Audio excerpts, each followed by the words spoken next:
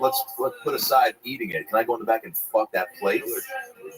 I love traveling. Oh, My dude, I'm main gonna reason get that every for doing night. comedy is fucking going to a bar. Like some guy hit me up the other day, and I feel really bad. Like I felt really bad because I knew where his heart was. Yeah.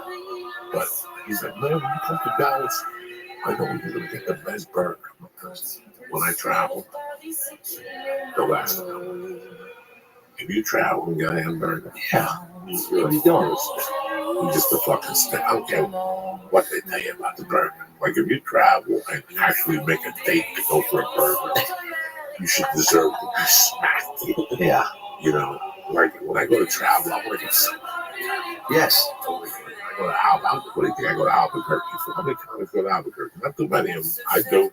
I go down there for Winkle John to see John Jones. Wow. And I go down there for that fucking green chili and that Mexican stuff. Because it's classic and Class. and specific to When you go to Texas, the last thing I want is a fucking hamburger. No, dude. Unless it's like, you know, and even then I don't want the fucking hamburger. You got gumbo, you got Tex-Mex, a fucking burger. You know, I had a burger in New Jersey. It's 27 miles outside of New York. It's called The Stage. I like that. If you ever do New Brunswick, Yeah. I've done it, yeah. no good. If you want to go to The Stage. The Stage? No good burger in The Stage. Oh, I love that. It's 27 miles outside of New York. You can still go to number one hamburger in New York City. Holy shit. Well, the New Yorkers got jealous and they banned it. But we were there for dinner first night. Yeah. The second, the guys are always getting burned for it. Not really.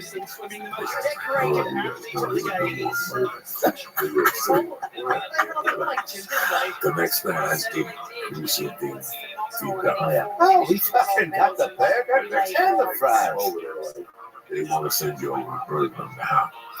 I said, send me. And I made plans because of Weight Watchers. Yeah. You know me, I tried. You're killing it. You're killing it. Okay. I was thinking to myself, you know, I don't know how many calories you burn, how much you burn when you're on stage. I know. I do know that when I'm on stage. That's 2 hours of comedy. Yeah. I can eat a fucking bowl. That's why I think protein bars make a whole ton. Good move. Protein bars, protein shakes. Sometimes I break for a long order.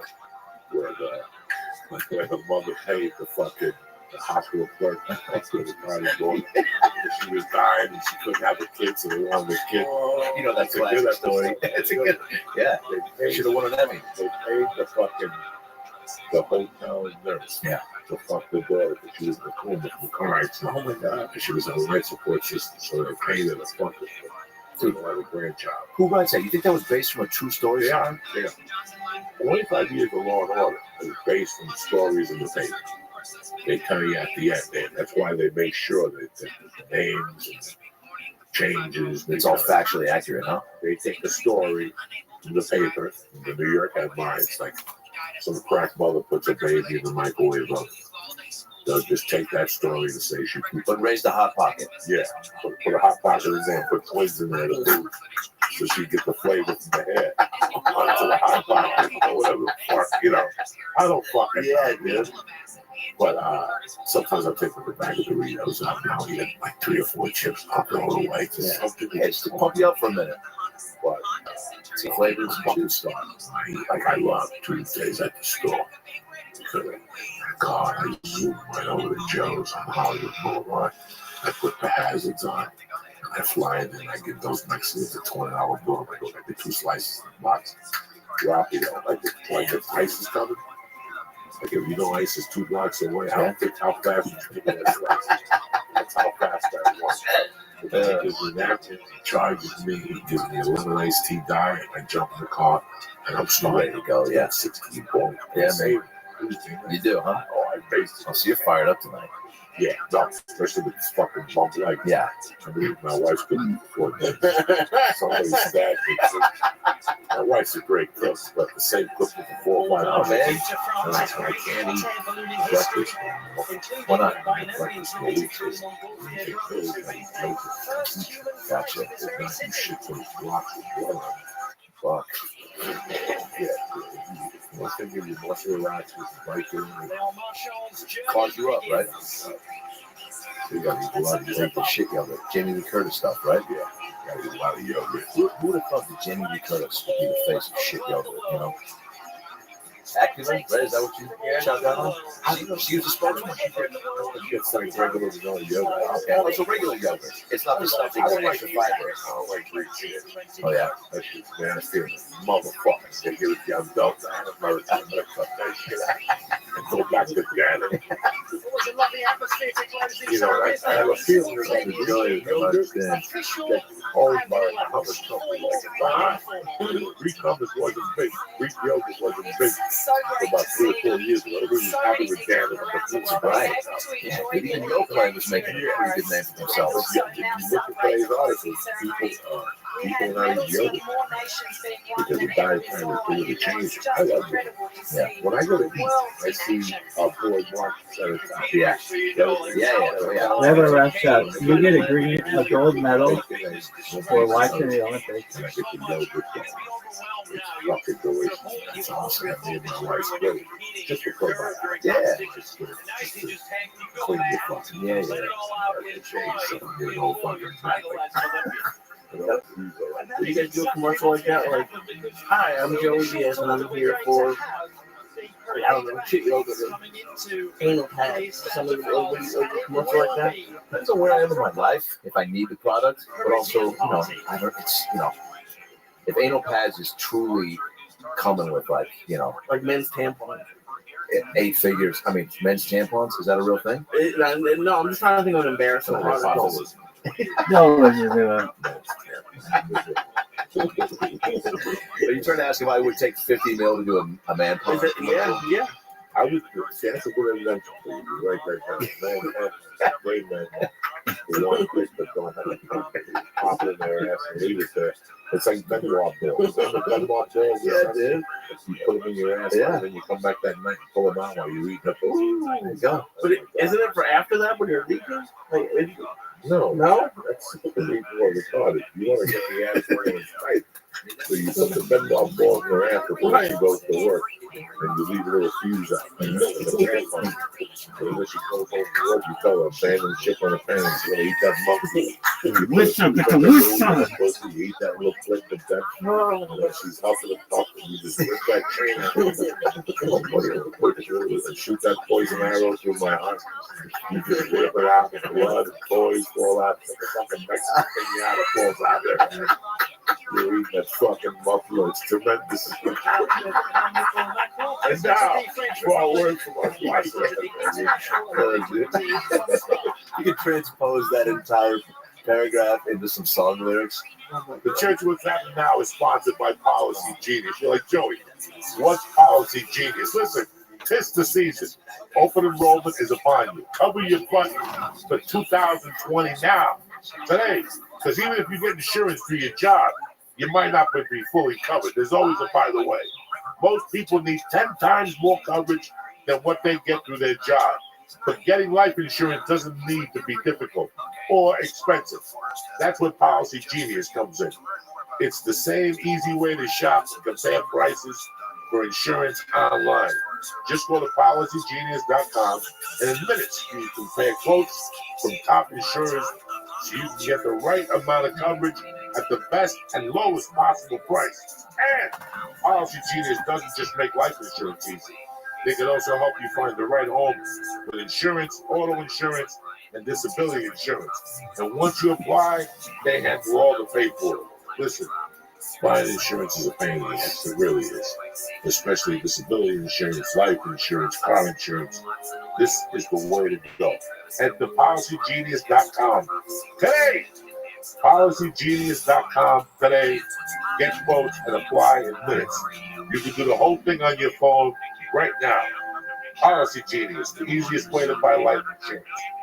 Get it at policygenius.com and tell them Uncle Joey sent you. That's policygenius.com.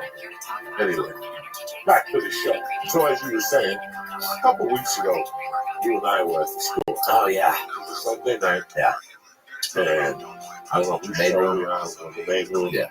And I walk in, And Bill Burr's up there. The special just came out like the Tuesday before. Yeah, dude. And he Uproarious applause when he enters the stage. fucking level the room. Yeah. And I walk in and I go, I didn't say anything.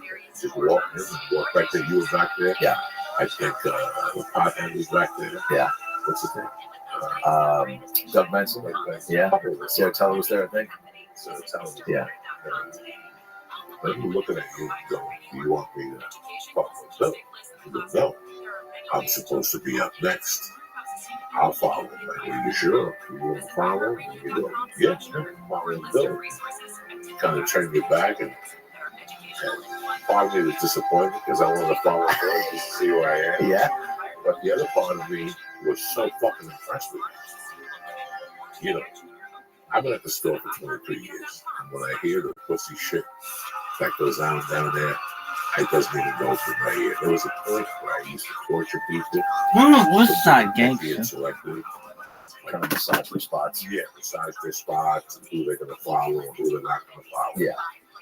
And I gave them shit. But then after a while, I stopped because I go, you're going to learn the hard way. You're going to learn when you leave this place. You come down here, you don't follow nobody. And one day, APA's going to see you. CBS for a showcase. You're going to go down there and guess who you're going to have to follow. Motherfucker like Bill Bush. You're going to go, fuck. I should have followed him at the store on those nights. I should have followed him. Now I'm not ready for this. And it's so weird how I've always loved her. You're a sweetheart. Yeah. I cheer for you when I see you on different TV shows. I appreciate it. I don't know if it was the one about the music. I saw you with a nice sweater and your hair was on the inside. Is that Baller's name? No. Yeah, what's wrong? Yeah, we were like, super white, Kentucky dudes, getting J.D. Washington and shit. I always thought you, and I always knew you were a hard worker, but once you said that to me that night, I knew you were one of us. I knew you accepted the fate. You're like a Marine. You're okay with when you're on the flag. Yeah. It just takes a weird. I could tell you thousands of stories at the store. People falling out and complaining. People who just not because they have to follow a particular person. And you fail. You fail on your own. You're giving up if you're doing that. You gave up before you even fucking started. I never understood what their mentality was like that. Yeah, that was crazy, and I love you for even acknowledging that because it's like, I'll be honest, I'm back there and it's like, Burr's ripping the room, and I followed you a bunch in the OR, which, to be honest, like, that's one of those spots, too. I've never viewed massaging spots as even an option. And I think I saw people doing it early on, and I was so turned off by it. Oh, man, I was like, I was like, why would you want to and I see people do that and then still be at the bar. And be like, I got an early flight, and then they're just hanging out, and I'm like, dude, true colors. Do I smack this now? Yeah. No, just go, hey, he's getting it. He'll get his. And you know what? I know two big guys. I used to see them do that a lot in bar shows. Today, stand-up is one of the most just professions where it's like, man, the ball don't lie, you know what I'm saying? And if you start trying to, mix and maneuver and just like adjust things the way they, if you're worrying about things other than ripping it on stage and doing your job and trying to get the most out of that for you, your head's in other spaces. At least that's for me what I figured out. I was like, if I'm going to be concerned with when I'm up in the lineup, then I've already lost for the night as far as whatever I'm going to do on stage, because I've already kind of put these blocks and barriers up of like, I can only do well if I'm there, or I can't do the things I want to do because of this and that, which is so fucking insane to even actively do that to yourself. And so being there in the main room, also, it's like the store has become this, real, especially now, when I was working the phones there around 2013, I think, and 2010 actually, and it's obviously a different energy now, and so you want to be a part of that even more. You want to be in the thick of it. And being in the main room, man, was packed like that, and the idea of being sandwiched between you and Burr was like, just something. I was like an outer body experience for a moment, because But the lineups you.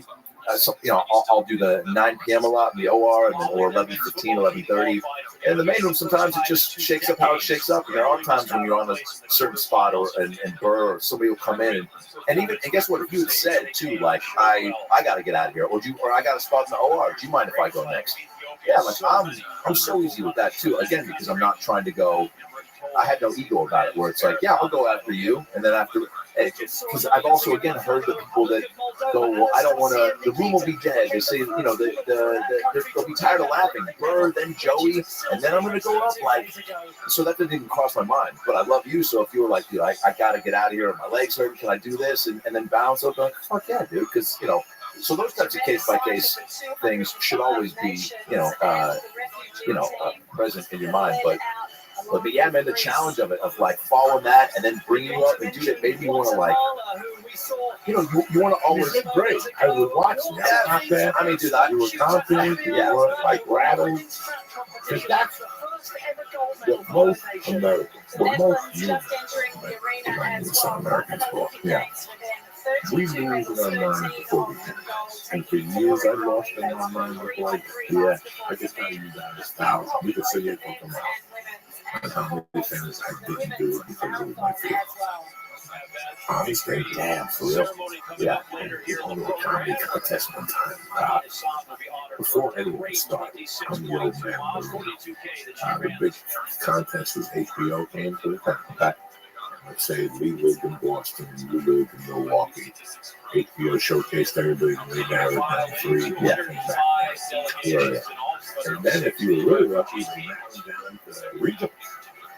And then you went to national. So the big one is Johnny Walker. I don't know if you know. If you go into old archive, Johnny Walker dude was huge. Yeah. In the 80s, early 90s. If you won Johnny Walker, it was Johnny Walker, HBO, and San Francisco Comedy Competition. I know about that one, man. So you had to do something in those 3. To make a name, huh? To make a name, yeah. Get the ball from. Yeah, Johnny Walker was like guaranteed 20 weeks in the God damn. $50,000 cash. And you have to do a spot from the Mitzi on a Sunday night. Okay, it's right. It's always from that is. But I played in those contests I went to and just looked around and I got intimidated by t-shirts. Guys that have like Minneapolis Comedy Zone. Yeah. There was a guy that had an NBC shirt. I was like, fuck this! No way. An NBC shirt. That's why I didn't have a chance. That's so crazy. So, but I'm not the only person who does it. Yeah, I know from experience of living in LA, people who would just not come back to the store because it wasn't good. Listen, the Laugh Factory isn't for everybody. The in-house on Melrose isn't for everybody. And the Congress isn't for everybody. I like all 3 of them too. And I've had people come up to me and go, I can't step foot in the store. Why? It's too dark. They're creating excuses for themselves because the fear is too. No, you don't think? In my mind, there's a lot of clubs out there. No. If they're paying the big, I like it. You want to pay the freight. But if you're not going to pay the freight, there's just clubs that you just don't like them about it. Of course. There's got to be 3 clubs right now. 13 years. There's 3 clubs that from the minute you walk in, you feel free. And every time you walk in, they go, this is my last time in this house. And they call you with a bigger offer. And you're like, God damn it. I don't want to go there. I want to go to Penguins. I'm like, well, Penguins ain't going to pay you this. There's so many fucking places that you don't like. And I get that. I think that since I've been at the store for the last 16 months, I've changed completely as a comic. Because I was shopping around town too much, and I was getting just disenchanted at other comedy clubs. I feel now, for me to improve and grow, I just got to go to college. Yeah, there's no better place than me following Adam Ray and my, Fucking Brad ain't no part of the fucking follow either. Dude, that's Bobby Lee's no fucking party. Yeah, man. Rogan's no party. Ron White's no party. You know, forget Chris Lee. If he gets him jumping up and down, he got a long 15 minutes ahead of you. Yeah. You know, if there's a 70% average of hot chicks in the audience, Chris Lee goes up. You might as well fucking shoot yourself right now, because you ain't getting nowhere. You know, you gotta make time for them to put their hands up. bro, you ain't getting nowhere. So what you do is you go up there, you watch them. Do not go up there. Like, it took me years to follow heavy acts. Like, if you go, What do you do? What was your process? your process at first is to go there and focus too much on Lisa. Let's keep it going for Lisa. He did a great job. He's a real fucking pro. Yeah. Okay. Here we go. Fuck Lisa. You walk in and say, keep it going for Lee. Why into the leads in? So those last 3 or 4 jokes that he said while you're sitting in the back of Mickey's chair, you're picking up his word. Yeah. It was whatever. Because you're going to go up there and flip right into his eyes. So when he walks off stage, he's going to leave that costume. You're going to walk into that guy. You ever seen like a play? Yeah. You walk off, there's 5 people holding something and they just zip you up. It's like getting into that first 5 1. Yeah. Yeah. It's the same thing. You've got 20 seconds to get into Slee's costume. Do his tenacity. Don't put him down. Don't go. Let's keep it going for chubby motherfucker. Just walk. They love it. Why would you do that, dude? Why? And I've seen it 1,000 times. Let's keep it going for the Mexicans. Well, they love that Mexican. Yeah, what are you And you doing? say, keep it going for the Mexicans. Have to suck his dick, but celebrate for a minute. You better, and I used to celebrate them. Like, let's keep it going for the moon. Yeah. You know, okay, it's all fine. No, I'm following that to month. I'm giving them their resume. Yeah. Put myself down. I don't know, like, who's this guy? Who the fuck are you? He's fanning out over I'm it. not being disrespectful. I'm just saying he's sorry. He's killed. Fuck. He's done. He's on his way up low. I honestly think that's the only way to do it. That's how it is, to ride the wave, you know? That's exactly what I thought that night, dude. Bird gave me a pretty nice intro, because I even said, he goes, what do you want me to say about you? And I go, and I never even thought, Bird was, and we've been homies for a few years now, so I was like, and I started to kind of think, and I paused, and he just goes, you know what, nah, fuck it. And at first I go, hey, whatever you want. And then he goes, really? And I go, actually, no. He goes, no, fuck it, I got it. Whatever I want. He goes, I got it. And I'm like, oh, great. Now what is he going to fucking do? He's just such a sweetheart, such a pro. Gives me a nice intro. I was on a show with a mutual friend of ours from New Kids on the Block, Jordan McIntyre, and he loved that show, so he gave me a glowing thing about it. He said, I fucking love this show. He's on my buddy Joey Mack, one of the New Kids. Fucking, hey, great. Fucking, he got a podcast with the little fella, and then he just goes, man, just give it up. Gives me a so I'm going out there with a true opportunity to win, you know what I'm saying? And again, I stepped out and he fucking murdered. And I knew you were coming up behind me, dude. So it's like, in my head, I'm like, I got excited for the crowd. I was like, dude, if I just ride this wave, I always got energy, so I know I'm always just going to take it up a notch. And then, so it was I got excited the idea of it going, Bird, and I ride that wave into you, and then you just fucking blow the roof off, dude. And that's what happens. But having any thought different than, and it's, again, I didn't fucking overly praise Bird, it's just like, what do you got to say? Keep it, man. And everybody's like, oh, shit. Said something else, and then I got right into it. What's up? Yeah, dude. Right into it. This was off the stage, yeah. Keep him there like a memorial. Oh, yeah. Talking about him. We're thinking about him. Where is he? We're looking for him. What side did he walk out of? Maybe I can go say hi to him. No, man. I would go out, give him praise. Bert said something really funny. Phil said something really funny. Yeah. What the fuck am I doing? What are you rehashing this shit for? What are you rehashing? I'm gonna move forward, man. So it's just so much. I called Rogan and I saw some crazy wrestling. Fucking, I looked at him and asked him if I could follow Bill. He's like, no, I'm next. And he's like, he's the real deal. I'm like, no. Joe said that? Yeah, because we live for that shit. That's what being a comic That's what being a human being. Yeah. Is eliminating all the fear from your life to get the most potential from your life. Yeah. The more fear you have, you know, hey, listen, I know what Joe just said.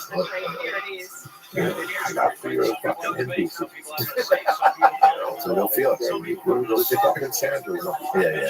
You know, like Thai food, you know. But those insecurities are not teaching me. I really don't want to travel abroad.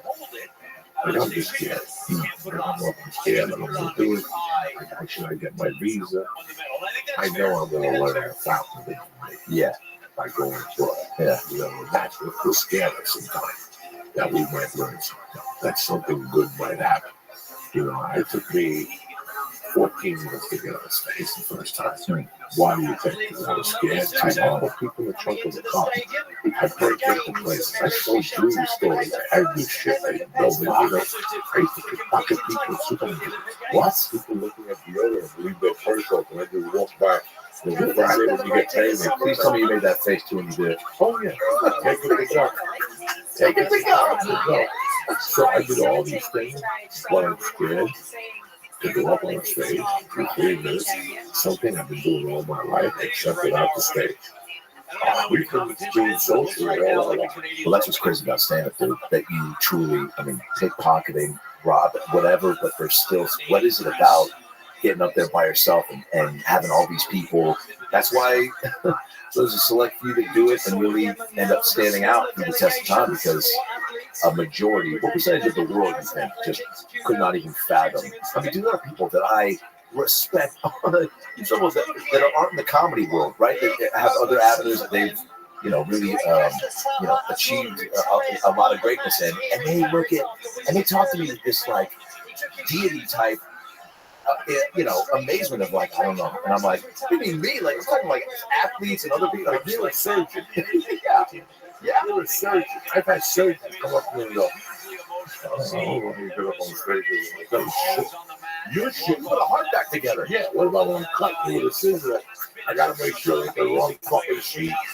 You know, I gotta make sure I'm using a knife, not a spoon. It's funny. Mercy, my daughter has to start and then guess what we were talking Friday? It's no Dad, I've done it with other people on stage. Yeah. It's the same for myself.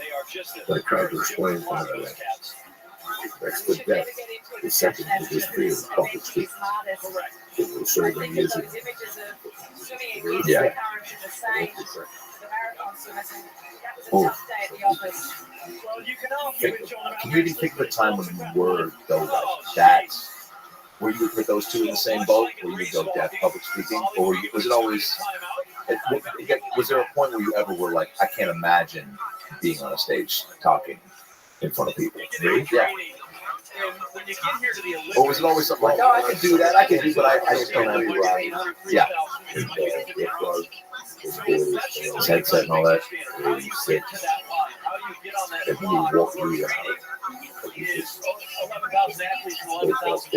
wants to be a part of the people, right? Yeah. So he had his sheets on, his sleeves, rubby shoulders, his jacket on. I thought that was pretty amazing. I didn't know how you could do that. I didn't make a mental note whether I could do that or not. I just knew that was pretty fucking amazing. I always appreciated people who could just, I don't know, I can't tell you that I wasn't or wasn't. Gotcha. I didn't have any opinion for it. Gotcha. But I felt comfortable talking. People before, Yeah. Yeah. Oh yeah. Up there and read the fucking sheet and sit and get that. Yeah. And then in the 6th grade. I was expecting you to connect or make a fucking jaw-dropping performance. Yeah. So I think I got over it early. Like, to stand, and then people tell you you're funny, and you stand up. So the first time you have to stand up, you walk there and realize that what you've been doing all those years is to stand up. You thought it was stand up.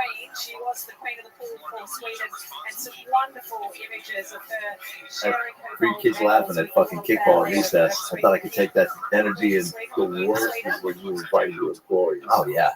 The people you work with, one of your second or third performances, And you're like, I can't wait. It's so funny. Yeah. And they're all just sitting there waiting to laugh. When you're at the Comedy Works finale, there's no laugh. No.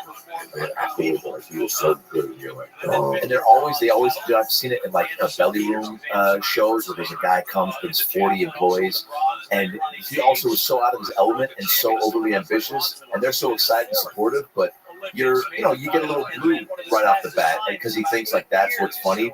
So he's up there talking about like, man, and work's tough, and it's tough working across from somebody like Karen, and everyone's like, yeah, Karen. He called her out. He's like, because all I can think about is, boy, what is it? What does it taste like? And everyone's like, hey, what? Like, is that the joke? Like, he just, you know what I'm saying? Like, and then he's breaking the wall a little bit too much because he thinks like, oh, this is comedy because it's what he sees, and he hasn't done it enough to really, have a point of view. He's just like, this sounds funny, and oh man, it's the worst of the bad.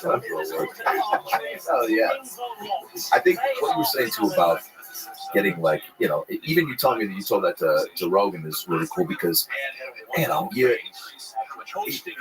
want the respect and the on some level of the peers, right? And to even get to a point to where I could be at the store and be a regular and be on a show like that and have an opportunity to be in a place where I'm between two fucking beasts like that, two true legends of the game, people that are just that people look up to like that on a large scale. You gotta, I even had, there was no doubt in my mind to not, and I could almost feel I had to kind of gauge you. I was like, is he trying to fucking test me right now, or is he? I was like, because I know what I'm gonna do. My answer is. But it's also, I had to take a beat once I was walking out, and because you said to me after, you're like, I was making sure. He's like, because if you were gonna let me go and you didn't want to seize this moment, you're like, I was gonna go tell the little guy to find another tall person to do the podcast with, yeah. But hearing shows me who you are. Yeah, dude. It's just you just cut through everything I have. I can't respect this. And getting that respect is what you want. And I do want to say this too because it's like, hearing that about Joe. There's certain people too that you get in this business where that you put up on these pedestals, right? And having like the store where it's there's a good sense of community, like there's the fun and the pressure of some of these rooms and wanting to crush. And I hear comments all the time saying like, dude, I can't even do new material in the OR now because it's packed and it's always, I'm following this, I'm following that. So I feel like I just got to crush. I can't do my shit. So there's different energies changing every night, but I was in the OR one night, and this to my point about appreciating that you even told that to Rogan because, I think we've been on shows. I brought him up a few times in the main room, but, everyone's doing their thing, not paying attention all the time to what's happening prior to them being on stage. And I'm in the OR, and Jeff Scott and I, every time I'm up, we'll sometimes do a little, because I got a big musical theater background. I used to bring my buddy Avery Pearson on the road with me, and he'd come on stage with his keyboard, and after an hour 20 of stand-up, we do about 20-30 of improvised musical crowd work. So any crowd work I've done in the show, we now do improvising songs off the crowd. And, I've been singing my whole life. He sings too. Joe, it fucking blows the roof off. And it's something different. And it's, as a white dude, it separates me a little bit to be like, oh, there's another kind of skill set that he's bringing to the table. It's not just jokes and a sea of white dudes that are doing clubs around the country. And so Rogan's back there, Griffin. And I don't know if he's seen me really on stage yet. I know he's heard, whatever when I bring him up on stage in the main room. And he's back there, and I'm messing around with Jeff a little bit. It's a small crowd, it's fun or whatever. And then I get off, and I see him and Eric talking in the back. And my first thought is, I see him kind of like talking to Eric. And I was like, my first thought was kind of insecure about, like, I bet wasn't a fan of the musical stuff that we were doing, right? It was a little different. And then it gets up, and kind of walks by me, and I go to Eric, and I go, man, was Joe not speaking highly of that? He's like, and Eric's like, what do you want me to say, man? What do you want me to say? And I was like, oh, he was. And he's like, yeah. He's like, he was, just kind of, taking a couple jabs at whatever that was, and not in a malicious way, but just the way that you kind of, do with your buddies. And again, chummy enough at that point, so I didn't really take it for too much. Stop doing it. But there was a piece of me too that was like, and it was a real good learning moment because it was like, it got like, it ate at me for a minute because I was like, here's this guy that like, I'm looking to be best friends with, but you get to a point when you're around in a store or any club so much where you get to be on a peer level with someone that you want to like have that evolve and grow, and you want to hope there's another instance where I'll be at a bar and we'll have a chat that'll go 30, 40 minutes and we'll learn more about each other, and you just, get to pick somebody's brain about comedy or whatever, and in that moment I was like, oh man, is that like, so I get real insecure about is, does he not think I'm that comic? Because I know it's like, he doesn't see me on stage, now maybe he thinks I'm just some guy that fucks around and does musical shit in the OR in front of 50 people. So anyway, to circle that all back around, the fact that you told that to Joe and he I was pumped about it. That means something to me, man. So I appreciate it. I find out somebody says something about me, they will follow me out on a joke. And me and him laugh our asses off. Hell yeah. And we figure out a torture for this person. For real. Sandwich him certain nights. There's a few at the store that won't be none. Why not?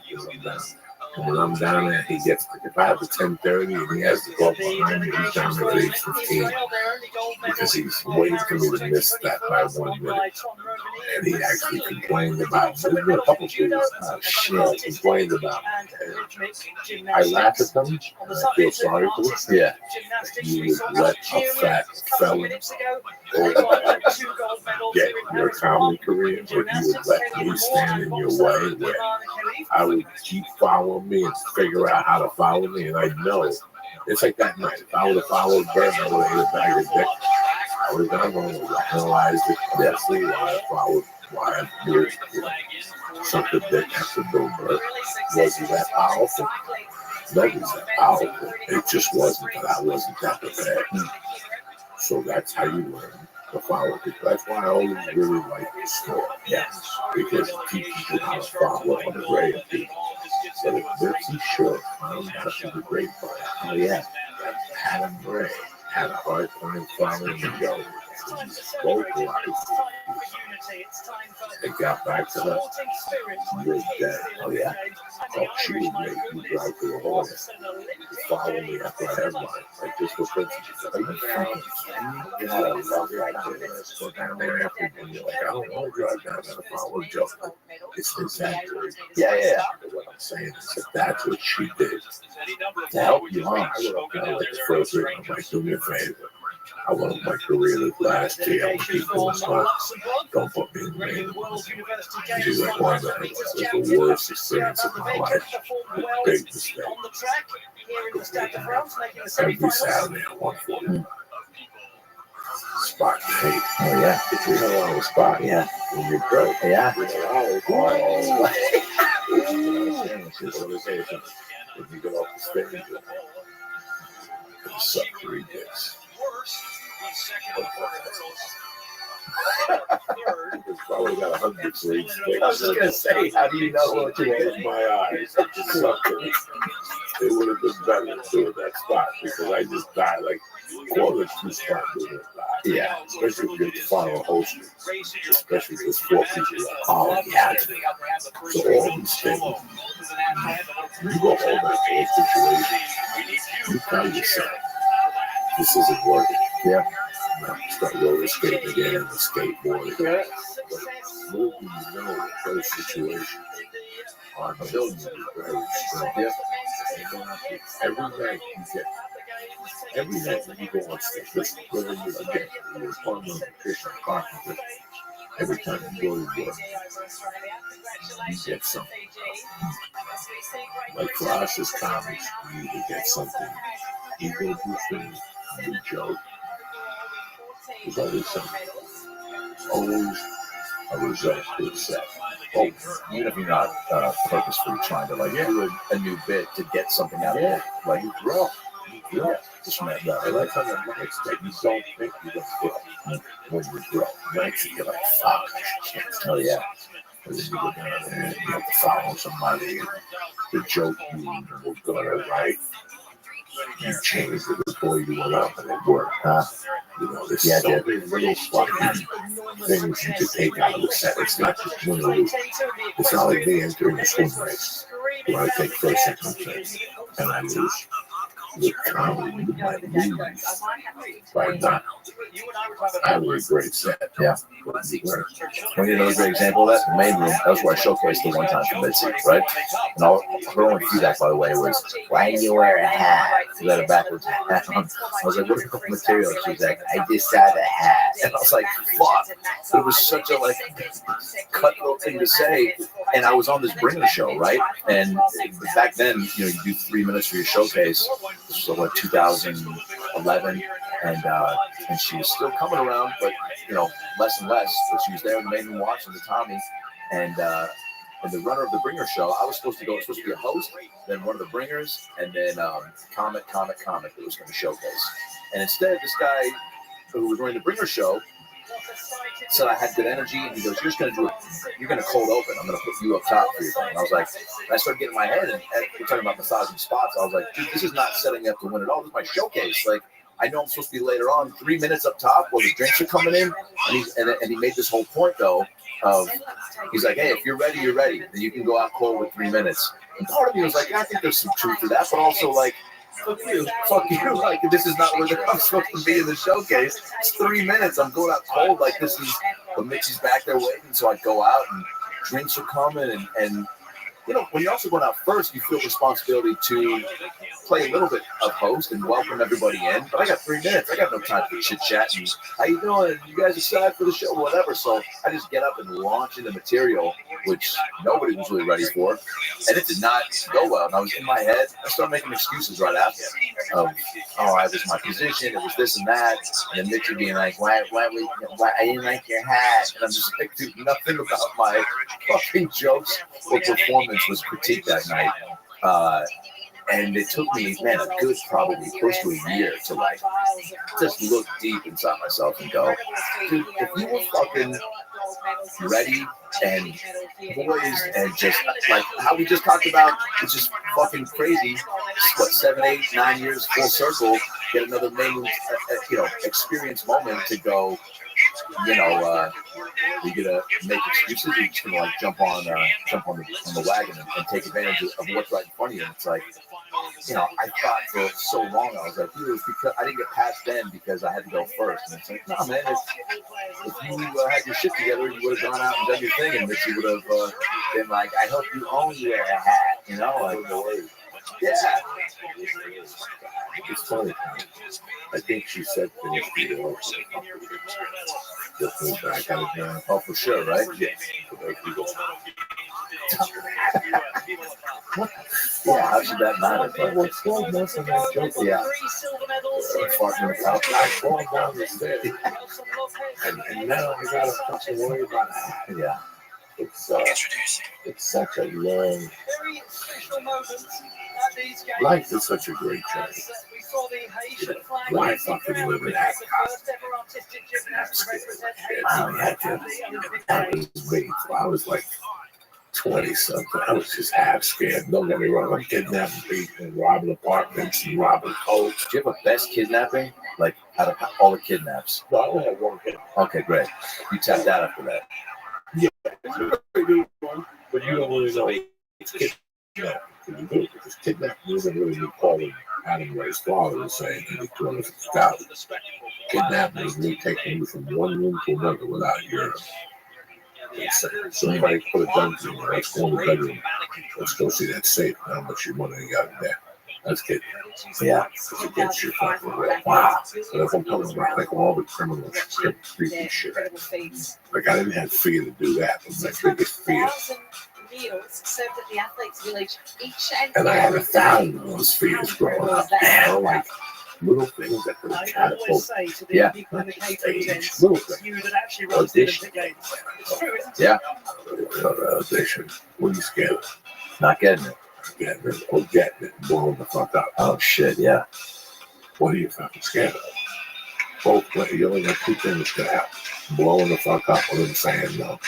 And then you try it back again.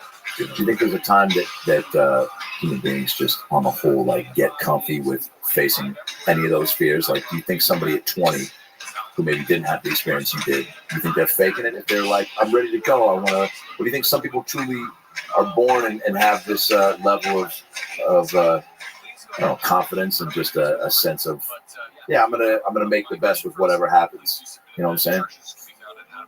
Listen, some of us are born with more talent than others, but we could all work. Get that talent equal. Yeah. Work. You know. Obviously, all three of us had a comedy club. We have to work in the molding, like a sculpture. Right? Yeah.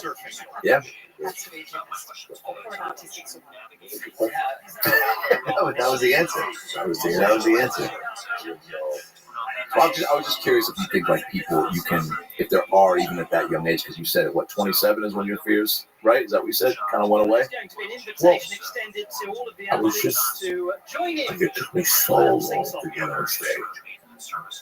Like nothing bothers me more when somebody comes up to me and says, "Hey, I'm moving to LA in 14 months."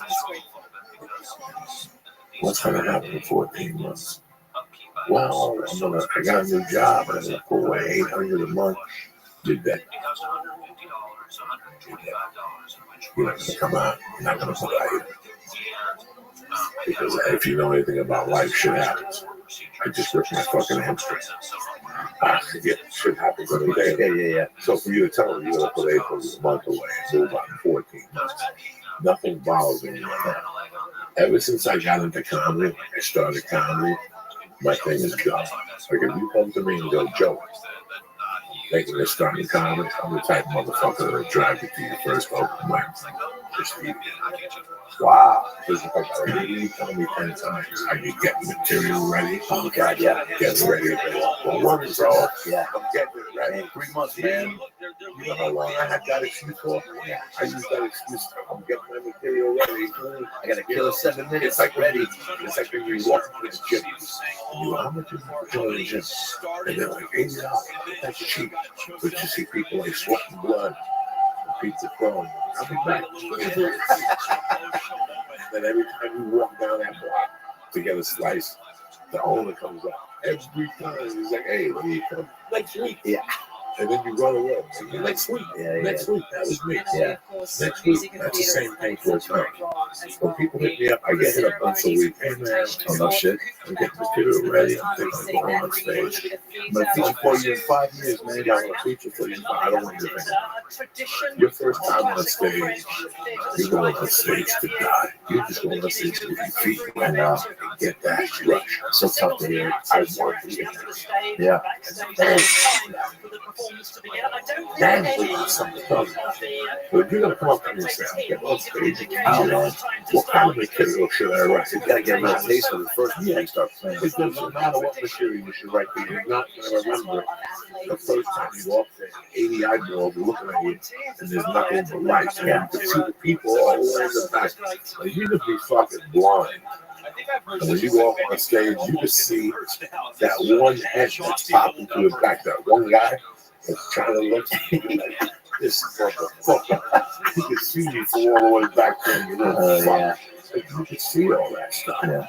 So, I don't know. That, ever since I got into comedy, the stall tactics, I saw like this. And I never stalled again. I go to beautiful school. I like it. Let's sign up to that. I'm going to go home and discuss it with my wife and see what plans we Now, this is no 1 foot in, 1 foot out business. you just shot. Yeah. And the people that start, I got a buddy that's 6 months in. He's like, "When's it gonna get better? When am I gonna start getting on? How do I? When do I become a regular? When's the bombing gonna stop?" I'm like, "That's up to you, man." And that's also, up to just the fucking comedy gods and like the rep. Like, there's so much that's out of your control. Control what you can control. When is the bottom? I know, dude. Like a woman who gets beat up every night. Like, when does this end? And we come home and just smack you again. That's exactly what comedy is the first 2 years. It is your domestic life. Domestically abused. The copy is called jumping in thing. Or fucking the guy who runs the club. It's somebody's fault. Yeah. It's sexual. And I do it again. I'm one of the movies that be like, I know nothing different, right? really? Yeah. How would you do it again? It's in your blood, dude. God, no, just Yell back. yeah. Because I love that part of it, and you have to. That's why we're here. And you have to love that part, because you knew that this was gonna, you knew it was building this, I still love the You know, it gets hot in New York, like pollution. You know, some stuff going to door. Like, we don't need that. I'm a great stuff. Oh, yeah. Like, and I still remember the sound. The last pack. I got ready for 4 hours. And I remember being like in 7 weeks, just walking to the company. Why would I do this? It's fun. I could do this fun. I people this one. Fuck this is I went to Holland and I came back with you. I dropped them here last week. Okay, you could do it. I still remember like 2 spots. No way. Selling tickets. South Africa have entered the arena as well. And Tatiana Smith, you may know her from Tokyo as Tatiana I just remember how that tasted, so you can wash it out. Yeah, there you go. That's the thing. Where can they find your website? Man, AdamRayComedy.com is where all my tour dates are. And right now, yeah, I got Omaha Funny Bone coming up, and Tempe Improv, and DC Improv for New Year's. Great. Yeah, first time headlining there. Yeah, and DC's come out. I love it. I went there with Bobby Lee. It was my first when I was featuring for him. Yeah, underground. I feel like you shouldn't be there. Packed, intimate, acoustics are killer. Tempe's great. Tempe Improv and Copper Blues live. That's December 5th through the 8th, and then 2020 minutes. Helium in Portland and Hyenas and Baltimore. It's all AdamRayComedy.com. About last night, the podcast with Brad. Hopefully, we can get you on before Brad leaves to back on with Dad. My special Read the Room. It's out, and I got a comedy music album coming out December 13th. Got a cartoon with Seth Green coming out on Hulu called Crossing Swords, and then hopefully more shit. I love you too, man. Thank you. So good to see you. For doing that because I was getting. Thanks for fucking checking me. Every time I can get down there, it's always the most obscure guy that comes through me and lets me know I'm not talking crazy. Man, you let me know. Because like I said, there's a dude who won't follow me. And when I see him, he'll always come up to me. Tries to be too always struck to the shoot. And I'm going, all right, I'm not taking a bite, but I really want you to keep. I'm not everything that he doesn't want to follow me. I break the ball. So I don't break his ball, break this disrespect. Right? Yeah. I tell him, you should keep it every time. That's all I'm missing. If I had your writing skills, there would be no stopping. Against the U.S. forces. The code was instantly broken by U.S. and Japanese intelligence. This is what then happened. And there's times that I'm calling for Thursday. I see you down there for Thursday, and I'll call out. Key Japanese military units raised their readiness status. Soviet naval vessels in the North Pacific baffled by the orders checked with Vladivostok. Confusion. You know what, man? U.S. intelligence I got one day left. I'm in Miami for Thanksgiving, but everything's sold out. All I got for this motherfucker. The new one, right? That's the show. It's a new one. Yeah, I'm excited. The only tickets that are available right now is Town Hall. Second show, December 6th. December 7th sold out. December Theater in Boston. The Volume Theater. All I have for you guys is the second show. December 6th, 10:30. Town Hall, which is going to be fucking off the chain. I love that fucking place. I'm excited to be doing it. Before we get out of here, a word from our sponsor. Number one, listen, it's over. Fucking football season's halfway there. The NBA is here. College basketball's around the corner. The playoffs are here, and you're still dilly-dally. Listen, nothing in life is worth it without risk. These days, even going to the fucking grocery store, you get shot in the fucking head. So listen, during Thanksgiving week, my bookie is offering a risk reset for the Bills Lions game. Choose a team against the spread for $250. If you win, you get some cash for the holidays. If you lose, congratulations to you as well. My bookie will give you all your money back. This is what gravy's all about on Thanksgiving. So when you're sitting around after dinner hearing the same old story from your Aunt Irene, why not make it interesting? Fucking put a bet in. Quit fucking waiting around. Sign up today and get to this fucking game. Like I said, you really can't lose. And you got the bowl games coming up. And the best part of it, if you join before Thanksgiving, you'll still have one last shot to take the advantage of their incredible sign-up offer, which is log into mybookie.ag, make your first deposit with promo code CHURCH, and MyBookie will match your deposit dollar for dollar to jumpstart your motherfucking bankroll. And that's on top of the risk-free bet, the Lions against fucking the Bears. So, who the fuck do you think you're dealing with, Joey Bananas? Let me repeat this. It's a guaranteed deposit match and risk-free bet for only Thanksgiving only. So if you're a true football fan, whatever the fuck, you don't want to let this opportunity pass you by. Listen, stop waiting for silence. Jump on the gravy train and get on the action with mybookie.ag. Again, grab a pen. That's mybookie.ag. Use promo code CHURCH. Listen, MyBookie, you play, you win, you get motherfucking paid. The church is also brought to you by Kim. Listen, it's getting to the time of the year you want to walk around the how much more can your hair go back? How much more hair can you lose without you doing it? That's why 4Hinge.com is here. The one-stop shop for hair loss, skincare, and sexual wellness for men. I'm 56. I knocked my wife up at 50. But 40% of men by the age of 40 struggle in not being able to get and maintain an erection. Why do guys turn to weird solutions or do nothing? Turn instead to medicine and science. Expensive pills, injections, where no men want the fucking injection. Share the experiences you have with doctors and dealing with these issues. Fuck all.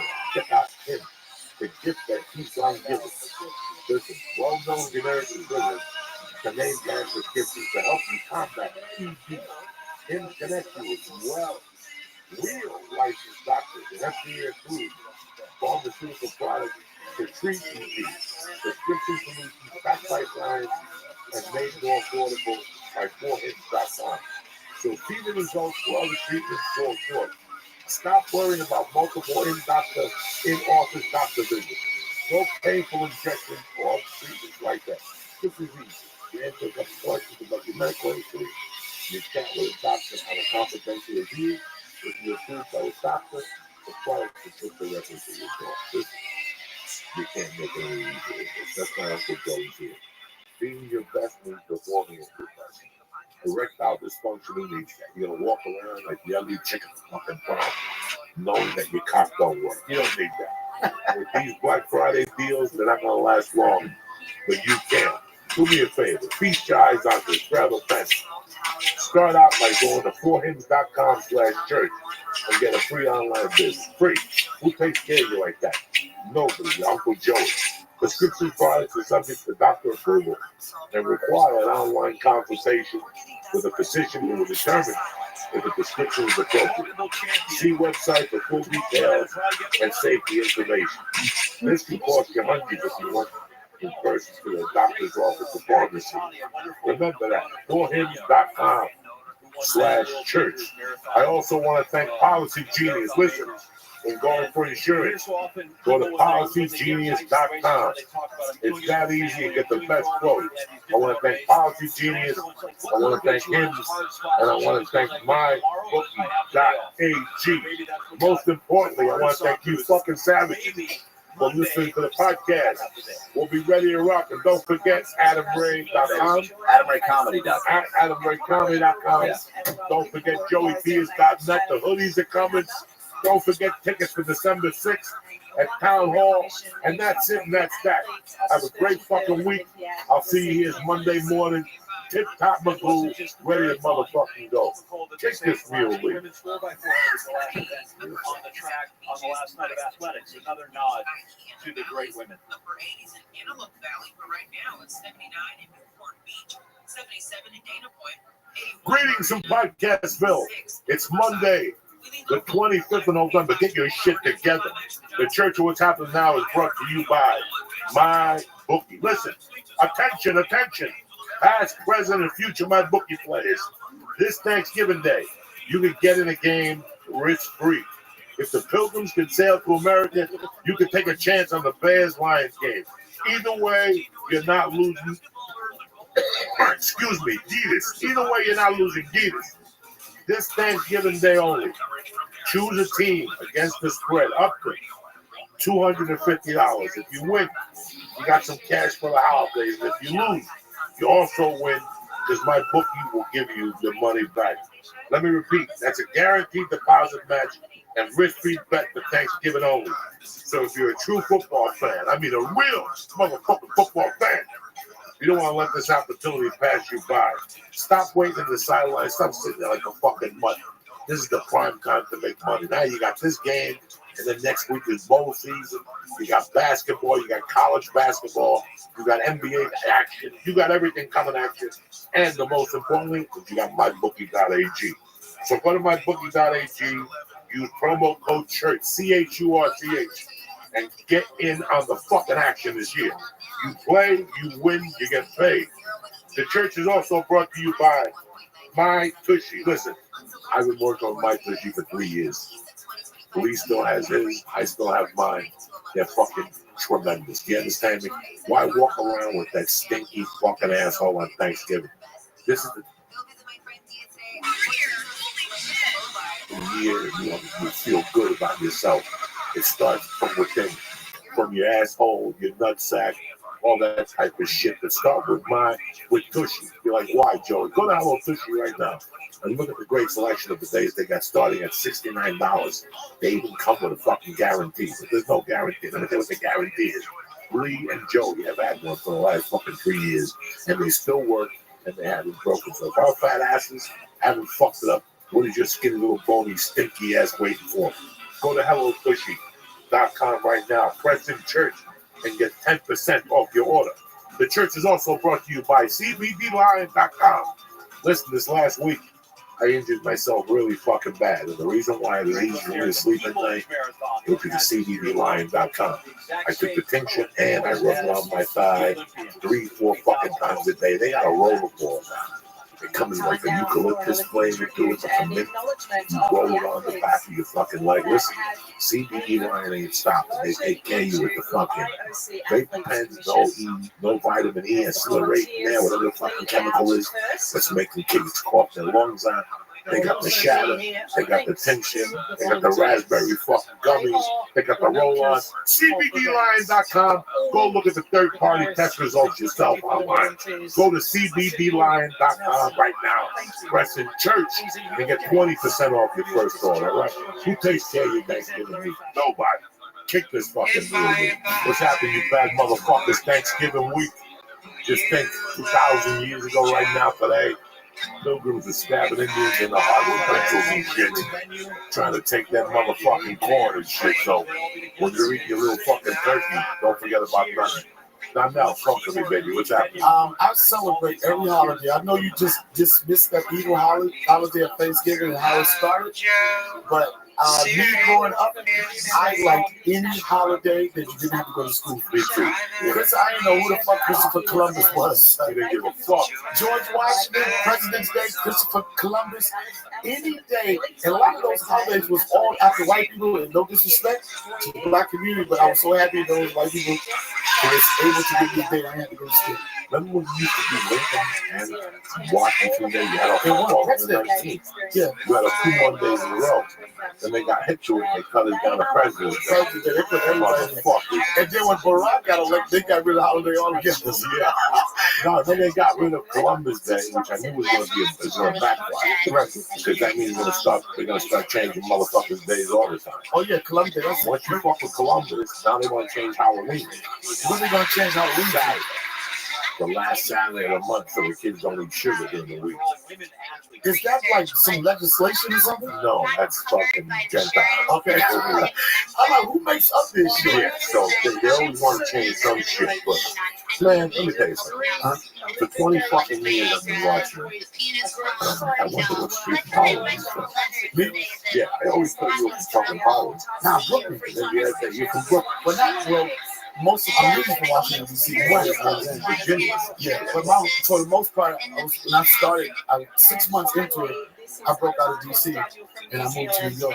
So I consider that my second home. I consider that's the home of my career, but that's my second home in life. What year did you start that? It probably was like 96, 97. No shit. Yeah, it was right when Black Comedy was like fire. And what made you? Did you think about it? I never thought about doing comedy, but I was always the funniest dude in the room.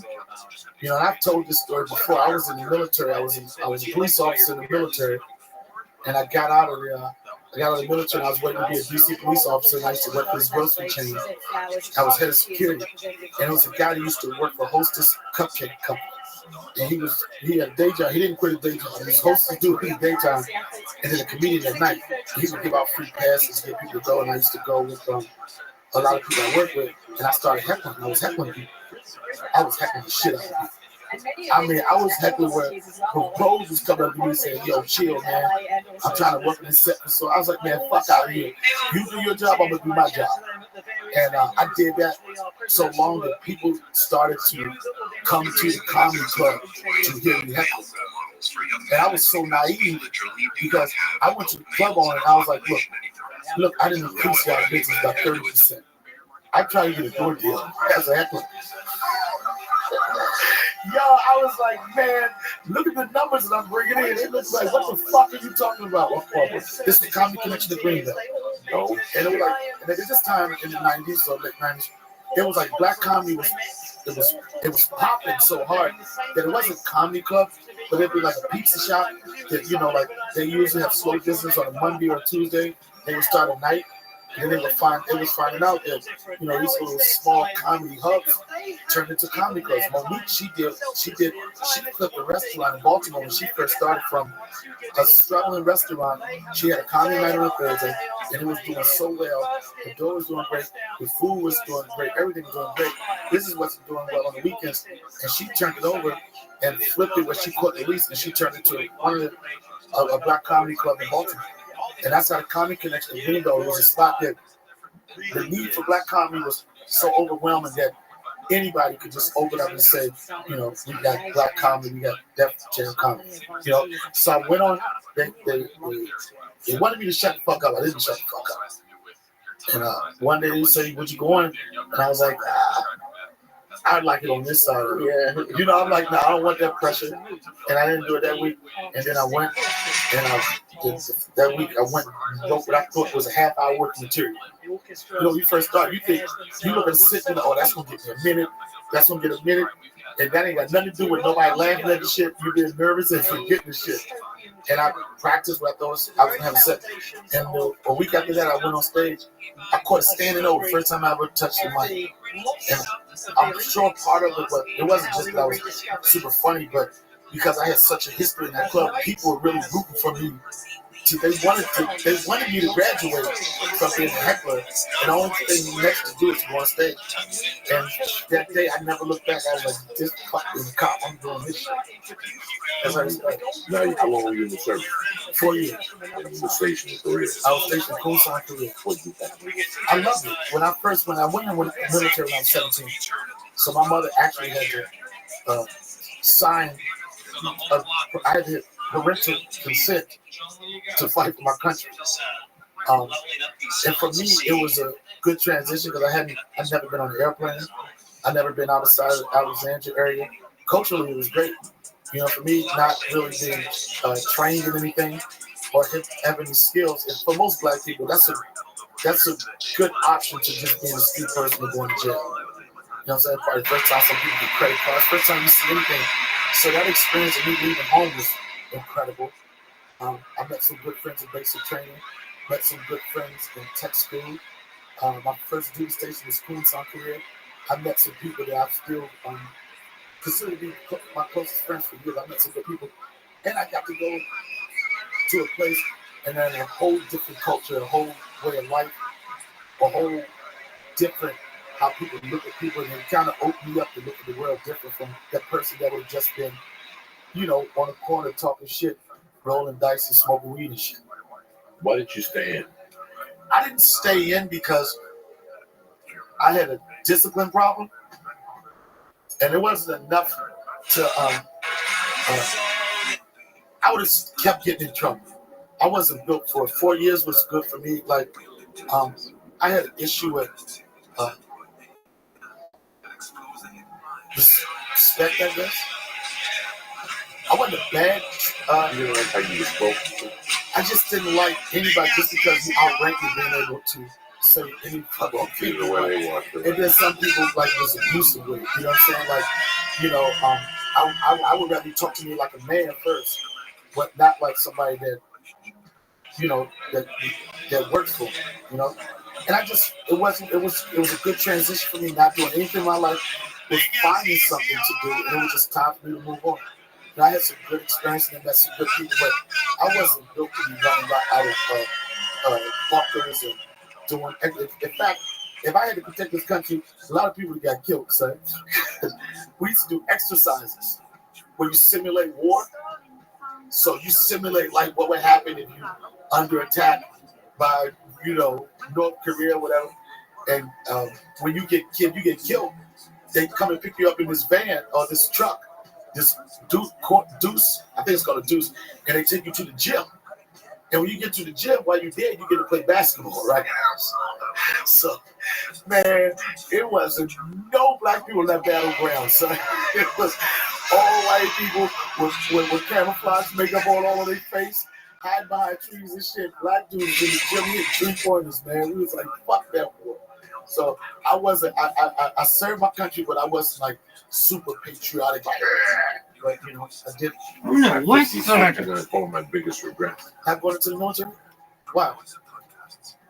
It was my mother's dream. So you from military?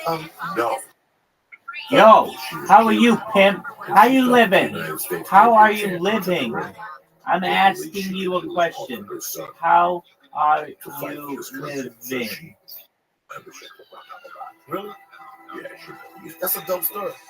But what's really crazy to me is, you know, okay, you come to me and you go, Joey, my name is Donnell, I'm thinking it's doing stand up. But now, you know, what are you doing for work? I work at Rocks, I stuff shells, I make 18 an hour, I get benefits, I go relics, we're going to go plant, we're going to get you some open mics, blah, blah, blah. And then you're going to transition, you're going to look at me and say, cut it out, Negro. Right. How much am I going to make? How long is it going to take? Exactly. I'm going to look at me for 10 years. Right. To be conservative. Let's go for 10 years before you make it done. That's 9 out of 10 motherfuckers. For 10 years, I ain't got 10 years to do. Yeah. And then one day you find yourself, you're 34 years old. Fuck. I should have. So I would have gotten that now. What am I doing with my life? But you know, look how you feel. It happens for a reason. No, and I get it. But man, the idea of walking out of a motherfucker when you're 38, fully retired and better. You know, it's so funny you say that, Joe, because I actually have that. Sometimes I have that. I dream about that thought. That's my dream, yo. And I was like, because I went in when I was 17, and I look at it. That's the one thing. But it's a difference from going from that 4 to that 20. Right. Yeah. You know what I'm saying? You know what I'm saying? Like, we were just talking here. We're just talking like that 4. I'm looking at 16 plus, and I'm looking at a military that always yelling at me, right? Your blatant disregard for established military policy. That's every day. I'm getting letter reprimands. Even I was cheating. I got a little trouble, but the military, they want you to be, for the most part, squeaky clean. And even if you're not, it's so much harder to get stripes. It's so much harder to get the accolades you need. And I'm the same way. I thought like you thought. I thought about that 20-year joint, but that 4 was such a grind for me. I couldn't go to the next 16. But I respect people that do it. You know, I meet people. They're like, man, I was in the military. I'm like, man, think how busy is it? That might not have been a path of life. 17 go in, 20 years later, get out, 38. You really, especially Black Don't Crack, I really could have started a stand-up career then. Getting $7,000 a month. Yep. With the best insurance in the world. Yep. You know, all you have to do is go down there and they'll give you a pair of teeth right there. Right. You know. Anything. You know, I mean, you have to just think about it. Yeah. And a lot of young kids listen to these podcasts. Right. And you really have to explain something. Let me tell you something, man. I'm 56. I still remember being 30. Right. That 20 went by quick in the motherfucker. They don't see it now. And I starved, and I slept on couches, you know, and I took Greyhound buses. All of it. What's the difference? The only thing I didn't do was get shot at. Right. Some fucking dude with a towel or threw fucking a grenade at me. But in my heart, I felt like it. Right. When you're fucking at a Greyhound station with $4 in your pocket. Man, I did when I found my love for comedy. I was like, this is what I'm gonna be doing for the rest of my life. And I had a pretty decent job. The job I had, benefits, everything you're talking about. And you know, like your come up and my come up not too far, like not far apart in the sense of the first thing you want to do is be able to provide for yourself. First thing you want to do, like you said, benefits, and let me get some regular shit. And as square as our lifestyle, as square as I might think, and I know probably in like as you got to like, you know, could I have been that square motherfucker? You know what I'm saying? Could I have been that? And that's not a bad life at all. And for a lot of people, the military, that's what it provided. It provided that transition for you to have a decent life. 20 years, I was like, if I started, like I said, 20 years ago, 38, started this all over, you know, you could think that would have been a perfect situation, but then, you know, everything happens. And I was on the buses. When I moved from DC to New York, I moved to DC to New York. With $35 in my pocket, I had my military duffel bag and an alarm clock. And my man Royale Watkins had already done Def Comedy Jam. So he was under Russell Simmons' umbrella, managed by Rush Communications, Bob Summer. What year is it? This was like 97, 98. Okay. So he already got it popping. Like for DC Comics to hear about another comic moving to New York, because everybody talked that shit. And everybody always have an excuse. I need to save an amount of money, and then I'm going to go up there. You make a million excuses. You know, you're making a million excuses. Oh, I got to do this. I got to get my set together.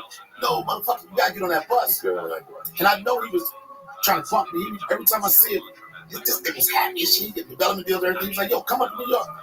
One day I called him. I said, man, I'm moving to New York. And he was like, when? I said, Friday, motherfucker. And I went on that, got there on the Peter Pan Trailway. At that time, for me, it was $19.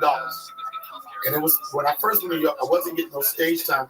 So, you know, when you leave a certain place, your money, you like a popular name in DC. So I was still a part of the DC scene, still doing the cabaret. So when I was broke, I would dip down to DC to do a show for like $500 with $20 in my pocket, knowing I had to go up there, snatch that money up, and then come back and keep on grinding until people start to take notice.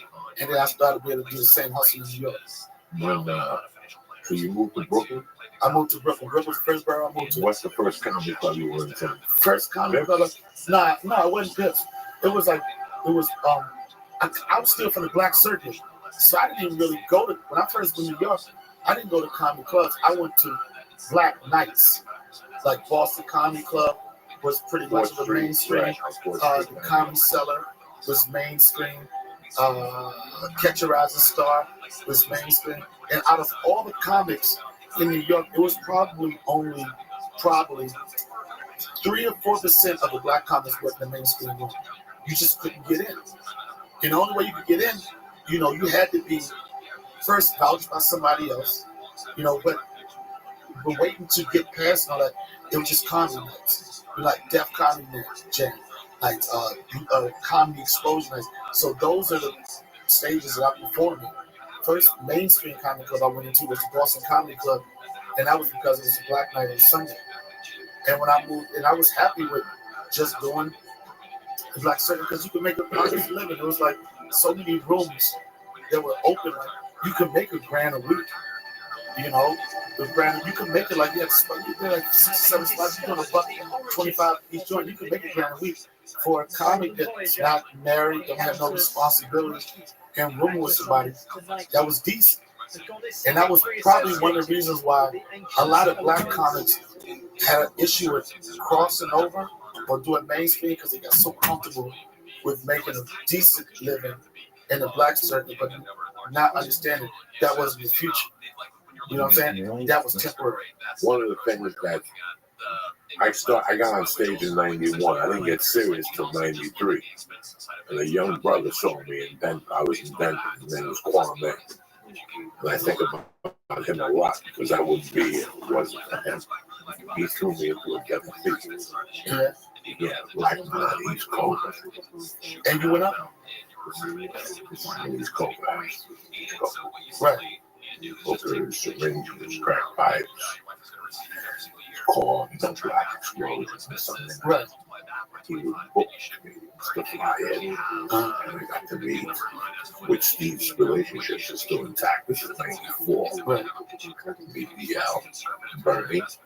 They were smoking back then. Said, young. Yeah. Harvey, I'm sure I met other ones I don't remember, but So it was a black night. it was a black night. Right. They only allowed 2 white comics that were allowed in there. It's at the Rich Guinness Foster, mini who are you? projector for my room. I'm someone who never had a TV in their room, so this is a total game changer. It was on sale for like $40 or something, so make sure you don't miss out and get your own mini projector today. Animal Planet. He's a big white dude. I mean, He saves animals and stuff. He's a stand-up. oh yeah? Real life. So, like, Kwame was a solid brother. Right. Bro, everybody's welcome. Right. But not everybody's welcome. You go down there, they throw shit at you. Man, I know those ones. So I figured out that for me to go up on stage, I had to come out dancing first. Right. So I put on like SWV, and I come out dancing to SWV, Uh, and then I have to attack. oh yeah. This is, 2 years at the time. Yeah. I had to jump into them. Like, look at this fucking very looking motherfucker. To let them know, look at this guy looks like Archie Bell. You start running, pop them shots right I out had to go out of, you have to attack them. Yeah. And I would have to reach out. But the first 10 minutes was, look at this. But I'm gonna tell you one thing, even with that said, but when you got them, how good did it feel ripping? I used to remember getting off stage and listen, I was doing comedy 3 years. Now I can tell you whatever the fuck you want me to tell you. I was eating back in there. For 7 minutes, I was making my soul strong. Yes. Because not too many people do that. Not too many people go into an African American room. Never mind go there and bomb and be up front. I'm gonna tell you, I saw the first time, and you 100% right, because when I started Comedy Connection Greenbelt, Def Jam was hot. So, like you said, all those names you named, Bernie Mac, D.L., Chris Tucker, Eddie Griffin, Shucky Ducky. I mean, so many. So it was just black comic. And the first time I ever saw a white dude go into this room and just straight demolish it, it was Rich Voss. Yeah. Man, let me tell you. I said, this motherfucker had a ponytail back there, sir. And I was saying, he was going so hard at these brothers. I was like, oh, he about to get shot.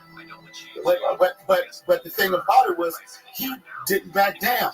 He was like, bam, bam, bam. Rich Voss was the first white guy on Def Comedy. Yeah.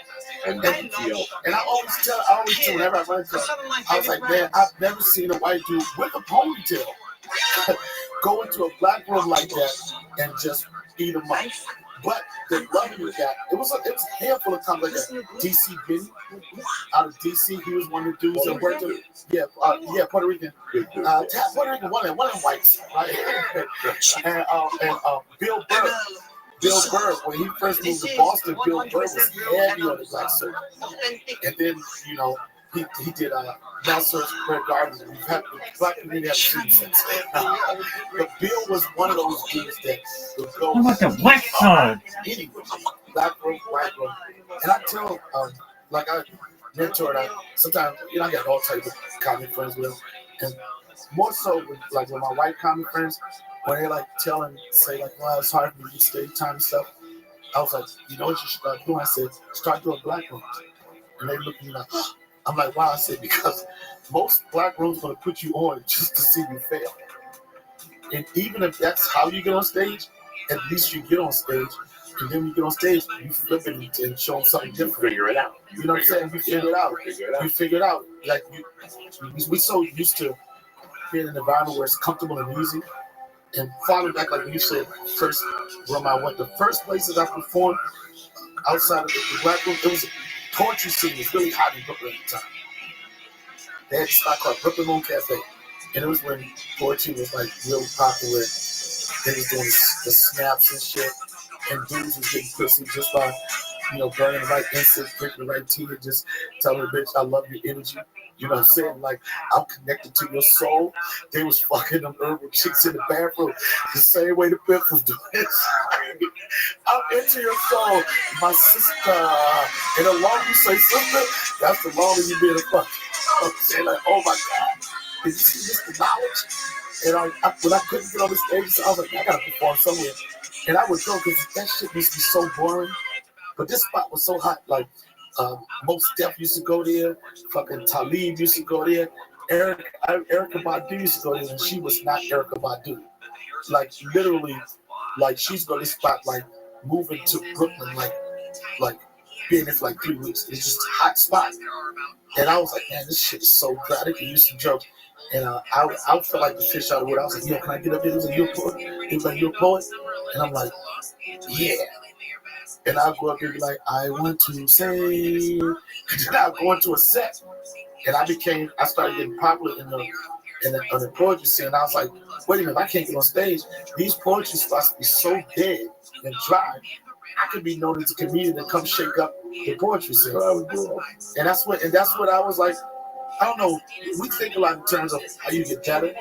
You know what I'm saying? Always sharpen the sword. At your age and at my age, this is not being cocky or anything, but we've been holding our weight for a long time. Through types of technologies, man. VHS, beta, we remember all of that shit. Motherfucker, VHS, beta, CD-ROM, Blu-ray, links. That's a lot of motherfucking years of technology, son. That's a lot of, and now that when I say that, because these motherfuckers like to talk a lot of shit, hey, old man, all that type of shit, but see how long a motherfucker can hold their weight. And not just pity party, like, yeah, I saw one so-and-so, so I gave him a couple chuckles. I'm talking about no motherfucking pound for pound. Let's go. And they don't do that anymore. They don't do the. And I say you gotta be there every night, but you gotta stay sharp. You gotta get on if you're a common thing. That's what I am. When your mind switches, it's a comedy theme. Where life isn't even life anymore. Your whole life is writing, watching, getting right. It's a part of your career where, for me, it was the 3 years. For 3 years, I didn't know what was popular on TV. I didn't know he was in it. I read BET Comedy All-Star tape with Martin doing a warm-up with Joe Torre. And I rented Rodney Dangerfield's Young Comedian Special with Dice and Bill. If I wasn't on stage writing, I was watching those two things. That nut, I know. Study moves and gestures. Man, what's the young brother from New York that was killing in New York when he went back in '94? He's still around. Cool, good-looking young brother. Bill Bellamy. Yeah, he was like the king of New York. Man, let me tell you, Bill Bellamy is one of the reasons he endorsed me to be on Def Jam when I tricked Bob Sumner taking a phone call from me. I called up there. I had Def Jam's office number, and I was like, man, I need an audition. I can't call up there and say, what is the procedures, or do I send a tape? I said, I got to call up there and act like I already know these motherfuckers. I said, yo, this down there, what Bob at? Put him on the phone. The receptionist was like, who is that? I said, never mind, look, tell Bob. She was like, wait. She put him on the phone. Who is it, down there? I tricked the receptionist, blah, blah, blah, blah, blah. I had it open for a lot of the guys at New York management or whatever. I just want a shot. And he said, can you come this Thursday? I said, I'm working this Thursday. He said, nigga, you got a job. How you a real comedian? You got a job. But I'm sure, and I had worked after that. I had worked with Bill Bellamy. And Bill Bellamy was the one that dropped the seed in Bob Sumner's ear, in his brain, for him to let me get an audition. And then you got on Def Jam. I got on Def Jam. This was like 90. I was doing comedy for 6 months when I made Def Jam. And did your life change? It didn't change. It didn't change. The reason why it didn't change at that time for Def Jam, you for your life to change, you had to have an explosive set. Now you could have a set where you could make some money for a couple years because there was such a demand for black comedy that everybody was doing rooms. And the biggest credit for a black comedian was Def Comedy Jam. And you know what I'm saying? Like, you didn't have to be the baddest motherfucker. You just had to be on Def Jam. The promoter could be like, it's from Def Comedy Jam. The brand sold itself. Hopefully you get one of the marquee people, but if not, you still get somebody from Def Jam. So with me, I was really young. When I made it, I made it Def Jam. I was doing comedy for 6 months.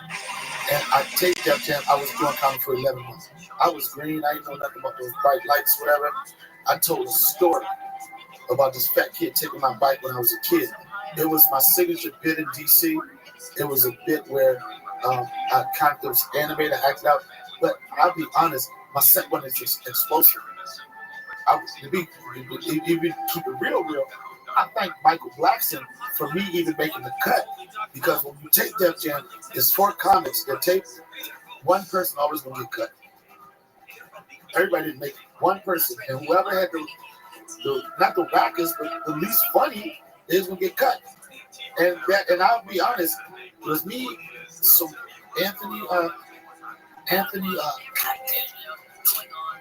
with Steve Harvey, my brain is kept the fuck. J. Anthony Brown. J. Anthony Brown, some more, this guy, why? J. Anthony Brown, some more, Wyatt. Me, it was 4 or 5 to me, Michael Blackson. And my set was just okay. Michael Blackson destroyed the room. Michael Blackson was ripping this room, just demolished this room. It's going crazy. And at the end of the set, he already damn it in the middle of it standing up. And he went to acting, but the focus, you want to have acting, you know what that means? And then everybody said, what? He said, I have a big dick. Everybody's like, and he was like, you want to see my dick? They was like, yeah. And they thought, and then this motherfucker pulled out a prosthetic dick. Well, it's 5 feet long, right? A big black veiny, a big ass horse dick, and he started waving around, and it ripped the room. But Def Jam was coming under a lot of flack because they was like, all right, this shit is getting too crazy. You know what I'm saying? It's like, come on, now y'all pulling out big ass dicks. How far we gonna take a dick joke? And Mike said, this far, right? And that Mike got cut off of it because his set was, he could have closed. He got cut because of that, and it gave me the opportunity to be on the show. But it didn't what it did for me is it started, I could have other conversations with people, you know, promoters and different shit. I'm still doing the chilling circuit, but it's like, oh shit, it's a reference point. You know what I'm saying? It's like, oh, that is a Def Jam. And like back then, they knew you by a joke you told. You know what I'm saying? It's like, Royale, he did this joke where he said, I ain't scared of you. I'm not, he said, you know, y'all not gonna make me nervous tonight. And then he takes his coat off and turns around and put on the mic stand, and he's got a gun in his backside. So they knew him as the dude with a gun in the back. You know, at the time, Chris Tucker was known as the pissed off man. Because when Chris Tucker made it, when Chris Tucker was on Def Jam, he got seen by Bob Sumner. Bob Sumner was talent coordinator. I don't know if you know, but they had a really popular black comedy competition called the Bay Area Black. It was over in Oakland. It was ran for like 15 to 20 years. If I'm not mistaken, what's his name? More a couple times. Mr. Cooper. Yep, exactly. Yep, that launched it. Yeah. That launched it. That was the direct, because I think if I'm not mistaken, Marcus King, who used to manage Jane, I think he was affiliated with some kind of way, but whatever it was, when it came to black comedy, that's where he went. And Chris Tucker was a part of that competition. And Chris Tucker, he didn't win the competition. He came like second. And at the time, Chris Tucker had like 6 minutes. That's it. But you know, in this business, sometimes people think we got an hour and a half. Sometimes all you need is 3 minutes of the right shit. And it's God. He had the look. He had the energy. You know what I'm saying? He was energetic. He was happy. He was friendly. And he just had this energy. He had 6 minutes. And that's all he needed. And it was like, and this was Def Jam. Def Jam was making people overnight stars on one tape. That's how powerful the show was. The show came on at 12 o'clock Friday nights. and you plan your evening or whatever you're going to do, it happened after Def Jam came. And I remember Chris Tucker, I said this on different platforms, when Chris Tucker came off and said, "Pissed off man." You know, some people just got it. He said, "Pissed off man." He said, "I'm so broke. If a nigga robbed me, it'd just be practice." And he did some shit, and it was bring you back. I ain't skinny motherfucker. Adele Gibbons, these big lips, and your little dick will be like giving a whale a tic tac. It got so bad, Joey, that motherfuckers was like writing catchphrases. They were like, "Oh, if I get to this, look at crack, something that people can remember you from," and people were scheming off of that. I can still see Joe Torre and the size his routine. Yeah, Joe Torre was one of those. He was a breakaway. Lawrence, like the size his routine. It was a bit he had. Martin. It was just Martin was, man. It was just such a lot of people. I don't know if they know the story, but Martin wasn't the first option for Def Jam. It was Robin Harris. One of the funny motherfuckers, stock joke crowd. You can feel it, but you know, in his passing, they was looking for because that was Robin Harris' show. He passed. Martin was bubbling, and next thing you know, that was it. I think the show Def Jam kind of suffered when Martin left because he just stamped it so much as when you heard Def Jam, you heard of Martin Lawrence. And no disrespect to Joe Torre or all the other attempts they made, but Martin was just so likable. You know what I'm saying? He was so likable, and he had that gift to be able to be insulting without being offensive.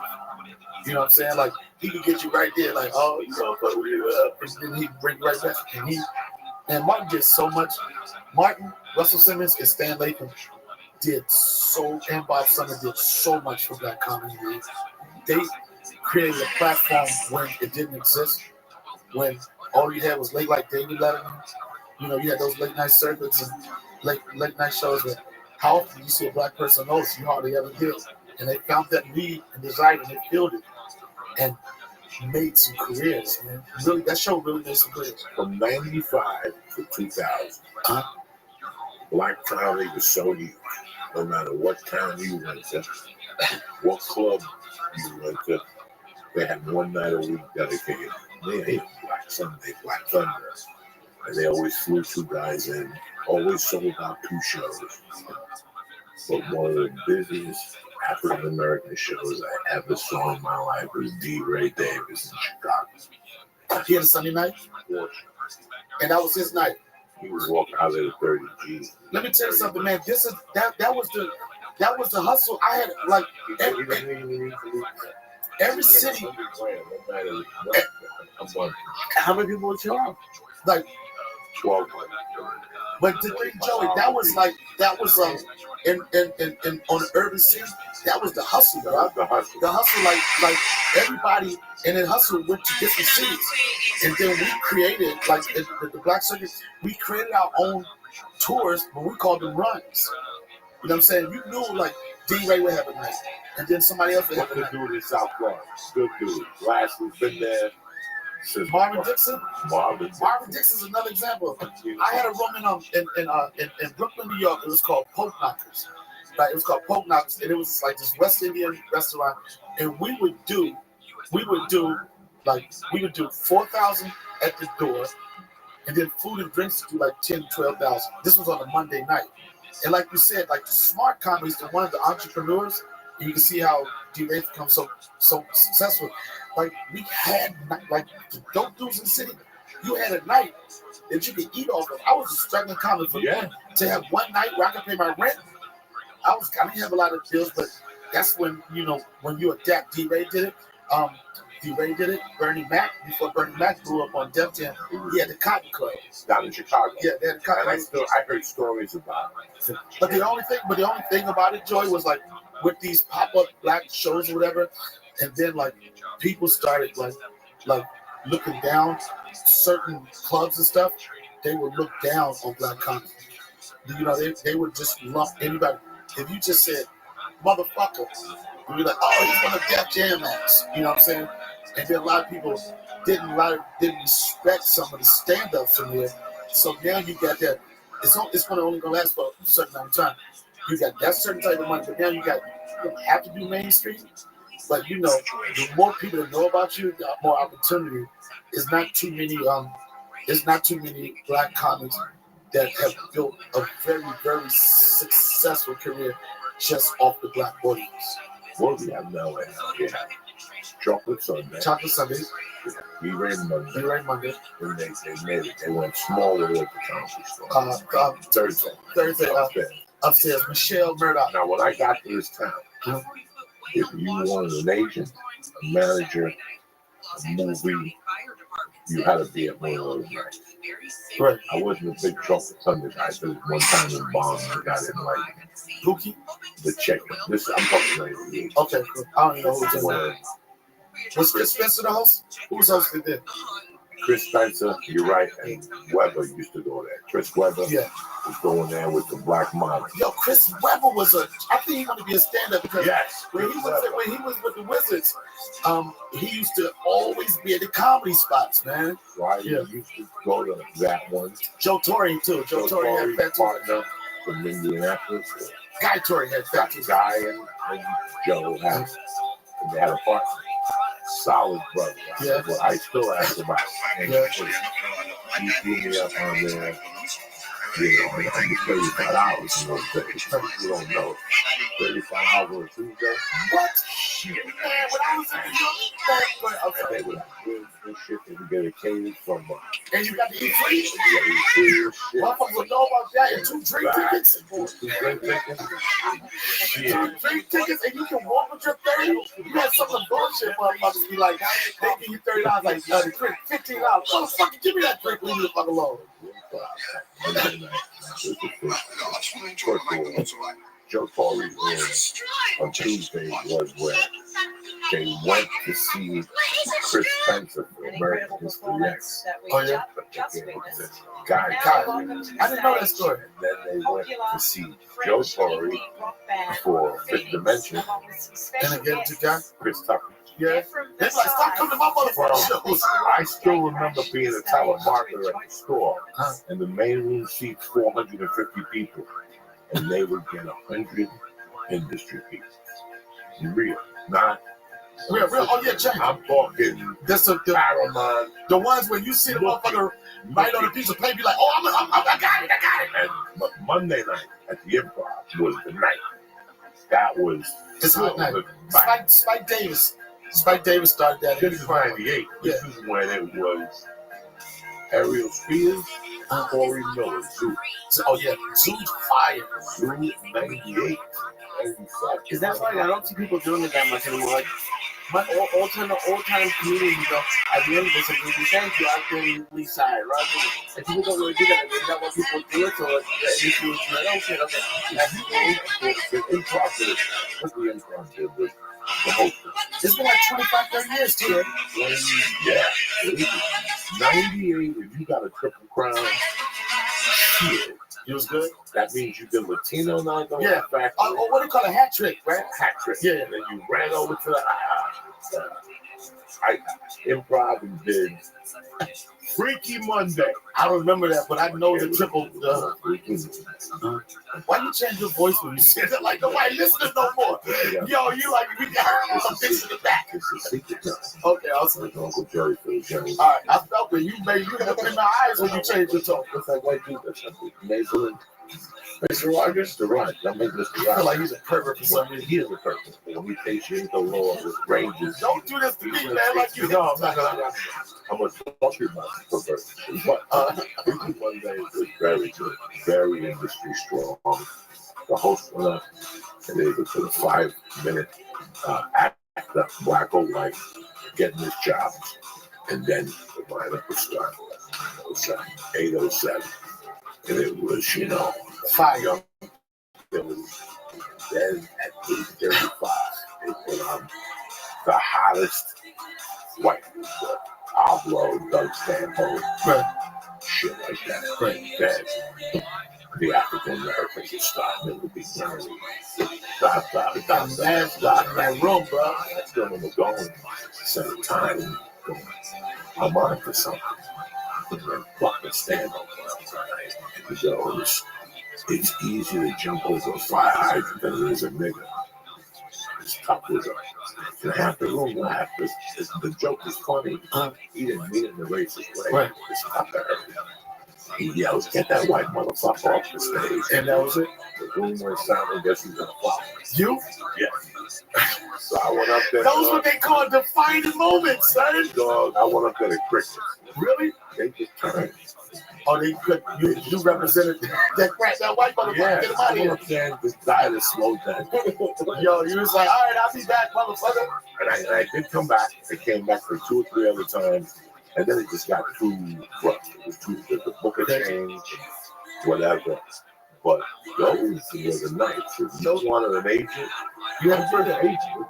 But the thing people don't understand, Joe, this is like a lot of people don't understand the concept. Like it's weird now because you go places, people try to set the list a certain way, and they be talking about, well, he's not gonna really follow that. They try to pace the show, but you always got to be ready to have a defining moment. I came up one time, and I think I get my shit off on stage, and I'm back in the main room at the comedy store, and you was up, and I was like, God damn, this motherfucker. Every joke felt like he about to say goodnight.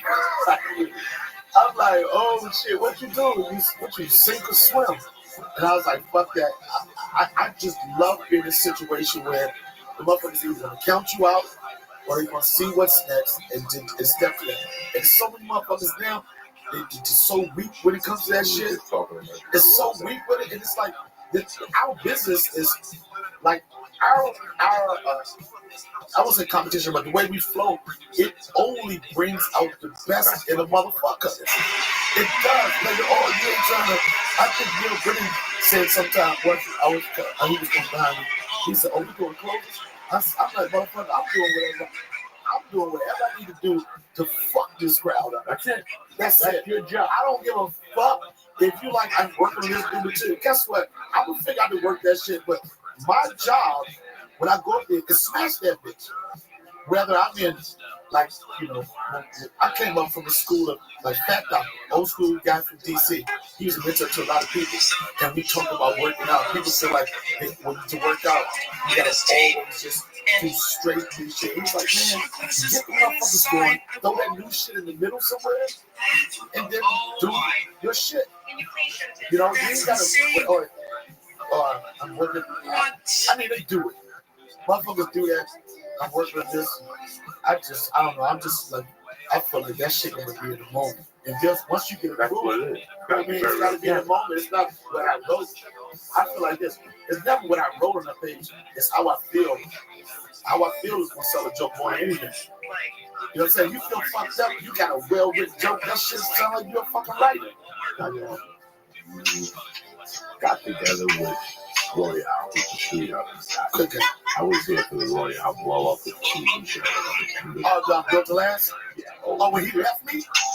You left? That's when that motherfucker left. You was here? Yo, I was here. Yo, he was running things. Yo, they got speed.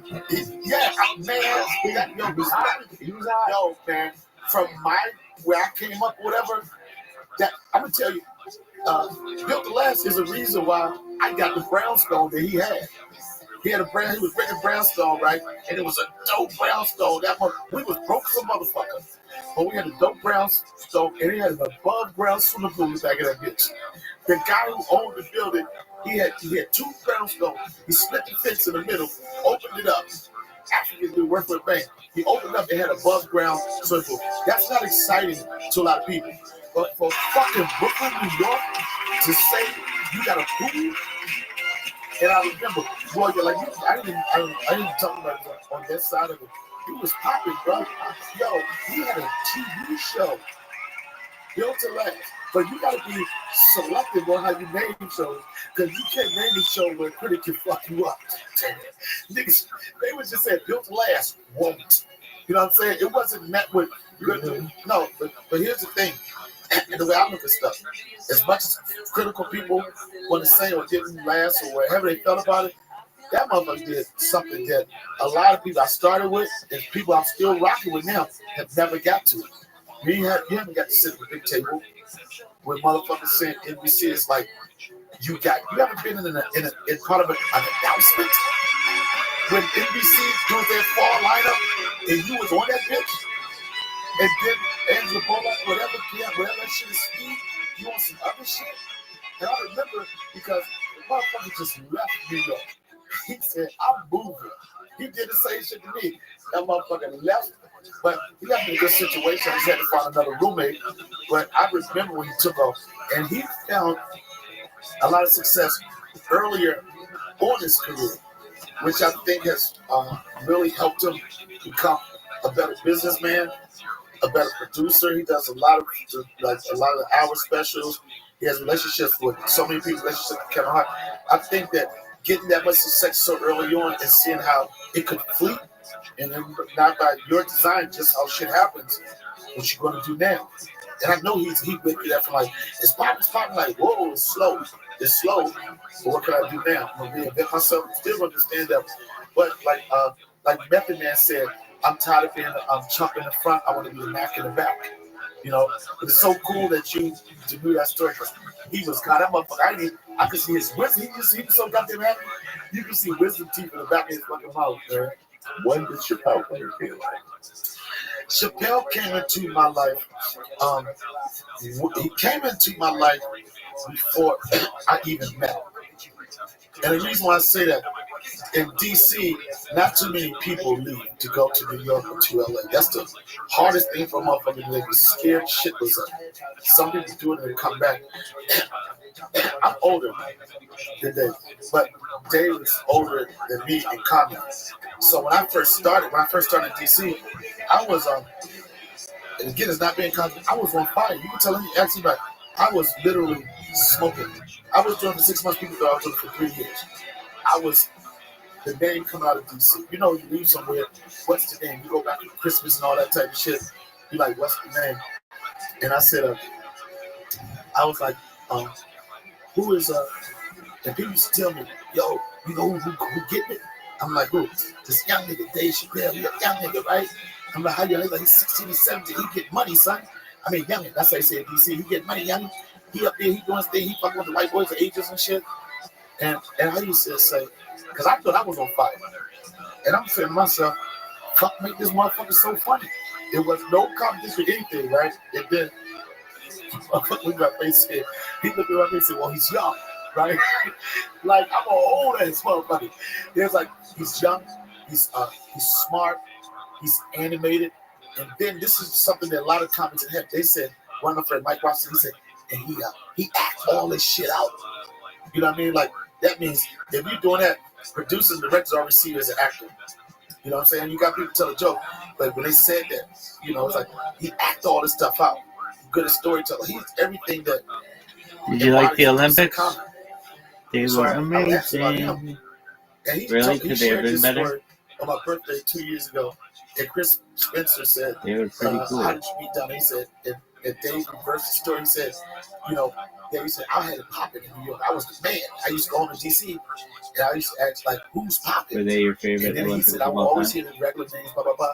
They said, but they got this one Yeah, motherfucker maybe. 96 named was Don Wallace. big. And he said, he was like, man, fuck Any that others? nigga, right? Because I don't think it's like Sounds we like give it pretty props, big. but we don't want to Any give others? props. So when What I was the moved, least? when I finally That's moved to New York, I met Dave, because he used to come down to the Boston Comedy Club on Black Night, but What's he the would best be mainstream, winner? he did all the clubs. And then it was that relationship we had as being two motherfuckers that is thorough 94? from DC that connected us. It was that. It wasn't like hanging out. It was we met. I think the best way to meet or engage somebody is respecting them. Respect their reputation and what you hear about. You know what I'm saying? And that was our connection. And this was years before even the birth of Chappelle Show. So you're cooking, you're in New York, you're making it happen. Any acting class or anything? I never took an acting class. I don't know if I'm a great actor. I can get past it, but I would get monologue books, and just practice monologues in the mirror and shit. And this was the weird thing. This goes back to what you said earlier. That 3-year period when all you thinking about is creating. All you thinking about your life or your future. Like, this is it. And I just was just thirsty to do anything.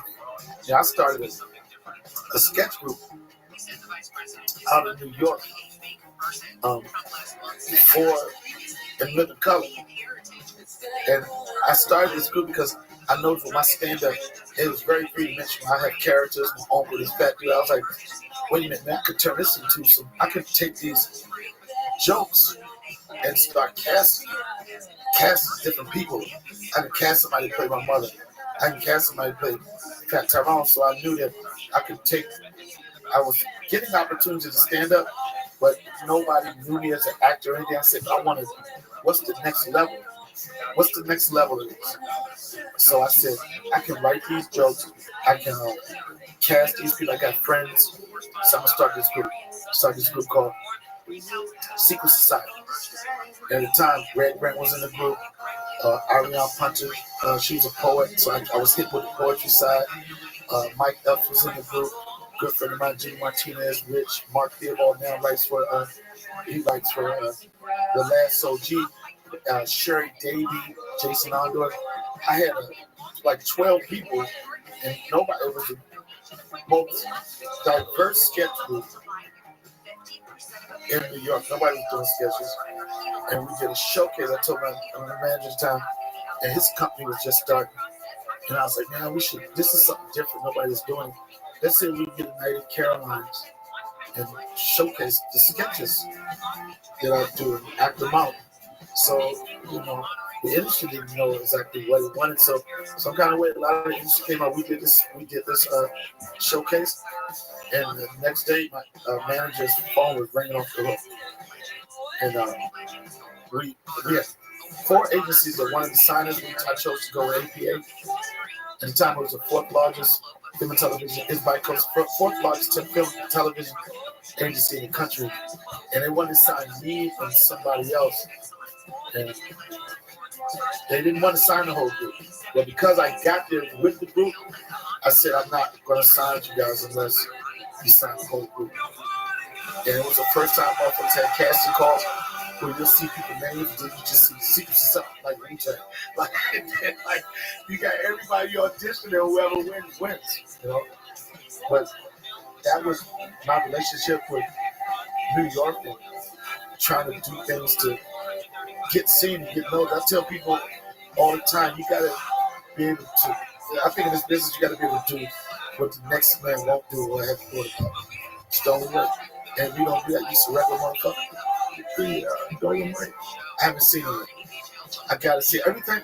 I keep hearing about it. I keep hearing that, and I know the actor was good, but I feel what's resonating is the story of Dolomite, of how he was a maverick. First one to make his own comedy album. Lisa now moved here. Did you see it yet? Yes. Did you enjoy it? Very, very much. I enjoyed the black experience. I enjoy. He says something in there that really strikes the chord with you, especially when you're an open mic.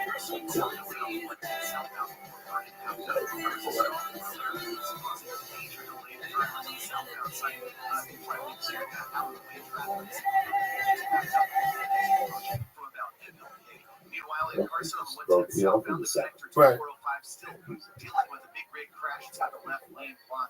Funny shit, nudity, and kung fu. Right. He was a Wu-Tang of comedy at the time. Yes. That makes sense, though, man. It's just, it touched me in a lot of ways. Like I said, when I came from Cuba, the first family to take me in was an African American family in the 70s. Completely different, Afro pick, and that was you was original Different Strokes. I had an Afro pick. Oh, yeah? Yes. And, I still remember the mentality, and I still remember how. What's that? What a performance by Phoenix, an indie rock band. You killed it. They're from Versailles, and they You enjoy did it. You did. As long as you still on TV, you win it. So it's some not of with black the people. best artists from the French music scene. You go down there and empty 100 black families. You have to sing, dance, or tap dance. And I still remember me and this kid, his last name was Williams. And I still think about it. We won because we sang Joe Tex. I gotcha. Oh, y'all killed it. And then, a question: but did when you have a moment like that, did you think you were going to be in the business of entertainment?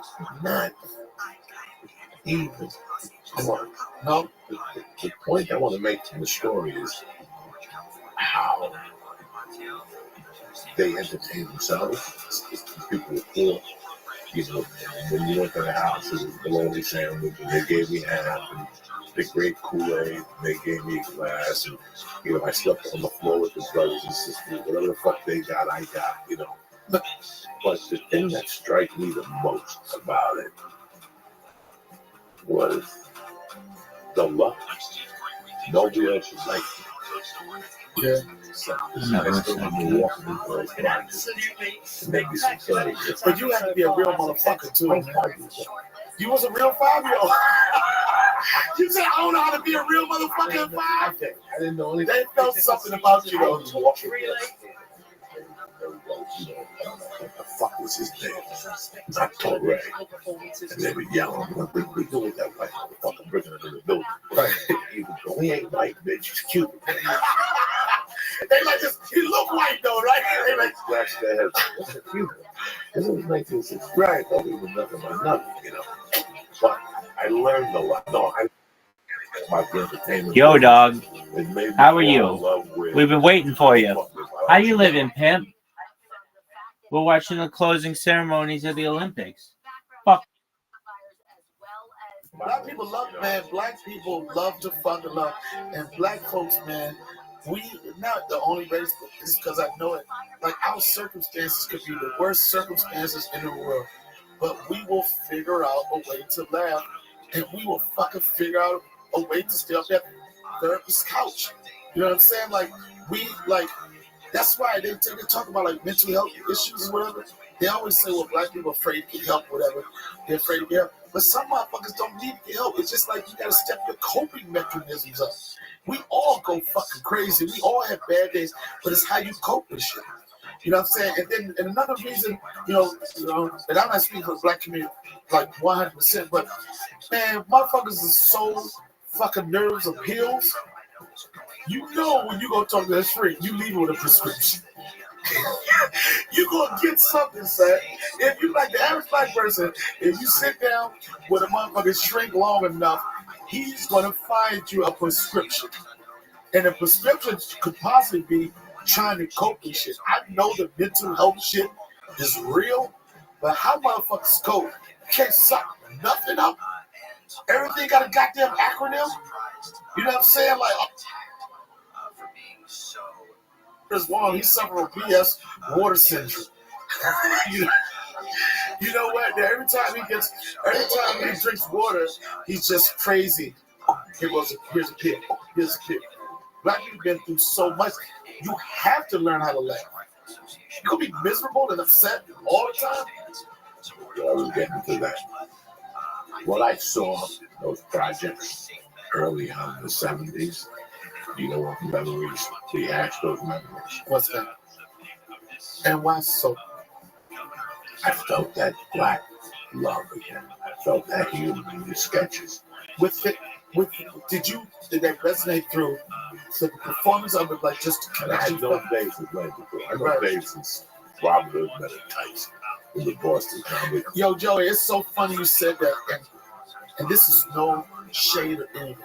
And this is about when you finally on the right team, when you build the right team.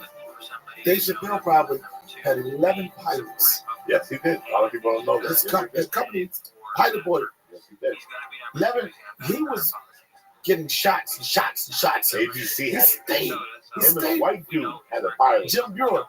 No, another one of those big time white dudes. Yes. I don't know what big time white dude Like is. a good looking white dude, like Great Kinnear. I'm not sure. At some point, ask him. The point, 98, 97, they kept trying to make David Starr early. Oh, they loved him. He was a golden. He was the one.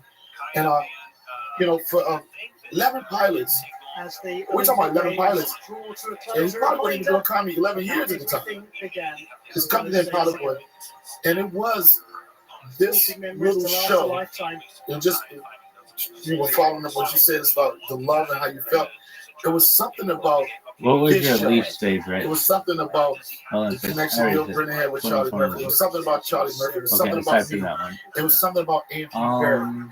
It was something about all of those motherfucking background people that was on that show.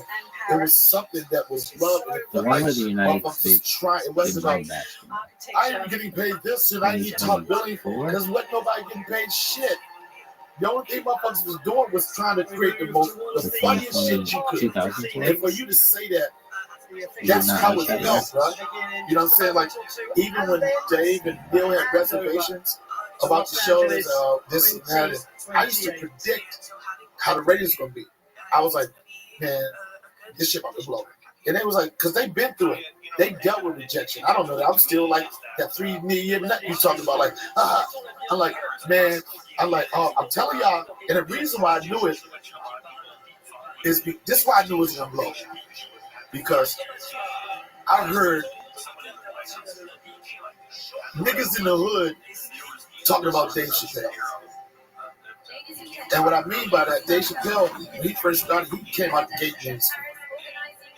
Frat boys love him, colleges love him, super smart people love him. But I think in the black community, they didn't get him yet. You know? They didn't get him yet. But it was just something about this show. It was like when they started popping in the barbershops, when they started popping on the block and shit like that, that's when I was like, man, this is something special.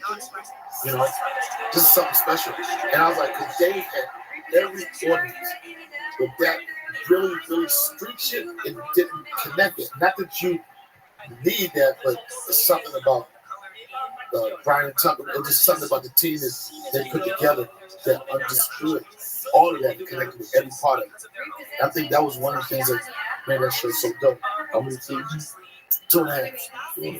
Yeah, and then not to take with Dave, like it's easy writing for a superstar, and Dave was a superstar. Dave's type of superstar where you can have shitty writers and still gonna flip it. You know, so you got that combination, you already had a game, and then you got a team of people to put together. And that dude was like, you know, we worked together. I remember one particular time we were singing with Teresa O'Neill. He was playing Pitbull. He was one of the original players. It was Rich Voss, me, Dave, Charlie Murphy, and Yoshi, the Asian dude. And we were working on 16 hours. Man, we was tired. I don't ever think I would ever say I was joked out. I was joked the fuck out. And we had to look at this board of pictures and shit and just roast it. And nobody, you know, we was looking like this. Patrice was back in gas out. Patrice and Dave been roasting each other all day before we were rolling the camera. We got the camera going. Everybody gassed out and joked and we just paused. It was a picture of Rosie O'Donnell.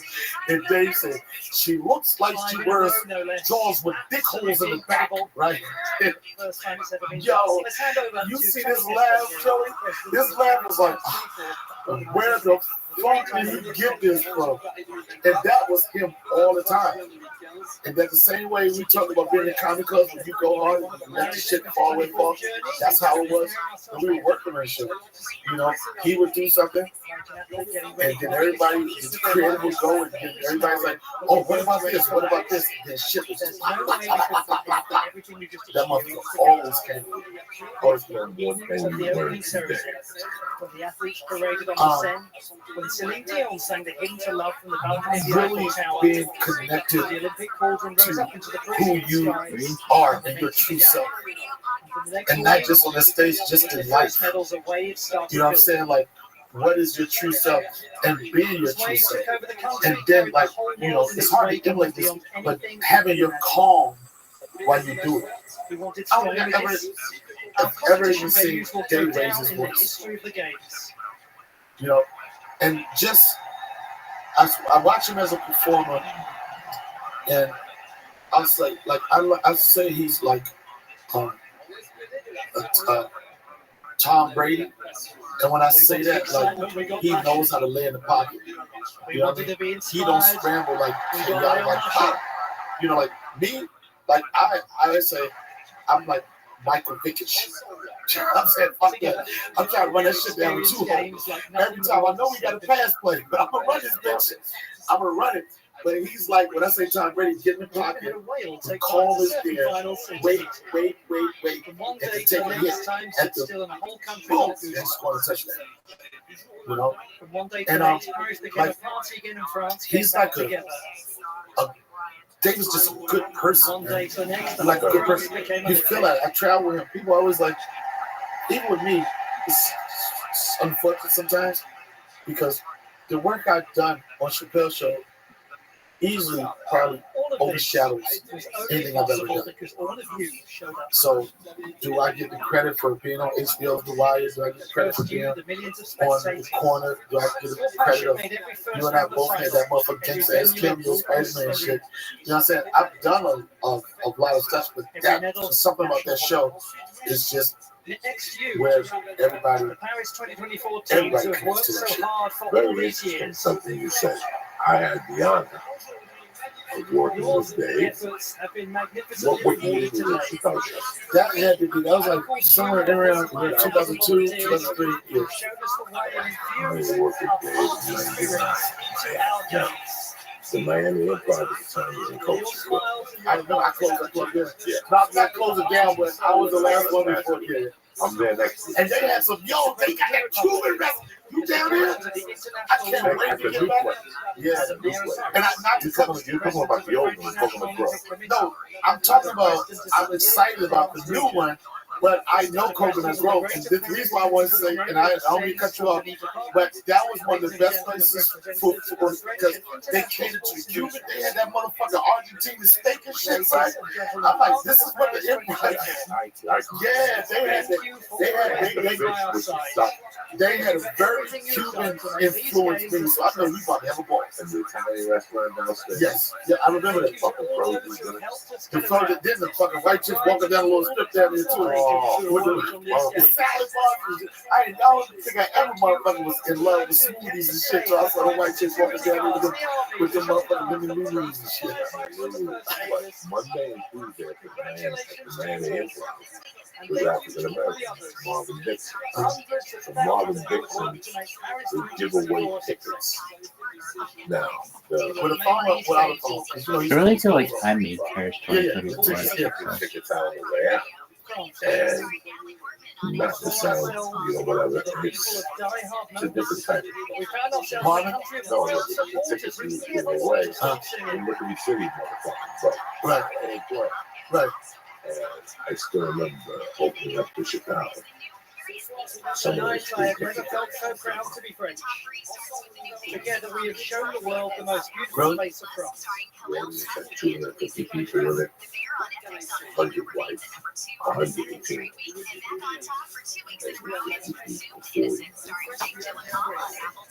The ones from Def Jam Monday. That's the point I'm saying. They would walk out. Yeah. Walk out on that. And I'm going, I don't understand this. Because you was the reason why your mind was like what I say, everybody not ready for everything. You know what I'm saying? That's what I'm saying. It was when the Chappelle show popped up that the hood started getting a connection. And I'm telling you, I used to be around, it's like a lot of it like motherfuckers in those like the real gangster nights, a lot of motherfuckers didn't want to think about their comedy. Dave makes you think about the joke. Dave makes you think about the joke. Dave is not going to be pop. He makes you think about it. He's always been that. He's always been from 17 to 16. He was funny, but socially conscious. Them motherfuckers be drinking Hennessy and eating lemon pepper chicken. They don't want to hear about that shit. They don't want a motherfucker think like that. And like I said, there's no shade or whatever. And anybody knows that coming up. But that Chappelle show, that's when it seemed like everything connected. I still remember doing a Tuesday night there. Because Marvin would always right. I was the feature act. So Marvin would give me 100 a show from one day to the year. Right. Marvin was a solid. Yeah. And I still remember being in there on a Tuesday night. Chris Rock walking in that motherfucker, Madonna. And Chris Rock was on stage. Them brothers weren't going for it. Right. They had forks and spoons and put up the glasses. Oh man, you gotta understand this. Marvin Dixon, yo, you understand? Marvin Dixon's rooms and Bruce rooms were, first off, it was Bruce room was in was it Atlanta? Was it Bruce room was Florida?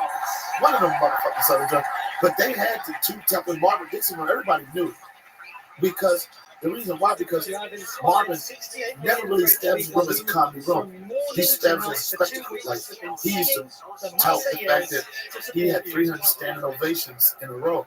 You know how easy it is to get a standing ovation at the end of the song? You drop Don't Stop, Get It, and a man strips down to a motherfucking thong and start dancing. They're not laughing with you, they're laughing at you. And that's what he established in that room. So I can quite tell you, people that ripped that room and people that didn't rip that room. Everybody wasn't fit for that. But those, I remember Bruce told me one time in his room, he said, look, man, I'm going to give you money now. Like we was doing the drug deal, he told me, give you money now. Just do your 10 minutes and get the fuck out here. The door that way. You know, like, those guys, they built the room about Brown. Their personality so much, it was hard for anybody to do. And I'm in Miami. Bruce, what was it? Miami? I'm in Bruce room. And I said something. I said, yeah, all y'all stripping bitches in here. Joe, I did not realize that how respected of the job that was. Like, they looked at me like, we got to get him out of here. He talking about our motherfucking life. And those rooms was just, they was like, those are fast rooms. If you didn't, like you said, you just come out and just start fucking them up. I tell people, after you do it, while you learn, you're like, okay, it's going to be terrible. This is what I got to do. I got to make an example of something. I'm sorry, sir. I know no disrespect, but I want to tear your ass up. I got to do it. And all you can come, oh, no, he did. Next thing you know, hey, listen. Now because of you, I'm going to call in my sister to do this. Yeah, do it. It's been 10 years I'm sitting here looking at it going, why is it that? Well, at the store, I would always go, the guy would always just come look at me and go, we got a 5-minute gap. Get in there real quick. Those from the challenge joint. It's like, and like, there's so many reasons. It's so, you can come up with a million reasons why you don't want to go there or whatever. But for me, and you know, like, I work 8 clubs now. You know what I'm saying? I do the store, Laugh Factory, I do everything. I'm a marquee motherfucker. But it's just something to me. Every once in a while, I just gotta go do it. When I go to New York, it's so. And then another thing, I feel like you, like, because of some of the success I've had, when my resume speaks probably more than my bank account does. When I go to, like, when I'm in Brooklyn and I go to all spots, the look people give me, they look at me like, what you doing here? I'm like, I'm a comic and I started here. And it just, and like, for me to go to these little spots, like, they be freaking out, Joey, like, oh shit. I'm like, man, I'm never ever gonna forget what these rooms did for me. These rooms paid my rent. You know what I'm saying? These rooms gave me a place to practice. These rooms was everything to me. And I'm never gonna stop. Never gonna stop. I remember when Dave Chappelle had his residency at the Radio City Music Hall, 6,500 people, like 17 days in a row. 2 nights. And I was crushing this shit. 2 nights. After standing up 6,500 people, I'd get in the car with my man and drive to Brooklyn to perform for 30 people in Brownsville. And gave them motherfuckers the same shit. And to be quite honest, felt better about those 35 motherfuckers that saying, I ain't think, yo, man, do it, get a drink with me. This is, as much as we do this shit, we always got to do something to make our soul feel good. People always tell us, you make me feel good You know, it's like therapy. I need that. Y'all don't know, motherfucker. Y'all out therapy. It's mine. It's mine too. Man, I can Man, I feel got it. the whistle, why though. are the motherfuckers working tonight? I am not working tonight. I'm going to see my therapist, motherfucker. It is you, motherfucker. My friend, Fat Doctor, and his health isn't doing that well. I love this dude. He's mentioned to me, mentioned to Tony Woods, mentioned to Mark Lawrence, really good guys, very popular in the DC circuit. And he used to tell me, Donnell, that's our life, that's our shit. He said, we deal with regular life. He said, but when we get on that stage, we put that shit on the side of the stage to do our shit. It don't go away. We pick it back up and we deal with it and we get off. But that's our shit. That's our shit. Yo, John Witherspoon passed. You know, everybody was like, I was just talking to him, because that's how he worked. That's his life. He's like, we didn't have to, but this is our fuel. What else do we know? Dave asked me one day, he said, when is your tour over? I said, never, nigga. When I'm dead. When I die, nigga be like, he just did a spot in the belly room. What else do we do? I love the fact that if I don't get on stage for 2-3 nights, I go into a different world. Yeah. Get on stage. Yep. I couldn't get on stage Tuesday. I couldn't get down there because my leg was so short. I felt fucking Wednesday and I went down and had a blast. The belly room just had a blast because it's who we are. I gotta do it every couple days. I couldn't do I couldn't. A week or something, I'm like, yeah, no. I'd be like, what the fuck is going on? Like, and especially like right now, I'm going through because I did the degenerate shit. When did you tape? I taped about 2 months ago. It comes out December 31st. Oh, that's a good one. I did that. I did some stuff where I didn't give a lot of my bangers to TV.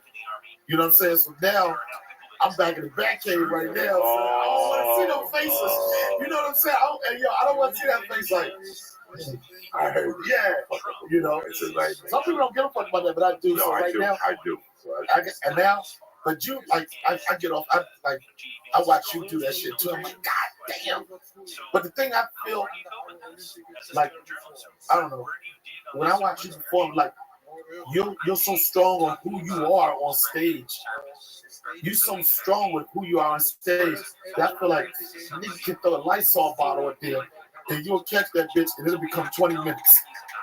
You know what I'm saying? Like, everybody don't have that skill set to, you tell a motherfucker go up there and just make something happen.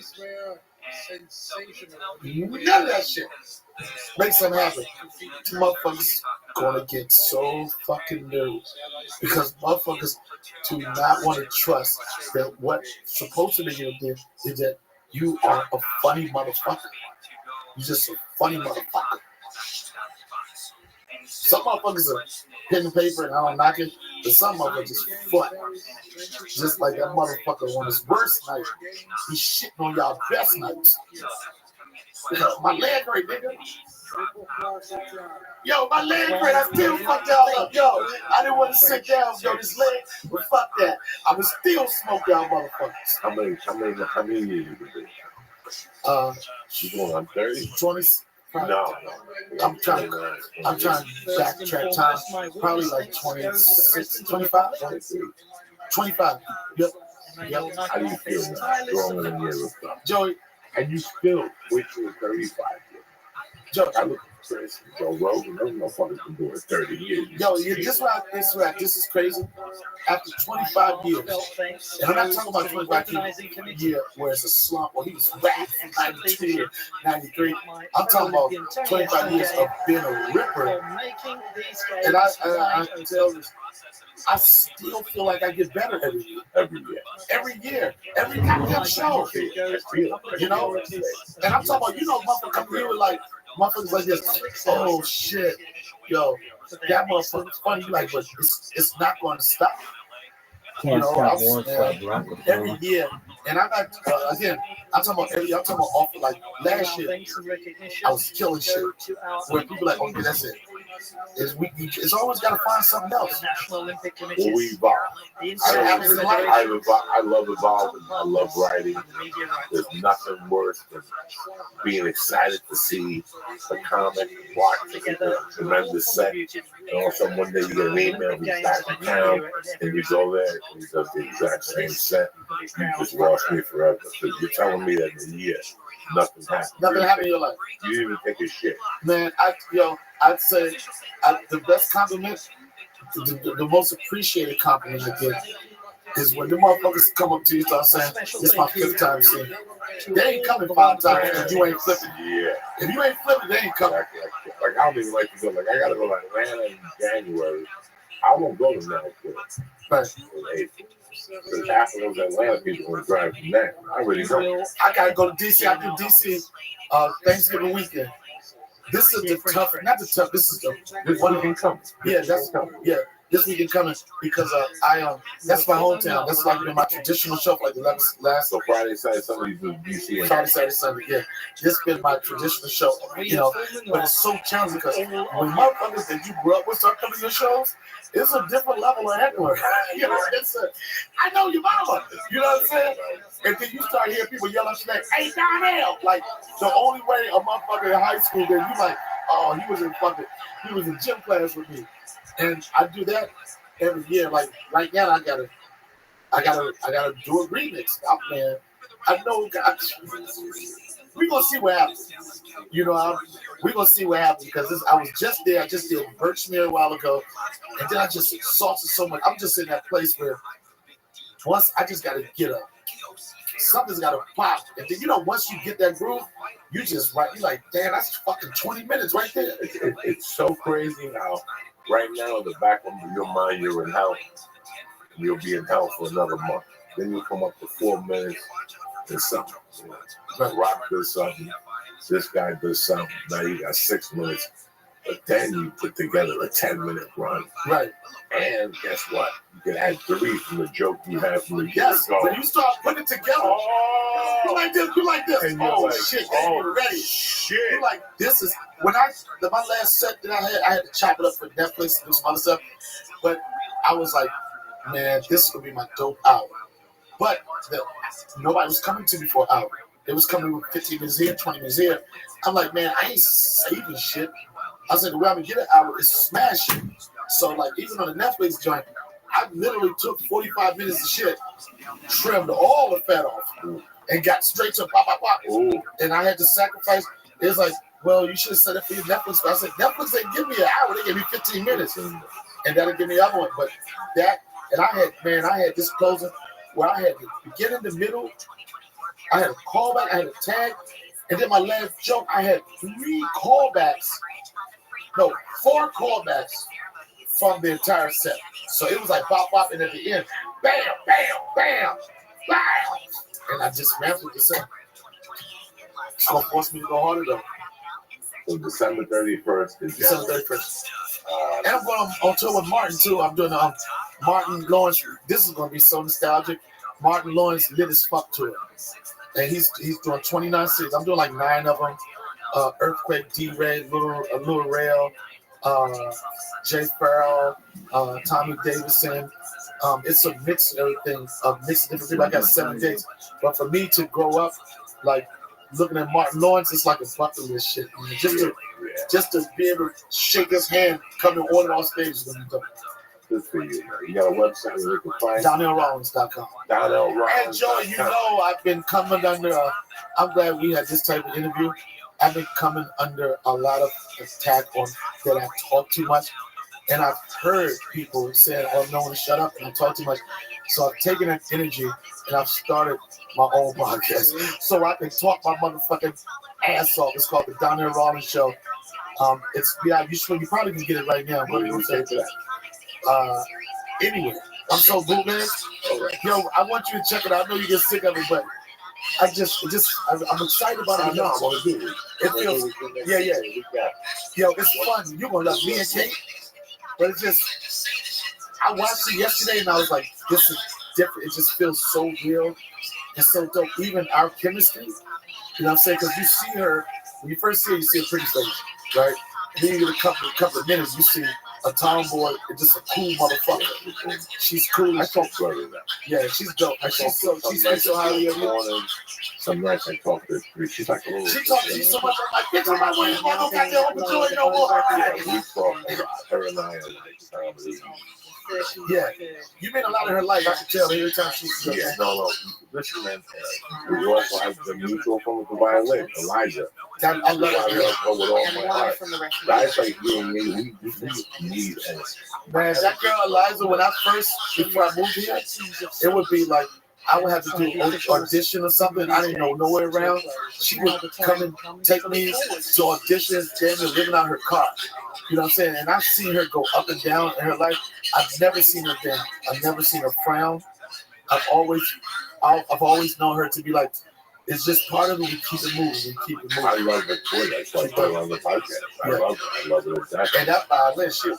Oh my God, she made a play. I told her to bring it. I told you, I was like, man, I talked to her because she talked to me, right?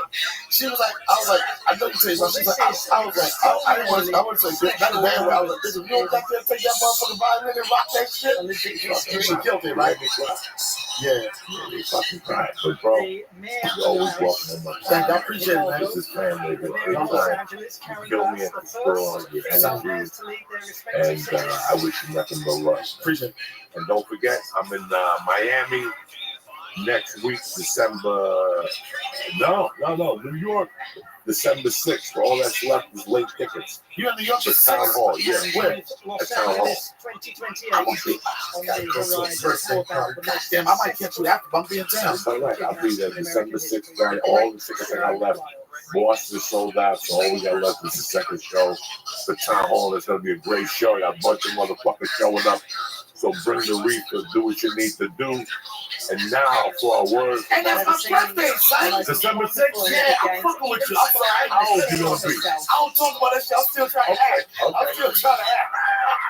You don't want them to put you in the I'm still trying to act, man. I be going to audition. I'm like, well, send me out for some teenage shit. I'm sick of y'all talking about too old. I'm just going to keep it to myself, but I'm happy. Now, for a word from our sponsors. Who the fuck you think you're dealing with? I want to thank Donnell Rollins. I want to thank the fucking Christ Killer, but most importantly, I want to thank you guys. First off, listen, the holidays are coming. It's a whole new fucking... Everybody wants to start changing December 31st and have goals for January 1st. I do it different. I get ready now. I start getting ready now. You start writing your goals now. You start going on that diet now. Fuck the 31st of December. That's when all the other jerk goes. Right now, if you want to turn your life on, you're going to start with a fucking bidet. Because why walk around with a stinky, filthy fucking asshole? You don't need that no more.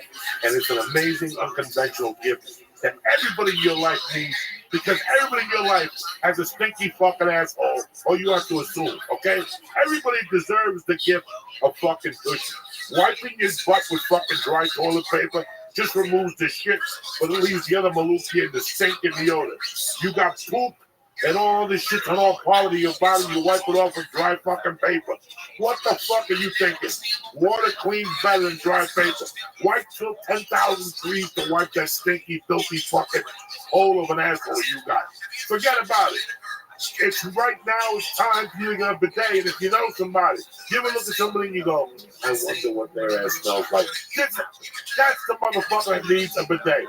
Go to HelloTushy.com right now. They got bidets starting at $69 motherfucking dollars. Give us the $69. You got different colors. You got just guaranteed. They got towels to dry your ass with. I know these people personally. I believe in their product. I think they got a 60-day guarantee. It don't matter. If me and Lee haven't cracked it, your fucking skinny ass ain't gonna do nothing to it either. Go to HelloTushy.com, press in church, and get 10% off your first order delivered to your house. Like I said, it's the best gift you can give this year. It's nice and easy. Get it delivered right to their fucking houses. If you don't have Hello Tushy in your house and fucking bought them the day, you're slick. This is the only country with everybody else just presses the button, they clean your balls, they steam dry your asshole. Tushy's making big moves. Go to HelloTushy.com right now and press in church and get 10% off your order. The church is also brought to you by my bookie. Listen, how much longer? How much fucking longer are you gonna sit there like a mutaj and not make $1? Not even a fucking dollar. Really? Really? You can't pick a winner. That's what you're telling me. One fucking game a week. You can't pick? Yes, you can. It starts with my bookie. Look, past, present, and my future. My bookie players this Thursday. You're gonna get a game that's risk-free. Listen, put down the turkey leg on this. Go to mybookie.ag. With the pilgrims for sale to America, you can take a chance on a bad line. Either way, you're not going to lose no beats, all right? But Thanksgiving Day only this Thursday. Choose a team against the spread for $250. And if you win, you're going to get some cash for the holidays. If you lose, you also win. Because my bookie will give you your money back. This is Thanksgiving with all the fucking goodies. You understand me? Quit waiting around. Sign up today and get into the fucking game. It's Monday. Sign up today. You can start tonight with Monday Night Football. Carry your winnings to fucking win more money on Thursday on a guaranteed bet. You can't fucking lose. Okay? Let me repeat. That's a guaranteed deposit match and a risk-free bet for Thanksgiving only. So if you're a true fucking football fan and if you're a true fucking gangster, don't let this opportunity pass you by. Log into mybookie.ag, make your first deposit with promo code church, and MyBookie will match your deposit dollar for dollar from the fucking jump. And that's top of the risk-free bet. Stop waiting the fucking sideline. Stop making some real fucking money. Now, I'm going to drive Uber. You ain't going to do things. You ain't going to do things. This is the fucking path of your fucking business. And Gamblers Anonymous. 1-800-GAMBLER. 1-800-GAMBLER. For right now, mybookie.ag. All right? Use promo code church. You play, you win, you get paid. I want to thank my bookie. I want to thank HelloTushy.com. And I also want to thank CBD Lion. Fucking making lives better. Go to CBDLion.com. Do not forget, Friday there's just a couple tickets left in fucking New York on December 6th. I'm sorry, there's maybe 20 tickets left. And then Calusa Casino on the 27th of December. And the San Francisco Performing Arts Center, something like that, on the 28th. There's a few tickets left up there, too. Knock yourself out. Have a great fucking week. This is the week, motherfuckers. It's Thanksgiving. Gobble, gobble. Kick this fucking through me. When you say small team, how small? Very small. We have 12 to 15 altogether, including the top. Greetings from Podcastville. The Church of What's Happening Now is brought to you by Manscaped. Precision tools for the family jewels. Listen, this Thanksgiving, if you want her to say gobble, gobble, you got to trim it up down there a little bit. You can't go down there looking like any month's head. But don't let bad hygiene get it. Hygiene. Don't let bad hygiene get between you and the stuff. You know what I'm saying? Carve up that love stick with Manscaped. They created the only tool you need to shave the pole of death and shave your balls. It's called a lawnmower 2.0 for a reason. And right now, the church family gets 20% off your first order. Listen to what I'm saying. 20% off your first order to keep you fucking one stick. Just you understand, you shave your head. You know, have you looked down there lately? It's a nightmare. I don't care how old you are, it's a nightmare. You don't look as nice. You go out there like there's all boys or something. No one's going to get dick. You understand me? Go to manscaped.com right now. Shave them love stick. Shave around in that area and see how much girls will love you more. They got that nut right in their mouth. And they're looking at you like this nut tastes like the chocolate-covered strawberry. You understand? But the church family gets 20% off your first order when you use church at manscaped.com. And if you order the perfect package, which I say at the end of your show, they'll throw in a free travel bag just when you use the code church. All right, that's manscaped.com. Use promo code church, CHURCH, to get 20% off your first order. Clean that motherfucker. Number 2, the church is brought to you by Hello Tushy. Like, what's Hello Tushy? Hello Tushy is a portable bidet that takes you 10 minutes to install yourself on your toilet. And it basically changes your whole life. You don't understand what it's like to sit there No more toilet paper, no more cutting down trees, no more little Arab-looking little Mexicans running down the jungle, cutting trees and stuff. No more of that. We eliminate that whole process. What do you want to do?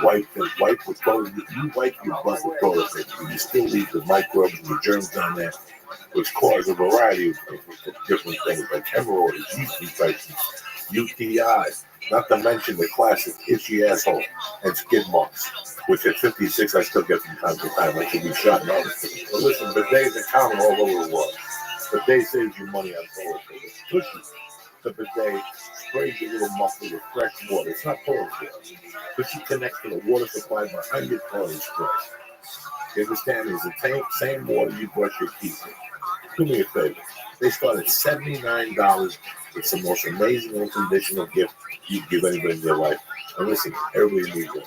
Think of your mother next time you go with us. Look at her ass. It looks like a little dimples and shit.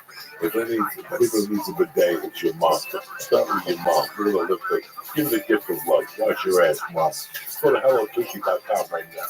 And start in the church, CHURCH. You get 10% off your order. Tushy starts at $79. Again, hellotushy.com/church. You get 10% off your first order. You know what I'm saying? Uncle Joe here just giving you a little pep talk before the holidays. That's it, it's over. Thanksgiving's here. You were sitting there scratching your head.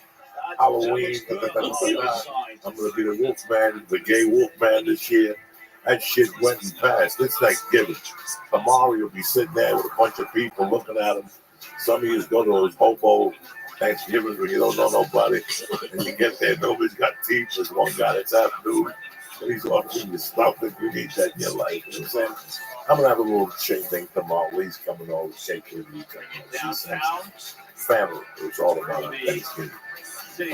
Sunday night I was at the comedy store. I went to a conversation. It was really funny. It was funny at first, but then I went home and I thought about what transpired and what it said. And I felt sad.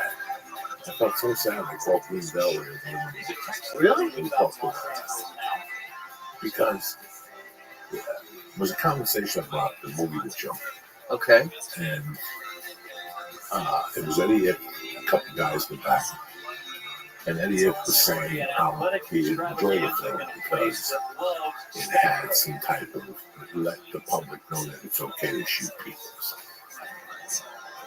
And Alonzo Bowden was sitting there, you know, he fixed airplanes for him and he worked with Bowden. And he made this complaint because I enjoyed the movie. But he also let me know how that's every comic you know. That could happen to every comic you know because of the highs and the lows. And I went on stage and I got all up and talked to the and I talked to this guy, Sam Martin. You really forget. And as I was driving out the road, came a fact into my mind. Not a lot of people know, not that. In 1995 to 2000, I was pretty much homeless. It was every day was a different story. It's where I ended up. When I left Boulder, June of 95, I'm sorry, I left with a car filled with stuff, the essentials, you know, and I packed up some stuff in storage. Thought I was going to come back, but in my heart I knew I wasn't coming back. People were alive, nobody. You're going to Seattle. I was Seattle. I was going to go through this comic. I was going to see what it was really about. I had had a touch of the road already. I knew what the road was about. I had featured at a club already, but not really. It was like a C club. I was going to the Comedy Underground, you know, well-known club. I didn't know anybody or whatever. And I went up there and I was with the stripper, you know, my dear friend. And, you know, my name wasn't on the lease. He threw me out every 2 months. Or somebody's house. And then we lived in a trailer. We had a trailer. And then I came down here and we broke up like in 97. Pretty much from 97 and a half to 2000. I was pretty much homeless.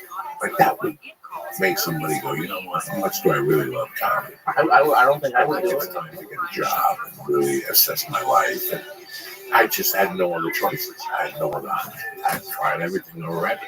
Did any part of you think about going back to selling drugs? Or? Oh yeah, the plan was the family was to go back to New Jersey, just sling until I died. Whatever that.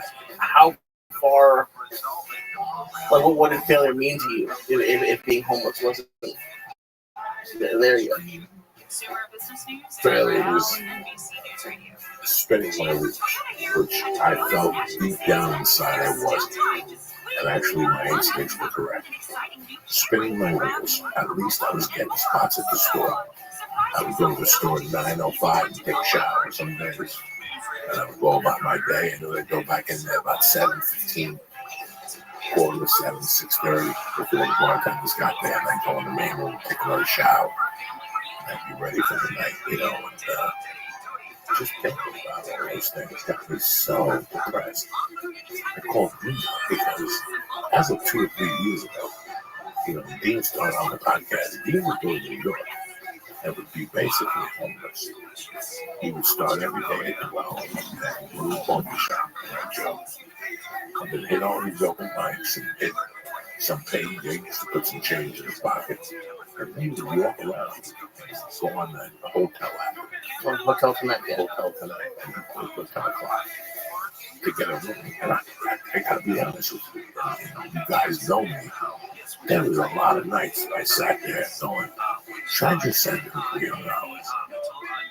Like, why is he doing this? And right before I was about to pick the phone to send him the money, it dawned on me that this is what you have to do. This is the sacrifice. This proves to you that what you're doing, this gets you committed into what you're doing. I had tons of highs and lows when I got here.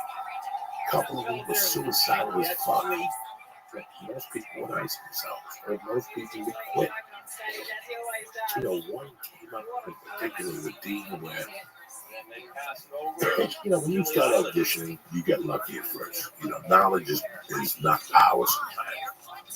Going in there not knowing what's going on is way better than surprise. Sometimes you're at the jackpot not even knowing. And then when you get smart, you don't book big. Right. For years. Once you know what you're doing, you won't book nothing. And you go, wait a second, maybe I should go back to what I was doing. So you don't really know. But for a year, I had a manager that was a real manager. His job was to get you out every day and get you on a TV show. And he went at it with all his heart on a daily basis. This guy would fight. He was a fighter. Jewish guy, one of those desert Jews. Short. Yarmulke wearing. But man, when he went to work in the morning, he went to work. There was nights he would call me at 12:30 at night on audition. Who's texting me? Who's paging me? And it would be him. And I'd be like, what's going on? He's like, I just emailed you a script. Go home, read it. You got to be in there by 10 o'clock tomorrow. Like that type of stuff. So for a year, I took a beat away, just going to auditions, walking out and saying, I got this role. And then I wouldn't even hear back. Right. After they were like, thank you for coming in. It was so nice meeting you. We're going to come to the store and watch you one night. I would just go in there and eat a bag of dicks, pretty much. And this went on from 98 to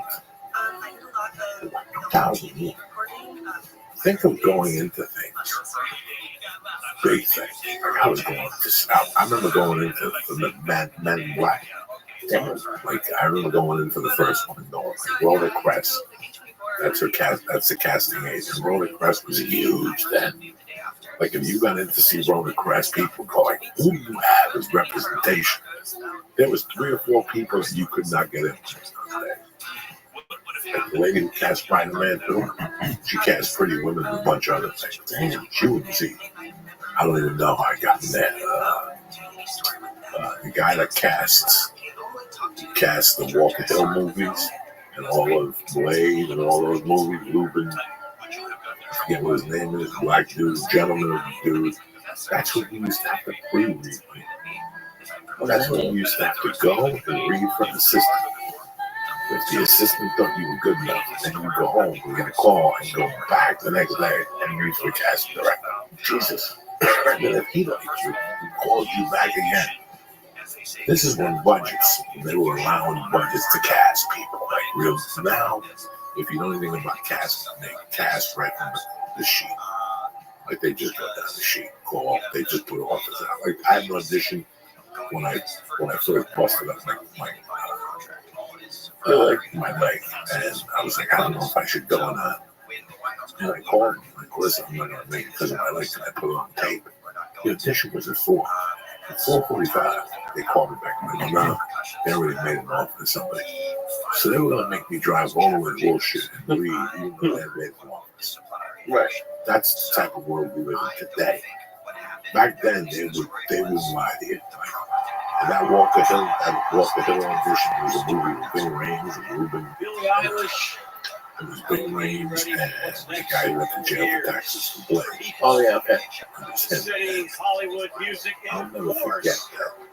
I swear to God, I must have gone and sent Tony SKU, which I to can't read believe. the Travolta movie, Same lines, or I will tell you right now, same lines. Sometimes they expand the script. Sometimes they give you all your scenes from the movie, so they make sure you can read all the scenes from the movie and you can handle it. It was just buck wild. You know, I remember reading for The Sopranos and the paper shaking. But my point is, you do.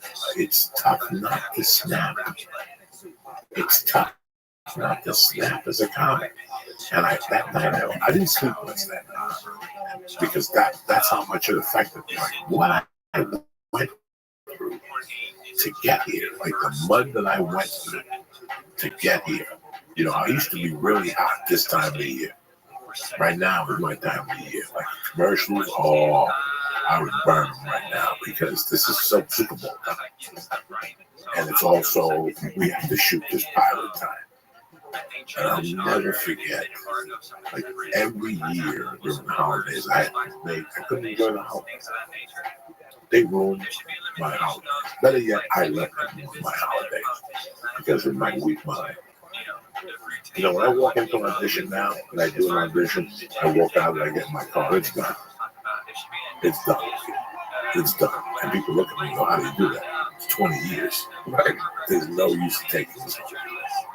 But there was a time when you're sitting on somebody's couch that you need this. This is not a joke. You need this. You need this worse And now. now the doctor is in. Dr. There Dre. was one particular time that I came all the way home because when I read the script, I go, I can't see anybody doing this.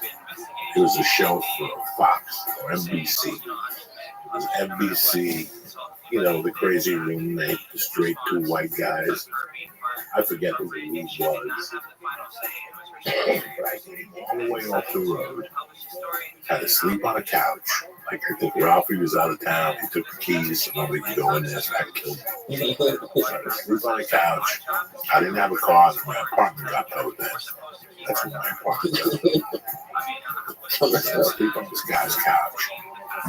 December like 6th, the torture starts. December 6th starts. You want to read Joey Diaz. Went down and read. Came back 2 days later. Want to read you again. Went down there and read again. They want to read you again. They read me 4 guys. So I had to read with the 4 guys they were looking at and see how we looked together in the room. Went back down there, read with each guy individually, and the weekend hit. Went back down there a week later and read new lines and revisions, and then went down there. They made me go to stage. We had to do the scene on stage. Well, with the paper in your hand, pick a little play for the scene.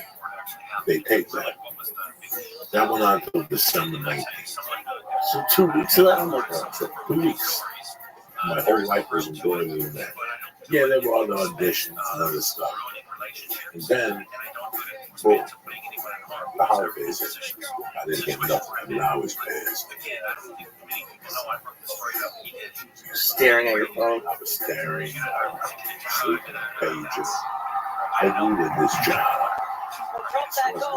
I needed this. Whatever the pilot paid for. Whatever it was. Congratulations, a little slice of Hollywood. This was in my world, the end of my life. I saw it as a means to an end. And when you see things as a means to an end, they hurt me. They hurt me a lot more. And I never forget that I had waited out from like 19th, like the 4th to 5th of January. And that first morning, I called him, I go, man, his way I'm telling you what's going on, because this has been the worst holiday season because they called me on the LA 24th. 2028 to What they pay the Olympic flame. Paris has So joined 2 London weeks for of the driving second to Orange season, County. hosted 3 editions of the I got Olympic nothing Games. against black guys, I got nothing against black After people, Paris but 1924, it takes which your was heart, during the it just 24 rings. years after Paris It just rings, 1942, you know. Golden Games. And you're getting 10 of those, It's been helped out 10 of by those in a shot. Like I still remember Steve Steve Renazizi coming up to me, like with tears in his eyes, and Bobby Lee, all those guys, they all went through times where you really start to test your sanity. You try to not test it, but you start to question what am I doing? What am I doing? And then you go home, pick up the pieces, and there you are the next day. And you know, you hurt. You get the role, you hurt. And then you know what the crazy thing is? That all that pain you went through and all that anguish, the show gets made, it gets picked up, you curse it. You're cursing it the whole time. Fuck you, I hope you fail. And sure enough, there's 6 episodes and the show gets canceled. Right. And you feel so much better. You're like, you know, so I've learned over the years that the roles I didn't get, like, they didn't matter. Like, once, you know, it didn't really matter once they were done. But it's easier looking at it 20 years later. Like, I've thought about this, like, about the Joker. I mean, obviously, we're in comedy, stand-up, and acting. But something that I've come to realize as I've gotten older, like, I used to look at, like, remember when Martin Lawrence ran down the street crazy? I was like, oh, wow, he's crazy. The older I get, I'm like, I can see how just, you can have been having, like, a bad couple weeks, and one guy, like, cuts you off on the freeway, and you just, like, I could see that happening a lot more clearly now. Like, when people, I don't remember applying to jobs, and it's the same thing. You don't hear back from them. They have you come interview, and you drive all the way down there, and the interview takes 3 minutes, or the person doesn't show up for an hour. That's like, I used to think crazy people were just crazy, and some of them are, but I think there's just some things that you just snap. I think it's easier than it seems. I could lie to you people and tell you that I know there were about 3 times I was going to snap. And I know about times that I did snap because of the situation. And I went off on somebody else about something else because of that initial situation, which a lot of us do. We're so angry that we got towed. Our brother calls us and says, "Are you coming over Thanksgiving?" He's like, "Oh, how the hell?" You're like, "Nah, you got a beef because you went out of line. You were out of line." I could see myself. You know, I haven't watched the Joker yet. I am going to watch it. I just didn't want to go to the movies and stuff. I didn't have time that week and the whole thing. And I am going to watch when it comes on a plane or something. I could watch a movie. And that was, it was just, it's really hard to swallow what mine feels I walked through to get here. Like that night, it made me realize. And again, I go back to a conversation that I've discussed on the podcast before. You know, my only conversation ever with Slash was at the Riviera. And he was like, "Are you happy in your life now?" And I'm like, "I'm happy."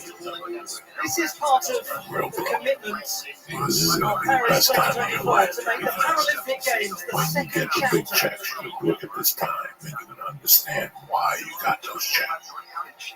When you start, you know, selling out like a club or something like that, you don't have to doubt yourself. A lot of people start doubting themselves. They really do. They try to, what's that word? Not camouflage. They try to, you know, like bombard their own success. They stand in Oh, self-sabotage. They self-sabotage themselves because they don't think they should be. They deserve what they do. Oh, okay. It's like that. I really lost sleep. I couldn't wait to do the podcast.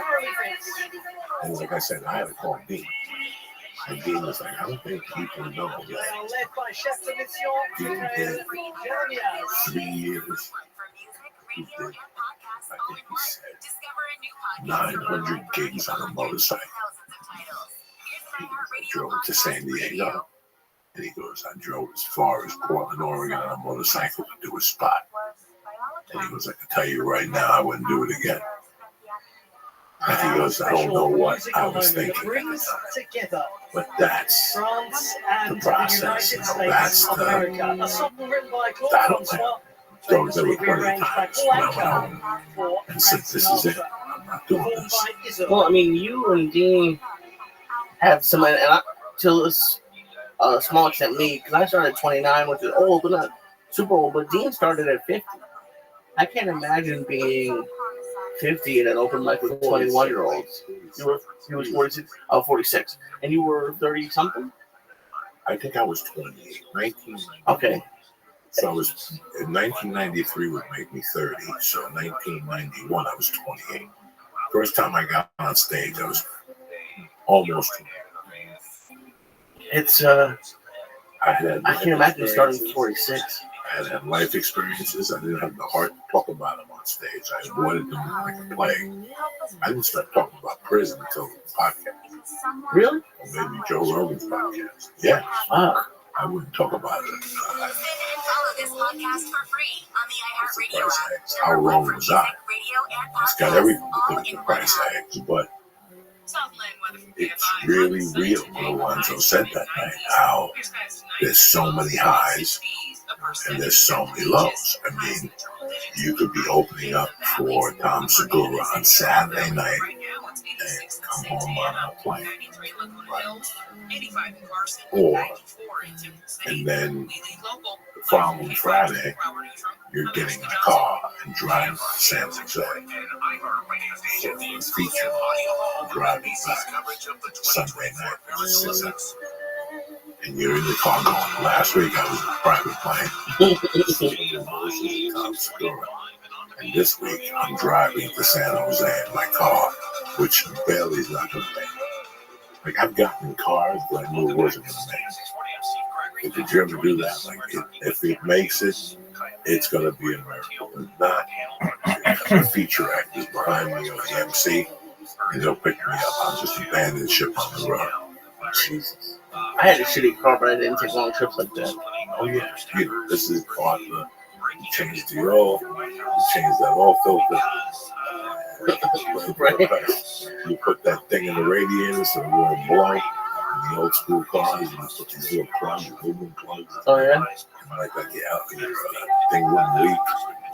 And it's just the price you pay. I sit here now and I go, you know, I did things that were completely out of my realm.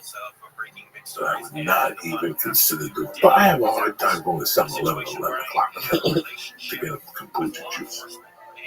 Like, seriously, if I'm at home at 11 o'clock, that's scary out there. maybe I'll go to the one by the open mic over there, like that one, and I'll go in there, and I'm like, nah, because I don't want to see those people. If you go to the one over here, you got homeless Johnny, you got no legs, the one that we put the light beams in the eyeballs at night, give us a finger. You know, I'm scared to death. Yeah, I'm scared to death. You know, there was a time when I lived to do comedy because they would feed me. Like, I was in great shape. Oh, you were thin bone. Yeah. Because I was really, what was that diet you're on? Oh, which one? The keto? No, the other one. The Low carb? No, the other one. Occasional starvation. Oh, this is intermittent fasting? Yeah, I was intermittent fasting in 95. I was intermittent fasting from 95 till I met Carol stripper. You know, until she started feeding, you know, turkey burgers and stuff like that. My life was all about intermittent fasting. I would look at the people, I would eat a sandwich, wrap up the wrapper, and look at the wrapper and go, I don't know if I'm going to see one of these again, but we'll figure it out. You know, jumping over a counter for a pack of cigarettes at Denver International Airport and going into the bathroom, smoking, picking out everything. I had 1,000 of these stories. You know, taking that bus. I lived on a Greyhound bus on the East Coast. Lived up and down. Buffalo, Syracuse, Rochester, Toronto, back to South Carolina, Myrtle Beach, back to New York, Philadelphia, D.C. It was just crazy. Standing on the bus stop for 3 hours, from 3:30 in the morning to 7 till your bus comes for $3. There's different levels to it. Like that to me sounds like kind of exciting. I mean, obviously for years at a time I could see how it would not be cool. To me now that sounds kind of exciting, but the whole I guess it just doesn't make sense in my head. I'm like to not have money. Pretty fucking. What, you're going to pick up money that night? You do. You really want it. Okay. So you knew you got something. Yeah, $3, but I'm on my way to a weekend rich. But I'm going to pick up $300. I'm still not going to be no judge and all that. Don't get me wrong. So by the time I get paid, I'm going to take 130 in draws for a bag of weed and taste. I was going to say, because usually you get paid at the end, so you go up and be like, listen, I don't have it. Oh, no, you just tell them the truth. You know what? On the way up here. So Bloomberg had to do something. My standard line was I lost my ATM card. Okay. Everywhere I went, I lost my ATM card. The 33rd Olympiad are over, but Everywhere I went. We are left with memories. As soon as I got to the Last club, lifetime. if they said go to the hotel, I go to the hotel. That's where the war would start. Medals in See, the credit suitcases. card, no, I don't. I Time to lost say on the goodbye, plane. but not farewell. So how are we going to check it? I don't know. Let's call the club. I have to call the club. The club owner will have to come. From France to the USA. Credit card number over the 6 phone. lights. He would call me and I'd tell him, sir, I don't have a credit card. I haven't eaten. Say in the morning, he'd go, okay. Get dinner at the hotel and put it on my tab. It'd be the worst dinner in the world, but what would I get? It would be, and I'm lying to you, it wouldn't be those type of hotels. They would be like Motel 6s, with potato chips in the hallway, and then down the corner it'd be like a really bad hamburger spot, like stuff like that. And I would have to, he would come and bring me cash and drop me off, and I would have to walk back like a half a mile to my room and then wait. It was just an abuse cycle. It was just a cycle of abuse. But I was working.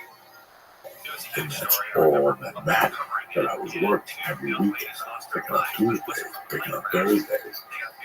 Is that part of it? Because, like I was saying, when I went with Simone, I made, and the guy gave me a bonus. But, because I drove, but I was supposed to make $375. I think they gave me $475, something like that. For like 4 days of work. But it really is so much fun. Like especially when you're on, like you're there for the weekend, you hang out with your buddies, you're working a couple hours at night, making people laugh. Like, is that why you go through so much shit? Because it's not like you're at a job, like, I'm at the cubicle. It's like, fuck it. One day it comes to you that society doesn't work for you. Society doesn't fit for you.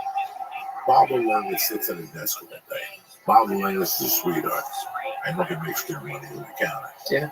But ask Bob if he'd like to get out of that job, have fun and goof around. But everybody has their priorities. He has a family. Your father pushes you into a direction. Your father's like, I want you to be a lawyer like me. And then you realize you're miserable. One day when you first discover comedy, all right, you discover it, okay, you watch it, but then you get involved with it, but then you take it to the extra level. Like, I was involved with it for 2 years, and it was fun. Like, my eyes were wide open, I didn't say much. And by the 3-year mark, I started understanding what was going on around me. I was getting used to the rejection, the lies, people, I'm going to book you, call that number. You start realizing that comedy is a lot like life. There's no big differences. There's people who are pieces of garbage. And there's people who are great people who open their hearts and their hands to you, give you whatever the hell you need while you're there. It's really real, And I've said it before, that commitment and confidence in the universe, as long as you're doing what you're supposed to be doing, you'll see it. I see it. I still see it. I still see it in little bits and pieces. As long as you know you're doing the job. Last night I was home. It was Monday night. Whatever it was. Yeah, Monday night. And my wife wasn't feeling well. She went to bed at 8 o'clock. I had an option. I could sit there and watch TV. I know you called about 11, but I was reading Vietnam stuff. I was getting plane tickets. I was sending itineraries. I wasn't sure what that sending meant. emails. I was, it's just so weird that the work ethic. I'm very proud of my work ethic. It's a shame my mom died. It's a shame that it's been 40 years and I missed her and her anniversary was the 8th. I was shocked. Very, very shocked. And the events that happened made me step up. Made me step up. Made me do things that I never thought I would do. I never thought I'd make. Back to your question. The third, fourth year. It really is a part. It really is fun. Once you establish that A, this is what you're going to do, B, you got yourself a little telemarketing job in the daytime, just covering your bills. Just covering your bills. You know why? Because that's all you want to do. You got 5 hours a day for something else. Those other 19 hours you're dedicated to comedy. You eat, sleep, and dream. Before you go to bed, you're surfing the clubs you want to play. You're writing your goals. You want, like I still remember the confusion I lived in when I was in Boulder in 95, from January 95 to June 95. When I knew I was fighting an uphill battle. I knew I was fighting an uphill battle, but then number two, I realized that I was in the middle of the battle. One point, you do realize you're in the middle of the battle. And I lost the battle, I made a decision that I'm trying to do the best I can. Listen, you know what? I tried to do the best I can. I made it on top of that. I lost the daughter, but I made it on top of that. Once the fourth and third year of comedy comes, you get rejected, but it's falling off the shows. Because you can get rejected now for 2 or 3 years. Now you know how it feels. The thing is, you're going out, you're picking up $25 at your computer, 2 drink tickets. And you're going to give the bartender a 10 and a drink for free the rest of the night. And you got your 3 buddies and your 2 little comedy girlfriends, and they're married, but they're out. This is, and in a year you'll see him. We got separated. He didn't like me hanging out at night. But guess what? People will get divorced. Yeah. They will get divorced together. Once you get that wrong, you'll lose people along the way constantly because they can't handle what you do or how you do it. Your lifestyle. Your lifestyle becomes different. You ever see Major Leagues? Yeah. I'll never forget this. One of the opening scenes of Major Leagues, Paul Brown looking at the players. Right. Call Tom Brown. Drops down, he kisses the phone. Like, there's 2 naked chicks next to him. I saw that movie before I started doing triple. And in my head, I equated that to a triple. That's what I was doing. There was not one night that I picked up 2 girls to go back to the room. But I equated that because I had done the research, I had spoken to the comics. The comics I had spoken to. Logan it's like, how many doctors and lawyers are for me? You have to think about how crazy you have to be. How crazy you have to be. I would love for them to publish. Like the census. Yeah. When they go looking for homeless people, when they see how many people live in the bushes, you get the exact population. You'll never get the exact population of comics because comedy's not like jiu-jitsu. You get people who do it for 3 months, for 9 months, you get people do it for a year. If you're in it for a year, you're going to stay in it for 5 or 6 years.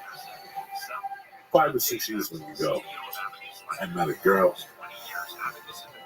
I never really liked the girls anyway.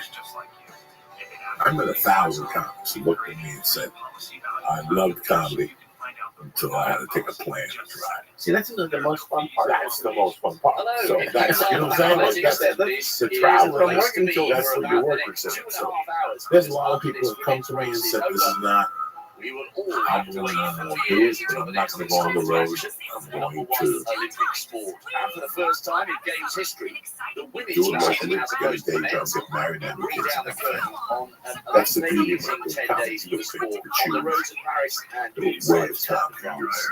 Yeah, it could be a hobby or 43 nations have won Some medals. people who this is not. Anymore. No, and again, On I a said day which again, marks this the was not 30th my anniversary of original the plan. event's inclusion. My Never original forget plan was LA that I was 84, going to come Joe down Benoit because I thought I would be storming good to victory in front of a home crowd. We have felonies and all the Gabriella other Anderson Sheese just taking 5 minutes 44 seconds to stagger I out just the want last lap to on the heat reiterate to you issues people and that earn the respect of the finally world happy. for finishing. Women's distance Jesus, running I've has come in convinced myself. leaps and Thanks to you bounds people and since thanks for the 84. feedback. I'll tell you what, we might have saved the emails best and to whatnot. last. I really This has have done everything. I Defending really champion did against go world through a record holder, minefield to become a against champion. world It really, champion, really, really against was the a second minefield. fastest You in know? history, And like I and one told of the you, most man, I was consistent being honest. performers There on was cross-country, nights when I told road, you, and track.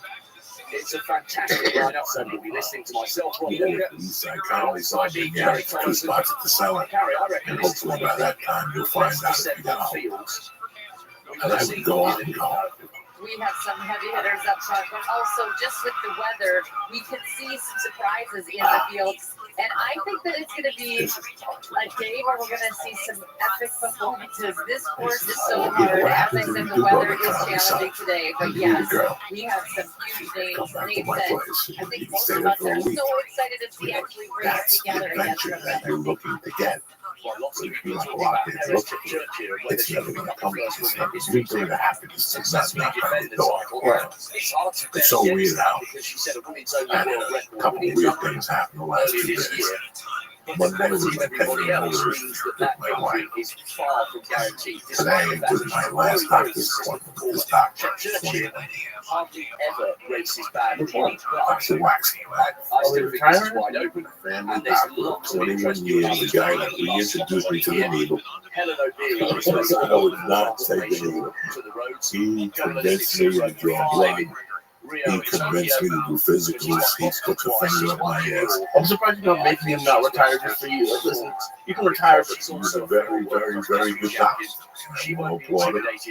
He told me to stay friends with him on Facebook. I gave him a hug. I brought him a gift. For sure. And here we are getting a taste of that course, He which you reminded said me of the is time I gave him a brutal cookie. and I savage. mentioned it was a TNC cookie. No, you didn't. Yes, I did. He put it in his freezer. It was the 8 like a day later.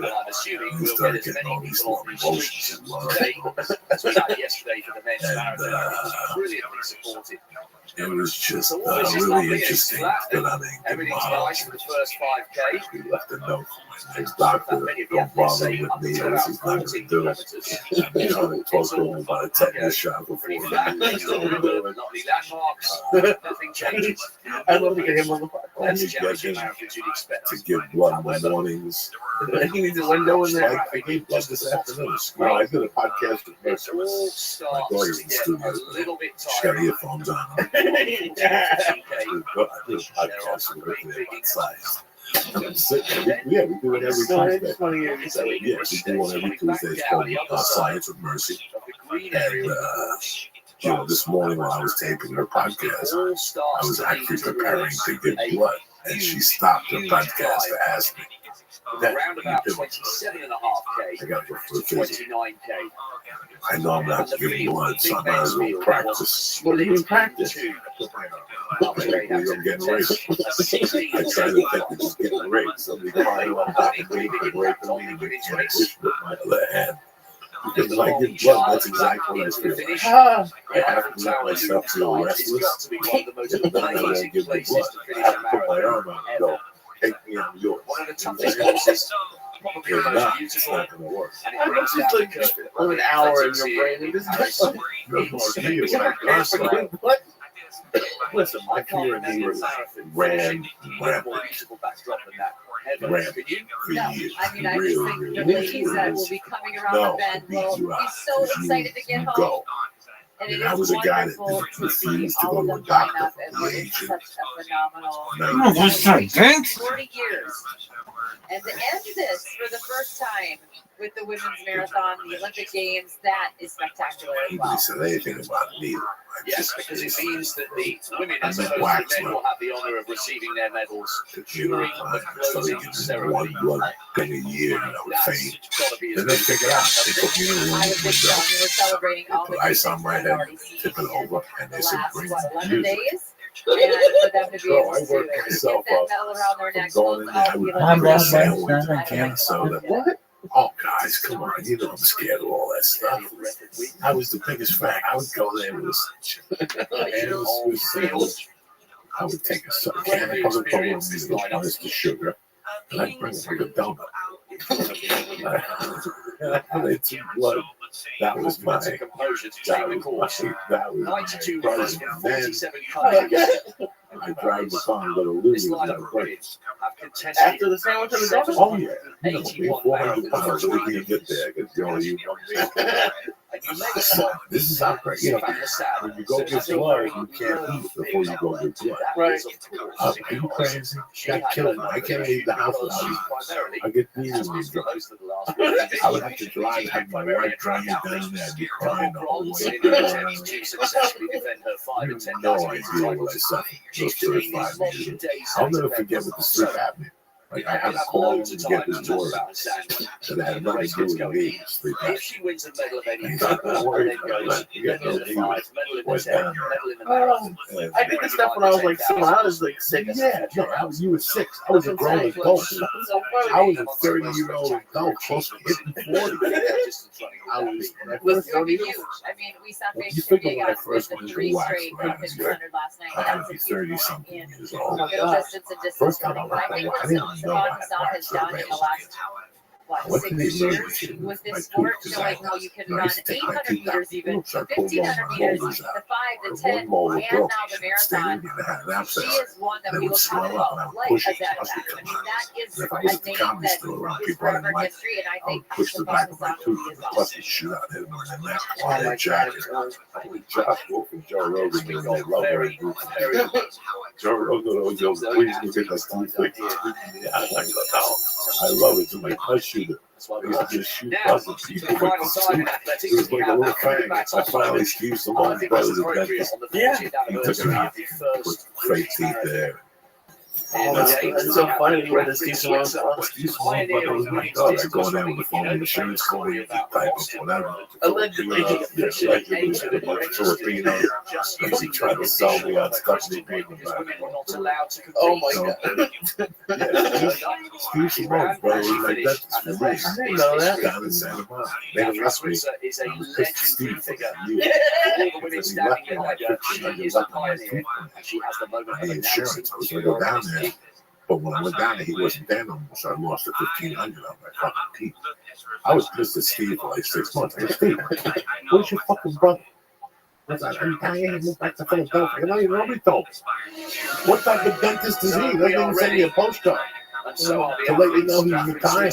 I'm surprised you didn't go to Philly and get him. Oh, I was furious. I just recently started telling Steve about his brother. How the dentist is doing. Because this tooth is worth it. Stayed there solid. It's got a lifetime guarantee. So you people don't care about lifetime guarantees. As far as the anniversary was concerned, Monday, I knew that it was our 10th anniversary. And Melanie Roland run well. She was 6th in Seville with 2:24. She's a national record holder. Teres Chipchurch bidding to become the first woman in history to successfully defend this title. She's got a great chance, but she's up against a great field. Tickets to Safer is a former 800-meter runner in the Olympics. not that I Had forgot issues his with her anniversary, Achilles just started and crying. switched to the roads. The rest is history. 2:11:53 in Berlin. Even today, Laura Salpeter if you knew anything is about so me, I was the consistent. type of guy who Wheels put it came out off there. when she was in a bid for bronze 3 years ago in No. Tokyo. She ended up I hung finishing out with Dr. 66. Wax. She's got a great chance of getting on the podium. 5,000 doctors ain't come over here. Come to Chicago, dog. Every time he goes to Chicago, he brings back heat.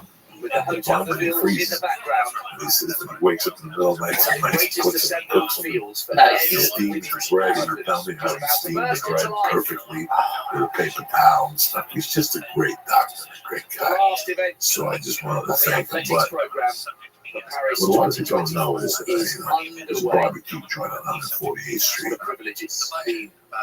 Here in the French capital, the energy of the performances, I don't know anything about it. the noise in the stadium, and I didn't know anything about the ribs. I know about Chinese ribs. experience on the My mom road. always got spare ribs, but I didn't know what barbecue really was. I must have been 5 or 6. I would go in there every day. Whenever I went to my godmother's house on 148, the barbecue joint, which is a small little place. And their specialty is barbecue beef sandwiches, 2 pieces of Wonder Bread. It was just 2024 are delicious. embracing every element of being the host And God knows I was eating cat fingernails. It was the 70s. They just gave you the best of what they got. You know. But the guy was an African American guy. I just like him. In fact, he used to let us help him work, you know, which was nice. Like I told you yesterday, those streets in New York, you see those things that go down in the business. He would let them carry stuff and trade for food and stuff. But he used to always say an expression, and I never knew what he was saying. It was wrong. Whether it's hot, whether it Till rains, the wheels fall off. whether it I mean, starts till to the wheels get fall busy, off. we're in He for go business. out. We are. You know, I Wheels think it fall looks off. like the humidity is down One just a day, little what bit does from that yesterday, mean? which it would be Wheels really fall nice off. for these women. It means you're But all right in, away, baby. oh my gosh, You're all look in. at the nerves, the You're all in. excitement. You see the You way know, you going guys through hang your out together. rituals, all parents You guys are here, gonna you hang know, out until the it's wheels so fall off. much in this sport, It became like a but state we of mind for still me. obviously Till the so wheels very fall off, nervous. And means as that I the got defending you. champion, I got you. you gotta know I'm that saying, she like, this has is it. a We're lot friends for life. weighing on her shoulders. I got you. 20 Puerto Ricans show up. I gotta fight them with you back to back. You have to do the same for me. Don't think that this is a one-way fucking street. Right away, And everybody sometimes it is. looks like we are You gonna have a stop tough day for the living U.S. with women. people like You that. know, But it's she's clearly really not in weird her that that's perfect what's game there. She is engraved inside She our is lives. limping, and we've heard that she's Till had the some wheels issues fall off. So, leading up to this you race, know, when but she good was and health, whatever our that's Olympic good. trials wheels champion fall in off the is something U.S. that we live by. She went It's 2:22, already set the Thanksgiving. Olympic trials Listen, debut. it's Lots already of people were Thanksgiving. hoping for a And something great else is happening. performance The by her, year's but the coming to body an end. doesn't always It's work the way you officially want it to. over. So You just might giving get her a a lot quick of shout out. maybe. If all Yes, the it's years obviously go going to by, take but besides that, a long time you to know, get you round. might pluck a That's job, but right now everything dies. People after December 7th, the 8th, everybody's talking about Jingle Yes, so Jingle Balls, and we'll Christmas be here is until the really very good. end. And yes, it I'm might well already take talking about 21. the American I'm a already long, thinking long about time gold. to get round. You could tell she was limping as soon as you looked at her. But This book, I would have you done know, as exactly much the as I same had I read, ever I been get an this Olympic. book on the shelf. Now, This was your only chance to I compete can in do the so Olympics, many and you things. worked I for think years you and and I years to talk get the about the qualifying podcast. time. Unless you Maybe knew it was take a going music to off put so you we in a can put it position on where Spotify. you You were know, going it's to be in November. agony for the rest of And your I'm life. already looking at 2020. You would run Listen, that this year's race. over. Well, it is a very Whatever tough happened, call, happened. and It was a we've seen good it year, time and bad time year. again You in look the good. game You made where it. You're we here. are just hanging on by a Now thread, we have to trying to see get how to we're the going to start get line. better. And yeah, I don't know I'm going to get what I better would in do in that 2020. We're situation, going to be a but little bit better than what he is giving a now lot in of love to 2020. Tiana O'Keefe. I know she struggled to get My here. daughters will be a little bit better than what she is. And I'm counting on the church fans to all strive Just to be going through better. that first kilometer, getting the nerves out, just shaking Little things Joe, out. it's easy for you. You know, this is where sometimes It's you're easy. thinking about all the aches and pains that you might Zero have, and to we have a zero. long ways to go, Zero and to some of zero. those things, I you just know, want to end up take 2 baby being steps, things just one that foot can at a make a time. big Get difference in things a race, going. but also they will Whenever you shake go out like here, this, and the be a race will DJ. get underway, and You we are will see some a fireworks, fighter. no doubt. Switch your careers.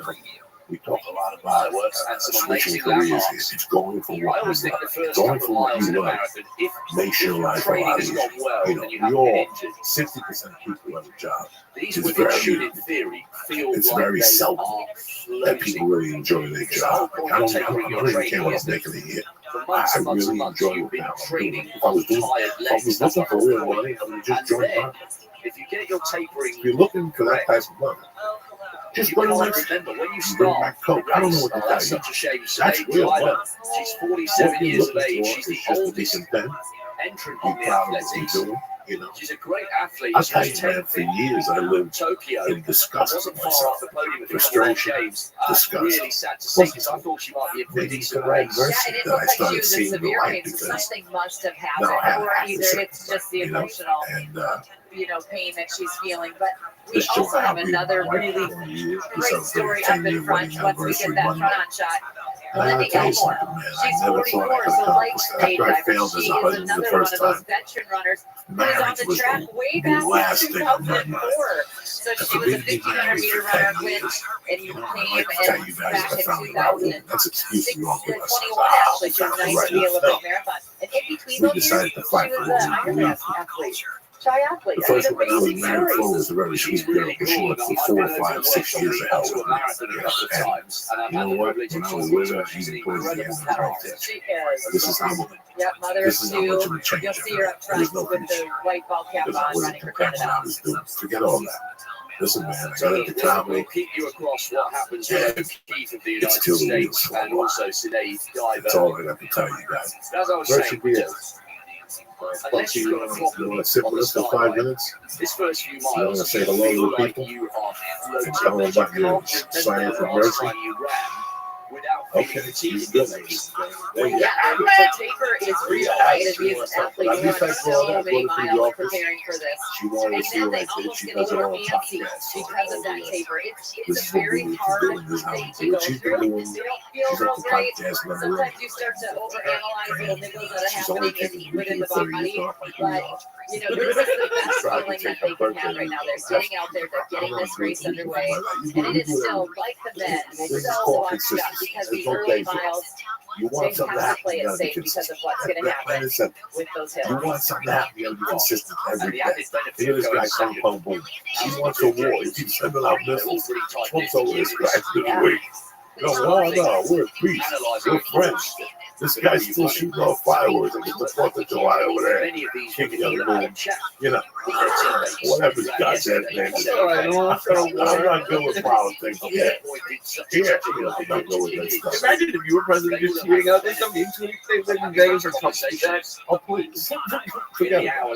Listen, I give it to you how it is. But anyway, I'm like, For sure. I mean, you think if of you're all the traveling, be athletes safe that this had weekend. Remember, the men, even Thanksgiving, Tola, this is a the gentleman that won a the entire race, has teammates running right Thanksgiving is here. So tomorrow. if Please their enjoy coach your family is and all out that stuff. But fuck that. scoping and figuring out Thanksgiving is how to every get through this Because course when you're months in pissing in advance. the morning But when then you when wake you up, have a teammate go and win if the you're whole not saying, thing, God, you thank know you that for there is giving a me lot another of day, man. insight that was given to these athletes that are racing for You're Ethiopia fucking today. missing the boat. I give that. I'm one of the most grateful people As if to there emphasize is. that, I'm grateful for my Professor shoelaces. Gilletta, who I'm was with grateful for the weed I his smoke. I'm brother-in-law, grateful for everything. Because I one of the knew there was a time Ethiopians today, when I was goes to a homeless as lady. hell. So I'm sure I they had had an nothing in-law but 5 conversation years somewhere around in the the rest United of States this yesterday.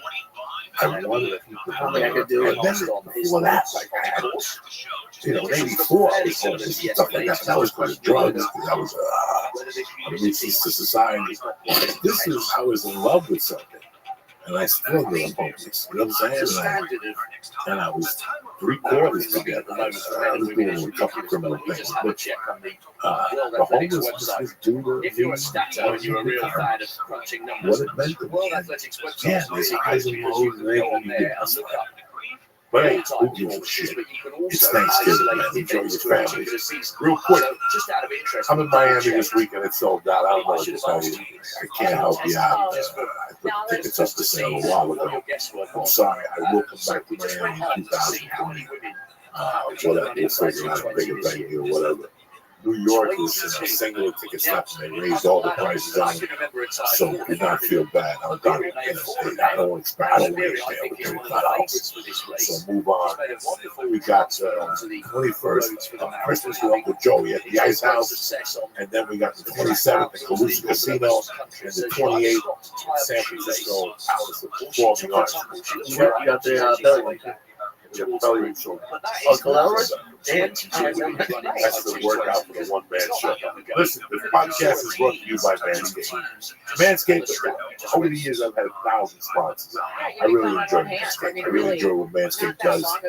I like the bag. I like all of it. in this time, Everything they got. They used to have in era, a Manscaped distance running. lawnmower called at one You point. know, some And they 222 upgraded it is really, with I skin think, safe where everybody technology sees for the you top momos. The fact that means And it even won't now, nick the or woman that's the snag your fastest nutsack. anybody has ever Plus, run, it's perfect to travel 26.22, for. is in this I race take it with today. me, and it's easy to charge. You put it right And against the her wall. teammate You can was manscape Tamara wherever you Tola, go. the man I who do won it one-handed yesterday. while I'm on That's the who phone you're with Lee, talking talking about life. So, Manscaped will have her 53 landing on your little Rob. Plymouth That's Rock on your 212 truck. if you didn't know. Anyway, if this is the first time you consider Manscaped, pick out the deal for you. I got the deal for you. You ready? Grab a pen. It's called the perfect package because it comes with a lawnmower 2.0 and a safety razor plus. Plus, it comes with a thing called the crop preserver, especially formulated deodorant so your balls don't stink. And trust me, they smell worse than Mayflower. And the Reviver, it's a spritz that tones and refreshes your junk to keep it on. If I show you my balls right now, they look like they're 90. If I spray them with the spritz 10 minutes later, it's like putting eyeshadow on. Let's say I'm 22, it tightens stuff up. And with the perfect package, your pouch will be powdered and your pole will be perfect. What are you waiting for? Grab a pen. Go to manscaped.com, press in code CHURCH. And if you order the perfect package, they're going to throw in a free travel bag for you that you're going to love. They got a zipper and you can put you things in there. Who's better than you? You know what I'm saying? You near this Uncle Joey. Rank off. Anyway, go to manscaped.com right now. Use promo code CHURCH and get 20% off your first order. If you order the perfect package, they'll throw in the free travel bag gratis. Just use promo code CHURCH. That's Manscaped. Also, the church is brought to you by one of my personal favorites. We've been with them for years. You know, some people say, hey, is there a warranty on this product? Listen, a bidet, a portable bidet, you can install yourself in less than 10 seconds and change your whole life. Joey, how's a bidet going to change your whole life? You have a Chinese girl speak asshole. It's tremendous. Now, eliminating Chinese girls, they cost too much money. Just take it. It's a lot of upkeep. Just think of having somebody just spit your asshole And then for an those are hour one like thing, that. Rob, but also That's this what humidity a and the bidet heat that does. we It's beautiful. that It's we done at experience. $79. It You doesn't spray seem, your ass right with now fresh when you water, look at the not temperature, toilet it water. doesn't Fishy seem that connects warm, but the to the sun water is very supply warm behind over your here. toilet to spray And your it little is dirty thick over wash here. So a clean lot of the athletes have with been fresh training at water. heat The same water intensity. you put They've been in putting on your extra deep layers. wet. I was Wet speaking with wipes David are working Ritzmeyer, who toilet is Helen paper. O'Beary's They're coach. terrible He for said your they climate. got They in cause cigarettes anal at fissures. altitude, but they You don't can want no layer it anal up fissures. Listen, because they were trying to make sure she fishy stays warm. colors, And $79. then Got the different month colors, before that, different they were in styles. Italy training Fishy's in the heat latest and ready product, to prepare the for this. fishy So, element, yes, I helps think you they're get taking it everything out. easy in the Now, initial you say to stages me, of Joey, the what I race to want to make use sure that fishy. they You know can why? try to get that Because negative it sprays split. But directly at the nice, same time, clean their water body temperature into is your going ass to and rise. remove the They poop are going to completely. feel the humidity. So you want to So send out that too is going bacteria to cause havoc, that not leads just to the pores. hemorrhoids, yeast So they have infection, more UTI. than one And reason the to worst thing try to ever, relax itchy the ass. first You half. have an itchy ass in the middle of the day, you got to figure out how to scratch your asshole. And then you're scared that if you scratch, it smells too bad. You left over like, you're going to let tequila ass and you're sitting there, your ass is on fire for no reason.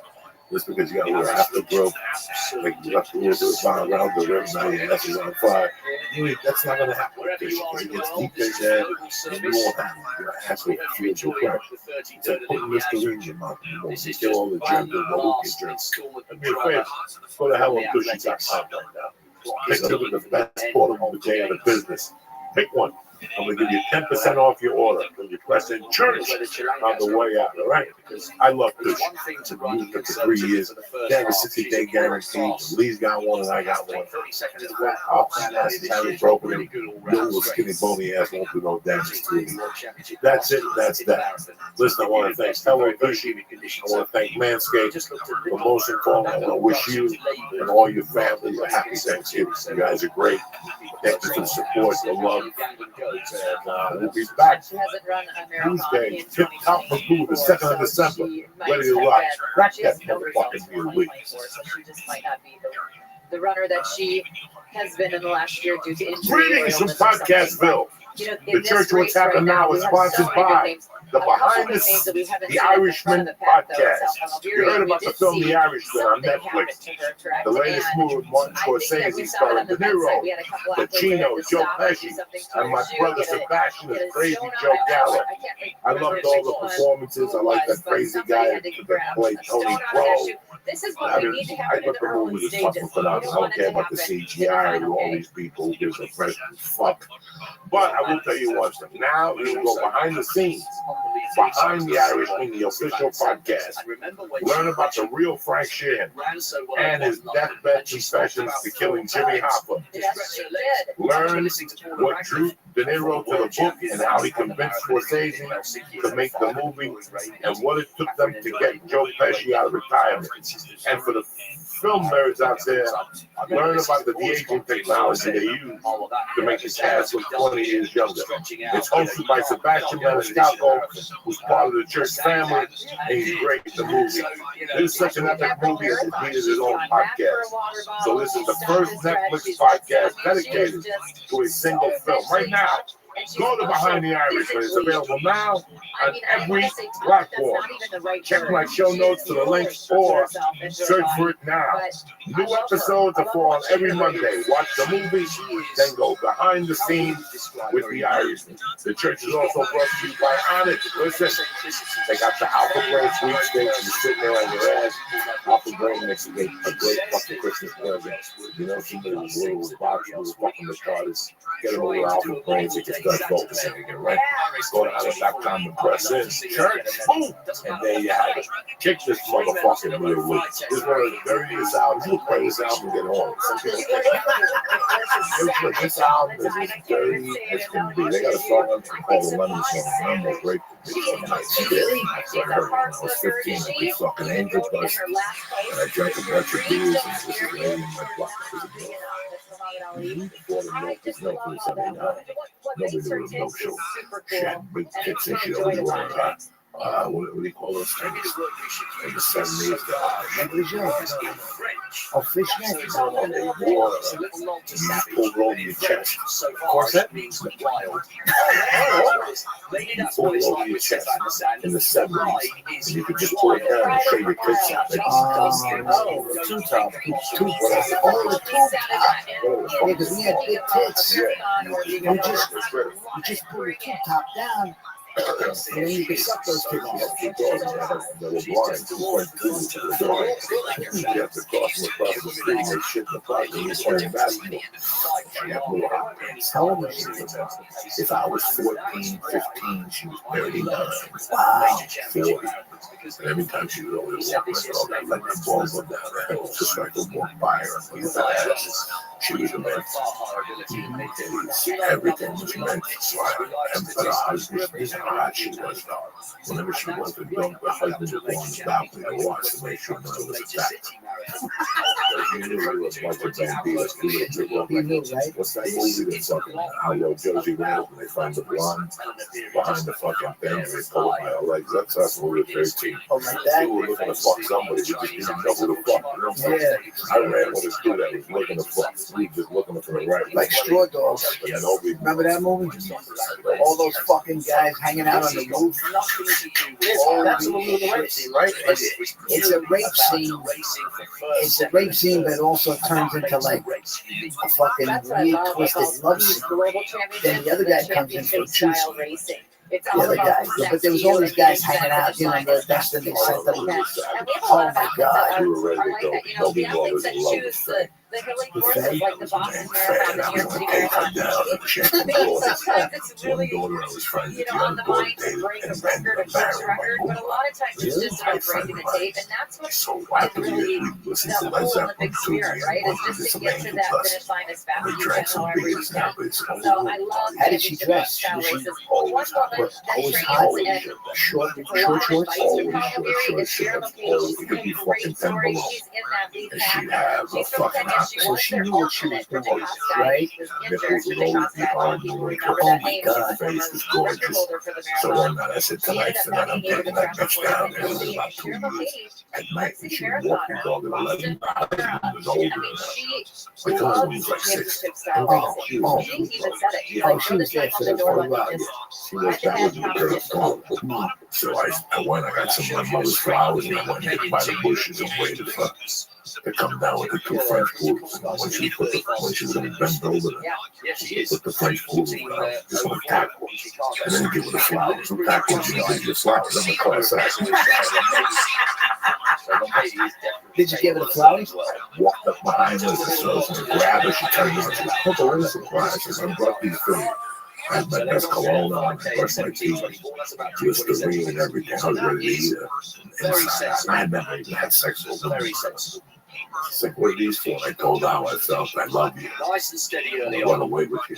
Told her that? Oh, everything. I told her everything I needed to tell. I had tears in my eyes. I got emotional. She goes, it's so sweet. And then can I kiss you? And she told me that if she ever gets divorced, that she considered right in the middle of the screen right now. she just talked it up such a dick. You're 15, 14. And then I go, can I kiss you? She goes, absolutely. And I kissed her on the cheek. And when I looked at her, I just started staring at her pussy. She goes, what's the problem? She just makes it look I so just started easy. She getting red. loves it. You know, you're I love her 14, story. you She's get the around oldest of up, four red, girls red, in her she gets family, mad. and she just is so Just wanna touch happy your guy. and lovely. She's married to the great Edward Cheserek, who That's like the is bottom such a of the phenomenal guy. runner. They spend most of the time in Kenya, but also train in Flagstaff in the U.S. Came out there. I I went think home she with could be, Stevens. I won't even call her a My dark horse Stevens because she's got not. all limbed But up like he because was she a had half a this, retard. you know, kind of last 3 weeks where it was a quick turnaround and she's all of a sudden on the Olympic team. I think she's one that we need to mention and make sure that we keep her in mind, much like Bobby Derek went for Tola. breakfast Loves and her got best. paid. Was a very late replacement. He was one of my money was up Absolutely his mouth. stormed to the It title. was 1979. I was a young kid. I was in love with Frank. So Helen Because you O'Leary don't is play in the with front. Harris Churchill on the left. He's married to the daughter. Oh my God. She looked at me. Big crowds You know again. what? She walked up Just saw James to T. actually, the former world we giggled and that was it. And about 2 weeks later, I got a call on after that. That's Bobby. I answered the phone. Like, what's up, Bobby? He goes, hold on a second. What's the phone?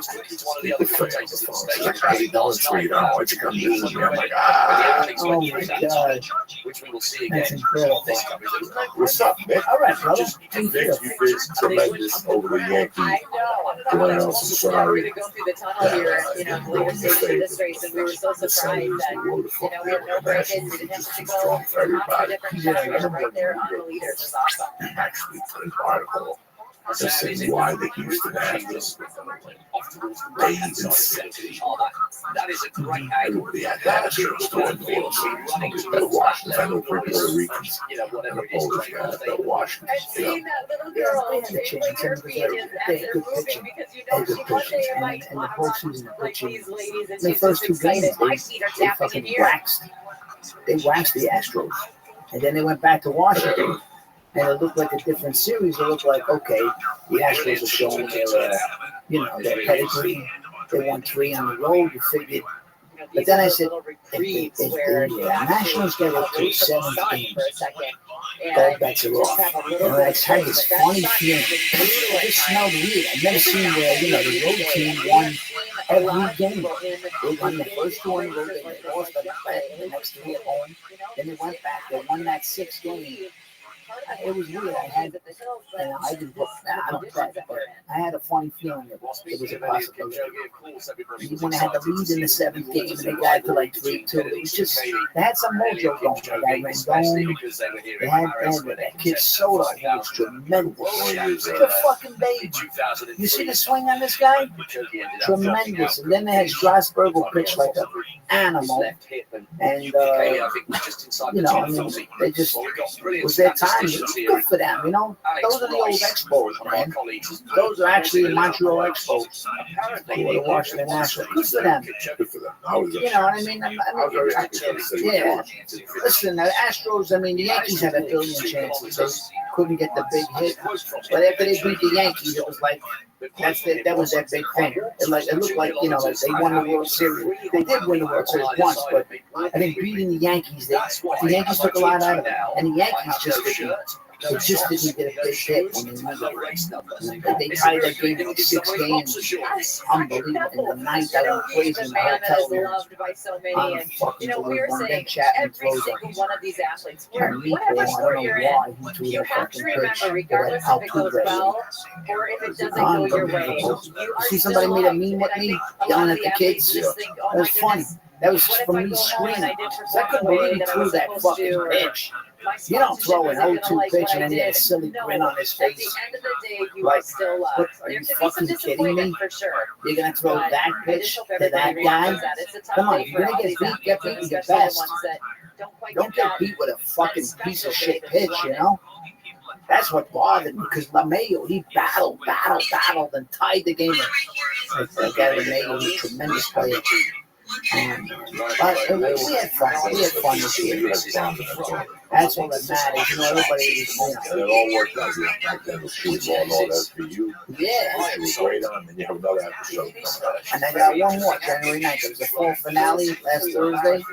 And then January 9th will be the second, the finale to that, the beginning of the next season. Good show. 21 years, and what a run they got, man.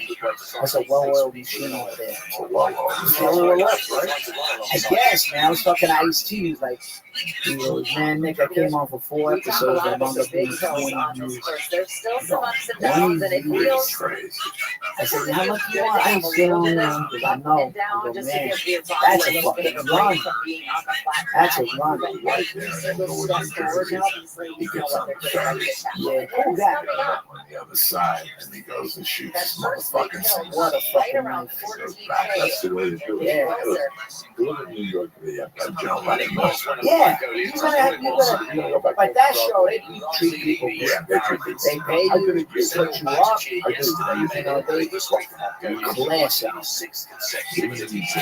Yeah, I did 2 scenes in Marishka. Marishka's very good. One scene with Ice Cube and that's to the Morton Bell, Richard Bell. Oh my God, don't get me.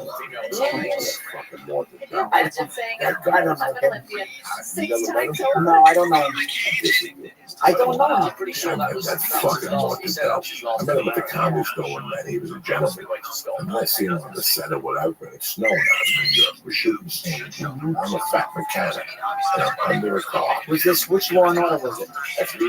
Oh, I so see. many people lining the That was an Ice Cube was supposed to Yeah. pull me out and go, what did you do? Uh-huh. You know, I kept doing it, but the thing kept getting stuck on the ice. Yeah. So here I see those who feed his early store, he introduces. He watches my set, my body, funny, great. And all of a sudden, I walk home on the second hour, I remember what we met. desperately close to their first relay medal. So I'd be like that. 1800 to the second. What do you look at you like that? It's like I was fucking yeah, I know what time it is. And then they try to pull me out, but they kept getting stuck on ice cube. Finally, Fucking help but us. one of my favorite things is to To see you? Yeah. all of I'm the trying to get different to nations the don't in fucking the try, stadium fucking do it. I go, singing well, songs started together and doing like the nuts, whole and event. ice cube It has got been one between big us. party, and it But is they got him out of the so scene because I loud said, you know, in this there guy. that you and I were saying our ears were Right. This guy's were pretty ringing. They have CPO. been I don't give a ringing. fuck about this Yeah, job. it's the- I'll punch in I'm the gonna fucking take mouth. that. He doesn't know who he's doing. Right, the Yeah. fucking acne It skin has been and really the fucking Was he a comedian? Yeah, but he's horrible. He's garbage. He was fucking terrible too. My ears have been He ringing made for a living close to off an of hour. being It's a like bad you've been fucking at comic, a that club dude with and attitude. dancing. He got a bad We've been attitude, dancing. that Let's big, face but it, Nick, I we've never been dancing. forgot it. When I looked at him afterwards, you don't go down, That's what we I'll intend. smack that fucking acne off It's your one of face. Mongolians, Oh, and funny enough, I did like the cunt that he is. Galbraith, he's 10 years later, so he threw a phone and somebody at Apple. I'm So what dead. you said to him, Wow, he told me he did.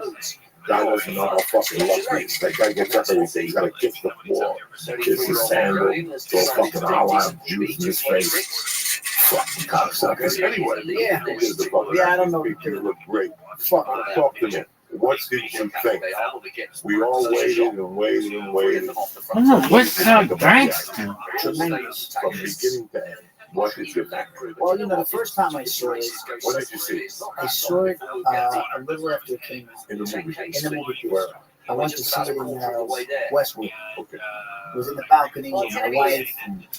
This is what's up, drinks? The first time you watch something, you know, so excited and anticipating seeing all these giants.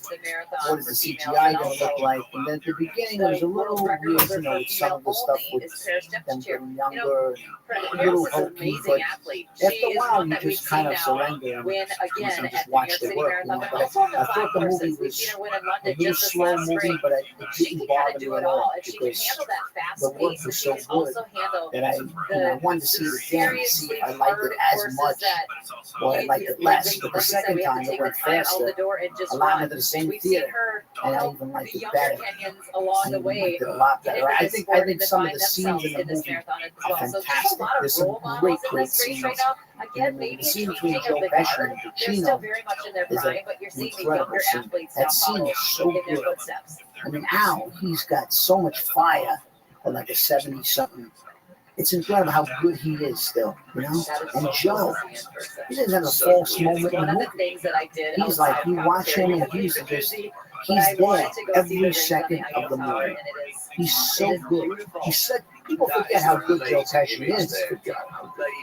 Go back and watch Raging Bull, and you watch. No, I'm just saying.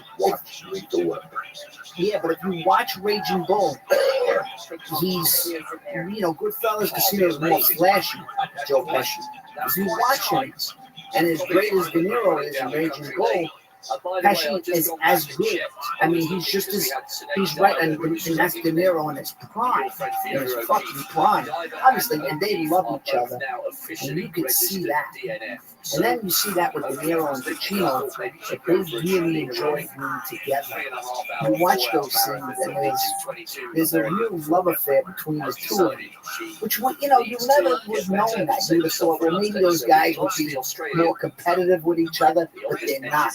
They're not at all. They complement each other. I love the scene when he goes, you can't talk to me like that. You call me a motherfucker. He goes, no, not you. It doesn't apply to you. It wasn't you. He goes, but I was standing right there. He goes, no, I would never say that to you. It was so sweet, Come on, come back in. Come on, Frank. That was really, really a terrific moment. There's so many great moments in the movie. I mean, you have to overlook. I mean, in the perfect world, they should have made this movie 15 years ago. They really should have made the movie when they were younger. But it doesn't, there are some people that I'm not crazy about it. There are some people that I've heard, they thought, well, it's the same old thing. I didn't believe some of the CGI. There was a couple of things. I think the voiceover I could have done with a little less voiceover.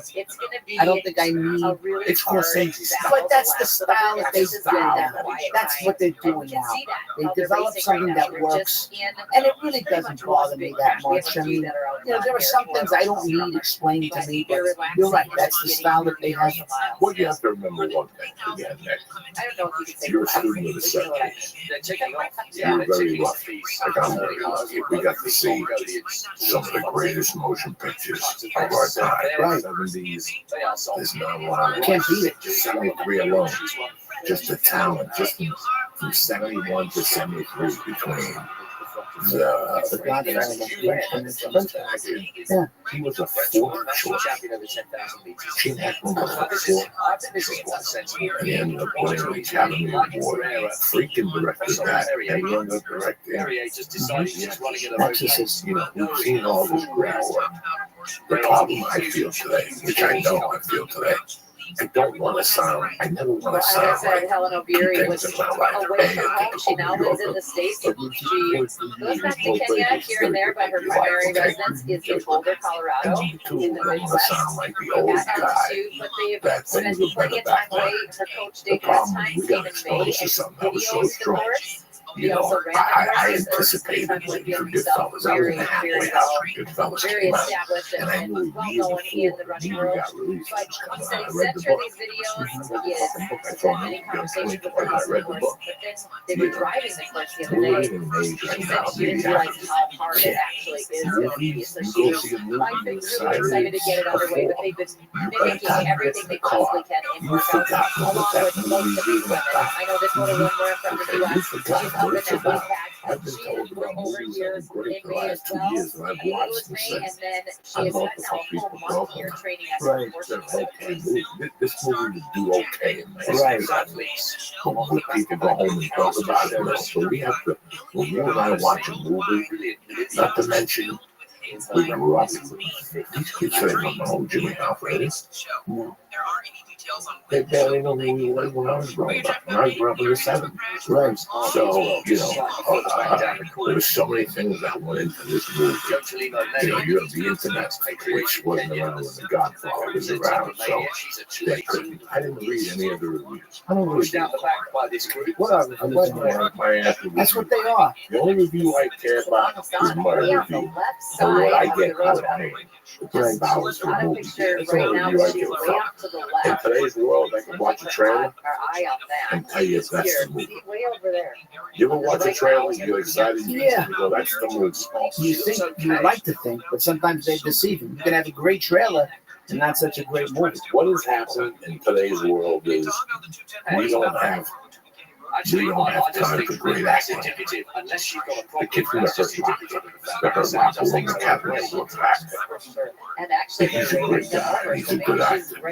But 20 years ago, they wouldn't let him in the fucking door. The Hurt Locker is a great actor. Yeah. What are you talking about? Right now? He's an Academy Award actor. Not by any means. These guys are 2 or 3. These guys, they're not of that caliber. We got Lawrence Fishburne. We got Denzel. We got the fucking Mormon, the Scientologist Cruz who does. He's worth every dollar they get. He's a movie star. I watch every movie. Yeah, and he's entertaining. We got my man Pitt. We got Leonardo DiCaprio. Those guys not watch the movie. Those guys they're terrific in the movie. To watch that shit. And nobody's gonna put Bruce Lee down to make a movie, so I even refused to watch it on JetBlue this week. That was a featured movie. I watched The Irishman. I don't watch that shit. Have you seen The Irishman on the big screen? No. You should. You should see it on the I know I should see it. I'll go watch it. Because it deserves a look on the big screen. I watched it 3 times. I watched it 3 times. I watched it the night it came out till 2 in the morning. I don't fuck around. I give respect was deserved. Okay? I watched it till 2 in the morning. I fell asleep. I just said I was tired. I'm on the pain pills and muscle like for my legs. And then I watched it on the plane on the way to Miami that night. Fort Lauderdale. And then I watched it in the hotel over the weekend. Because I really wanted to watch it from a different perspective. I was going to be up. I'm on the East Coast time. When I'm on the road, I'm on the East Coast time. So I'm not going to go to bed till 3 anyway. Yeah, it's a treat to see these guys. It's a treat to see how good they are. And even like De Niro's character, you don't always appreciate. He kind of like takes a little bit of a back seat to Joe now a little bit, but yet as the more you watch him, the more you can appreciate all the little subtleties, the nuances that Bob does, because he just grows on you. De Niro comes on like he's not as Al's a little more. They're easy to have on, right? He's bigger. He's bigger. He's more grand. Joe, but Bob is like, sort of Bob is in the, he has a part that's almost, because he's playing a couple of different, sides in the movie. So, but he's really good too. Joe actually stole my heart in this movie. Joe? The last time he acted, this kid was at the end of Bronx Tale. He played the same character as the end of Bronx Tale. The end of Bronx Tale, when he goes into, he only has one scene. Yeah. Bronx Tale. At the end of Bronx Tale, it shows his real side. Right. In this movie, it showed that he was good. I don't care about CGI. I don't care. No, he's great. He's really great. The kid that you mentioned, I thought I watched that you mentioned. That kid Stephen Graham is tremendous. He's tremendous. His face, he's a bona fide, really good actor. No. Really good. Let's get this. The 2 scenes you have with Al? Yeah. Wow. They're easy Those to are have great on, scenes. right? I mean, sometimes putting things around your neck or having. His office doesn't mean city. Yeah, that's New Jersey, so when I was a kid, Tony Pro? The real Tony Pro. Oh, he did. that's why they always said that he was buried at the Meadowlands. That's why they always said he was buried at the Meadowlands. Because Tony Pro had an office in Union City, but he also ran out of Bayonne. Whenever you go to White Mountain Burger, there's a picture of Tony Pro. They're So, easy to have on, right? I mean, that's sometimes why you they put always things around thought your he neck was or having. buried in China. That was where I wanted to watch the movie for, to see where this motherfucker lives. Did you read the original I Paint Houses or no? I'm reading it now. That's the book. They named it, The Irishman, but it's actually called You know, I paint houses. I never read that. No, I'm reading it now. I mean, it's pretty much the guy's interviewing the guy and he's telling him all these stories. And, you know, I've heard different things. Some people saying they feel like some of it is accurate, some of it might not be. But, you know, listen, they told a story from the book, from this guy's perspective. You believe it or you don't. It's up to you. You know, I mean, for me, I try to believe the movie. Is the movie believable? And seeing what the guy spent his life around these guys, it is somewhat believable. It is. I mean, I don't know if he killed Joe Gallo, or Joe Gallo was killed. I remember, because I was obsessed with Crazy Joe. I wanted to make like a mini-series out of him. There was a wild movie in the 70s, but you can't even find it. It wasn't a great movie. What was it? It was called Crazy Joe. But it was Dino De Laurentiis used to make these like cheap mafia movies. And he made a movie, and the guy's a great actor, but he was kind of too big to play Joey Gallo. It was Peter Boyle. But if you remember Channel 9, $1 Million Movie, they used to play these movies. He made the movie Joe, which was that crazy guy who murdered him. And then he made Crazy Joe. But Joe was a really good movie, disturbing. And if you remember Joe, they shot all the hippies in that movie. And the guy was looking for his daughter, Susan Sarandon. Have you ever seen Joe? No. What's Joe? Well, Joe is like a guy who's like a Archie Bunker guy. He hates hippies, he hates this, he hates that. Then he meets this businessman, and he's looking for his daughter, and she's a drug addict. He's like, you know, we should go find her. We should go find her. We should shoot all these fucking hippies, all these, you know, love child people. And the businessman likes this guy. He drinks beer. He lives in the, you know, he's like one of these like piece of Americana, blue collar, crazy guy with all these nutty ideas. But he actually gets the guy revved up. He's like a businessman. They got shotguns. I don't want to give it away, you know. And then he goes out, and then they like start shooting up like all these druggies. Not the Crazy Joe movie. No, Crazy Joe was about Crazy Joe Gallo. And that was made by Dino De Laurentiis. Yeah, it wasn't in the 70s, probably early 70s or late 60s. Now, wasn't the gang that didn't shoot straight about Joe Gallo? The gang that couldn't shoot straight, yeah, was supposedly based on, some of those guys. Yeah, I think it was based on, Jimmy Breslin wrote it. And Jimmy Breslin was the great columnist of New York City, him and Pete Hamill. But that was a book that he wrote. And actually, De Niro plays it goofy. I've never seen the movie. I remember. You can find it. But I know that our boy from Jerry Orbach's in it. Now, Joey Gallo was hanging out with Jerry Orbach. Right. Joe Gallo started hanging out with all these movie stars. He started hanging out with artists. He thought of himself as an artist too. He was a really psychopathic guy. And then he was running around with, you know, all kinds of people. He got out of jail, and he was, you know, he went against all these guys. You know, apparently he did the barbershop murders, Anastasia, when those guys got blown away. It was Gallo and his brothers. And they sent the black guy to shoot, what's his name? Yeah, they sent the black guy, right. The guy with mental health issues, they can never trace him back to Joe. Yeah. But it's so funny when, like, who would have the audacity to shoot something like that? And by myself, I go, Sebastian. And all of a sudden, Sebastian walks in the room, and I start laughing. That's a crazy role. I don't know if he knows how crazy that guy was. A really psychopathic guy. You look at him, you look at his eyes, you could see how like nutty he was. But the interesting thing was that he thought he was like. He thought he was more of a. He used to paint. I don't know. He had some girlfriend that was like one of these like, you know, artistic girls. So he was running with that whole crowd. But then, you know, he stepped on too many toes. I mean, once you shoot somebody, the boss of the family in the head. Yeah. And they knew exactly who the fuck it was. They sent, like I said, I remember reading up about it. The black guy had mental health issues. He wasn't, they couldn't trace him back to Joe at all. Right. But when Joe went to prison, he hung out with the brothers in prison. So they kind of had an idea, you know. I don't even know if it went down the way it went down the movie. I don't know.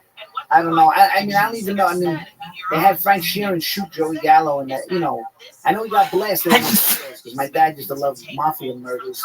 He was always like, he got blasted when he was eating spaghetti.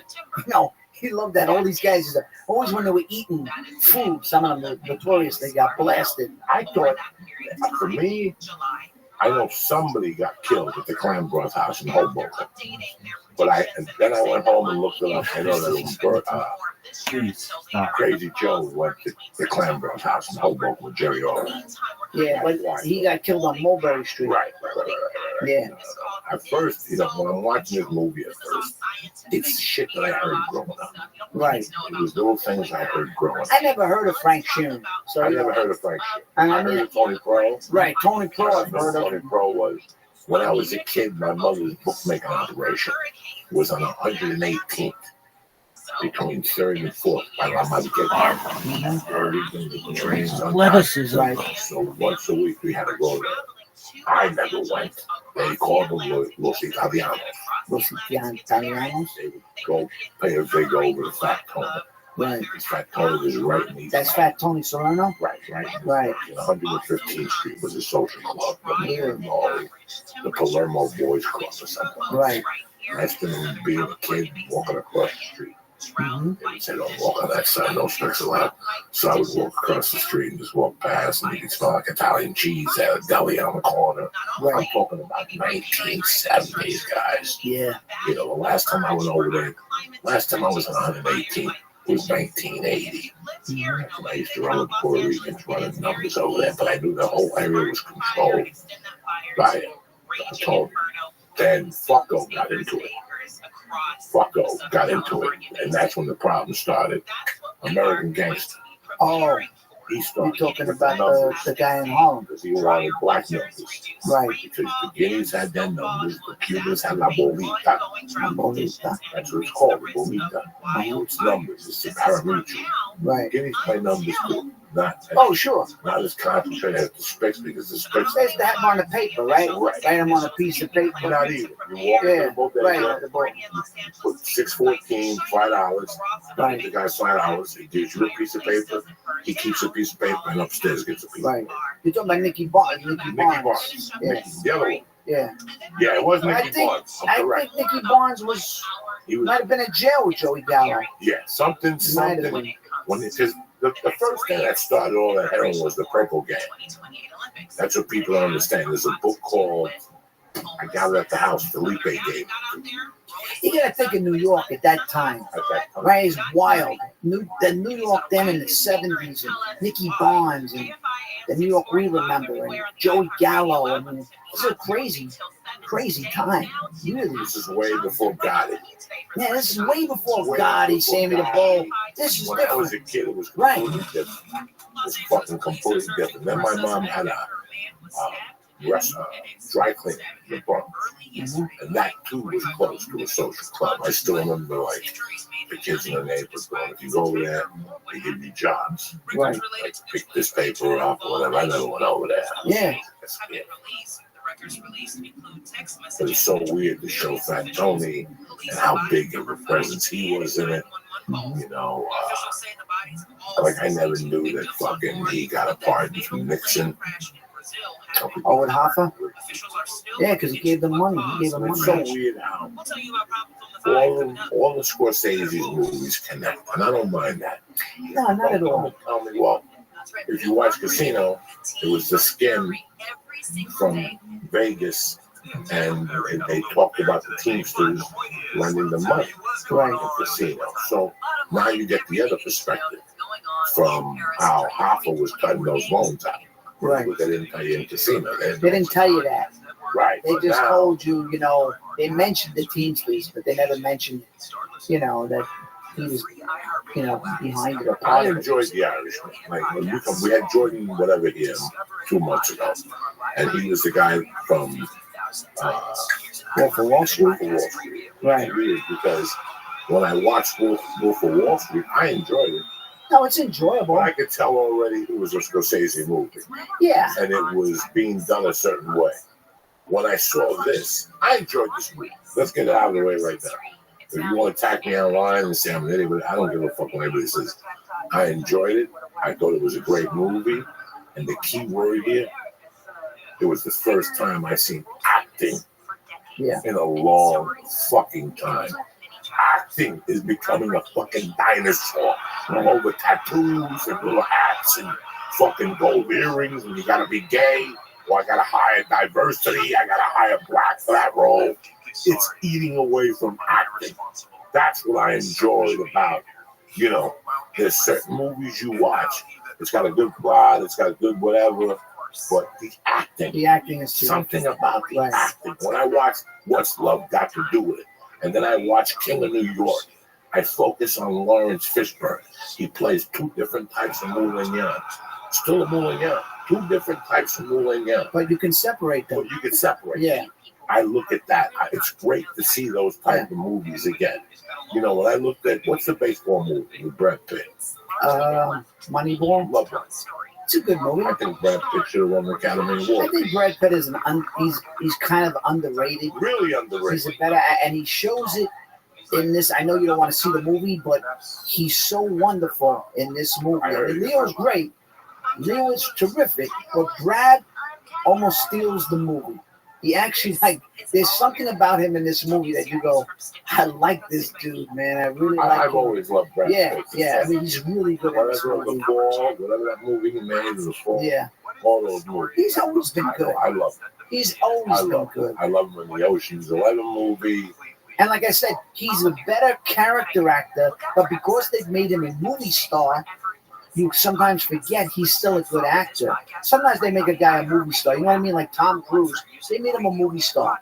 But Tom Cruise is a good actor. He's not just a movie. There are some movie stars that can't act. He can actually act.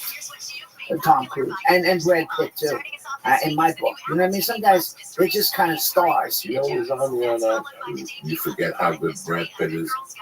The movie when he played the NRA. With Harrison Ford was a cop in New York, and he got in trouble while they were shooting at Brad Pitt in trouble for smoking fucking pot on the set. He kept smoking reefer. I don't know if I know that. They shot that. What's the name? Brad Pitt and Harrison Ford. He comes from the NRA to come over here to give messages to people. And he comes over here to give messages to people. And he stays with Harrison Ford as an NYPD blue cop. Right. And then the movie unfolds. I watched the first 20 minutes. It started at midnight. But I was like, wow, look at this. This is the Double Zone? Yes. Okay. The Double Zone. I don't know that one.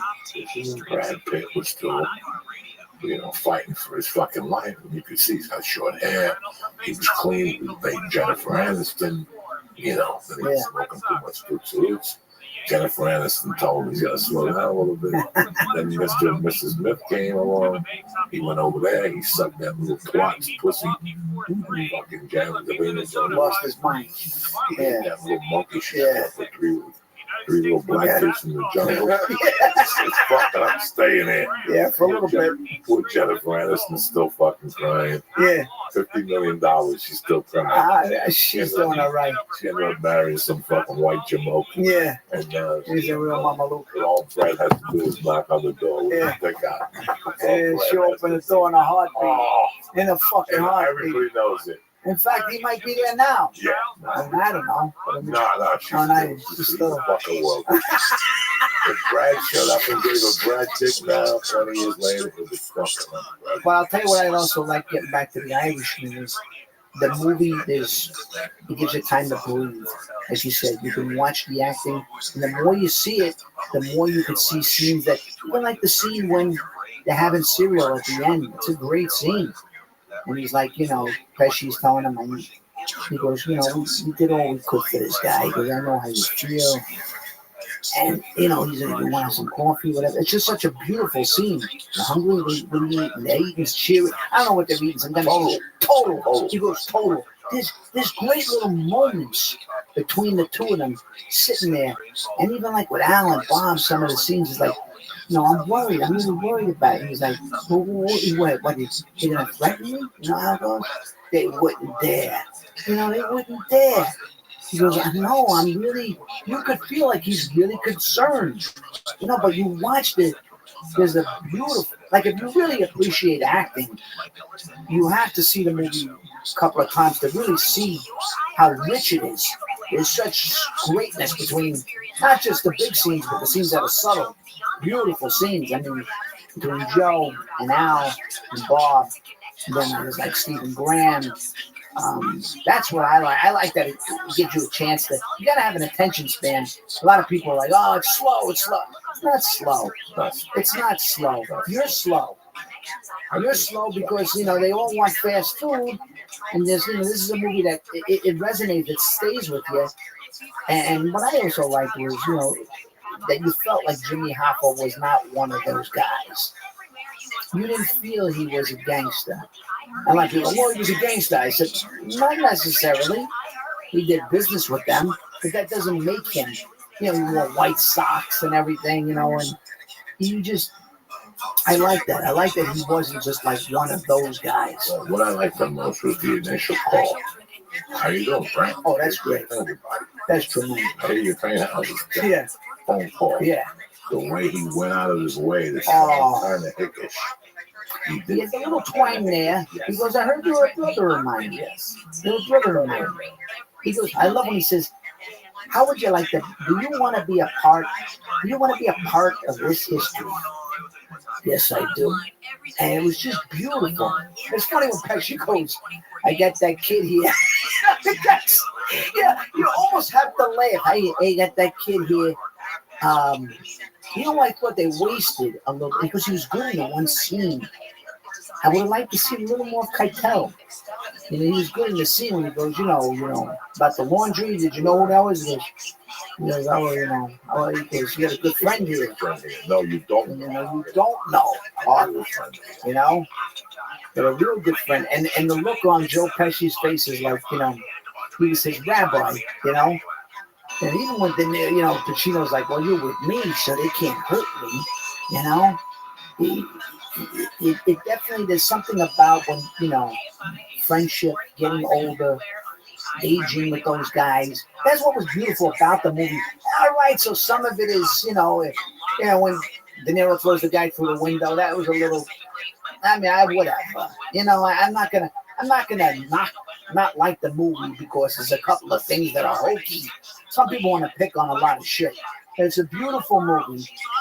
It's worth 3 hours of your time. It is. It's 3.5. All right, would I knock out a half an hour? Maybe. Maybe I could have shortened it a little bit, but it's worth your time. It's worth seeing it on the big screen. See it on the big screen, then you watch it on Netflix like I did. That's what you do. Go have the experience in a movie theater. I saw Godfather 1 and 2, a double feature with my dad. Back to back. How'd you like to sit there for 7 hours? It's got to be good. Better than good. Terrific. I got to be honest with you, I don't have 3.5 for the daytime. No, I understand. So for me, I always knew it was going to be a plane. When I started coming out the 27th, that's when I booked Miami, and I took a red eye. Yeah. Because for me, I knew it was going to be the plane. I'm the type of guy, I could sit here all week, nobody calls. The minute I sit in a movie, all of a sudden Pacino wants to see me for the biggest role of my life. And now you look at the email and you look at the phone and you put it away, and now as you're watching, you can't. Right. I can't go to the movies for 3.5 hours because I can't think. I can't sit there. I can't sit there. I wish I could anymore. I wish I had the fucking. Well, this was one I wanted to go. I don't really even want to go to the movies. Road, like if I'm on the road and somebody has it on Friday at a matinee, especially now, I don't have to do ADR. I'll go until 11 o'clock. Yeah. I would go to a nice rustic beer to get a nice lunch at a Chinese restaurant, egg roll, or fried rice, shrimp and lobster sauce, smoke 2 joints and go and sit there and then take an edible. Because I'm not going away for 3.5 hours. Yeah. That's what I would do. That's my good Friday night. That's what I was on the plane. But it's a treat to see it on the big screen. It is. Because the performances are, these guys are so good. You want to see them. Even my brother saw that we went to the New York opening. He liked it a lot. He said, I want to see it again. I knew as soon as I watched it, the beginning of it, Wednesday night, I stayed up till about 2. I didn't get up to Sebastian. I know that. I didn't get up to Savannah. No, you didn't get up to him? But what I had seen, I had liked already. Right. So I was like, perfect. Now I got He had a nice moment with De Niro. Funny. Yeah. You know. I was very happy for him. Trust me, I'm telling you, I was very happy for him. I'm sure it was very exciting for him. It had to be. I mean, you see some of these comedians in the movie. I mean, Ray Romano, he's been doing a little more acting, and they're giving him, you know, it was great to see. You know, he's growing. These guys are improving. You know, great. Our boy was good, the Cuban, Sanavali. Of course, Bobby was good, yeah. You know, well, Bobby was good with the Cuban cut the chicken. That's right there. That's the one I would write. I like when he's eating his the steak. Cuban always, yeah, He goes, you want steak? Yes, I do. I can get you steak. Yeah. I like steak. Yeah. Bobby's very funny. He's very funny, and you know, he was tremendous in Boardwalk. Have you ever seen him in Boardwalk? Tremendous. Well, Bobby's got a lot of talent. He's Cuban and Italian, so he's got some Italian on. I don't know. I didn't know a lot of the story beforehand. So something that I kind of wished, like I could see this even more. Like I would like this more. I think if it was like a short miniseries on Netflix, like 4 or 5 hours. You know, Lee, you might not be completely wrong. It probably could have been well served, because now when they're doing these 6-part, these 8-part, like it almost that's a great idea. But I don't think these guys would have went that route. Because I know to have those guys, it's a lot of time with them. Yeah, but I think it's a little. It's not that it's a slow movie. It's that like some of these movies back then were long for movies then, and now if it's anything over 90 minutes, people now they get tired. Yeah. So if I could have seen, like, had a little bit more explanation about Contra, like I thought they did a good job. Like he was like the Beatles, he was like Elvis, but like have a little bit more with him and have a little bit maybe more with De Niro's kids. Yeah, because they didn't let them talk much. It was more like I think if it was like 4 or 5 hours, like split up by an hour, that I would have had the problem. Okay, any good director. Another problem we have in today's society of movie making and television is that we don't have good directors. We do not have good directors. We have people who know how to shoot a camera. Right. Nobody went to directing school. Nobody learned. Nobody studied. The underlying message throughout the movie was that the daughter knew what was going on the whole time. That was unspoken. That was unspoken. Right. Okay. And wasn't said. I like that. You did like that. I like that. Yeah, I didn't that mind you. gives I didn't mind you. Imagination. Yeah. What we don't have today. If it's not spelled out, I guarantee if I made a 4-hour fucking movie about Iron Man, all these little motherfuckers wouldn't say there was no paying attention. If I made a 4-hour movie about Iron Man, fucking Silver Surfer, and all this little white shit they're doing now, nobody would make a complaint. Nobody would have a movie. Right? Right. The Avengers 4 hours, 5 hours, not one person would say book. Right. You know, these are different mentalities. Yeah. This guy started out making, you know, we've seen him in fucking Main Street. Yeah. And we've seen him evolve over the years. So it's 40 years of you being a real director. It's an accumulation, a body of work. Right. So it's being a real director. What we have today is, you know, you went to see John Wick 2 or 3. Did you not? No. Okay. Did you see John Wick 2? No. Did you see John Wick 1? No. Well, if you go to see any John Wick movie, while you're there, you're very entertained. While you walk back to the car, quiz your wife and ask her what was the movie about. You remember it. You don't remember. I'm saying. There's nothing you don't remember. That's the whole thing for me. There's nothing. Does it stay with you? When I watch a movie today, I walk in, I walk out, I go home. It's a cute movie. Yeah. I never think about it again. You never think I never about have the urge of putting it on. This movie, I knew I was going to watch it again. Yeah. After I mean, like I said, I watched an hour and a half of it. After 6 edibles, 22 bong hits, you got to figure 8 muscle relaxes and the pain. Right. So, but I couldn't really grasp it. So when I knew I was going to watch it again. People don't complain about this in this world. Me, I don't really give a fuck. I don't do, I've never given a fuck what anybody else says. I got 3 people, 3 or 4 people. If they tell me to go to a restaurant, I go to that restaurant. If they don't tell me to go to that restaurant, I don't know what you're talking about. Listen, if you don't know what you're looking at, that's a problem. I mean, sometimes you got to tell somebody, and they still don't get it. You know, that was a great scene. And the guy goes, yeah, but they really don't know what they're looking at. They really don't understand what the fuck that is. Sometimes people just don't know. This is like a baseball game. You can watch it, and then you know how to. If you watch it with me, I can show you how to watch it through my eyes. It's a little different. It's just like watching good acting. You can see it.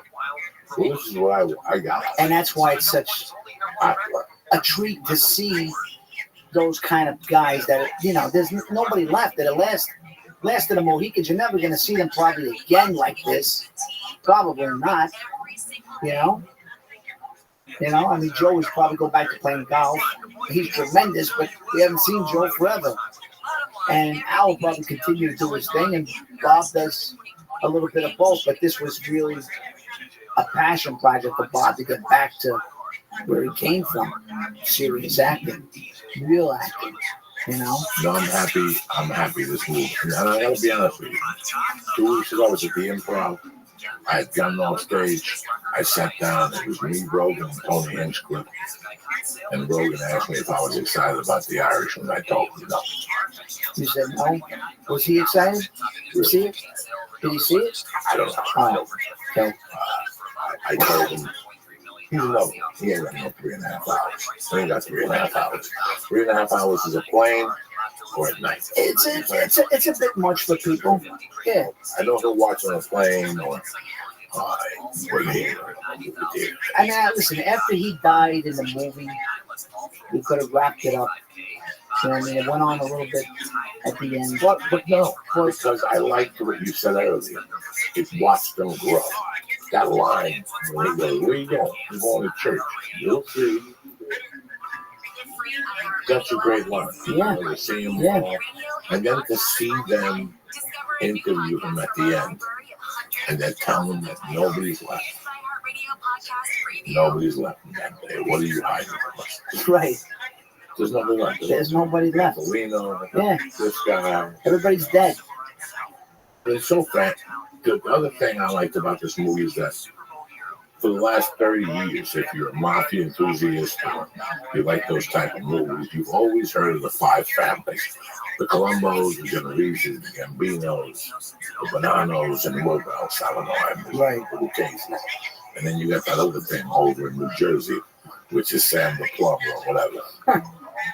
Years ago, there was a script going around about water something, Pennsylvania. It was a script really Pennsylvania. Hijacking and the shit that's where they would come to heroin and bring it into the city. And they had their own family up there, you know. And I know where Mike Kessler lives today, the Wolfman, the guy that used to come on the show.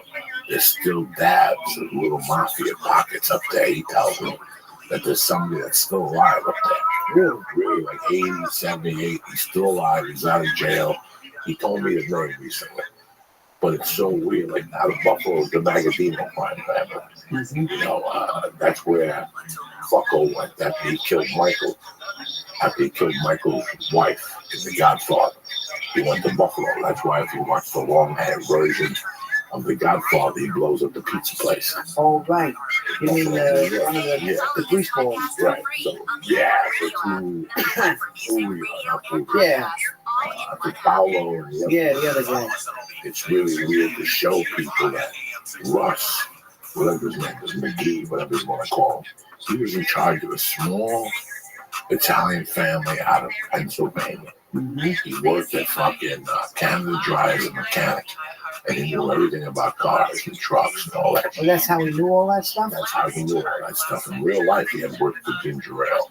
I know this because I listened to the podcast, the Sebastian podcast. Oh, they explained that on there? Yeah, that's what they're doing with this podcast. Oh, they're explaining a lot of details. A lot of details to accompany you, you know, to let you know what the fuck is going on. So That's good to know because like Lee said, they kind of skim the surface on some things.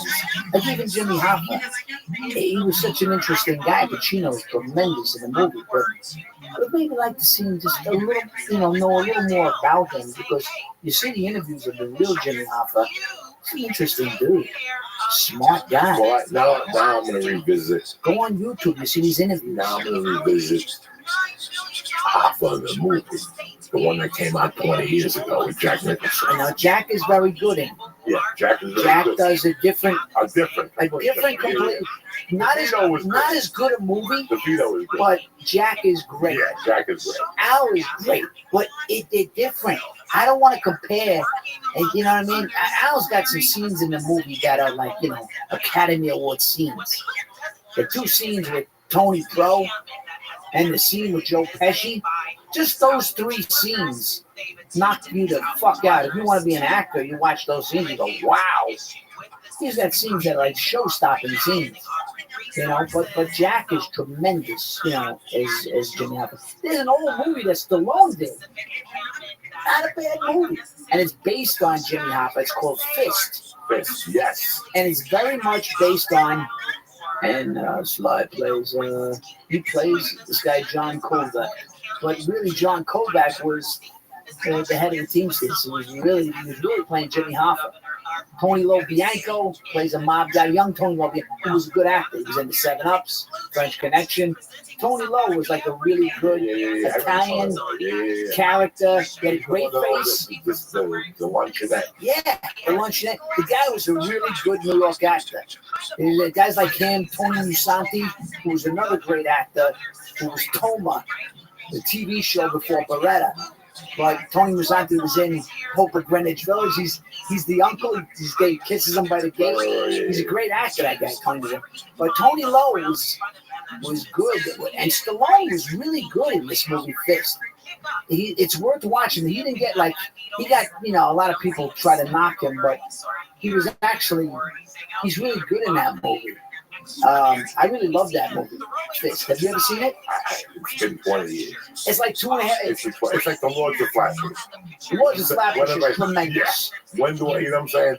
Like anybody that hasn't seen the Lords of Flatbush, you're missing out. I have been making a list of movies to watch. He's so good in the Lords of Flatbush. It ain't fun how good he is in the movie. There is a list that I've been making to watch. You've seen the Lord's Flatbush, right? God, I saw it in the movie theater. Right, me too. Movie theater. And the beauty of this is that I've been making a list of movies I want to watch. I tell people like movies that guys at the back. Yeah, you gotta. Have you seen Fingers? Yes. That's Lenny Cartel. Harvey Cartel, yes. Tremendous. Michael Vigazzo. This has been. I got a 6-year-old. Yeah. I know it's hard. I put the fucking thing in. It's hard. You sit down in the house, you put the fucking movie. Who's got time to watch a movie anymore? They start saying, fucking suck. She's in the other room. I can't. Yeah, you can't. So whatever I watch, I gotta watch that little girl. I got a spot. I do comedy at night. Yeah. So, the movie thing, it's like we have a friend, Rick Ramos, who has a tremendous movie podcast. Rick will stay up all fucking night and watch 10 fucking movies. Yeah. Like last night, one of my favorite movies was on. This fucking movie, I can't ever get enough of it. The Town. Oh, it's one of my favorite movies. I can watch it. How good was he in that movie? He's never better. He's a fucking He was never better. Phenomenal. The fucking it's on TV. That's like crack. TNT. It's on HBO right now. So like, it is. I'll pick it up in the middle, the end. I just love the movie. I just can't get it. I never tire of it. Love it. Love everybody. It's not only entertaining, it's really good, really tight. Really tight. I see the chubby guy all the time. Who's the chubby guy? Breakfast. Oh, okay. I go there with my wife. Like on Thursday. Oh, that's a good movie. He's over there and eat. Over at eating stuff. That's how you drive a fucking car. How's the podcast coming? It's going great. It's going great. I'm gonna come down. You gotta come down someday. Maybe if you want to go, we'll do it in the restaurant or something that's closer for you. Yeah. Everybody wants you to come on. So they're always like, "Where's Uncle Joe?" Today we're gonna order that pizza because I'm hearing that it's better. Well, why don't we do? We'll do something. Let's just do something live from over there. Live from over there. We'll have the Sicilian or some shit in a couple of weeks. We'll do that. No, when I thought about this movie, I wanted to talk about it as either you or Rick. I go, no. Once I saw you yelling Wednesday night, you said something to Rappaport on Periscope. I'm like, But they were dropping at midnight. yeah. So I waited. At 10 to midnight, I go, well, maybe it's at 9. I saw it twice already. Now I may go see it again this week. Really? Well, Back in the movie theater? Well, because my father-in-law's in town, and I figure, I like the guy to see it on the big screen. You know what I mean? And where is it now? It's at Lemley. There was one here in NoHo, and there's one Lemley in Encino. So it's playing at the Lemley in NoHo? Yeah, I think so. It is. Yeah, I hope we get to see it on the big screen. Yeah, no, it's like tonight. You know? Yeah, she goes to bed at 8:30. They have a fucking 9 o'clock showing. I might as well go. Get nice and high. Why not? Have you seen it on the big screen? Not on the big screen. Bring a fucking, don't take the phone with me. See, that's why I could focus at night. Right. Like, lately, what I do is I love fucking when they go to bed at night. Yeah, that's your time. My wife goes in that fucking room. I sit in my office and I start writing. And I write straight till 11 o'clock. The sun's out and he comes up. So I take a breather. I don't What, you write jokes? Yeah, I write jokes, whatever, show, whatever the fuck I'm watching, whatever the fuck I'm doing, I'm writing. Right. So that's, but like I said, 3 hours in a while. Now I want to see it. You see it on the big screen, just to see your reaction. I mean, I think you're gonna like it even more because because there's always a little bit of a letdown. Yet there are some movies that hold up. It looks beautiful on on the TV too. It does look beautiful, but it's a movie. It's not. I think it would actually be better on the big screen just because I took a break like 2 hours in. It's like you have to check your phone a little bit, go to the bathroom. In the movie theater, you're forced to really pay attention. Yeah. And that's what, like on a plane, you have to pay attention. You do. For me, on a plane, there's no phone, there's no guy. That's when I want to watch a movie, I just wait and watch on the plane. Really? I get a mint seat, I sit by myself, I put the earphones on, and I fucking watch and I relax. That's all I can do. Because once I'm in the plane, if I go to a matinee, the phone's going to start ringing. Yeah. Well, I just sit Monday through Thursday, now one fucking personal call. I go to this movie up there, I went to see Rambo. Meanwhile, we're off the fucking movie. The phone starts ringing. I don't care. It's Friday. You can't do nothing to me else. What are we going to do? An audition tomorrow?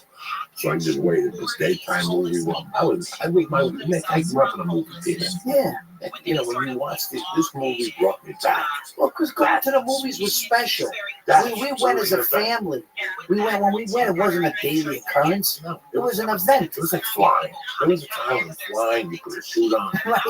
You fucking went. Big deal. A big deal. Now you fly, you feel like a fucking pavarette. These people wash dirty feet, flip flops, fucked up hair. Man, they got no class.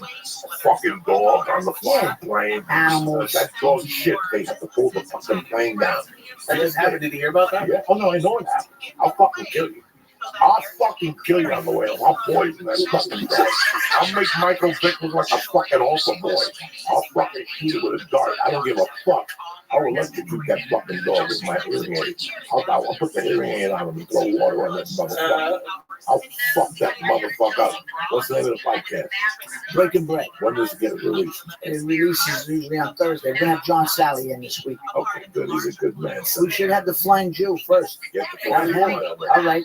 And then we'll bring and have some pizza with you. Number one, the Church of What's Happening Now is brought to you by the church today was sponsored by the Behind the Scene Irishman podcast. I mean, we've just discussed the Irishman for the last hour and a half. It's the latest movie by Martin Scorsese. Stars De Niro, Pacino, Joe Pesci, and my brother Sebastian as Crazy Joe Gallo. Listen, like Nick and I said, the movie was fine. Tremendous. I didn't care about the length of it. It was the beauty of it, the acting of it, and everything else that had to do with it. But like Lee said, that there was parts you didn't know about or you never heard about it. Now you can go behind the scenes with Behind the Irishman, the official podcast. Learn about the real Frank Sheeran and his deathbed confessions to killing Jimmy Hoffa. Learn what drew De Niro to the books and how he convinced Scorsese to make the movie. I guess it first like 9 years ago. Yeah, more than, yeah. and what it took them to get Joe Pesci out of retirement. And for the film nerds out there, learn about the de-aging technology they use to make the cast look 20 years younger. It's hosted by my brother, MTV Award, tremendous comic, Sebastian Maniscalco, who's part of the Church family, and he's great. The movie himself is Joey Gallo. This is such an epic film, it needed its own podcast. This is the first Netflix podcast dedicated to a single film. Now, do me a favor right now. I don't know if you watched the movie or not, but go to Behind the Irishman. It's available now on every platform. That means Apple, Spotify, stuff like that. Check my show notes for the link or search for it now. New episodes come down every Monday. Make sure you listen to today's. It's going to clarify the movie a lot and help you out. Watch the movie, then go Behind the Irishman. I want to thank the Behind the Irishman podcast. I want to thank my Boogie.ag. But most importantly, I want to thank you bad motherfuckers for always supporting us. Don't forget, I think there's 6 tickets left for the late show at the town hall at $42. And there's like 9 left at $900. If you pay $1 over fucking 35, you're a jerk off. The second show is going to be good, so it'll be worth $42, but don't pay over fucking that at all for nothing on my shows. For $900, you can get a plane ticket, come to LA, go to the county store, and see all of us perform. So I got Caruso Casino December 27th, and the San Francisco Performing Arts Theater on the 28th. And without that, that's it, and that's that. I want to thank Nick Tour for stopping in and covering the Irishman. What's the name of the book? The Irishman. The Irishman. So you paint houses. But the real title is You Paint Houses. You paint houses. So if you're into the movie, if you enjoyed it, thank you very much for listening today. We'll be back Wednesday morning. Tip top motherfucking Magoo. We're ready to fucking go. All right, a little Tony Benefit the end of the day. All right, I love you motherfuckers. See you Wednesday morning. Have a great week. Stay black. Kick this fucking meal.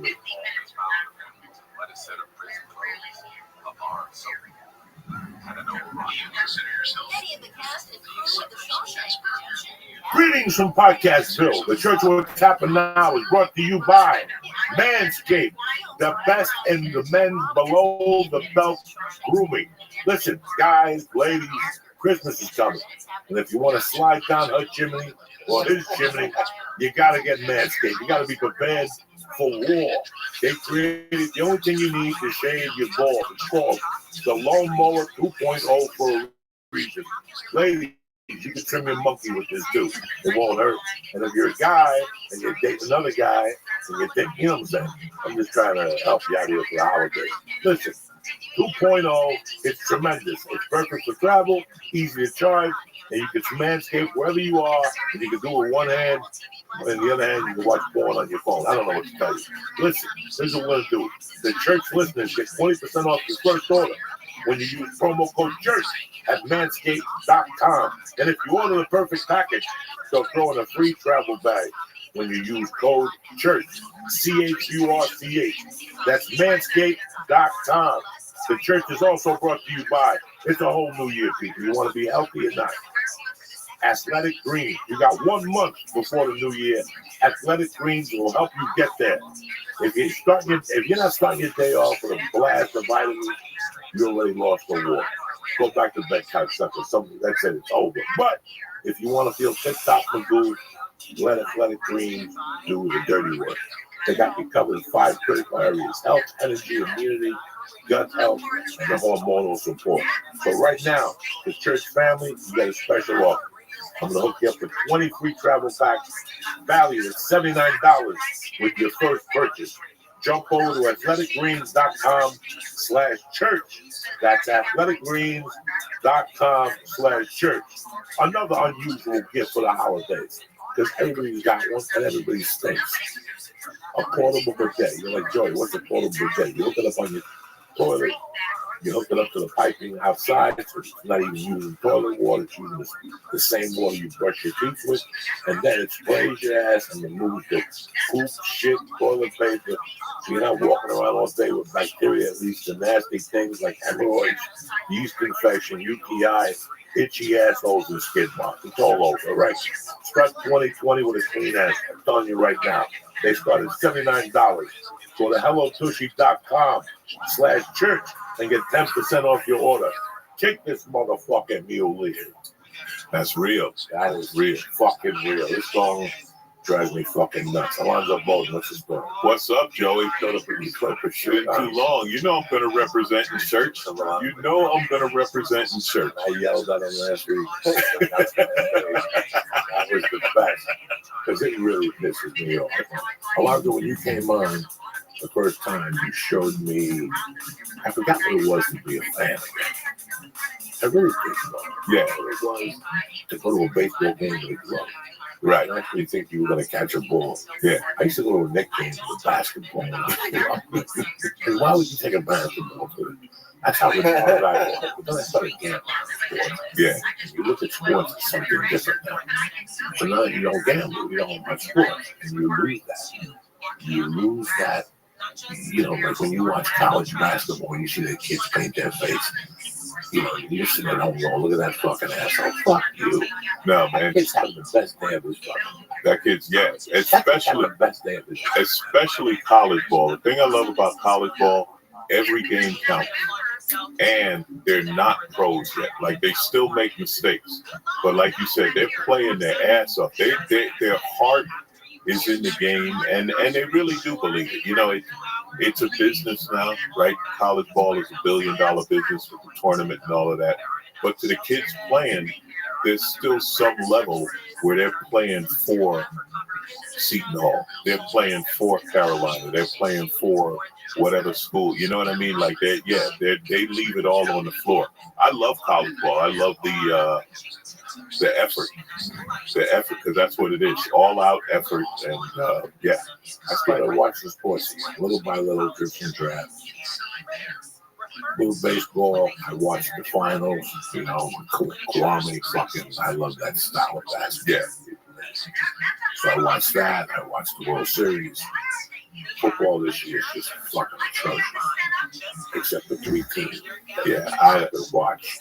the NFL needs to do something. I think, I don't know the NHL enough to speak on it, but for basketball, baseball, football, the NFL needs to, I don't know what they need to do. They need to clean up the act. They need to make the game something, like football is better on TV than live. Like the whole thing is designed to be a TV spectacle, right? And if you're playing defense, for a few years now, you couldn't touch a quarterback. Now the defensive backs are like, well, what's pass interference? Like, what do I do? I got to let him. I can't touch him, but then when he catches the ball, I still can't hit him because he's defenseless. Imagine telling Ronnie Lott that he couldn't hit a defenseless receiver. Ronnie Lott used to let him catch the ball just so just so he could kill him. He was like, yeah, you'll catch one. And then for the rest of the day, you're just hearing my footsteps, right? Remember that we used to talk about that, footsteps? And yeah, we know about the concussions now, and this and that. Yeah, wrestling molester used to get your ass. He used to spray stickum all over. Yeah, remember that? They had that low stance off the line and shit. So I don't know what they're gonna do with football. I know they're trying to make it an offensive game. I'd given up on football for a while. Now I'm starting to watch it again, but I don't have a team. I don't have a team. Neither do I. I mean, I like watching the, because it's perfect football. I like watching New England. Perfect football. I grew up watching Belichick, Stanley. So New England is an extension of that. Yeah. Watching Danny Inosanto teach Kung Fu. He's teaching Bruce Lee Kung Fu. But I think about the NFL in the next 20 years, how hard it's going to be. Shit's going to change because of football. Because not everybody's putting their kid in football no more. Parents aren't letting their kids play football. Even in my hometown, which was built on football. Yeah, no, listen, I know a lot of mothers who are like, no, the kid ain't playing football. Plain and simple. Like, my kid is not going to get hit. They got to do, it's a line. It is a violent game. But they got to figure out how to keep the game exciting, but still protect the players, protect their heads. right? The best thing I heard, but it's crazy as it sounds, the best idea I heard, it was a doctor, a neurologist. He said, go back to leather helmets. He said, because if you're wearing a leather helmet, you won't use your head for a weapon. Which, made sense, right? Because part of the reason they started using the helmet is because the helmet is so strong. And so, I don't know, they got to do something with the game, because right now it's so heavily weighed on the offense that the defense, I think they're like, well, what do we do? Like, what do we do? We can't hit the quarterback. We can't hit the receivers. What do we do? But part of the game, and I'm not saying taking people out like we're not talking 1978 Raiders. But the game is somewhere between that and where we're headed now. It won't go away. You know why football won't go away? Because it's the number one. You talk about gambling. It's the number one gambling sport in the country, right? More money's bet on the Super Bowl than any event we have. So it's not going to go away because that money ain't going nowhere. What's going to happen? It's going to change the college. More African American, Latino kids. People, I watch the report on Real Sports. What's going on right now? They're the ones who pay. It's like a couple of Jews in. If you got no money to go to college, this is your way. Yeah, it's a way in. So they don't give a fuck. They're like, this is your way in. We'll figure it out. I sit here at times and think that this just comes from the fucking sky. All these concussions and all this PTSD. I want to know about those guys that were playing with leather helmets. What was their percentage? See, I started watching football in the 70s with Pittsburgh Steelers. That was the team you watched if you were a violent person. Yeah. Crazy. Yeah, the fearsome foursome, and all that. Yeah. I love that shit. I love the Raiders. I love hitting them. That's, you're Cuban. There's no baseball. You're angry. You might as well see somebody get fucking hit from behind, We all saw Lawrence Taylor break what's-his-name's leg. Yeah. Anyway.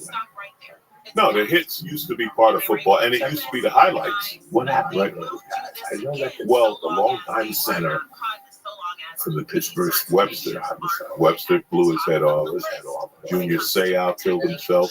That was a big deal.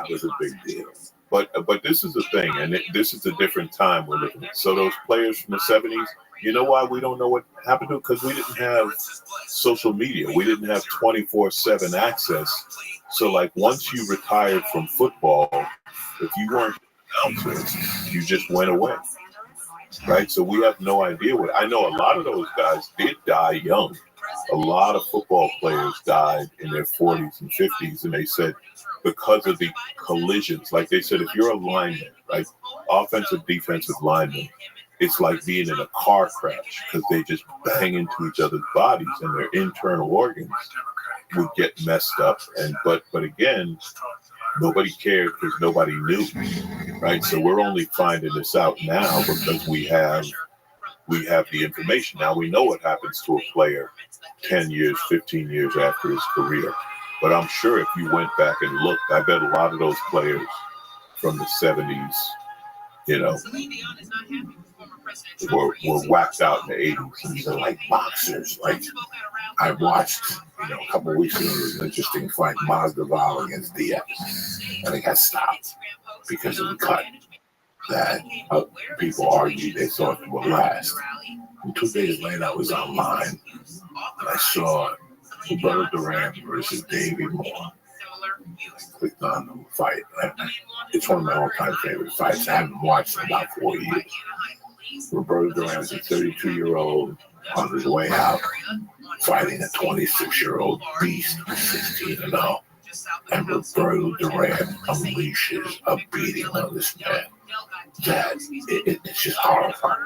It's horrifying to watch as a spectator, even if you like boxing. Yeah. There's a couple times where the announcers are going, stop this fucking fight.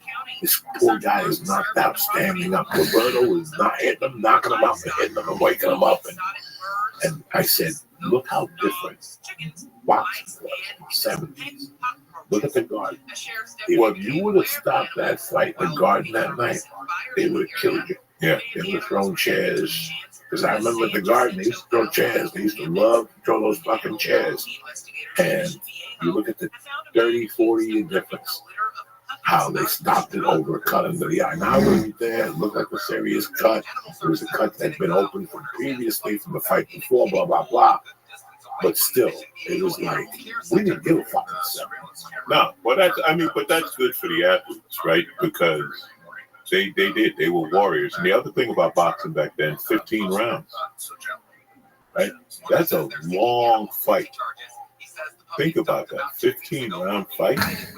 That last 3 rounds, like, you know how beat up they were by then? You know what I mean? It's every sport's different now.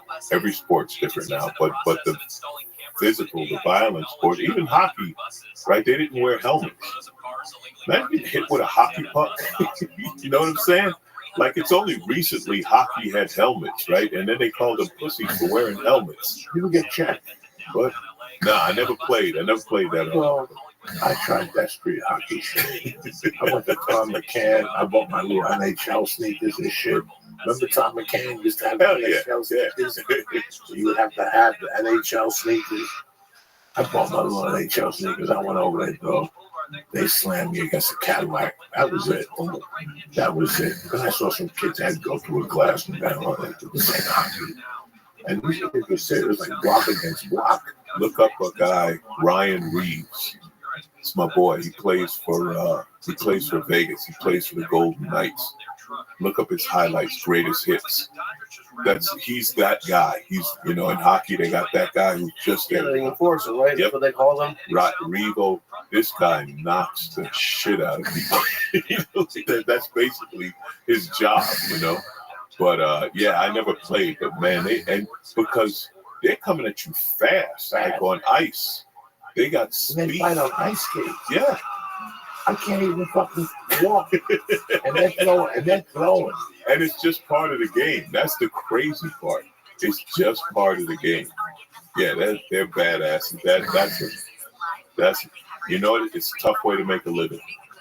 I remember being a kid. Once a week, there was a nice little misunderstanding of the NBA. You saw videos of him them getting punched in the face. Oh, a nice little understanding. And the ABA, I think it's the ABA was just wild. The ABA was just wild. They had this guy Marvin Bad News Bond, Floyd. I don't know how many times he took a pistol out. The ref took a pistol out of the Garden. They called the foul on him one time. They threw him out of the game. He goes, I'll be right back. I got to go to the lobby. Willis Reed beat up everybody in the Garden. Like, what drive is Willis Reed? Yeah, that body. That's like him, the Charles Barkley's cousin. Yeah. Willis Reed could be Charles Barkley's cousin. He could be Darren Dawkins. Remember when Willis Reed played like he couldn't walk? He couldn't walk, but he played. I went to a basketball camp. I love Willis Reed. I love Willis Reed. I love him. I went to his basketball camp. I talked to him like maybe 2 times. Like, how you doing, kid? Real good. We were there for a week and shit. Darryl Dawkins, Chocolate Thunder. Willis Reed was only 6. Yeah. What? What do you mean only 6 feet? Yeah, 6'9", maybe something. He would have picked up Shaq and slammed him. That's how crazy Willis Reed was. I think Moses would have killed Shaq in their prime. It's a tough one. No, come on. Moses was going 20. Moses was going 20 for 20 a night. Yeah, Moses was getting 20 and 20. Absolutely. But Shaq, when Shaq was playing, I'm talking about. But there was a bunch of Bambies. I'm talking about when Shaq was in. No, but Shaq made him look like that. No. And I'll tell you the one, because I saw this, okay? They played Portland. Remember Kevin Duckworth? Oh, he was terrible. But he was huge. He was huge. Shaq moved him with one arm. Like Shaq cleared. This guy had to be, 6'10". He claimed 270, so he's probably 3. Of UFC Casino. You know, When Joe Pesci hit that guy in the head with the phone, that was him. That big white part of a guy. They just pushed him to the side. he moved him. He moved him with one arm, like he cleared out. Oh, he was stronger than his shit. You know, so I ain't mad at you. As a So- Clippers fan, I'm surprised you're going for Shaq. no, I watch. listen. No, Oh, watch. Shaq was a physical specimen. Like there was nothing. Like it was like when Wilt hit the league. Like when Wilt Chamberlain hit the NBA, there had never been anyone like they were like, you can't be that big and that strong and that fast. You know what I mean? And there was nothing they could do. And I think Shaq would have been the same way. Now it would have been tougher if Shaq had to play late 70s, early 80s. Would have been a tougher gig. It would have been a tougher gig because every night you were going up against a body.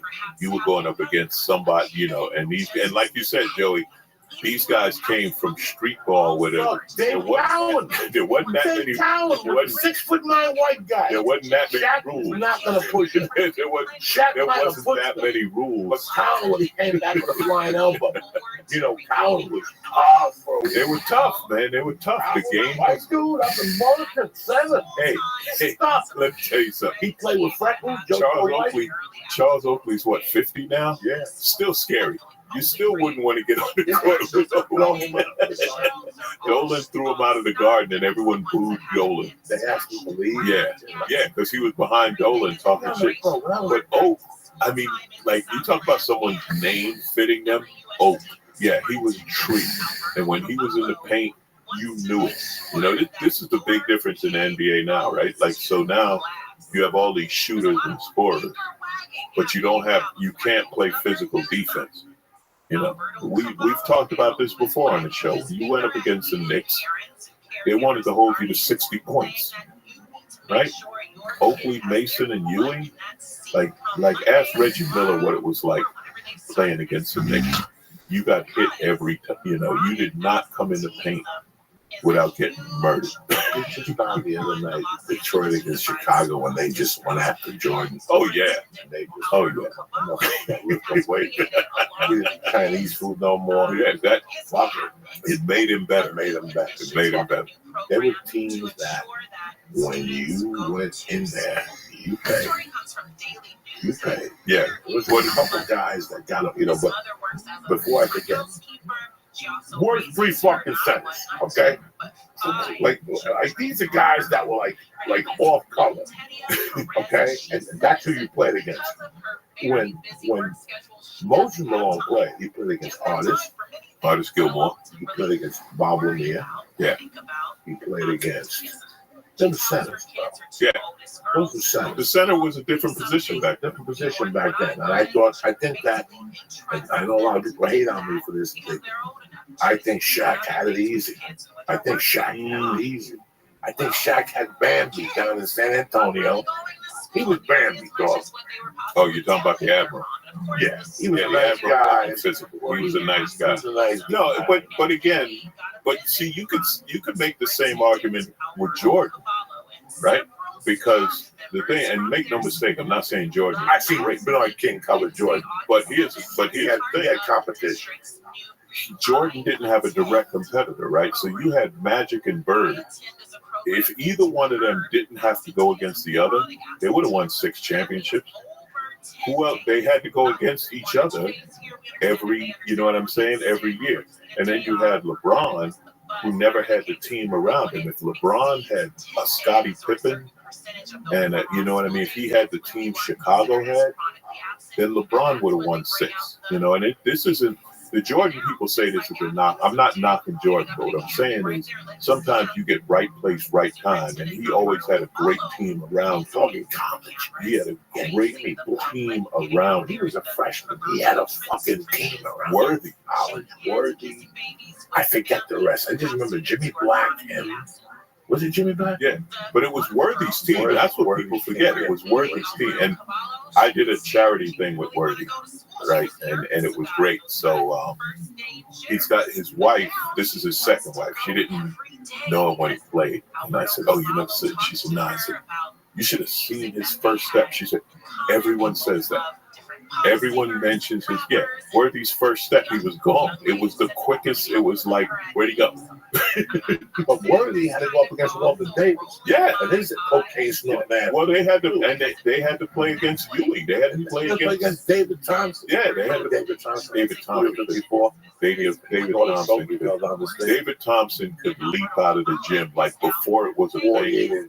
Before it was a thing, David Thompson was what was he? North Carolina State in the 70s or something like that.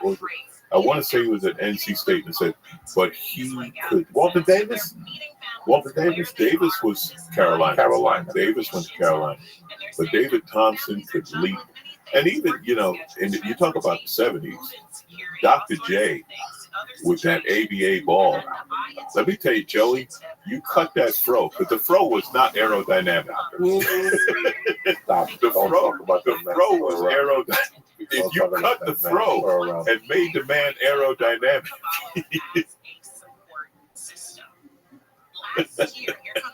Doc would, and again, there's a great book. You love this book. Matter of fact, I should get this for you for Christmas. It's called Loose Balls. The story of the ABA. And it's all the old ABA players talking about when they were in the ABA. Doug Moe and Rick Barry and Dr. J and George Gervin. Right, the Iceman, it was crazy. That dude from Detroit I mentioned, Marvin Bagley Bonds, great boy, 6th grade teacher John Barone. Yeah, the guy you met, played for the Miami Floridians. See, But Dr. J, man, when Doc took off, John Williams, when he took off the free throw line and did that windmill with that red, white, and blue ball in his hand. People do not. That was it, and that was when he was with the Kentucky Colonels. I didn't know that. That was what nobody knew. Billy Post. Nobody knew. Billy Post. Yeah, I think Keenan was his teammate on the Kentucky Colonels. Larry Keenan. Rick Barry was the only guy who went from the NBA to the ABA. He went backwards. But he wanted with Golden State. Yeah, he wanted with Golden State, then he went to the ABA. And it had to do with coaches and old friends or something. Now, we were talking about racism before and all that stuff. Was there, because I was just thinking, I know that there was a Negro League for baseball. Was there any sort of league like that for basketball? No basketball. The ABA. That's what it was? Yeah, the ABA was the ABA was the young gun hip hop league. No, when basketball changed? When Texas Western University beat Kentucky. It's a famous college game. So Kentucky's got this coach, Adolph Rupp, old school racist. I'll never have a black player on my team. And an all-black team lit him up, beat him for the championship. And that was when the color line dropped. These Negroes are kind of good. Take a look at that boy, right? Like 20 yeah, that changed. That's when. But the NBA didn't have. It wasn't as because the league came along later. And you had Bill Russell, right? Bill Russell, 10 championships. So the NBA knew, we're gonna get these black guys playing. We want to win. Well, the NBA was having a hard time. It was a slower pace. And the ABA was, Julius Erving. The ABA was street ball, run. Coming home and having the red, white, and blue ball. And I still remember when he when they collapsed and he signed with the Sixers. I still remember that night like it was yesterday. And he went from number 32 to number 6 because they paid him $6 million. Yeah, that was a lot of money. That raised that money right now. Pissed. He could have got $890 million now. But all of them, that's true for all the ball players. But it was when Julius Erving was running things. He changed my life. I went to 2 of his. You had to buy a pair of Converse limousines for the feet. And you had to have a ticket, a golden lottery ticket. And I had a store, a sneaker store, and he would take the tickets out for him. And give him sorry. Little Cuban dude, Converse. He sold Coach Cons, which you weren't allowed to wear. You got to beat. They were $7.99, and then the Chuck Taylors were $9.99. But you didn't show up with the Coach Cons. That was a beat and shit. So then they went to limousine and a fee. Yeah. And then he had his first. This is all paid for by Congress. Yeah. You would show up on a Saturday at 8 in the morning. The first one was at Fordham University. Julius Erving pulled up his Mercedes. We were all standing on the line like little faggots that we were, waiting to see Julius Erving. He got out with his son, and he came into the auditorium. He brought us in. He did a seminar on shooting. Then he made us all clap. And he ran from one side. He jumped from the fucking foul line. That was the end of the seminar. Yeah.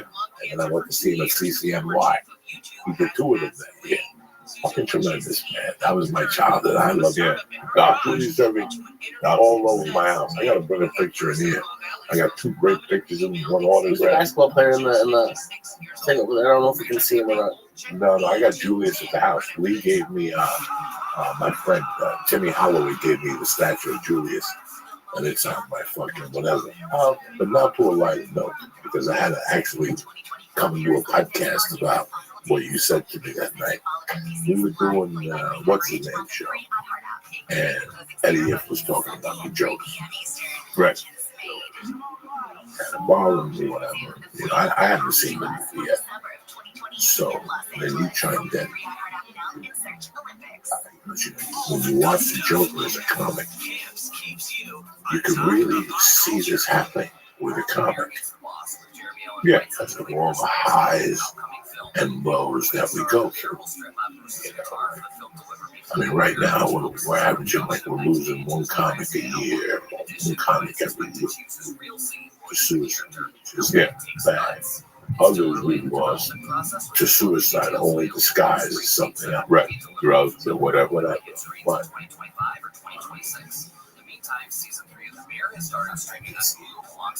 well, the reason I said that is because, and you know the life, right? So we got the highs and lows, right? Like I joked about it. This is absolutely true. I was on a TV show Monday, and that Friday I was at the VFW in Riverside, California. You know what I mean?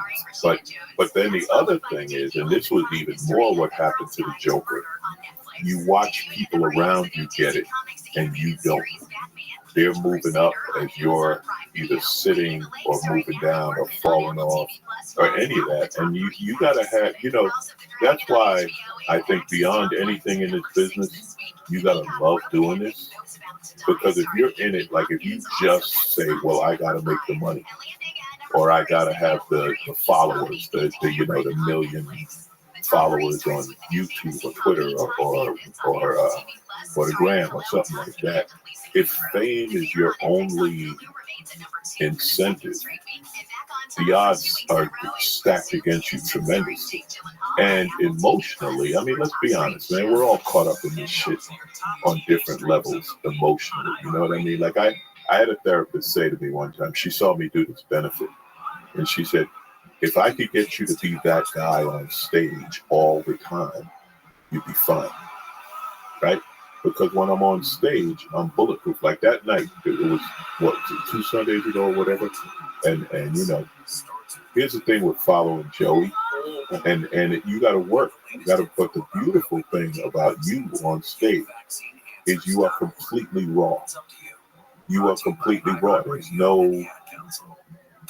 no, I'm going to be nice about this, or I'm going to clean this up, or I'm not going to say this, right? You say wherever you are in the moment, you know, whatever you're talking about, it's you, right? It's raw. Well, we all do that on stage to different extents, right? So when somebody doesn't like you on stage, that's a very personal thing when you put yourself out there. Now, in the movie, The Joker, he got really deep into who he was, and it was really bad. You know what I mean? So they, you know what I mean? It'd be like somebody bombing on a most personal note. But just watching it and watching the deterioration, I was like, yeah, this could be any comic. Like if a comic was a serial killer, right? Nobody would be like, oh yeah, he was a quiet guy. They'd be like, oh no, we saw this shit coming. Right? I mean, that's not all of us to that extreme. But what I'm saying is, if you watch the movie and you watch the deterioration, and if you're a comic, you can see that happening, because this is so much of this that you got to be careful not to believe. right? You gotta be careful not to believe all of, you can't believe Hollywood. Come on, Joey, you've been in this, longer than me, right? I've always told people, like, I never got a job from someone who loved me. Oh man, we love you. We love you. Big fan. Blah blah blah. Yeah, exactly. You don't get the work from that. You don't. You get the work from somebody who wants to work with you. They make you an offer. They don't tell you they love you. They make you an offer. They call your agent. They put you on a veil. When you said the highs and the lows that night, I was driving home, and I thought about the lows of this career. Times that I didn't see. But for me, it was always a day. Yeah. For me, it was always that day. Like I tell comics all the time, if you really do what you're supposed to be doing, the universe will give you a sign every 90 days to stay in. Yeah, I can remember those. I remember. If you really get in there, get the shovel, put your head back and go, this is what I'm going for. Every 90 days, the universe should be throwing you something to give you an incentive to stay in this game. Well, there's so many lows the first 5 years. You got to get on stage. See, that's what destroys you, because you have that bad set, right? You bond. Now, if you're new and you're hustling and you're getting on stage 3-4 times a week anywhere, your bowling alley, bar, back of a coffee shop or something, then you can bounce back.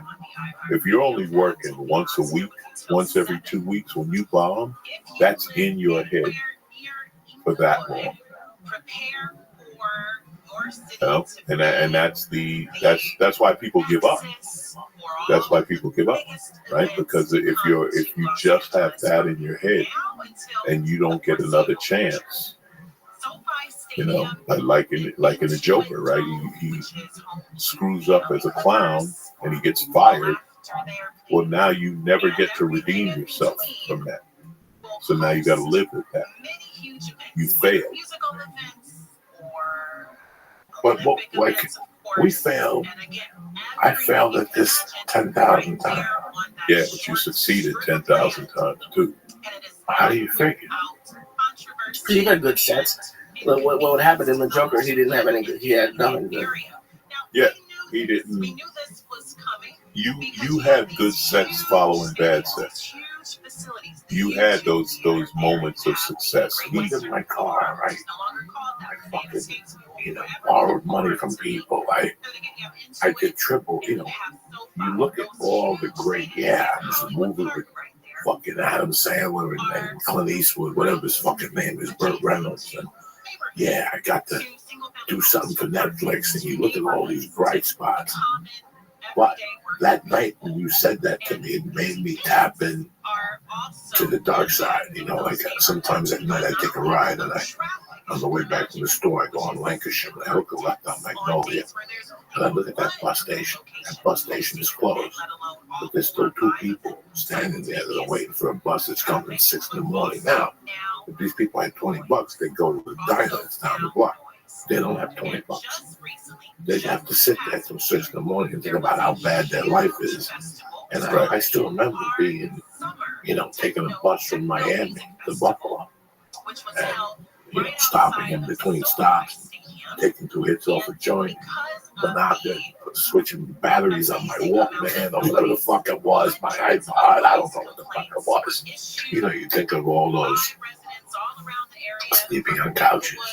But you know what, Joey? Even when we were doing that, what gave us the love? Because we love overall.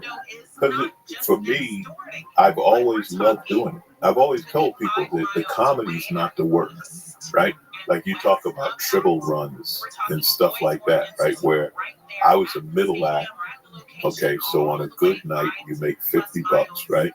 And you literally drive from like Tuesday is comedy night at the Holiday Inn in Mesquite, Nevada. And then Wednesday is comedy night at the Radisson in, Ames, Iowa, or whatever the hell, right? And then Thursday night is comedy night at the Dubuque Holiday Inn, right? And you wish, think about this. Remember when you wished you could work on the weekend? Remember that? You used to wish you could work on the weekend. Now, when do you have a weekend off? Unless you schedule it, you won't have you could work every weekend in the week. But there was a time when our work week was Monday to Wednesday, and you might get the Thursday, Sunday through Thursday. Sunday, right? Sunday through Thursday. That was your good old spice on Sunday. But Friday, Saturday, You know, yes, that's if you were lucky. But you love. For me, I'll speak for me. I love doing it, so I didn't think about being at the rest stop, sleeping, or literally, or just like you said, being broke or borrowing money or hustling. It was a hustle. It was a hustle. Your daytime, my daytime was a hustle for my comedy. Now, I was fortunate that I had a few good jobs, like I was a driver for the kids show Power Rangers, right? So, yeah. So that was a good job because on a driving day, you make a couple of $100. But I also painted addresses on curbs for $5 a house, and they didn't have to pay you. Like you painted it, and then you went to the door and see if you could get $5 for doing it. You know, I did that. Here in LA? Yeah, I did that. I hung televisions in 7-Elevens for the fucking lotto game, right? $40 a set. No shit. You climb up inside the roof of a 7-Eleven and you mount the TV. Yeah, right. But that was the hustle, man. That's what you did. So, and I did it because I loved because I never had any doubt that comedy was what I was going to do. It's crazy. I never had any. I sold cigars on the phone. Right. The cigars. How do you sell cigars on the phone? How you doing? My name is Joey Diaz. What's your name, Muhammad?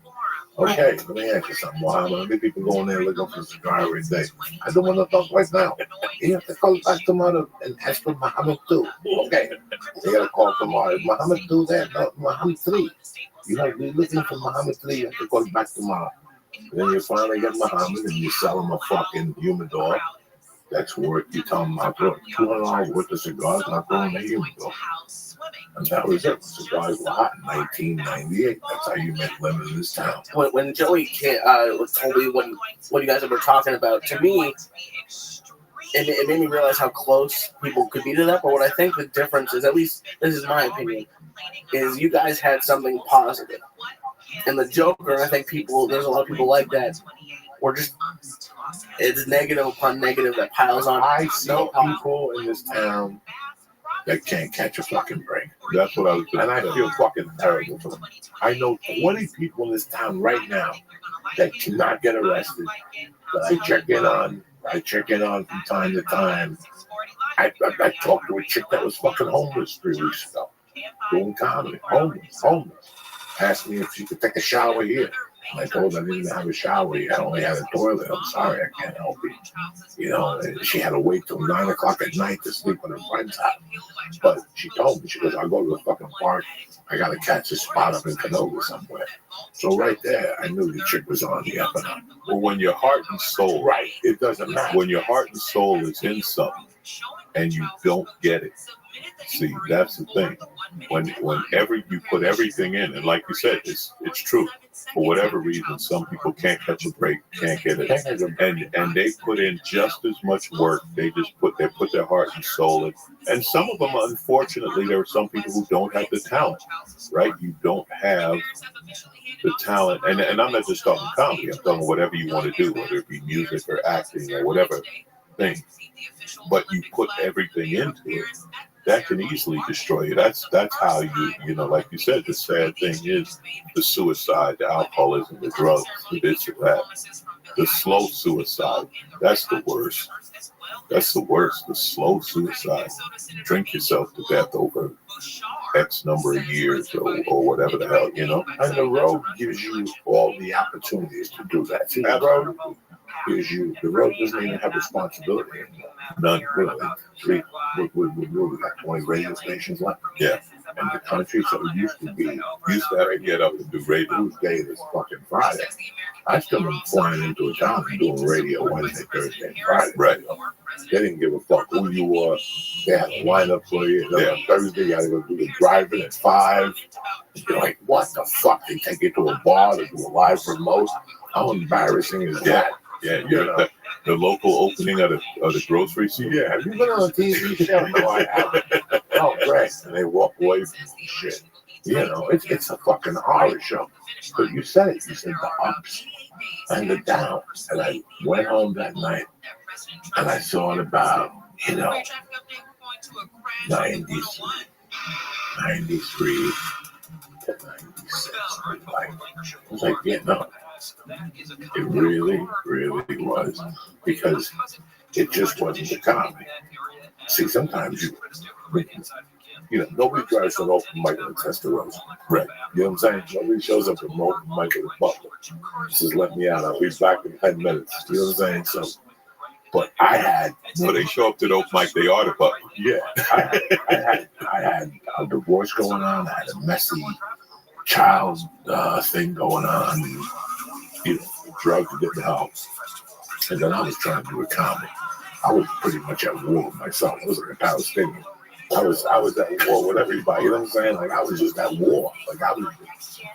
So I think of those times, like not being able to pay for it all, right? Like who can't pay for it? Yeah, me. Couldn't pay it. I used to always make it the last month, like the last week, the last 3 days of the month. Right. I made rent. I'd have to steal a lawnmower from Kmart for turning a long month. There was always something. And you start. Like I got totally. My 4th year in comedy, I made like $8,000. I knew one thing from the beginning of life, and that's what a lot of people don't know, and they refuse to swallow the pill. There ain't no money. No, and they'll tell you to your face. I know there's no money for 10 years, and then they'll tell you about money a week later. You know who's no money. There's no money. Gave me that lesson? Thea Vidal. Remember Thea? Yeah. When I started, Thea said, remember, you go to college for 4 years. She said, so any money you make in your first 4 years is a bonus. Because anyone else would be paying to go to school for that education. Then you get your first job. So it was like, oh, okay. It was, that's real. That's how it is. Yeah, I got lucky. And it was definitely what you said about getting the breaks that let you know you're on the right track, right? Because I got new faces in Montreal back when you used to get money out of new faces. And that was my first big paycheck. And that was when I could give up the day job. I admired guys, and I knew guys who were bombing all the time. And they kept showing up. And I admired that because I would get laughs. And when you got laughs, it made it easier to keep showing up. And I knew people literally who were bombing all the time, but they kept showing. And then they figured it out, And then, like you said, years later, 10 years in, now they're getting something. I think some of them blew up. Some of them, that? I think for a whole year in 92, I blew up. Yeah. Like, no, I didn't blow up. I bombed. Every step? Pretty much. In 92, I was a host of a weekly show, and I had to have 5 new minutes of material every week. It was a homework assignment. And I tried my hardest. I really, really went at it. It was the same people. It was $15 for a steak and a baked potato and shrimp. And it was the same mooks. And at that point, I had made it a goal to, my job was just to make them look up. Yeah, you know what I'm saying? It wasn't even to make them laugh. If I could make them look up for doing this, cutting the steak and putting it in their mouth, I won. That's how I looked at it in those days, because they weren't even laughing at the feature. See, I was lucky, and it was absolute luck, right place, right time, whatever. I got an education from the best because I did the open mic at the Laugh Factory. It's my first year in. So you started out here? I started in LA because I didn't know I wasn't supposed to. Right. And Jamie hired me to be a doorman, right? And he said, if someone doesn't show up, you can do a spot, right? So I'm at the Laugh Factory every night in like 93, 94. And I'm watching Damon, I'm watching George Wallace. I'm watching George Lopez. I'm watching Dom Rivera, because this was this was back when they were at there every night. So I'm getting the master class in how to do this shit. Right? George Wallace is showing up with a pad every night, working on new stuff. Lopez, the weigh-ins would roll in deep. There'd be 2 carfuls of weigh-ins, and they'd all just come in working on stuff. So for me, right, I'm a new comic. I'm a year or 2 in. I'm watching these guys every night, and I'm learning. Just like, oh, you got to keep writing. You got to do this. You got to do that. You know what I mean? And it was great. And then when Fraser Smith hired me to do the warm-up for his radio show. So every Friday, I had to do a new 5 minutes. So I had to write all the time. I had to pay attention to shit because you had to, what are you going to talk about? I don't know what happened this week. What is there, a new car in the showroom? Is there some chick? It's a TV show, like what, you know what I mean? But it was such a great, it was just learning, and it was just learning. And like I say, sitting, and George Lopez, I still remember this, this is 25 years ago, Lopez told me this. He said, listen, man, never give it up for who went up before you. He said, if I go up before you, they know who I am. So you let them know who you are. If you got 5 minutes, there's no sense spending 1 minute telling them they just saw George Lopez. You know what a lesson that was? You know what I mean? That was like, oh, okay. Because in that moment, you're on the same stage as George Lopez, they used to call him Dr. Wallace, right? Because that's what he was. He was a doctor. So, yeah, I was lucky in those days, but not everyone's that lucky, right? At the same time. I was doing that in Colorado with Sam. Yeah. Like a D room. And what it gave me was watching acts. They weren't the best acts, and I knew that. They weren't what the comedy were getting. Right. But I was asking a lot of questions. These were older school road comics. It took me 18 months to get on stage. I got out of prison February of fucking 89. I didn't get on stage till July 91. That's how much of a pussy I was. I kept saying I'm going to get up. Then I saw dice in my head almost. Yeah. I'm like, this motherfucker's doing my material. This is the shit I've been writing. I've been telling motherfucker I'm going to get on stage. I've been writing my shit. And this is what I've been fucking writing. And I saw dice. And once I saw dice, he pissed me off. I want to hunt this motherfucker down and fuck him up. He's doing my material and shit. I didn't have no material, but that's what I thought in my head. When I would walk down the street, I would what he was saying. So now I had to get pushed into it, and thank God Wendy put me out. It's fucking crazy. But when I got home that night, I didn't write them down. I just thought about all the lows. All the nights that I came home, there used to be a comedy newspaper called Just for Laughs. Yeah. You remember that? It was at the stand. We walked into any comedy club. And it was a monthly publication put out of San Francisco. But if you went to the back section, it had all the comedy clubs in alphabetical state. Right. This started with Alaska, Alabama. And I remember, having 20 minutes of Lonzo. It'd be 1994. I'm doing comedy 3 years. And it's all I do. It was that and cocaine. You know what I'm saying? Like, get up in the morning while I was pissing. Where am I going to do a spot tonight? And while I was showering, where am I going to get the money to do coke tonight? And sometimes it would mix it. The magic because the Mexican was going to give me 40 to do 20 minutes. Then I'd get a free dinner at El Torito. Yeah. At El Torito in those days. Because I developed in Colorado. But I think about those times. I thought about it that night. I'll tell you what, I came close to crying by myself. That I put myself through all those nights. Like, on a Greyhound bus. I was a regular at the store. And I was still Greyhound. Yeah, because we had to. For $600 a week, $500 a week, no hotel, right? Greyhound bus. We'll worry about it when we get there. Where are you going to stay? We'll worry about it when we get there. So sure enough, you get there, you're holding out. you do your little feature spot and shit. And I'm like, where you gonna stay? I don't know. And then you was like one motherfucker. It was all about stage time. You know, It was that's all- what it was all about. Your life was I didn't about know stage. nothing else. I didn't know that. You know, when I tell people I didn't watch TV from 1995 to 2002, they died. Like, I knew nothing. Like, people told me about Seinfeld and Friends. I knew nothing. Yeah. I didn't watch TV till I moved out here and I got an audition for NYPD Blue. And I remember it used to come on Tuesday, right? Thursday nights, yeah. And how can I miss the fucking black show at the Comedy Store if I'm watching NYPD Blue? Because Guy Torrey was right up there early. So I remember sitting there watching NYPD Blue. Jimmy Smith is dying. That's the episode they're going to put me on. When he was dying of cancer and shit. And I'm like, I'm missing fucking stage time for this shit. I had a spot at the store, but in those days we were following Paul Moore. Oh man, at 12:45 each fucking night. So that's not a spot, that's a torture chain. But we were talking about this that night. I remember doing a spot at 1:15 in the morning. Remember the LA Cabaret in Encino?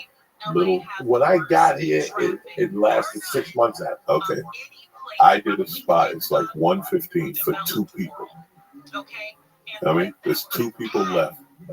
Yeah, do your spot. And you did it, right? Because what else were you going to do? You had to do a spot. So that was the spot you got. Yeah, it was. But again, I think the passion that can also be the passion that destroys you, you know, if it doesn't work. And the other thing was the other comics, right? You because we were all doing it, right? So we were all like, I came up with like Johnny Sanchez and Willie Barcena and Shang and all the, and we were all doing this shit, you know. Shang was king. Shang had one-nighters. He had like a notebook full of one-nighters everywhere across the country. Like, Shang, I needed, you know, I'm in Houston, because you couldn't work in Houston. There was nothing for you in Houston, but he had some shit in Midland, Odessa, because Houston was headlining. You know what I mean? But the fact that we went through that, and I hung out with a lot of the Latino comics, Jeff Garcia and this and that. I remember when Fluffy bounced on stage. Fluffy and booked the bicycle room. Yeah, the bicycle casino and offered us paid on Friday.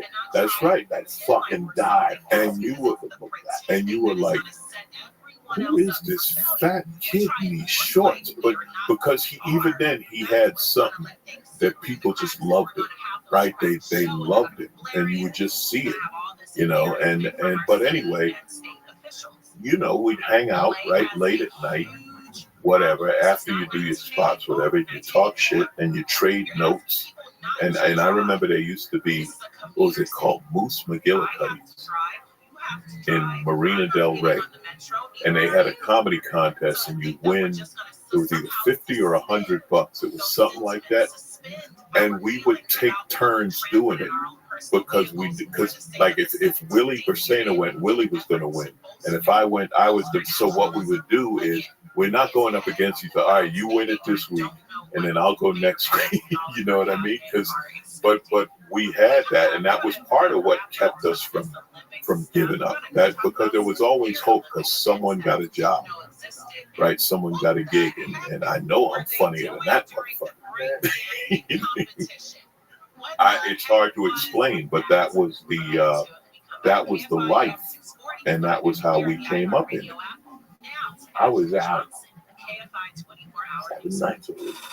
Absolutely. I don't know what. Absolutely. What are you going to sit at home? I was out 7 nights a week with money, no money.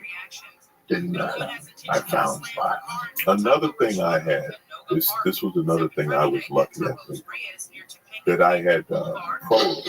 I had pros tell me I was good. And I think that helped a lot. Oh, it means the world. Yeah. I mean, I'm 2 years in when if a feature tells me I do a good job, it's amazing. Yeah. But do you guys ever feel like, because to me it always blows my mind when I see someone at your level doing a set and then they're like working on new stuff at like the Comedy Store or the Laugh At, like to think about working on something at such a huge club. Like I can't even think about it. Like, what do you still have like the open mic mindset, or do you what do you guys think about? Well, my favorite joke. I don't know about you, Joe. My favorite joke is always my newest. It's always my newest because that's the fun to work on. But what we have that you don't have yet is we got the confidence because we know shit works. So we know we can get them. So, you know, it's what you do after you know you can make them laugh. That's when you really get into the shit. But first, that's a journey. First, yeah. It's an artist journey, a musician, a comedian. It's a fucking journey, man. And the journey is to toughen your skin for later. Because if you can't take those first 5 or 6 years, you don't want to deal with what comes in later. You know, this time, you know, and what do they call them? They call them uptown problems. Yeah. You know, it's but you got quality problems, but you got prepared because you toughened your skin early on. You know, 20 years ago when I walked into an audition, I couldn't sleep when I walked out of it. Now I walk into an audition and people ask me 2 days later, how did you do? What are you talking about? Yeah. If I get it, I get it. If I don't, I exactly. I leave it there. There was tough skin. There was skin developed. The other thing, the difference with comics is we got to practice in front of people. You know, see, I got a lot of friends who are musicians, and it's like, yeah, we don't really have studio time, right? As a comic, that's the difference. We had to be bad in front of people. If you play the guitar, you get to practice the guitar in your basement, in your room, and then you come out when you're good at playing the guitar. As a comic, it's like, no, you got to be bad in front of people and then get good in front of people. I'm really happy you said that, Lonzo, because it made everything in my life taste a little better. It made me remember what I did go through. Like, I almost got myself to tears on the drive home going to the I did all that shit. I really slept on park benches. You know, I slept on a couch just for the name of comedy. You know, I drove 16 hours to do it, for 14 hours to do a guest set to try to get work with Knuckleheads. And I got the work, and they went out of business. You know, they gave me 6 weeks of work, and they went out of business. You know, I mean, I don't think about all that. Listen, man, I can tell you, how many times were we happy to drive 2 hours for $25? Because you was getting paid and 2 tacos. You was getting paid, and you got food, and you were getting paid. And people, you know, like, it's funny to me, like, people will mention a town in California. There's nowhere I haven't been. They're like, oh, Hemet. It's like, yes. Wait, you kidding? I came up in LA. I've done every town, Eureka, Hemet, whatever, Visalia, you know, all of these places. Yeah, of course. Because you had to, right? You had to drive and do every night you were on the 5 side. Yeah. All I know is going to 5 there stars. was a time between Rudy, Jeff, Rudy, Jeff, the other kid. There was like 6 or 7 Mexicans, and these motherfuckers put your ass to work on a daily. I thank them fucking every day. I just did Toys for Tots for Rudy Sunday night. And I was telling a friend, you are not an LA comic if you haven't done a Rudy Moreno kid. Yeah, if you haven't done one of Rudy's, remember Rudy used to have all those rooms in East LA? What the fuck you think your deal is? $20 a show, Friday and Saturday. Oh man, I was there the night Maryland got into the riot. There was a riot. Yeah. I remember that. You remember that? I remember that. Oh, it was happening. Rudy, I don't know. Rudy was, man, Rudy's, you know, and you know, these are the guys, right? So people, they don't know him. They don't know who he is, but he's an icon amongst comics. Icon. I love Rudy. I love Rudy. He's always fucking shit on Facebook. So he drives me crazy. I had him open a few weeks ago. He kept sending me a flyer. Yeah. Like, no words, just a flyer. Why are you sending me this fucking flyer for, Rudy? Do you think I'll ever have you to come down one night? Not really, Rudy. I like a fucking flyer. But, you know, I think of all those nights, like, being broke and going to the Commerce Casino. Rudy giving you $100 for the Commerce Casino Thursday night. running the back, their Chinese food. Thursday night. Really, their Chinese Yeah. food. But I still remember going to Commerce Casino. He would put alcohols. Yeah. On the table. I wouldn't even put them in my pocket. I just keep taking the alcohols from him. And then in between sets, when he was up on stage, I go, Rudy. Rudy, I just keep saying Rudy, I used to love, I'm trying to think, where was I? Oh, I did this bar gig. It's called the Federal Bar. It's in Long Beach. And it was cool. I did a few weeks ago. There was a big motorcycle show. So I was doing the show after the motorcycle show, and a bunch of bike friends came down. But anyway, they were like, you got to be off stage at 9:30 because dancing starts at 10. And I was like, oh shit, I ain't done one of these in a long time. Remember those? Remember that? You had to be off stage because the DJ, the people would be lined up for the DJ, and you had to. I used to have to follow a line dancing class in Denver on Sunday nights. That turned into a pretty good room. Yeah, but you had to wait for the line dancers to get out. That's right. You gotta remember, 92, that was achy breaky. Yeah, hell yeah. Everybody was doing achy breaky. Line dancing classes on a Sunday fucking night. 100 fat country women with boots on and one black chick. I thought it was 99 white chicks and one black chick that said, I'm coming. And yeah, no, thank you for enlightening me. Listen, the early part of your comedy career, right? It's annoying. Yeah. Right? You're doing comedy that annoys people. You go into their local bar, doing a comedy night that they don't know about. Right? You're in the back of a bookstore that people want peace and quiet. I did a bike shop too. There you go. It's your gig is where can I go annoy people with this comedy? Ahmed used to have a gig in I think it was at a Cuban restaurant in West LA. It was a restaurant, you know, and you literally, like, these poor people came to eat dinner. You know? But we're going to bug you for the next 45 minutes. They do that in the Valley. Yeah. There's a restaurant up here that does those. One night with me, I'm like, there's people eating dinner and you're going up. These people don't even know it's coming. That's right. That's your job. Your job. They came to talk and you're asking fucking questions if you're out of town. Your job. We used to do this woman, Victoria Duchoff. She'd always get gigs in these hotels. Who is Victoria? Victoria, well, I think it was her dad. Her dad was a big time club guy. She died of cancer or something. Yeah. She died of cancer.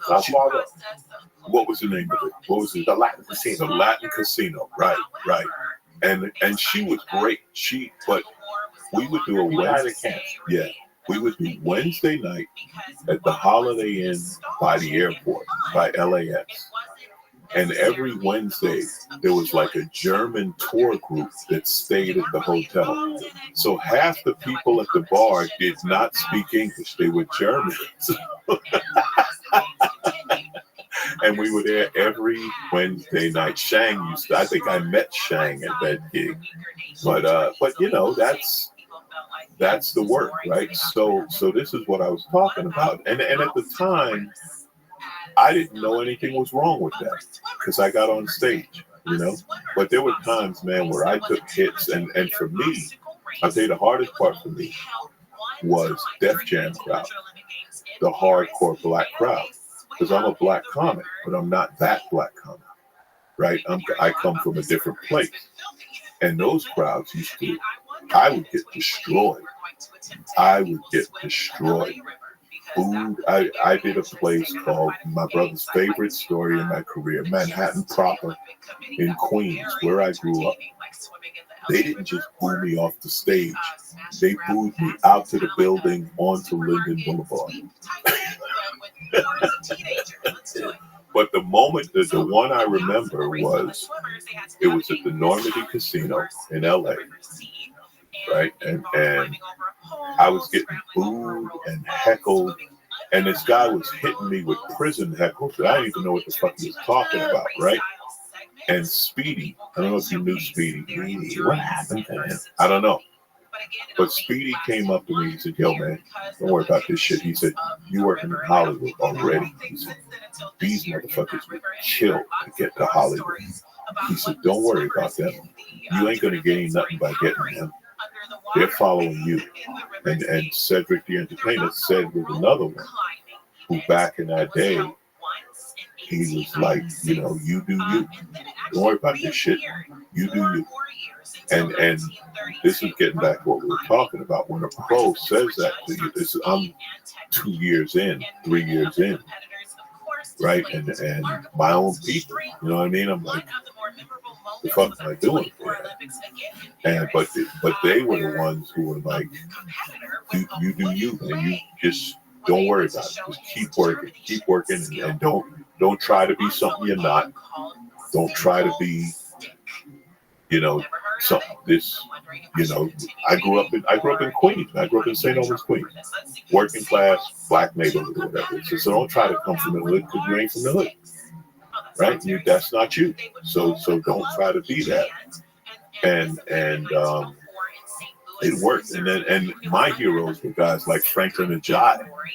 Yeah, right. People don't even remember Franklin and Jai. I should met him at the comedy store. I gave him a hug. And Franklin and Jai was a legend. Franklin and Jai and he was. Remember when I saw him Power Wash? Yeah. That's what everyone remembers. But his stand-up, you know, he was brilliant. And so that helped me a lot. But those were the down times, man. I remember doing a set after I went to the Black Expo, and I went up somewhere in LA. I don't remember where, Black Club. And I was trying to make fun of the Black Expo, and they wasn't having it. They wasn't having that shit for a minute.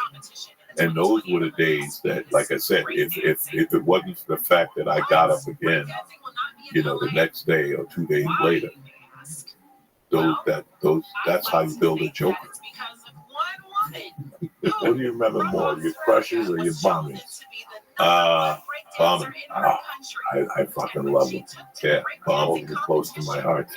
Well, now I don't know about you. I laugh when I bomb. I laugh too. Because I'm like, I got out of the way. I'm like, you know, my thing is, it's like, how could I be that wrong? Yeah, I thought this shit was funny. How could I've been doing this shit for 26 years? How could I have missed by that much? You go home. I still remember getting in the car and crying. Oh, going, this is my last spot. Your life is working. This is the last time I'm gonna spot the comedy store. I'm gonna bother in front of Mitzi, just walking right to my car, going, well, listen, I'm going back to stealing. I dated this chick, and she had been married to a comic. And she literally said to me, she said, you know, I could fall in love with you, she said, but I can't do it again.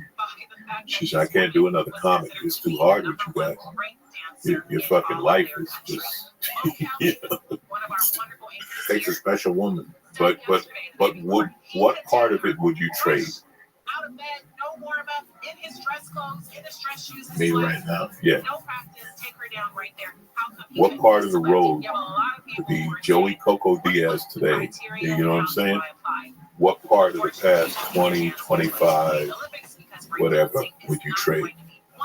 Right? You can't, because there's times I'm on stage now and I can actually feel myself getting laughed. And I can see my mind going back and forth, going. The reason I'm getting this laugh is because that night in that bar, I ate that bag of dick. Man, right when I'm on stage, this is happening to me. And I'm still cracking jokes, but my mind is taking me there, going, the reason why I'm doing so well tonight, because of that particular night in 97, Bremerton, Washington. Right? Thank God I'm still. Well, you talked about it earlier. When you're doing the interview, right? You can talk to the interview now because you were on KJAY in Ames, Iowa. It's Tuesday morning on the Laughing Clown, and we got Joey Coco Diaz. And you did that interview. So when you sit on the couch at the Tonight Show, you're like, I got this. Right? Everything we did, the lesson came up later. Every shitty one night. Every time the microphone didn't work, and now you got a problem. I ain't got a problem. I've worked without a mic before. Lights went out. All right, get a can. Let's go. Right? Because you've done, we've done that shit, right? Or you need time to. I got to get my head right. Well, nah, man, because the Greyhound stopped at 7 and the show stopped at 7:15. I literally hit this stage on a dead run. I remember changing in a cab from Dulles Airport on the phone with the host. He used to do it like 10 minutes.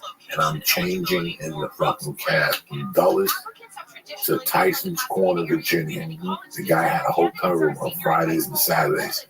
It was the Friday after Thanksgiving. I get to the airport. Who's at the airport? Delayed and lit already. My boy George Lopez. I see him at the airport. He's got to come over and have a drink. We started drinking. I go, George, I gotta leave. Oh, you're delayed too. So I was delayed with George. I think we got to the airport at 7. I think I finally took off at like fucking 11. I got to DC at like 8:48. Then guess what? Stevie Wonder was on the fucking plane. So they had to let him off first. So they got to get him up. He's got to walk 2 steps. You got to get the dog and 8 other blind guys because he brings like 3 blind guys with him. So that's another half hour. And I'm running late to Tyson's Corner. And Stevie Wonder got to be on this motherfucking flight. Ain't that a bitch? So all those things, yeah, like without even thinking. That night there was no looking at your notes. Right. It was 45 minutes of going up there, and I remember whatever the fuck I was getting on the plane, and you're focused on landing. You're not focused, you're focused on landing. I'm happy you stopped by. What are we going to do with the Clippers this year? Man, what are the Clippers going to do this year? Okay, this is my thing. I'm a Clipper fan. I'm Joey. I want the second round. We ain't been to the second round. That's all you want. This year, I want the second round. I worry about the finals next year. This year, I want the second round. I got no problem with load management on Kawhi. He knows what he's doing. If he says he ain't playing tonight, I don't care because come April and May, he's MVP. Paul George is even better than I thought. So I see the Clippers going deep. My only problem is fucking LeBron, who's on a mission. And I knew LeBron was going to be great this season because he had the whole summer off. I didn't know he was going to be the best point guard in the NBA.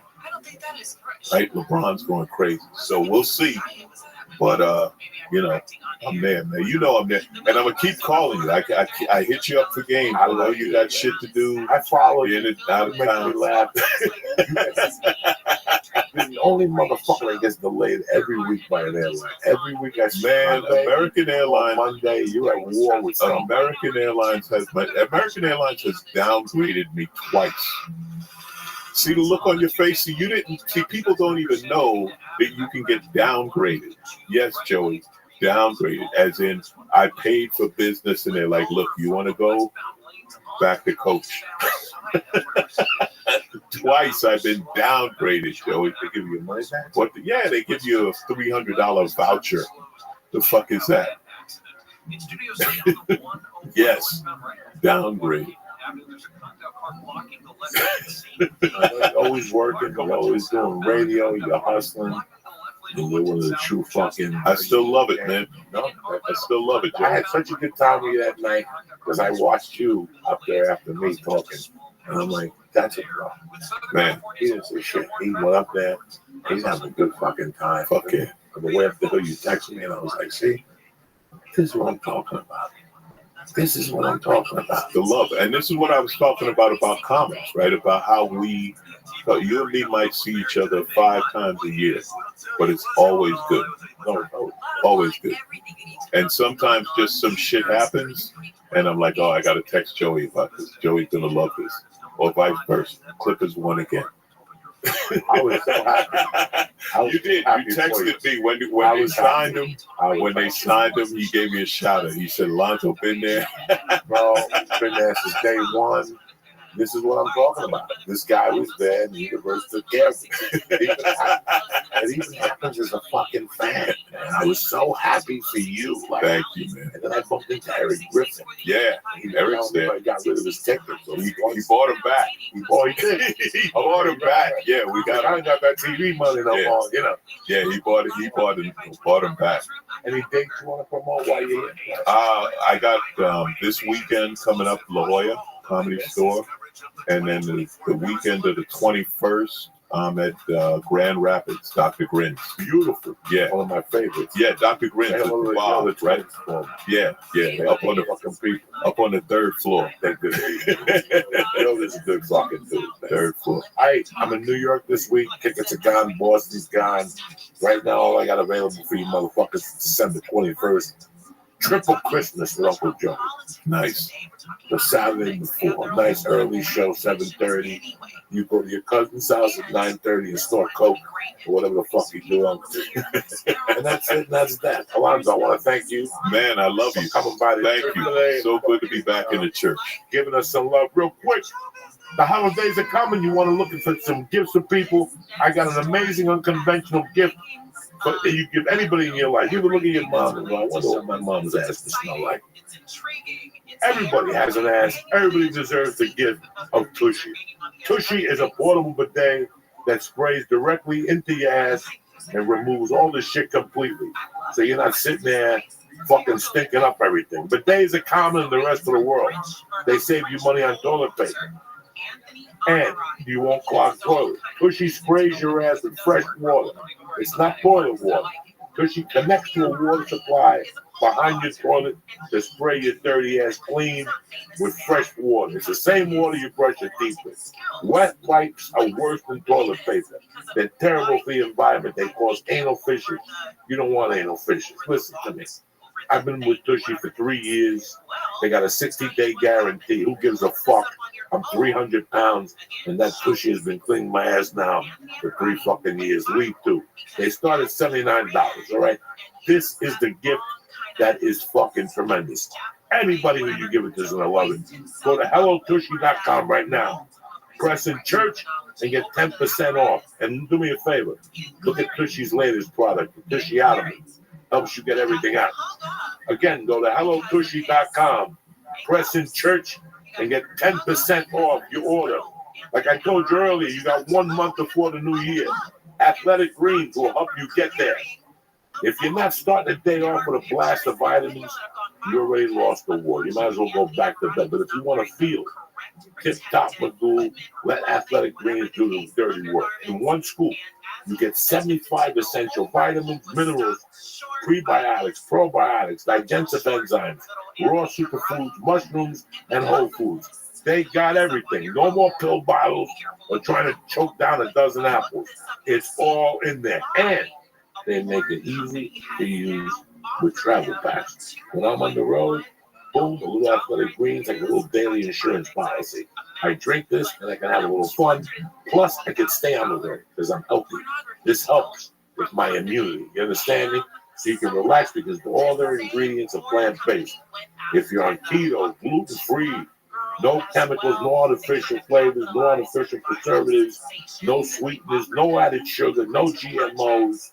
Listen, this is no herbicides, no yeast, peanuts, or animal products. Guys, you need to take care of yourself. It's 2020. And that's why I recommend supplements to everybody. It's just that easy. Just add cold water and shake it up. You can take that banana and shove it up your ass. What are you waiting for? Go, do me a favor right now. Go to Athletic Greens right now. Press in church. I'm going to get you a special offer. 20 travel packs valued at $79 with your first purchase. Jump over to athleticgreens.com/church and get your travel packs today. Athletic Greens are tremendous. Again, the holidays are coming. Everyone wants to get their dicks up. But your dick smells like a billy goat. Why? Because you got like Julius Erving afro around your fucking dick and it fucking sweats. So it's over. You're looking for a gift? Manscaped. You're like, Joey, what's Manscaped? It's the only tool you need to shave your balls and the area around your fucking love pole. It's called the Lawnmower 2.0 for a reason. They threw away the 1.0 and upgraded their trimmer with a skin-safe technology for you momos in the back. That means it won't nick or snag your sack. Plus, it's perfect for travel, easy to charge, and you can manscape with one fucking hand.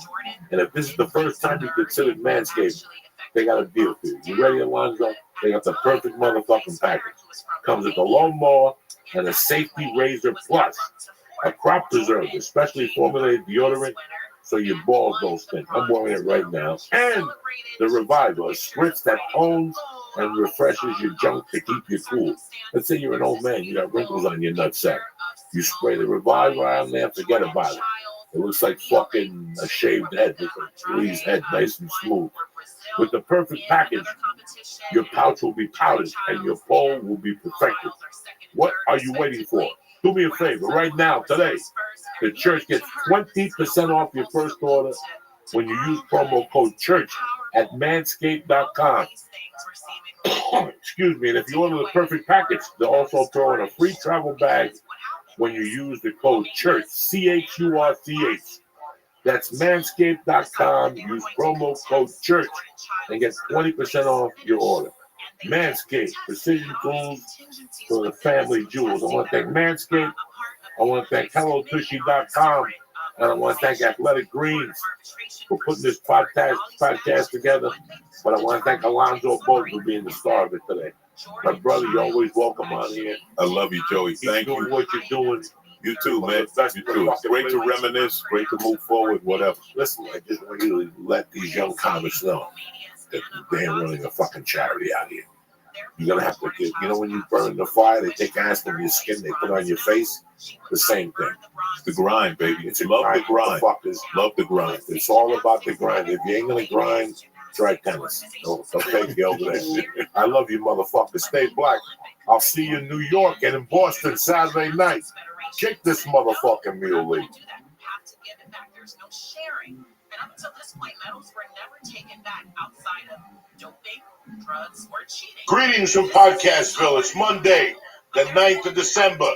The church is brought to you by Manscaped, the best and below-the-belt grooming. Christmas is coming. If you're here to unwrap your present, you got to trim that tree, dog. Get Manscaped. It created the only tool you need to shave your ball sack. It's called the Lawnmower 2.0 for a reason. They threw away the 1.0. Why? Because it ain't shit compared to the 2.0. And they upgraded the trimmer with a skin-safe technology. For you momos in the back, it means it won't nick or snag your nutsack. Now, the church family can get 20% off your first order when you use code CHURCH at Manscaped. This makes a perfect Christmas present. Order the perfect package, which I'll talk about at the end of the show, with code CHURCH, and they'll throw in a free travel bag when you use promo code CHURCH, CHURCH. That's manscaped.com. Use promo code CHURCH for 20% off your first order.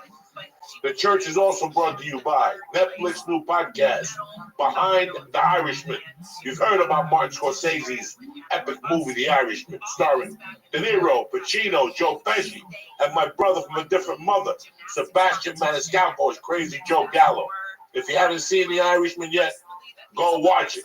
Listen to me. It's a tremendous movie. I don't care what anybody tells you. Now, do me a favor. The first 2 episodes are out, and the final episode is coming out next Monday, the 16th. Spoiler alert. Watch The Irishman on Netflix before you listen to the podcast. Trust me. Search for Behind the Irishman on Apple products, Spotify, Stitcher, Pocket Cast, or wherever else you listen to podcasts.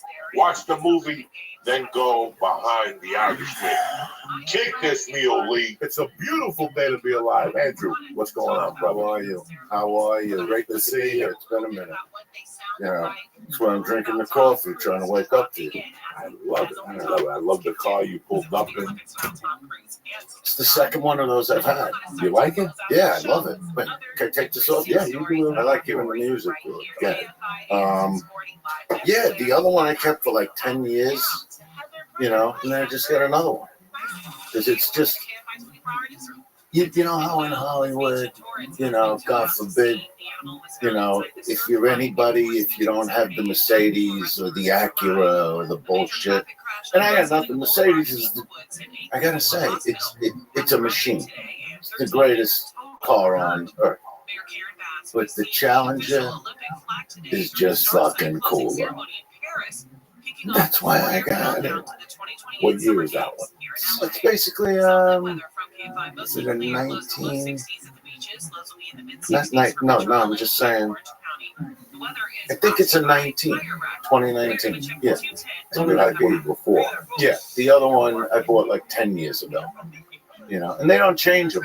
You know, it's just like the perfect car just for you and your chick.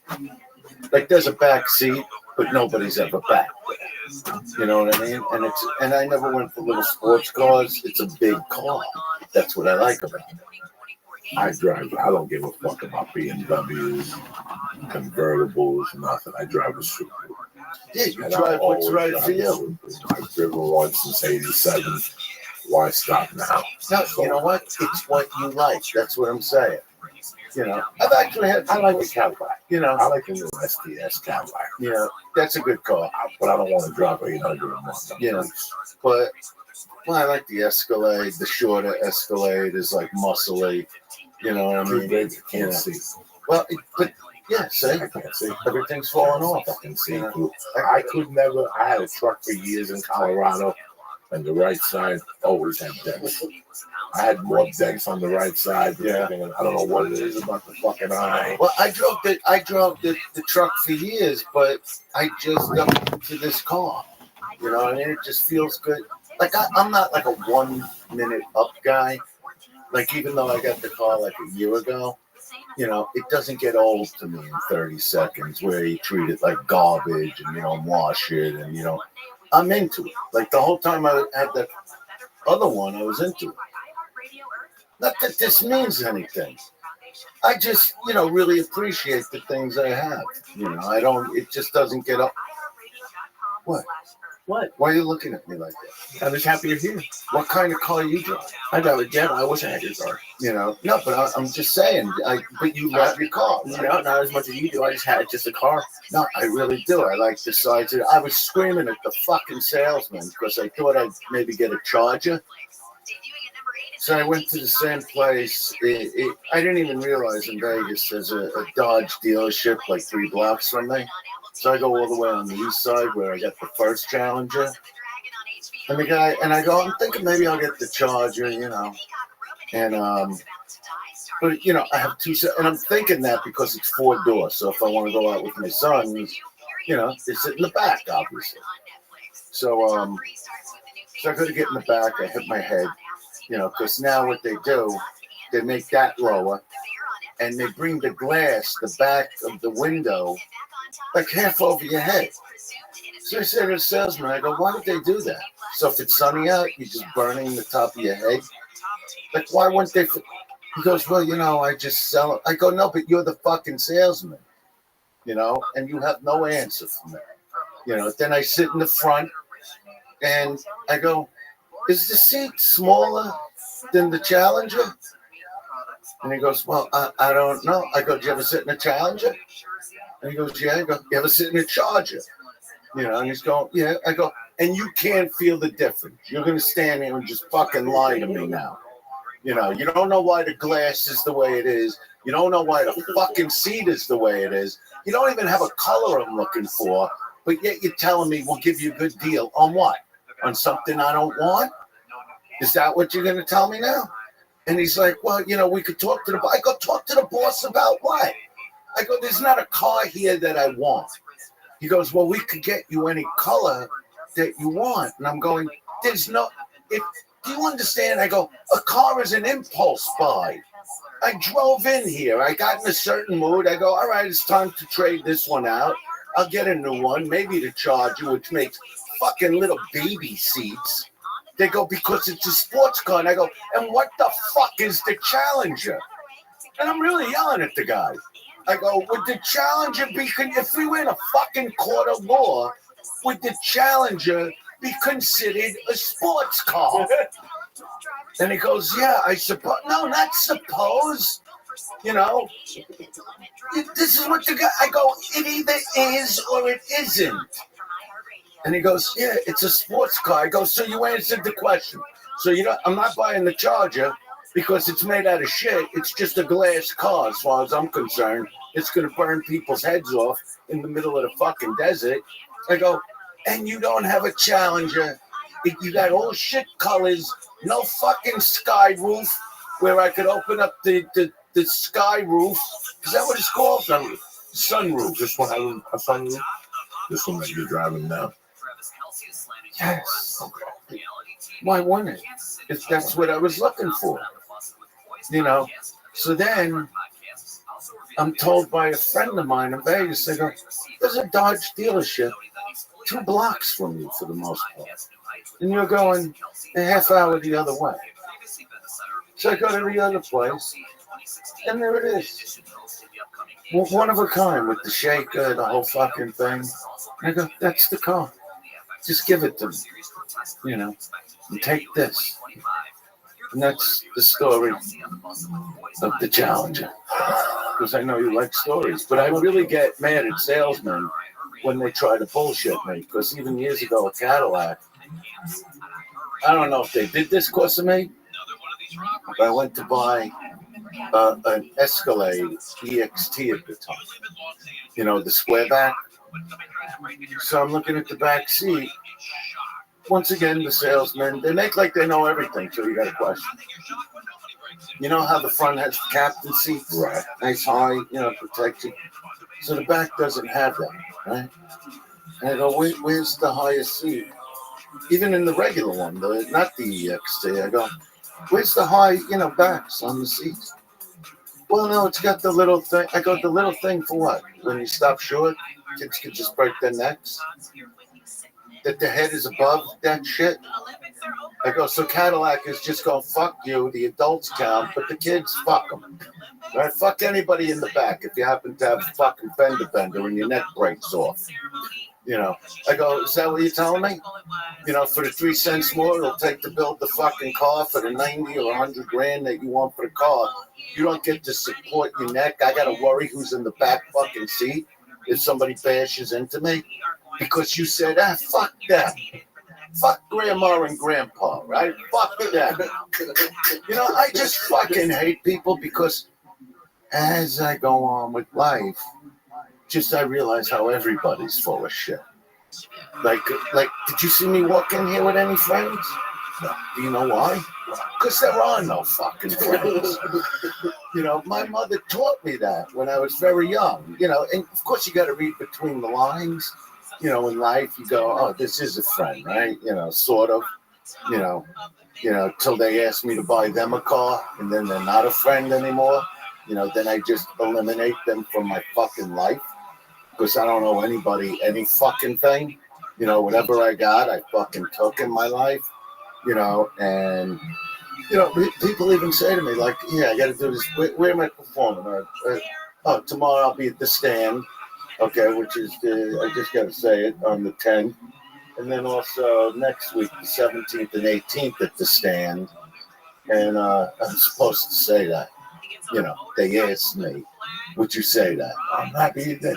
No, I'm glad to see you. Yeah. Like, you know, even when I say, well, you know, I could do, you know, Joe Diaz, he's a buddy of mine. You are a friend, you know what I mean? But you're not a friend I'm with every day. Right. So it's like a pleasure to see you. You don't call me up and go, give me money. I did call you, 2 days ago. No, I'm saying, you know, to give you things. Yeah. You know what I mean? You know, and I'm not, you know, this is mine. I took the time to buy this in Baker. That's a good choice. You know, because I got a brand new girlfriend for the last like 4 months now, right? Which I'll tell you, but Eleanor got her for me. Right. And so on the way back from Vegas, I stopped at Baker, you know, and there was like these sandstorms, like she couldn't believe, you know, what are we doing here? And I go, no, you don't understand the candy they have at this particular place. And she goes, what candy? What is with you with the candy? And I looked at her, I go, what's with you? You know, just because I'm over 20, I'm not allowed candy anymore. There's a cutoff date. They got the big Tootsie Rolls. They got the hot tamales in the box. See, what Hot Tamale tried to do was put it in little bags, like M&M bags, you know. So I stopped fucking buying them. Like, you belong in a box, you know, like Good and Plenty. Good and Plenty don't come in a fucking bag. It comes in a box the way it should, like Mike and Ike, right, with the multi-flavors, right? The Hot Tamales, you think they didn't go back to the box? Because they saw I wasn't buying them. So I got the Tootsie Rolls. She goes, I can't believe what you're walking at. The 5-year-olds coming in this gas station are not walking out with this much candy. And then I showed her in the car how to line everything up with the Mentos, and you know, like, because you got I like the Mentos, then the Tootsie Roll, then a Mentos, then a Tootsie Roll. You see, there's an order. Yeah. You know, then the bubble gum goes on the bottom part, and then the boxes go on the top shelf. Okay. You know, like the Hot Tamales, the Good and Plenty, the Mike and Ike's. And she's going, you're a man. I go, why can't a man like candy? You understand? It's what I like. She goes, well, you know, I know you told me your sugar level, like I had diabetes for half a minute, like everybody's getting. You know, that's the hot, like, God forbid you don't have diabetes, you're not part of the in crowd. That's why I stay the fuck out of Florida. They're all just the walking fucking Oh my dead. God, yeah. You know what I mean? I got to go there too this week, but, you know, that's all right, you know. Yeah, I don't even know the name of the place. I'm just going and doing it. I'm getting the fuck out of there because I got the fucking relatives calling from 8 months ago. Okay? 8 months ago. They're calling, you know, are we going to hang out? Are you going to come over? Why? So you could bring the neighbor over 5 minutes after I'm there? I'm never going over. You understand? You know, 8 months, and I tried to explain with the texting. I go, I can't talk about a one-night gig I'm doing 8 months from now.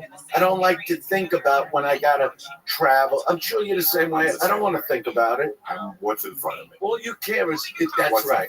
And then once you're on stage, you're at home, wherever you are. Drives me crazy. And a friend of mine calling me going, hey, I see you're going to be in Jersey. Like today, they'll call me and go, hey, I see you're going to be in Jersey in August. We're definitely coming. It pisses me the fuck off. I called a friend of mine last week. I have a certain thing when I go on the road that whatever, I have bad luck. I don't know what I do, that I have bad luck. But every time I go to town, from my hometown, somebody's mother dies. I've never seen anything like this. So I get these people who call me and they'll go, we're coming, I bought 20 tickets, we're going to dinner at Spargo's, whatever. They give you the whole lineup of what they're doing. And the day at 2 o'clock, I'm on my computer, so I'll get the text messages. I get a text. My mother has dementia, and she left the house and got on a bicycle and fell off the bicycle. What are you talking about? The last time I was in Atlantic City, this guy tortured me for Stress Factory. I was just there October 24th, tortured me for a year. I'm coming. I bought 20 tickets the day of. My father was bag broke, so he can't piss. Every time I go home, they call you a year before the gig. Are these relatives or just people that be a friend? I love them to death. But you want to let them know, like, listen, I don't really give a fuck about next August. Like, I'm not even thinking about next August. I'm thinking, and don't they have a job? Don't they have a job they don't want to get up lives, careers, they have everything. But they think like what you do is just a joke, not like it's work up there. Right. So you know what I mean? They don't understand, like you're burning out your brain. You're doing an 8-hour day in an hour. They get it now. Yeah, they get it now. My family, my relatives, they never got it. They never got it.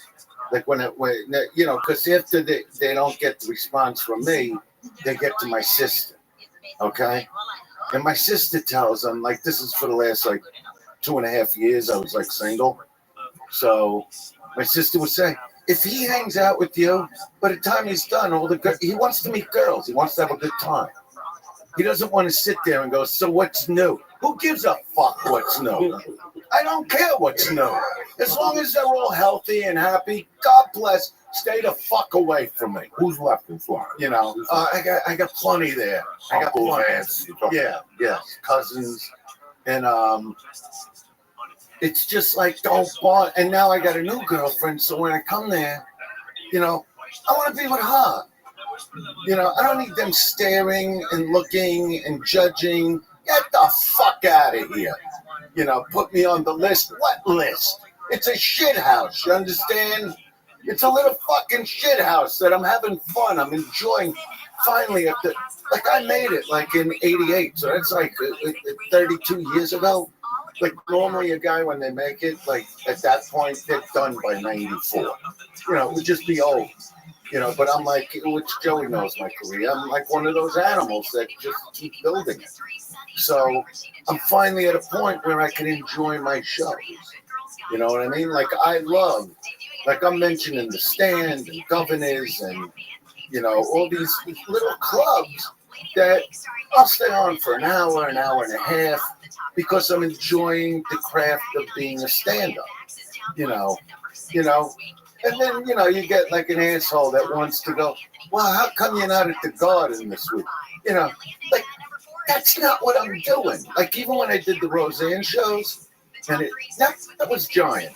I would look at that as giant. When you're in over 2,000 seats, you know, it was like 4,000 people that night, and we didn't even put 4,000 seats on sale. We put 2 on sale, but we did 4 out of, you know, they ask you, can we add? Okay, great. And when I was up there, it wasn't fun for me. It was work, you know. Plus, they want to get people back in the casino. And instead of like drawing out the bits, you know, and adding to them and making it great, you're just banging them over the head and getting rid of them. And I don't like doing that anymore. You know, I like these smaller places, and it's, you really like, now I bring people on stage. I take pictures with them, like through the show if I happen to like them. Because you tell them, don't take out your fucking camera, don't yell anything out, don't feel you're gonna get thrown out. Like I had a thing at the Laugh Factory a few weeks ago where I left the stage mentally, like on this one guy that was just drinking and yelling. And I go, this is now a personal thing to me. I go, I'm not in the show right now. I don't fucking like you. And you're going to ruin the whole vibe. I said, I will come there. I'll grab you by your throat and I'll throw you the fuck out of this room. I said, say one more fucking thing and see what happens. Like, I just lose it because I don't want the 300 people that are there to not have a great time because of one guy that can't hold his fucking liquor. It's not like heckling 30 years ago where it was fun and you bounce back and they're just drunk. They want to yell something in the middle of a bit that makes no fucking sense. And I just destroy them or have them thrown out. I enjoy getting rid of fans. You understand? I know fame is basically new to you. The last couple of years is where your star has risen. You know, so it's new. So you might actually like to meet people. Like I tell them on stage, I go, I'll give you everything. Just don't come over to me if you see me in the casino. I don't want to meet you. You know, I don't want to take a picture with you that you're going to tell me you're going to grab my shirt and go, it's blurry, do another one. I don't want to sign anything. I don't want to hear some bullshit story that you made up or a friend of mine that's not even a friend that's been telling you for 30 years he's a friend. I don't want to hear it. You know, I don't want to fucking know you. I don't want you to follow me.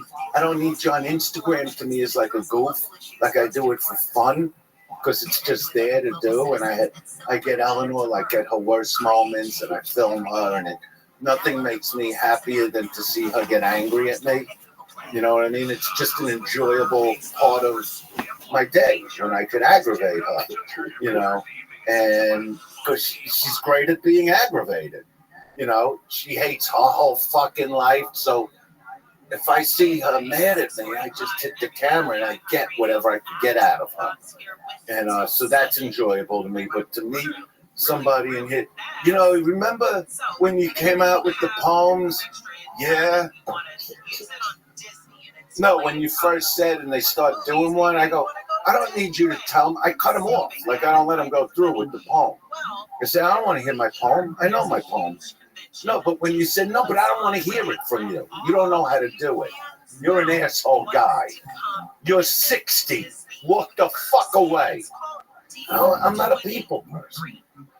I'd love to be on stage, but I don't want to meet anybody because I know how most people are no fucking good. And I know it because I see them in their cars. And I see how these motherfuckers, no good in their fucking hearts, don't even bother to use the blinker, the closest thing that's right there. Right there. Why? And it's a law, and there is a fine. You understand? And they could cause a lot of problems. You know, people could get killed over this shit. Like, it's right there. Why not? Why didn't you use it? Why didn't you use your blinker? Why do you think making a U-turn anywhere is acceptable? Why do you think the guy pulling out of his spot wants to choke you to death? I saw a guy make one of those illegally used and hit a car pulling out from the other side of the Ventura Boulevard, bashed in the guy's fucking door. You know, I wanted to see that guy get out of the car and kill him. I really wanted to see it. And the guy that hit him had no fucking shoes. Forget about the flip-flops, had no fucking shoes. I wanted the guy that got hit to take a pipe and just beat him to death. And I would have watched it like a TV show. You know, because, and I don't see any cops stopping anybody doing this shit. You know what I mean? Just wherever you are, I'll make a U-turn here. Fuck everybody. The rules of the road. Nobody's paying attention. The simplest thing, a blinker. You know. It upsets me too. I hate when people get in an accident, they just stop right in the middle of the freeway. How about on the train? What happens on the train? You know, where you know, they sit down, they put their bag in the middle seat. Oh, yeah. Yeah.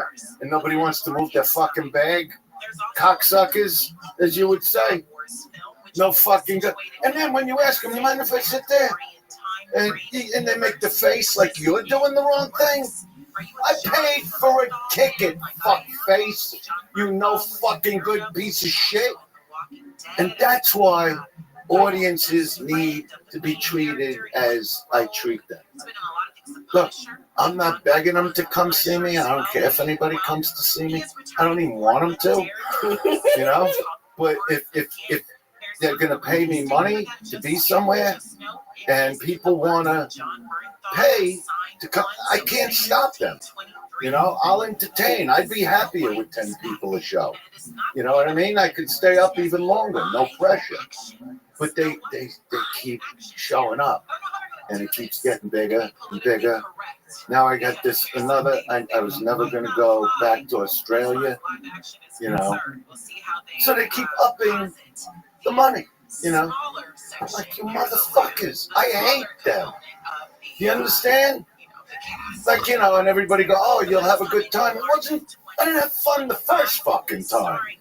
Yeah, all right, I held the koala bear for 30 seconds. I could have lived my whole life out without ever holding one. You know what I mean? Because it's the whole Ford Failing thing. You know, that I had a koala bear, so I went to a koala park and I held one and it was very cute. But believe me, if I was 90 years old now and they go, you feel bad you never held the koala bear? No. No. I don't like my dog. The fuck do I care about a koala bear? What am I going to Describe to people no pressure comedy. Pressure. Yeah, pressure comedy, because I lived a lot of it, is, you know, when I did these bigger than life places, and, you know, I was never into the drugs or alcohol. I did it with a straight head. So when you're facing anywhere between 15 and 21,000 people a night, there's a lot of pressure because, number one, you feel them going through you, and that's what I felt in Atlantic City when I did the Roseanne show.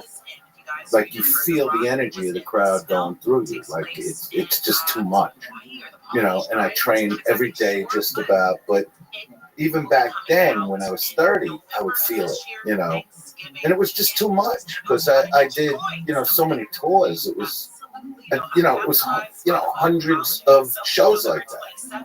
And when you're in a comedy club, rather when you're in a comedy club and nobody's expecting you to be, when you just do a pop-up somewhere, that's when I feel no pressure at all. It's just like me in a living room full of people. Even when I'm in a club, it's a small environment.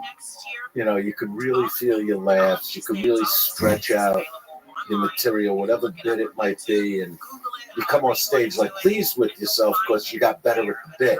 You added things to the bit, rather than having to be in front of a big crowd and just bang them over the head for 15 minutes or an hour and go, it's not the kind of show I want to do. That's the one thing I realized when I did those shows with Roseanne. I go, I don't need this. I don't need to be in these, bigger than life places. It's just not what I want to do, And so I've been enjoying, the biggest should be about, it's weird how, theaters have like, rather than 2,000, they'll have 1,900 seats, so they could steal the other 100 seats that they're not telling you about. Right. It's really 2,000, but they, you got to let people steal their money. It's just how the business works. I remember having an argument with a guy that had a theater talking about, well, where's my, percent? Well, you didn't make percentage. We gave, 90 tickets, comp tickets, and I'm going, what does that have to do with me? They're not 90 people for me. I'm not friendly with 90 people. Who am I giving the tickets to? It's going, well, you didn't make the percent. I go, no, but I did. Because you gave those away, it's on you. But I don't get mad. It's like that's just part of the business, that you get ripped off, You're still walking away with a bundle, so I can't complain about that. But yeah, I like being in a smaller environment. Like, when I'm at the Trop in Vegas, to me, that's like a home away from home, the Laugh Factory. So that's why I do that like once every month, every other month. And it's just enjoyable. So I get interested in shooting another special. If I did another special, it would be the only thing I got in my mind is almost like a documentary / special. And I'm not talking about stage, show clips, stage show. Anybody doing that, and I'm telling you, if you do like an hour, don't ever leave the stage, meaning don't go to, Joey on the bus coming to town and then back to stage. I don't like that. It doesn't work. It's like watching the stand-up special with commercial. I'll tell you the truth. I'll never forget when Paulie Shore did his first special years ago. And he goes, can I throw a concept that year? Because I was already dice and doing whatever I was doing. He goes, so I'm going to do a special, my first special. And what I want to do, and he explained like being on the bus and then cutting to the stage and, then showing them with the fans and, all kinds of back to the stage. I go, I wouldn't do it that way, I go, once you get, I don't care if there's a lead up to the stage. I think that's good, but once you're on the stage, you don't cut away. Like Comedy Central specials, you get into the guy or the girl, and then they go to commercial. That's what I'm saying. Well, that's when I, go to jerk my dick off, and I'm not coming back. I'm just not coming back. Once it's gone, it's gone. Like, oh, let me rev up to laugh again. You know what I mean? It doesn't work that way. You got once you're on, and he's going, no, well, I want to do it this way. I'll never forget. I give him the advice. Yeah, I want to do. I go, so what the fuck you even asking me for? And he did it that way, and it was an awful special. Not that Paulie's awful, but it was an awful way to do things. It's like it just doesn't work. So if I do, like the kind of project I want to do, it would be like, because I got hundreds of tapes of all that time, and it's like my son Max always says. He goes, you're never going to be explained the right way till you explain it, because you know your story and you know how bumpy it's been and how rough it's been. That every move I've ever made, it's not come without the aggravation. It's just how the career and life has gone. And I don't mind that. It's just how it is, though. So, but I would know how to tell the story. Nobody, who explains me better than you? Joe, Rogan.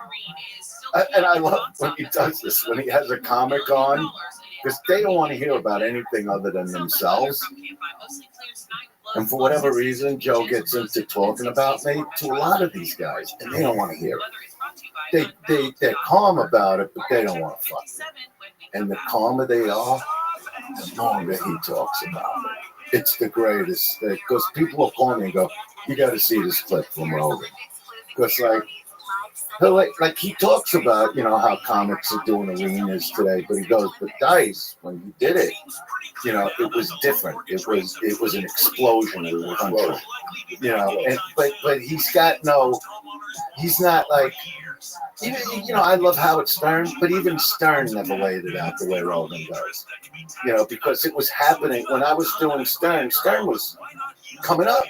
You know, he wasn't the Howard Stern of today. He was going city to city and fighting all those guys and building his career. So I was the biggest thing in the fucking country, and I had more confidence than anybody I ever met in my life. So even he would never really give it up like that, you know. But Logan will go, hey, look, when Dice hit, it was like a bomb going off, you know, and it's never happening again. I'll lose that thought. I gotta go keep going. All right, I'm gonna tell you. Well, Ari has some great stories about him opening for you, and then when you were talking about the audience, he told a story on his podcast about someone asked to take a picture with you, and he made an eye contact with you, and he just didn't get you in the picture, in the frame. Yeah, and he said that was the right thing to do. Well, that was in the days where there were cameras that you didn't have the instant. Let me look at it and see if I need more, which I can't fucking take. And so the comics at the store knew when they take a picture, I'm not in it. For the most part, like you might get a shoulder, right? Yeah, you might get an ear, but what was fun is when, like, the person getting the picture goes, are you pointing the camera? It looks like the camera's a little too high, because you might get like the top of their heads. Right, yeah. You know, like I'd love to see those pictures, you know, because there's thousands of them out there, which is hysterical. Oh, I'm sure there are, yeah. And we used to just crack up because it was like, it's just, you know, ridiculous. I mean, if it was somebody that was really nice and pleasant, I would say it like this. I go, if it was Ari, I go, take a good picture, like a nice picture. Yeah. You know, but if it was some hard-on, some drunken fucking asshole that I got to say, get your hands off me, you know what I mean? Because they get very touchy, you know. I just look at them like, you know, like I look up at the sky or something, and that's what the picture would be, you know, like the moon. You know, and it's just like a game you play. Just a little game with the other comments. So funny. You know, I love all that stuff. And that's also when I started filming, you know, everything, you know, with the comics, and I call it the show. And I come to the store with my fucking camera, and everybody had a plot. Like Ari was the antagonist. He's the one who ever, you know, this was a whole new group of guys when you started. Well, you might have been there a couple of years before 97. Okay, so, you know, but it was Ari and Renazizi and Maz Jabrani was the foreign comic. You know, Mike Marino, for whatever reason, we called the Russian. You know, it's just hysterical. Steve Simone was Misery. You know, always in a bit. But like you'd see like Ari talking to like James Painter, like saying, "Oh, what are you talking to Dice for?" You know. And he goes, "You know, Dice is, you know, I want to open for it." He goes, "No, he's no way, he's done." You know, like Ari was always that guy. But he's also that guy in reality. You know how he is. He badmouths everybody. You know, like there's a scene I got where Ari's talking to Sebastian, and Sebastian's going, "What's Dice doing with the camera?" You know, around the camera. And Ari's like, he's looking for something to do. You know what I mean? You know, and what I'm going to do, I'm going to put the whole fucking thing up on my YouTube channel. And did you direct this, or did you just? Yeah, no, I directed it. You know, the first scene with Maz Jabrani is hysterical because he's like walking in the back parking lot, you know, and I'm in my leather, whatever, I'm smoking, you know, and I go, "Hey, you know," and he's going, "Can I help you?" And I go, yeah, I hear you're like from the middle or something. And he goes, the Middle East. And I go, yeah, well, I'm from Brooklyn. And he goes, I might be coming there. And I'm like, oh yeah? And I'll be waiting. And that's like his first scene into the series that never aired on anything. It was the unknown series. It's hysterical. But everybody waited to film every night. That's why I became friendly with Rogan, because he would ask me, like, what are you doing? You know, you're kicking waitresses out of the kitchen. I go, they're in my shot. You know, because what shot? What show is this? I go, it's just the show, you know. And he's like, did you change all those lights? I go, yeah, I had to give it a move. I go, it was very stark lighting, you know, because the whole kitchen's red, you know. I go, red and green. Those are good colors for film, you know, or blue, you know. Yeah, changed all the fucking bulbs. This is during Comedy Store. I come up behind the guy in the original room. It was perfect because I didn't know he's this fucking ugly. And Dave Taylor's on stage, and I come in. I got the camera, so I'm seeing Taylor in the back of this guy's head, and I'm going, hey, asshole face. I'm whispering, you know. And there's no, I go, asshole face. Because I just wanted to call that to somebody, you know. And this ugly motherfucker, ugly never wins in this world, I gotta tell you. One of the ugliest guys I ever fucking saw. It was perfect. Because when he turned around, I'm like, he really does have a face like a fucking asshole. And I go, you want to come with me a minute? You know. And I take him outside and I get him on film, okaying. I go, this is for my TV show. You know, so you got to say your name and that it's okay to use the footage because you're part of the show now. He's an audience member. I got paid to come into the Comedy Store. And I'm treating the whole Comedy Store like it's my set. You know, and it went on for months and months. My son Dylan, who was 9, tells off Ari while they're playing that stupid game up in the office. What is that game? Foosball, whatever the fuck that people waste their life on. So, you know, Ari's playing with Dylan. Dylan's 9 years old. You know, and and Ari's like, you know, I don't think your dad's funny. You know, he's playing the game. And Dylan's like, what was that? You know, and he goes, I said, I don't think your dad is funny. You know, and Dylan just goes, you ever play the Forum? You know, like just asking a question. Did you ever do the Mecca in Milwaukee? You know, and Ari's like, what? He goes, have you ever, you know, done multiple nights? Like Dylan knew a bunch of fucking shit, and he's burying this man, you know. And Ari's looking at him going, you know, I work, you know. And Dylan just throws like giant fucking things I did. And then the next scene is I grab Ari by his throat in the kitchen because he took a piece of pizza that I went out to get Eleanor after she screamed at me that I couldn't find her a chicken sandwich. Because I was going with her at the time, you know, and while she's screaming at me, a whole lot of love is on in the background. And you see different comics walking and stopping, like Sebastian, you know, bewildered, comes walking into the kitchen like, what the fuck is going on? Brenna sees he puts down boxes to see that I'm getting late. And then it cuts to Mike Marino, you know, going, he's on the phone and goes, I gotta go. Because he's the Russian. And that's the end of the scene. So by the time I got the pizza, you know, I was just done. So when Ari took a piece, I just grabbed him by the throat and slammed him against the wall. And go, put the fucking pizza down. It's not your pizza. Because he's a pizza thief. You know? So 32 years ago, 1988, did you think you'd still be here 32 years later doing stand-up? When you were doing those arenas, what the fuck was going on? You're like, when is this going to end? When is this madness going to end? Does it ever end? Well, I did. I remember being, like we were doing, I think it was I called it To the Max. when Max was born, you know. And it was a tour. Like, I had to come up with all these names for tour. And I go, I'm good for this till about 40. That's how I looked at it. Like, to do those kinds of things. Then I didn't know what I wanted to do, you know. And I was only like 32 at the time, something like that. You know, it was just a lot, you know. And I'm going, like, this kind of energy, like, to just keep blowing this kind of energy out. But, you know, I knew I would do the stand-up.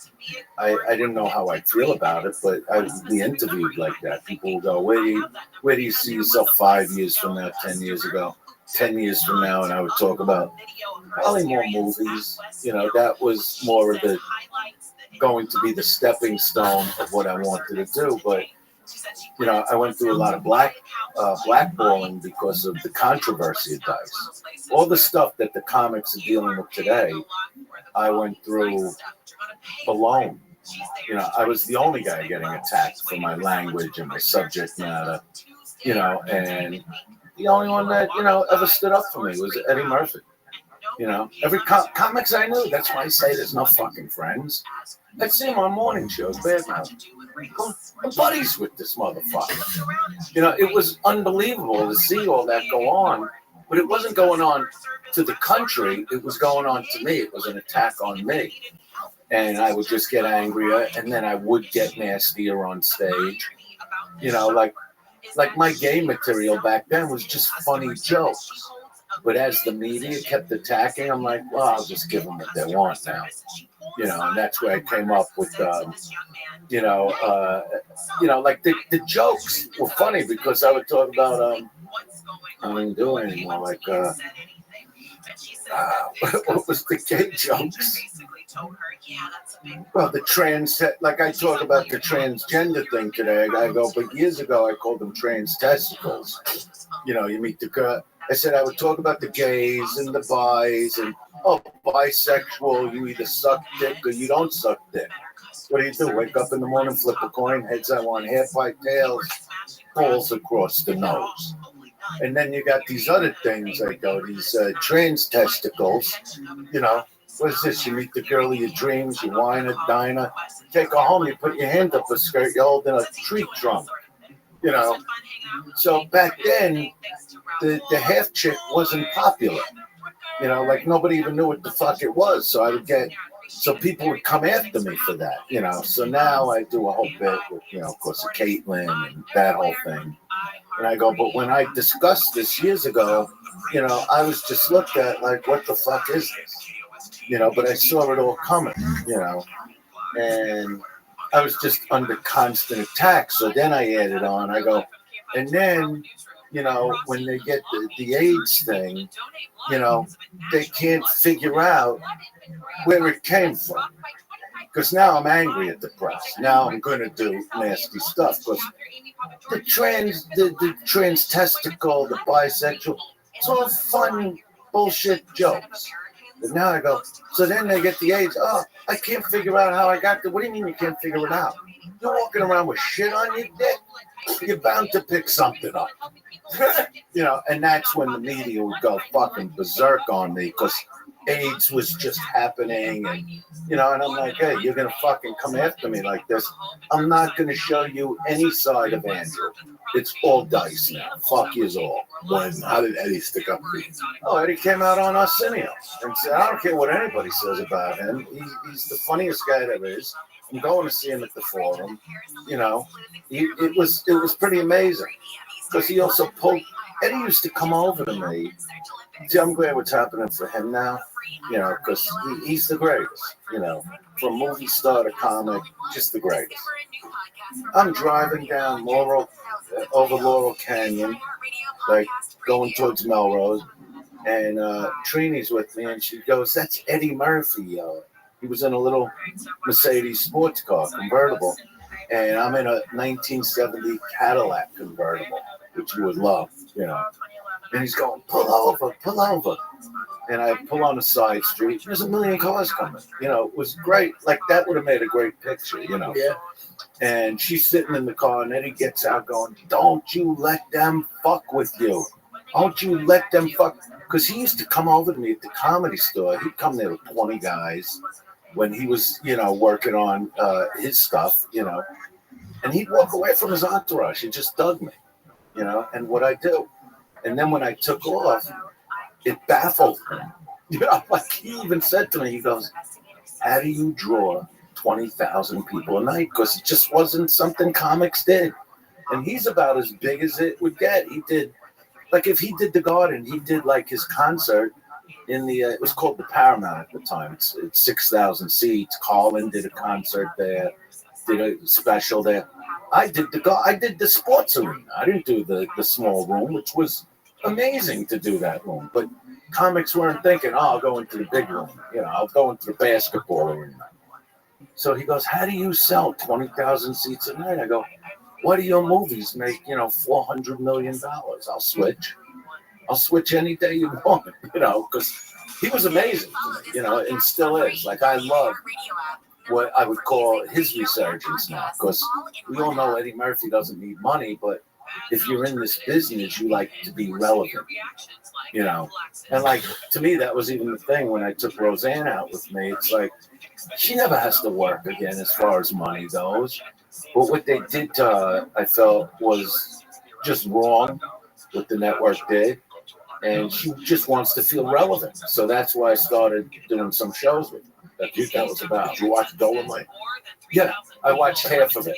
And I love it. I love it. It was just, my house is like an after-hours club. My sons are up like all night. We started watching the Dolomite at 2:30 in the morning. So, at about 3:30, I'm tired. So I want to, go up, get stoned out and whatever. Do you think Eddie will make a comeback? It's done, man. It's not even, you know what? If I think he's one of the greats of all time. I can't see. I mean, he won't do that special till it's ready, but it's something I'm looking forward to. I think he's, Andrew, how are you going to get ready if you don't go out? How are you going to get ready? You can't do stand-up in front of the mirror. I could get Andrew, Chris Rock, Louis C.K., and fucking Nick DiPaolo and give you each $200,000 to give me 15 minutes of material. If I don't get up on stage and work that material, it's not going to work. Oh, you're talking about Eddie? Yeah. He's got to work out. He's got to work. I don't care what writers you get. Yeah, he's training. Where? The gym. I don't know what he's got in his house. No, I'm talking about stand. Oh, the stand-up part. Getting in front of people. How do you know where he's doing? Because I would be at the store if I was him. I don't know where he is. I don't know. That's why the minute Eddie Murphy pops on a stage, it's going to be on the front cover of Yahoo with Eddie and a microphone. Whether it's the Comedy Store, the Laugh Factory, the Improv, Bubba's Comedy House, the Black Comedy Club by the airport. Okay. If all these great writers got together and wrote him an album, you got to practice. You got to work. Did he say he's not going to practice? I haven't seen him. Oh, okay. So I'm saying to myself, listen, I'm here because of him and you. I think I'm here because of him and you. I don't think you could just. I wouldn't. If you gave me $70 million for a special, I gotta fucking give you the best I can. Well, I talked about it. I think that just knowing who he is, I want, like, you could take the money and run type of thing, but I don't think that's what it's about. No. I think it's about what I was talking about, the relevance. The relevance, absolutely. Because I've talked to him about, like, even when he does like a rant in a movie, like how fast he would like deliver his dialogue, everything from 48 hours to, even when he put, the movie he did with Owen Wilson where he plays the fighter, like his monologues. I would ask him, like, how do you do that? Is it written? Is it ad-lib shit? And he goes, you're an actor. You do. I go, no, but it's your tempo. Like, you lay out like 10 pages in a minute. It's different than knowing like a paragraph and then someone. It's different when it's these monologues. He's one of the greats. He's just one of the greats. but I think he'll deliver. No matter where he gets it ready, I think he'll deliver. Oh no, I think he'll deliver, but he's got to get ready. I think when I asked you about no pressure and pressure comedy, is this? I shot 2 specials, and I hated the journey I'm going. Yeah, well, that's gonna happen. I hated looking back at it now. I fucking hated the whole thing. When I did the Netflix thing, when I got off that stage, I said something's got to change. I don't like this, and I came home and I made a point. I'm 55 years old. You can't take nothing away from me now. I'm going for it. I don't want to shoot a Netflix special. I don't want to shoot an HBO special. I don't want to do nothing. I just want to fucking. People get mad at me. Why don't you add shows? Why don't you sell T-shirts? Because it's the law of diminishing returns. I don't want to worry about a fucking extra large. Nothing bothers me more when I ask Andrew, how was your weekend in Connecticut? And you look at me and go, make sure you go up there. You're going to sell a lot of merch. So wait a second. I'm having 5 fucking shows. And you're going to talk to me about merch? I want you to talk to me about your stand-up experience. So I found too many comics who were worried about merch. Always. And it fucking pisses me the fuck off. You want to know something? When I go into a city, I don't want to do your podcast. I'm telling you right now, you're not going to get me to do your podcast. Because when I get on a plane, to do stand-up. Exactly. I have a great fucking time doing stand-up. But I will tell you, like, even the gigs I'm going to do, I don't bring T-shirts. I mean, I know the stand is making up shirts to sell, whatever. And that's okay, because I'll wear it on stage, you know. But I never really cared with the merch. You know what I mean? It doesn't really matter. My wife sells it. She sends it online. That's great. I'm not bringing merch from me. There was so I hate the word merch. I don't like any of it. When the comic comes up to me and I got to meet the people. Yeah. That goes back to meeting the people. And if I did sell merch, if I sell merch, look at this. When you hit in 88, it was a different system. No, it was all just a deal. But you hit on word of fucking mouth. You and I had this discussion now. When you read the crime story, he called you when you were at West Orange and Rascals that you had read it and you did it backwards and he called you 10 months later and you hit and all this shit. It was fucking tremendous. And that's why from then, when I started going into auditions, I knew they had the camera on. And you told me, just let the camera go and do shit. So that's how I started booking stuff. Yeah. You told me to start booking shit. But what I'm saying, because everybody's going to read the same lines. Everybody's going to read the same You got to give them something a little, that a director goes, oh, I could direct this guy. You know what I mean? So they watched Young Crime Story. They saw the special you taped from Philly. There was no internet. There was no nothing. Today, this starts with a tweet, Facebook, Instagram, or podcast. The completion of the circle is them coming to see you and then buying a shirt. You shake it. That's the completion of the circle. I love to do that circle. I love to do that circle. Other than the T-shirt. Except I don't want to sell T-shirts. I don't mind going out. When I'm done with a show, I like to sit at, because I'm burnt. You know, I'm burnt. That's what I'm trying to tell you. You just want to fall on the couch. You know, the agents want to call you at a show. You know what? That second show, they're not going to get me. But you know what? I did. I won't do 2 shows anymore a night. I do, even in a club. But I did add a second one. You know, I'm very close with the owner of Governors, James. So, you know, I just got a text that, you know, it's gone. All the tickets are gone. It's only like, what can it be? Close to 600 tickets, you know. So I said, you want to, because he asked would I do another one the next night. I just don't want it to, so I said, you know what, just add it to Saturday night. I'll do it. But other than that, it's all one show a night, wherever I'm going. I want them to get the best of me. Exactly, and that's one show. But that's one show. I'm not 34 no more. I can't do 8 shows in a fucking week and give you. I can't do it. How many did they ask you to do? Oh, they'll ask me to add, like this, last weekend, they wanted me to add one in Boston. And I told Bloomin' Rights, no. I did 2 at Town Hall. And I'm doing 1 at fucking Chevalier. Chevalier. So, you know what? I don't like doing 2 and 2. I'm going to be tired. It's a 3-hour fucking train ride. It's a 3-hour train ride on Saturday. Plus, I got my family in New York. I got to talk to my nieces, my nephews. They're all coming. So when I get into Boston, it's 4 in the afternoon. My show's at 7. Yeah. Those 9:30 people will get shit. I don't want to give them shit. So I didn't add a show. Yeah, I didn't add a show. How many can I make? I'm a law of diminishing returns. Yeah. You could just put so much in. You know, next year, I'm not going to do Thursdays.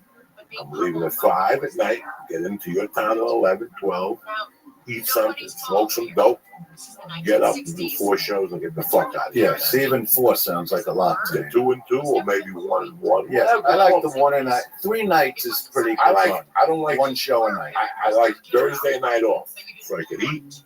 I could go see the town. Sometimes, you know what's a good schedule? Sometimes you do a Wednesday, take Thursday off, and do Friday, Saturday. Just 1 show a night. But that's 4 nights without my daughter. Can't do it now. Oh, I see what you're saying. I see. So you do 3 in a row. Yeah. So I like Thursday, Friday. Like I'm doing Tempe. Thursday, Friday, Saturday. But everything else is just Friday. Have you been there yet? I'm going there in Tempe, Arizona? Yeah, I'm going there, I think, in January. Improv? At one of Joel's rooms? Yeah. Well, yeah. I love Tempe's one of my favorite rooms. Okay. 20 years. They tried to switch me to Phoenix. I don't want to go to Phoenix. I've done a fucking thing. Yeah. The new one. It's the newer one. The new one is Phoenix. I don't know what. That's stand-up live. That's 600 seats. Yeah. I like it. It's a great room. It's a little bit too big for my taste. You follow? Yeah. It's a little bit too big. Uh-huh. Me and Ari sold it out. I could sell it out. That's not the problem. I like the Tempe. How many seats? 3. So. Okay. Yeah, that's a great size room. A little smaller. You know, the agents always want money. Everybody's looking for money. I want them to have a good experience. The money will come. The money will come. If I keep giving them good experiences, the money will always be there. Yeah. You're supposed to run the career that you want to have. You know, that's why when you ask, like, what I want to do, you know, I'm going, yeah, we'll do a doc/concert, but in a club. You know, and anybody that comes to me, that's what I tell them. I go, it's part of the doc. The last half hour is part of a club set. You know, I go, that's how I would do it. I go, that's the only thing like I'd want to do. If I shoot anything, I'm doing a 25-minute set in the main. Yeah. On YouTube. See, that's it. I have become, you know, I was Mitzi's host for all those years, and I used to listen to her. She used to say little things to me. 60% of the shit was fucking out of this world craziness. You know, put on a Fidel beard, the handcuff. Oh, yeah. You know, she loved that shit. You just had to avoid it. But she'd tell you something once a month. And after she died, and after what happened in Vegas with Netflix, I just decided I'd just go to the store. Well, what happened with the Netflix? I just didn't do what I wanted to do. I was working out at the wrong places. I should have been at the store because metal sharpens metal. Uh-huh. I didn't want people to see the material. I got into my head. I watched John Mulaney's special.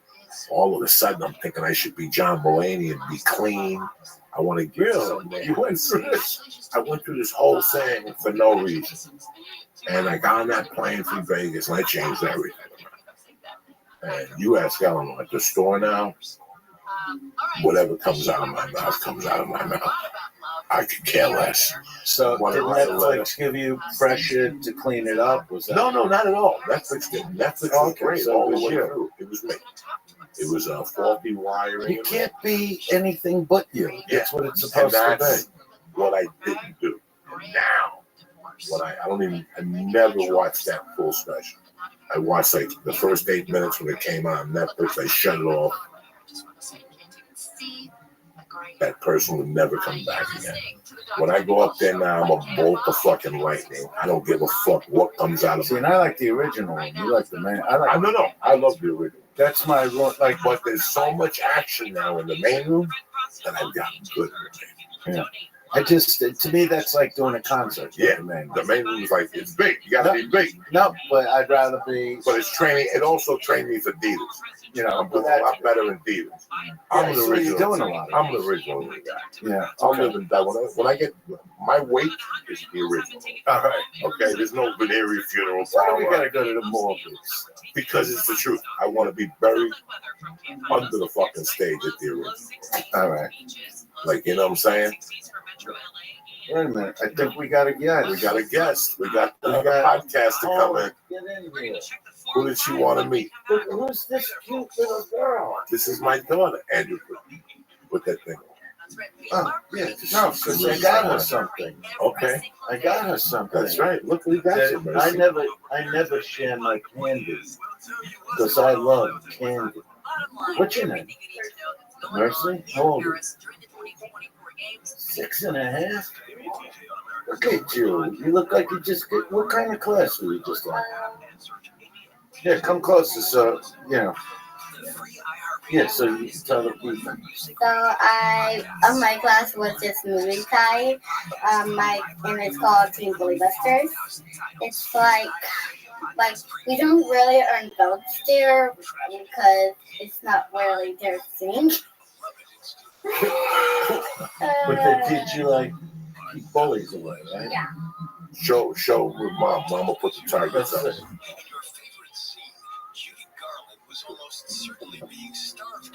Kick her in the arm. Kick in the other. Kick with the right foot. There you Holy go. mackerel, 6 years old and you can do that?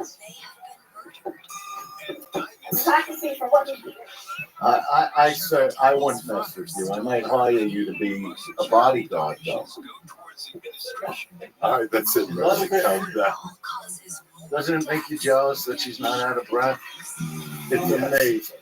Not All right, even. well, for that little display, you win the award of a giant Tootsie Roll. Does that sound good?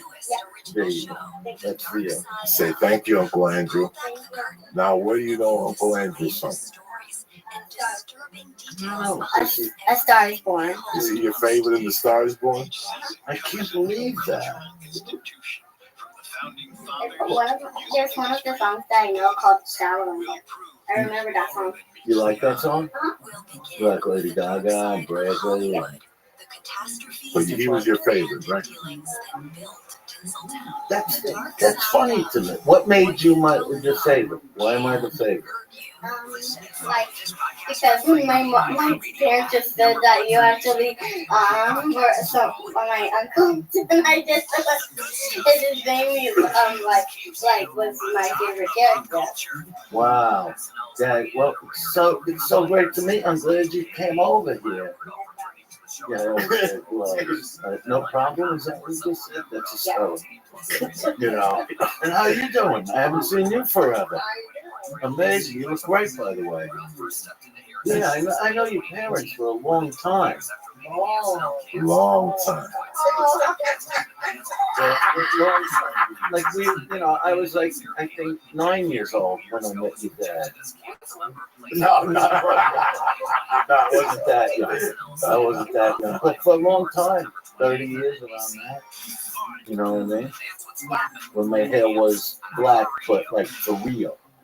Before I had Remember when I showed you his stand-up? When he did the nursery rhyme? The nursery rhyme. I can't believe you let me watch that. No,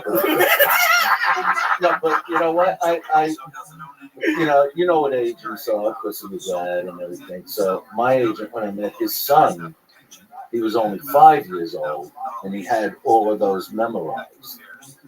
Like, and my agent was going, "Go ahead, do another one." Do another one.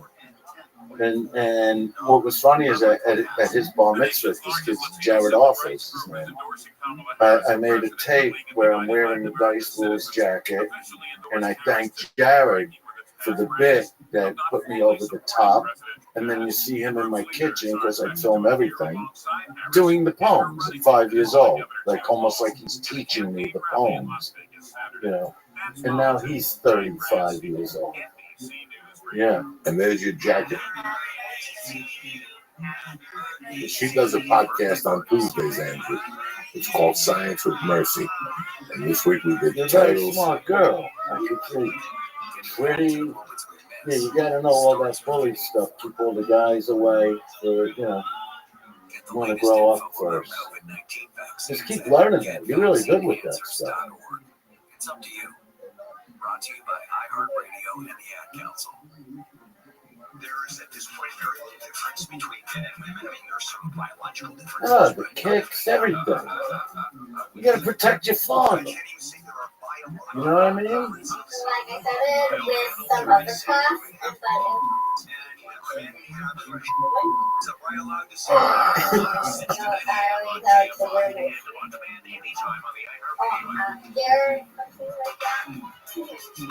So you do a lot of different classes. So there's swimming, there's the jiu-jitsu. What else? What else you like to do? Violin. You were to play? How long have you been playing violin? Specifically TikTok. You know that I've got 1 million followers.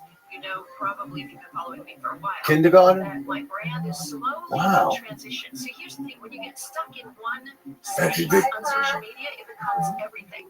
And the truth is, I'm so much more than relationship advice. Although I love to give relationship advice. Here's my theory about my identity transformation here. During all the years that I was So single cute. and had So cute. She's the cutest thing. This is what happens. I can't even believe it. We'll have to, we'll have to take a picture. So you'll have the picture. You let your mom. You got your phone? We'll take. Yeah, we got it with the microphone, the whole showbiz thing. Right? Come on in. Come on. Ladies and gentlemen, this is podcast history. But she's so amazing. She's been dying to do this. You have no idea. I didn't realize this. you better set it down, or you better. You know Eleanor? You know Eleanor? Oh, she knows of it. And so I would, every time I would learn something new, and my career. Yeah. Next time you do is decline.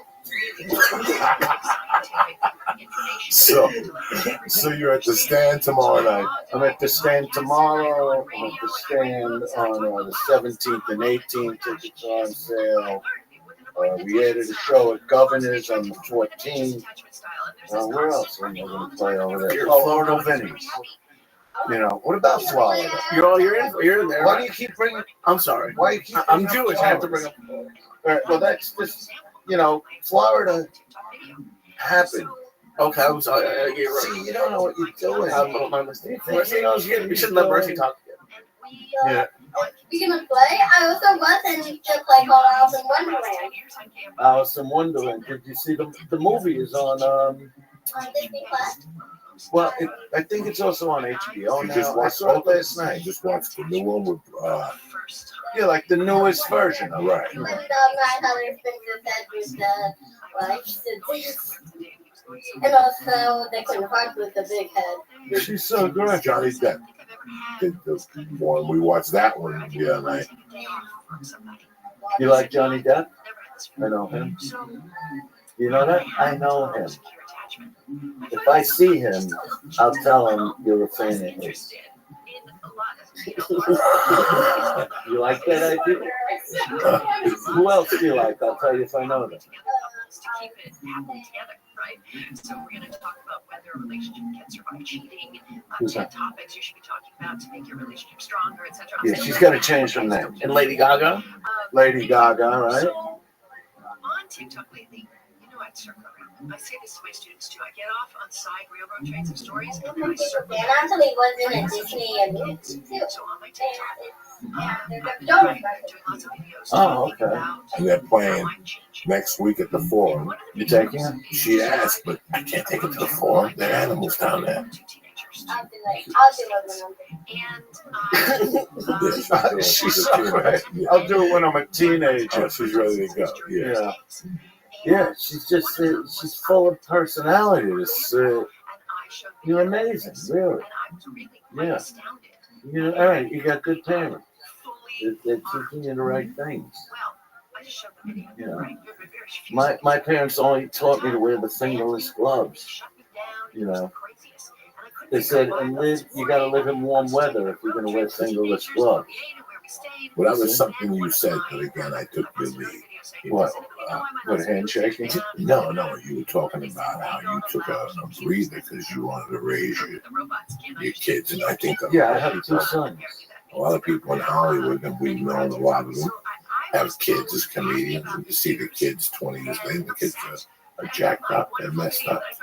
You know What's going on? I didn't want that to happen. If you don't bring your kids up or teach them, you know, what you do in life. That's how I really look at it. That's what I do. To this day, you know, the parenting never ends. Never ends. You know, I just get someone for that, Andrew, to be home with her. Yeah, you see that? You got a good daddy. All very true. You really do. He's so cute. I think the social Tell me everything that he would use. and take some personal responsibility. Here, come closer so you can talk to the people. So he told me everything about his life. So when he was playing ball in the house, and his mom always told him not to do it, but he kept doing it, and he had to take his toy to a person that was a young boy that was actually homeless, and instead of putting it funny. And I remember that he actually loved Alice in Chains. Alice in Chains, they're I also great. have that on my phone. Do you like them? Yeah. I like them. I like Down in the Hole. Oh, yeah, she likes Down in the Hole. It's my girl. I have them on my phone. You do? Who else do you like? I also like Crazy Train. Ozzy Osbourne. and yes. I would say Scorpions? Yeah. Wow. Well, next time his boys have a rehearsal, maybe we'll take you. I'm also Jungle. Welcome to the Jungle. That's right, Guns N' Roses. My boys are a rock band. My sons. Yeah. So maybe you go see him rehearse. They're called No One Cares. So you tell your father, get some of that music. You'll like it. So you'll get a little note saying, we don't like this on Well, this was a very family fun, this was oriented like the Christmas. podcast. This is the Christmas dice. The first part of this podcast, like how nutty. On TV or something like that. who has been flagged for You suspicion. see that? Yeah, scan them in. So, yeah, there's the kid. Say, wave to your fans. You see? Is it good? I hope my friends are watching this. Please, Nikita, please watch this.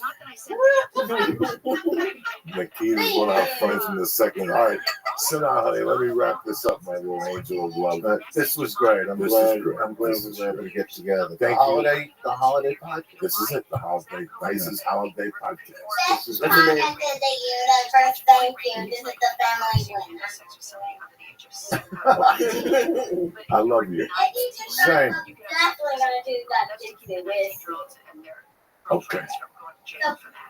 So Tuesday, tomorrow night, you're at the stand. Tomorrow night. Next week, you're at the stand. Next week again. I keep looking at the day 17th and 18th. You know, and then the rest is like gone. You know, everything's gone. You know. Well, I hope you come on in 6 months. Thank you for always. Thank you for always being a. Thank you for always being a great mentor. Thanks. I have followed your footsteps, And you're doing amazing.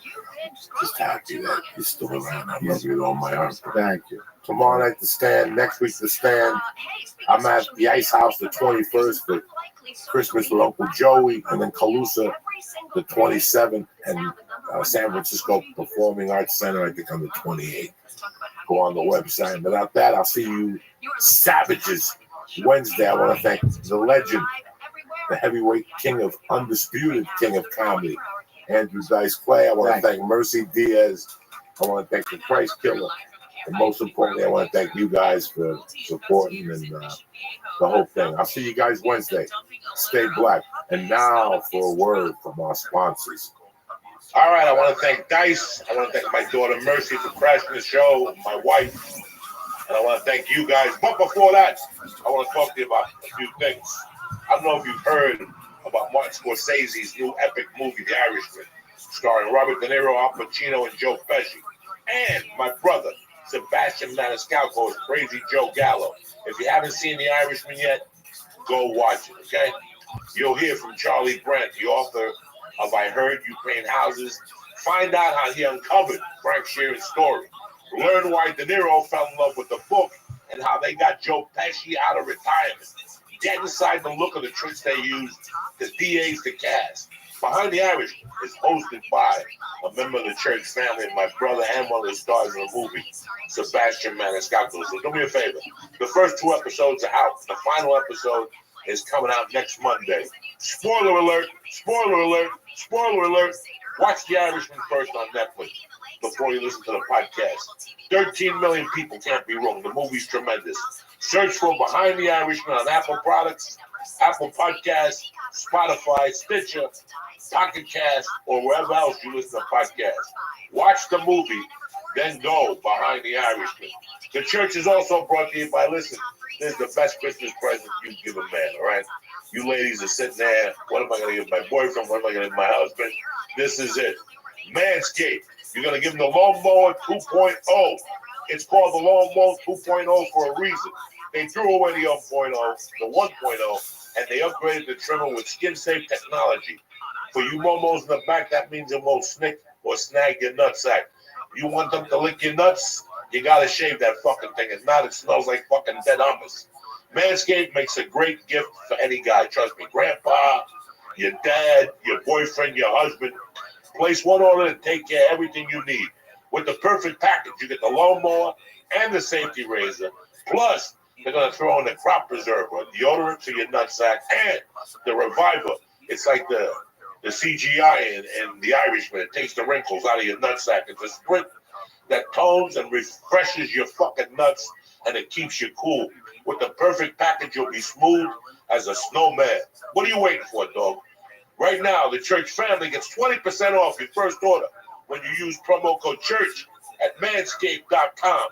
Order the perfect package with the code CHURCH, and they'll even throw in a free travel bag, which I use. It's tremendous. I carry the Manscaped in there, the 2.0. I charge it on the road. I trim my nuts on the road. It's tremendous. But remember, use promo code CHURCH. That's manscaped.com. Use promo code CHURCH for 20% off your first order. Get Manscaped and keep your balls clean. I want to thank Dice, my daughter, and all you guys and the rest of the church family for supporting us. We'll see you Wednesday, all right? Kick this motherfucking mule, Lee.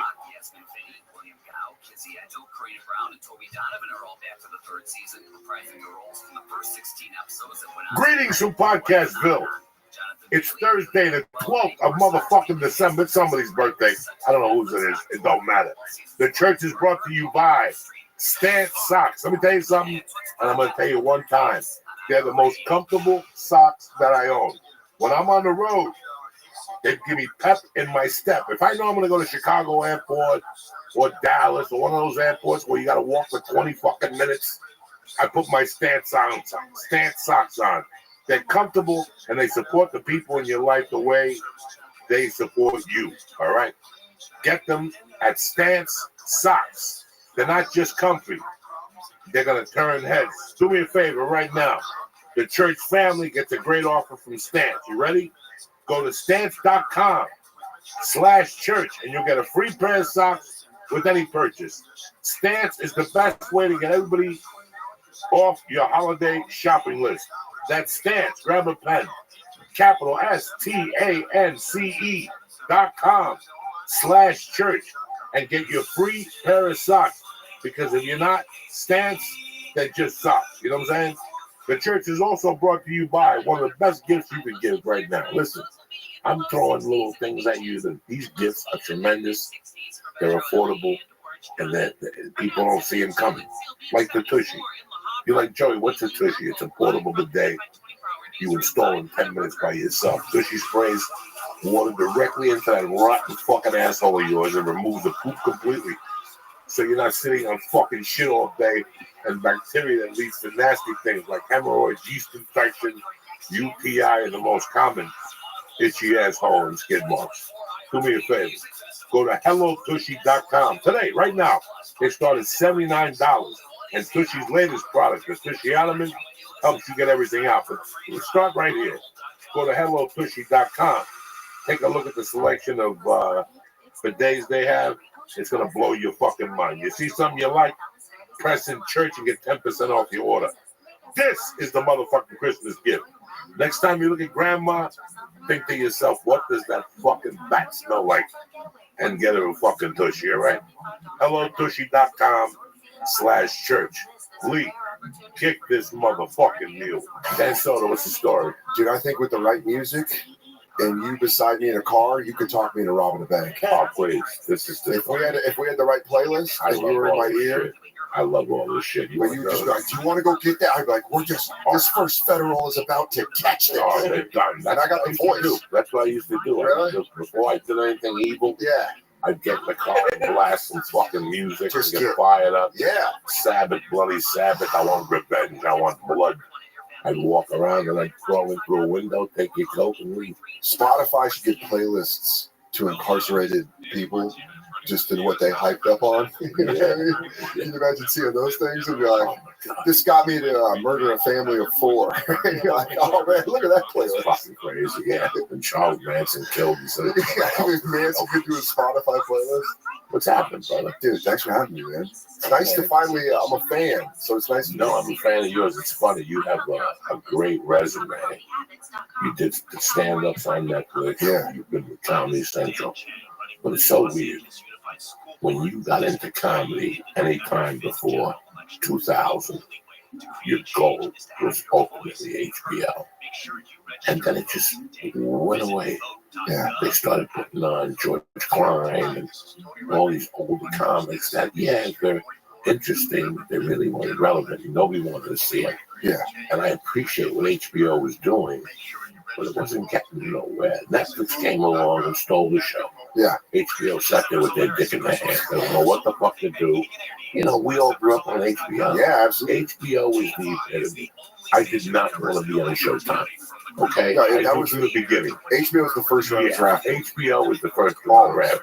And then somewhere along the line, like in anything in life, you know, something new popped up hot, which we all appreciate. Netflix is doing a great job. It's good for all. It's good for comedy because of Netflix.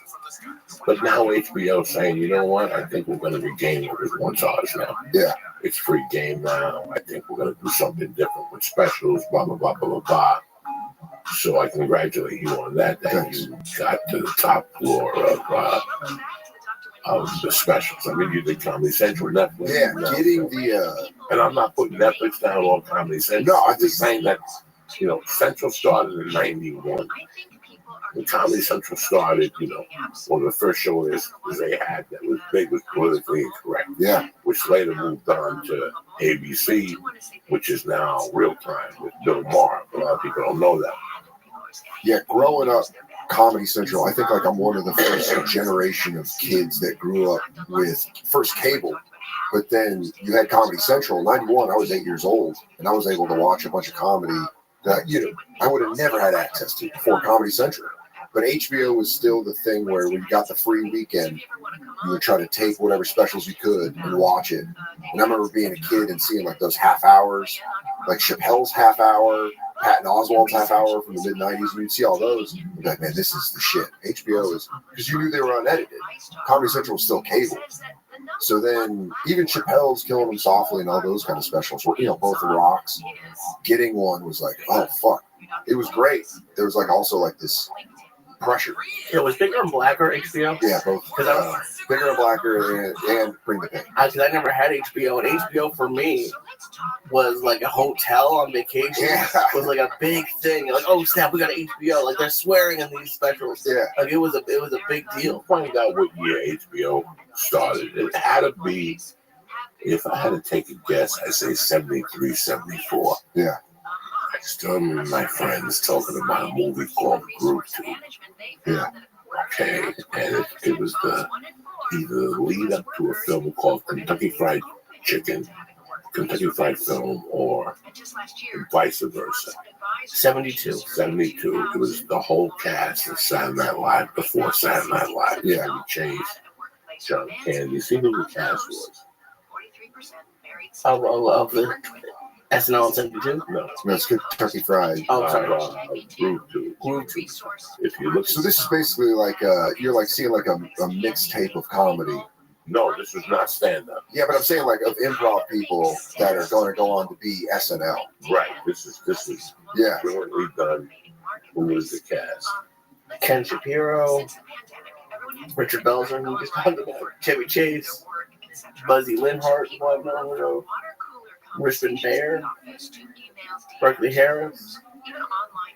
Are these names we're going to go? No, but they were like improv people that we all know.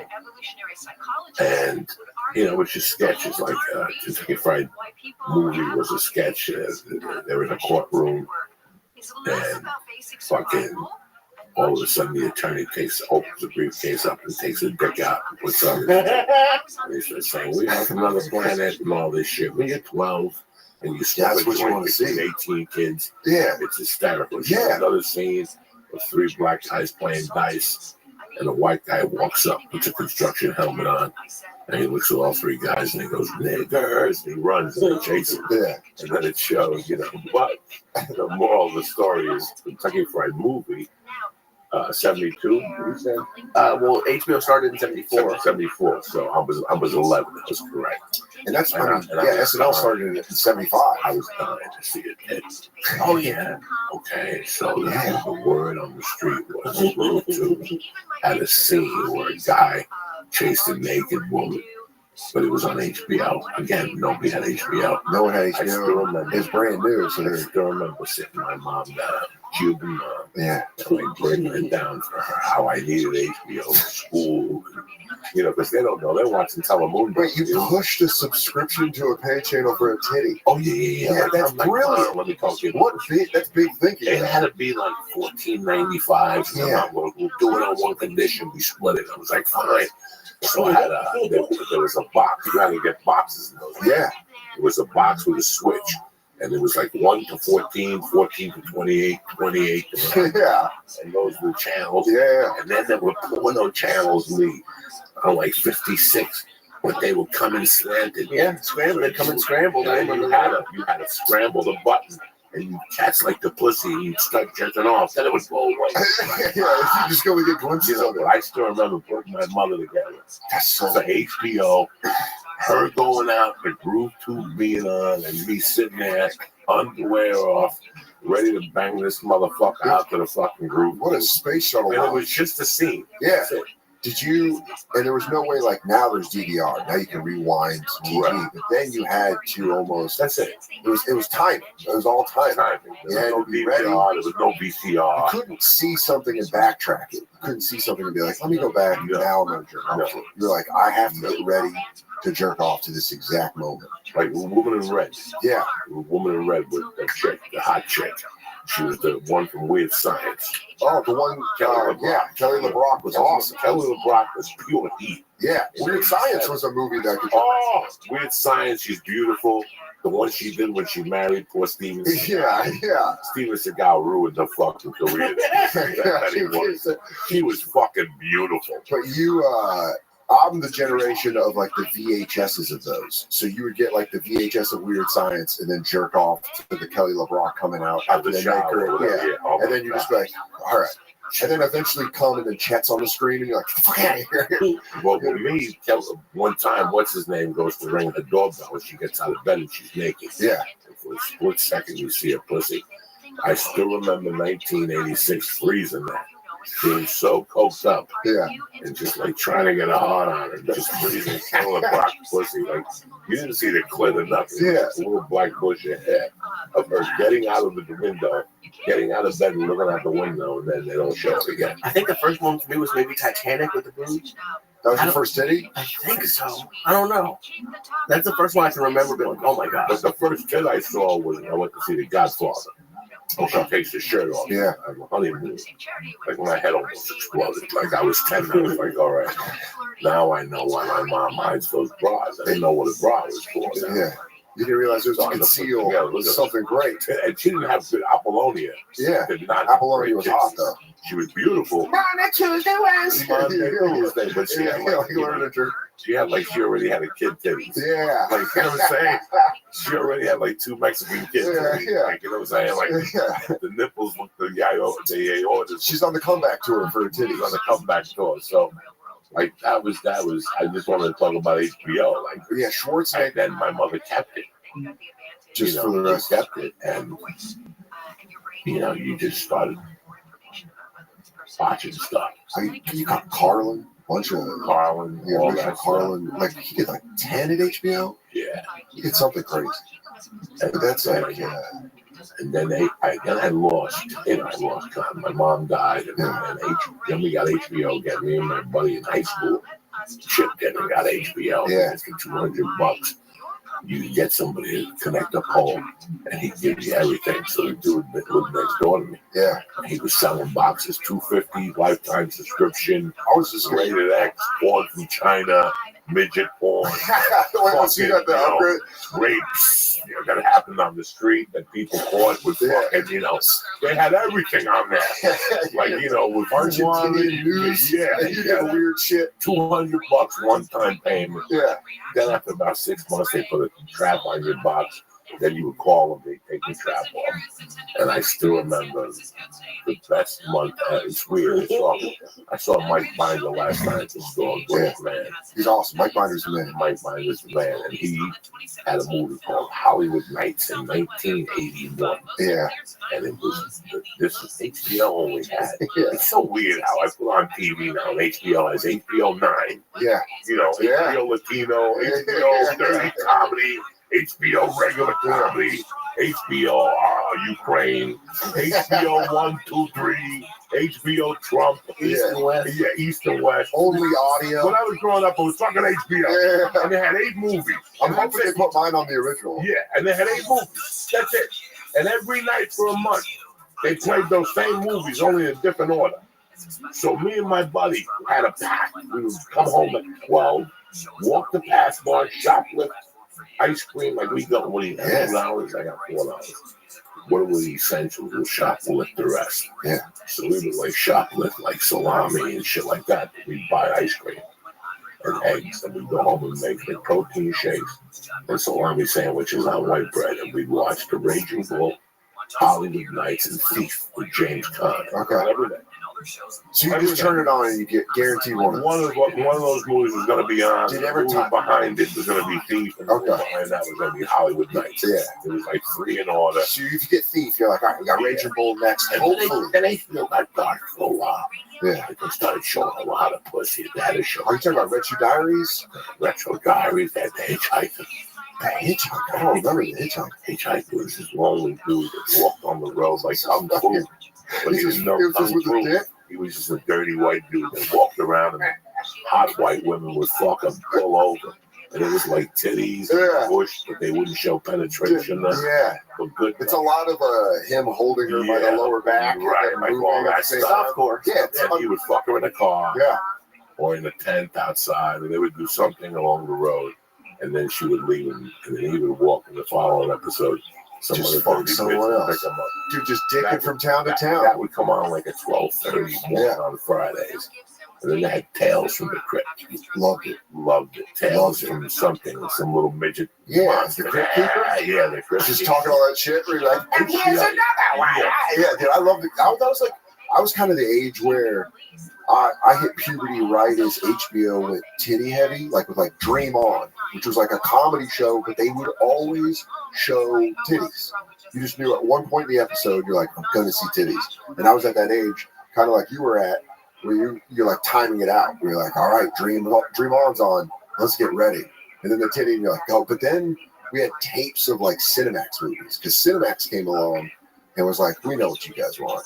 Just a little bit of story and a lot of softcore. Cinemax is just disgusting. Yeah. Well, they just came along and like, here's this softcore porn, which was the best. Yeah, they started like at 10:30. Yeah, you were just like, because you knew that, because my friend Mitch had the box, had the black box that unscrambled everything.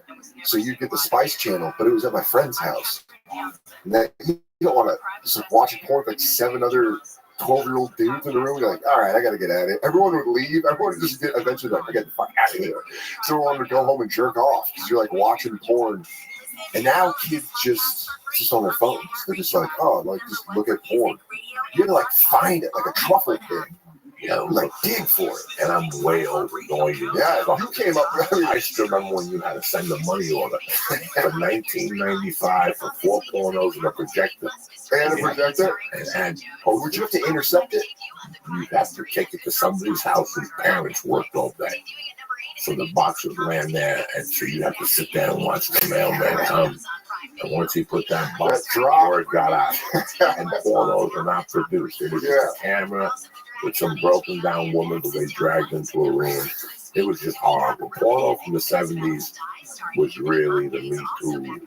Yeah, that's when women said, what the fuck is going on? Yeah. You know, women getting dragged by their hair into a room yelling and 3 Puerto Ricans fucking up. Yeah. It was porno that scared you. Yeah, you wild. Like you saw that young enough, it shook you. I remember being in a room, and when I did Stress Factory, yeah, he showed up and he sat in the front row, and I go, ladies and gentlemen, if you've got a question about any of my stories, now is the time to ask them. Yeah. And I just started unloading on what him and I saw as a child. Jeez. And I even did it in Miami this week because there was a kid who lived across the street from me. He wasn't there with us that day. But I still remember ordering that porn, getting the box, and 6 of us chipped in. 5 of us chipped in like $4 a piece. And we fucking... dude, that was someone's like, someone it was an investment. And we're waiting, you know, every day to get the package. Yeah. Leaders go by there. I was there all day. The mailman didn't come. Well, it's because it would say 6 to 8 weeks. So would someone mark it in a calendar? You had to like put it in. Yeah, like we mailed on the 13th. There was like a countdown. So we had a countdown going. So once the 6 weeks came, we were ready to blow. We get the porn yet. No. Did you just eventually start jerking off to the idea of the package getting there? Just getting there. You're like, I'm gonna jerk off. Got it. The party was in my attic. We put fucking a sheet up on the wall. Yeah. We made sandwiches. We fucking covered the window with aluminum foil like a crackhead. Yeah. We put that porn on, and we were traumatized. Like traumatized to the point that I'm not a hooker guy, or a strip club guy, or anything from what I saw. So if we had a reaction, and I'm telling you the truth, this is not a joke. Yeah. I think back, look at my personality. I'm a wild man. Yes, I love pussy and I love everything, but you leave. 8 years. We went to a strip club for years. Never. Yeah. Just because of that video. Just that video just gave me, like, I don't even watch porn. People send me shit. Yeah. You know, if somebody says to me, this girl was at the store, I'll look up her name. If I meet a porn chick, and she tells me her name, I'll look her up or something. But besides that, I don't look up porn. I don't know anything about it. I know there's Pornhub and YouPorn. And was it because of that, like after that video, even as a kid, were you just like, I was very Catholic. Yeah. You know, I was raised by a single mom that was, she spoke sexual, but I didn't like it. Yeah. And then seeing that fucked me up. How old were you when you saw it? Probably, I gotta say 13. Okay. And we had an 11-year-old in the room, and he just started crying. Yeah. Like he just broke down. I mean, that shows you a real, like... And today he's got 6 kids, so I don't know if it's because of that porn or whatever. You snapped him in the line. Just snapped. You got scared straight with the first... I mean, your first porn thing, here's the thing, even when it's not a terrible situation, even when it's a good... Like, I saw probably like a late 80s, early 90s porn for my first porn. It was still the first hardcore porn you see. I was maybe around the same age, 13, 14 years old. And you're like, oh, fuck, what the fuck? Because it's so graphic and more hardcore, but then, like, to make it worse, like you say, that could snap you shut. Somebody approached me this week, a publicist. They wrote me this long note about a client they have. He wants to come on the podcast and talk about, porn addiction in the country. And I looked at it and I was like, and how it ties in with human trafficking. And, I would have had him if he would have cut it short at the porn addiction. Yeah. Because I'd love to learn about that stuff. but I don't want to hear about human trafficking. You know, the show that takes the show somewhere else. Yeah. You know, I like this show because from time to time, even if we get serious, we do crack a few jokes in between. There's no, you know. Yeah, if you're talking to a guy about human trafficking, yeah. you try to crack a joke. I don't want to talk about human trafficking. Yeah, you know, every day we drive here in North Hollywood, you see all these massage parlors. And I can't even think. Like, I go to one massage parlor, but I take my wife there. Yeah. I took Lee there. Yeah. Or Shane Moon or something like that. And they do foot rubs. It's all guys. It's legit. It's one chick. It's legit. But all those other ones on Lancashire, they're all hug and hugs, whatever. Yeah. And if you ever go in there, like one Christmas, my back hurt. And everyone I went into, like I walked in, I was like, you know what? Let me make an appointment.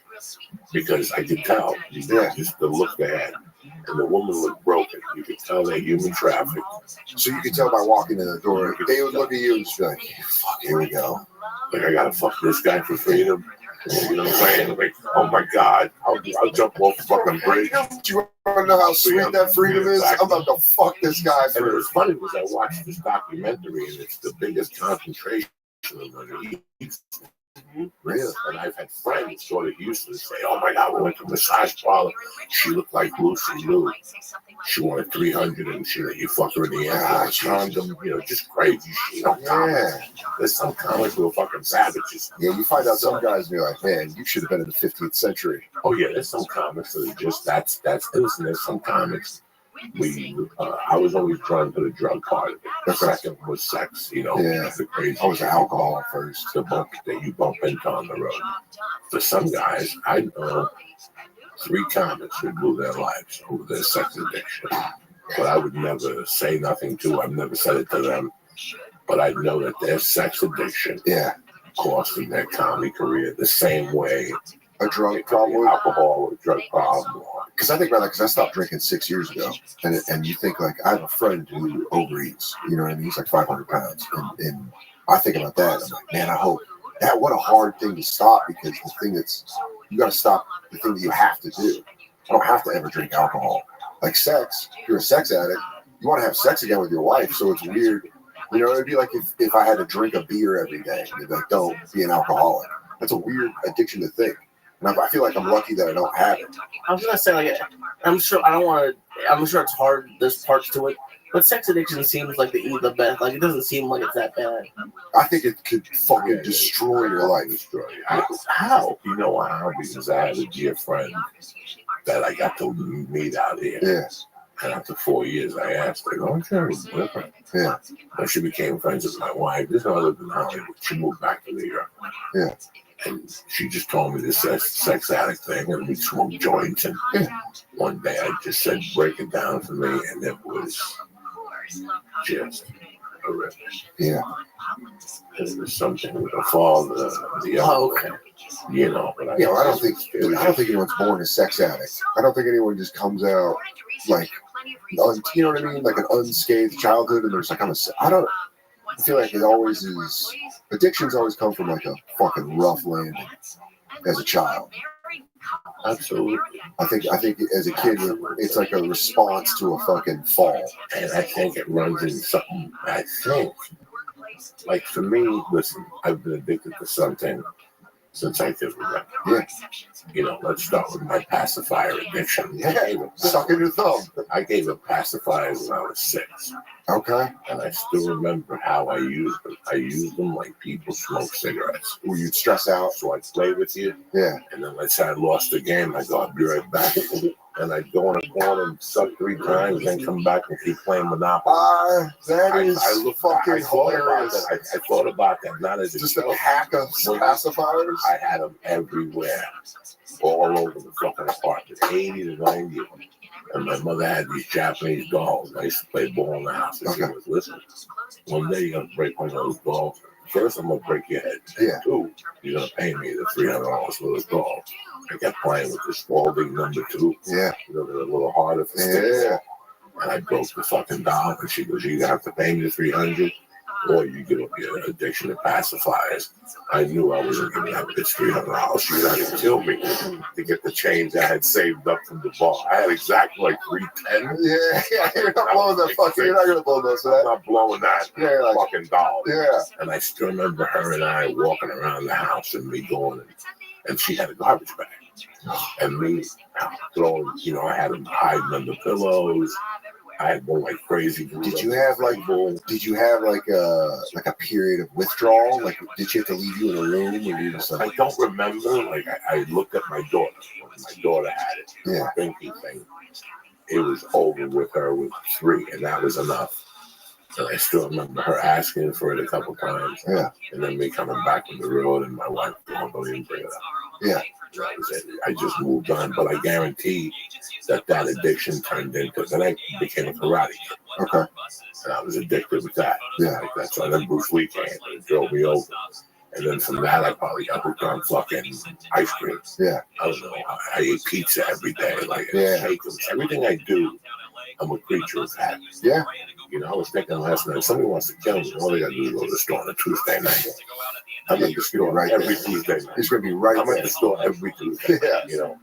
Rain, snow, shine. I feel bad. Christmas Eve is on Tuesday. I'm like, what do?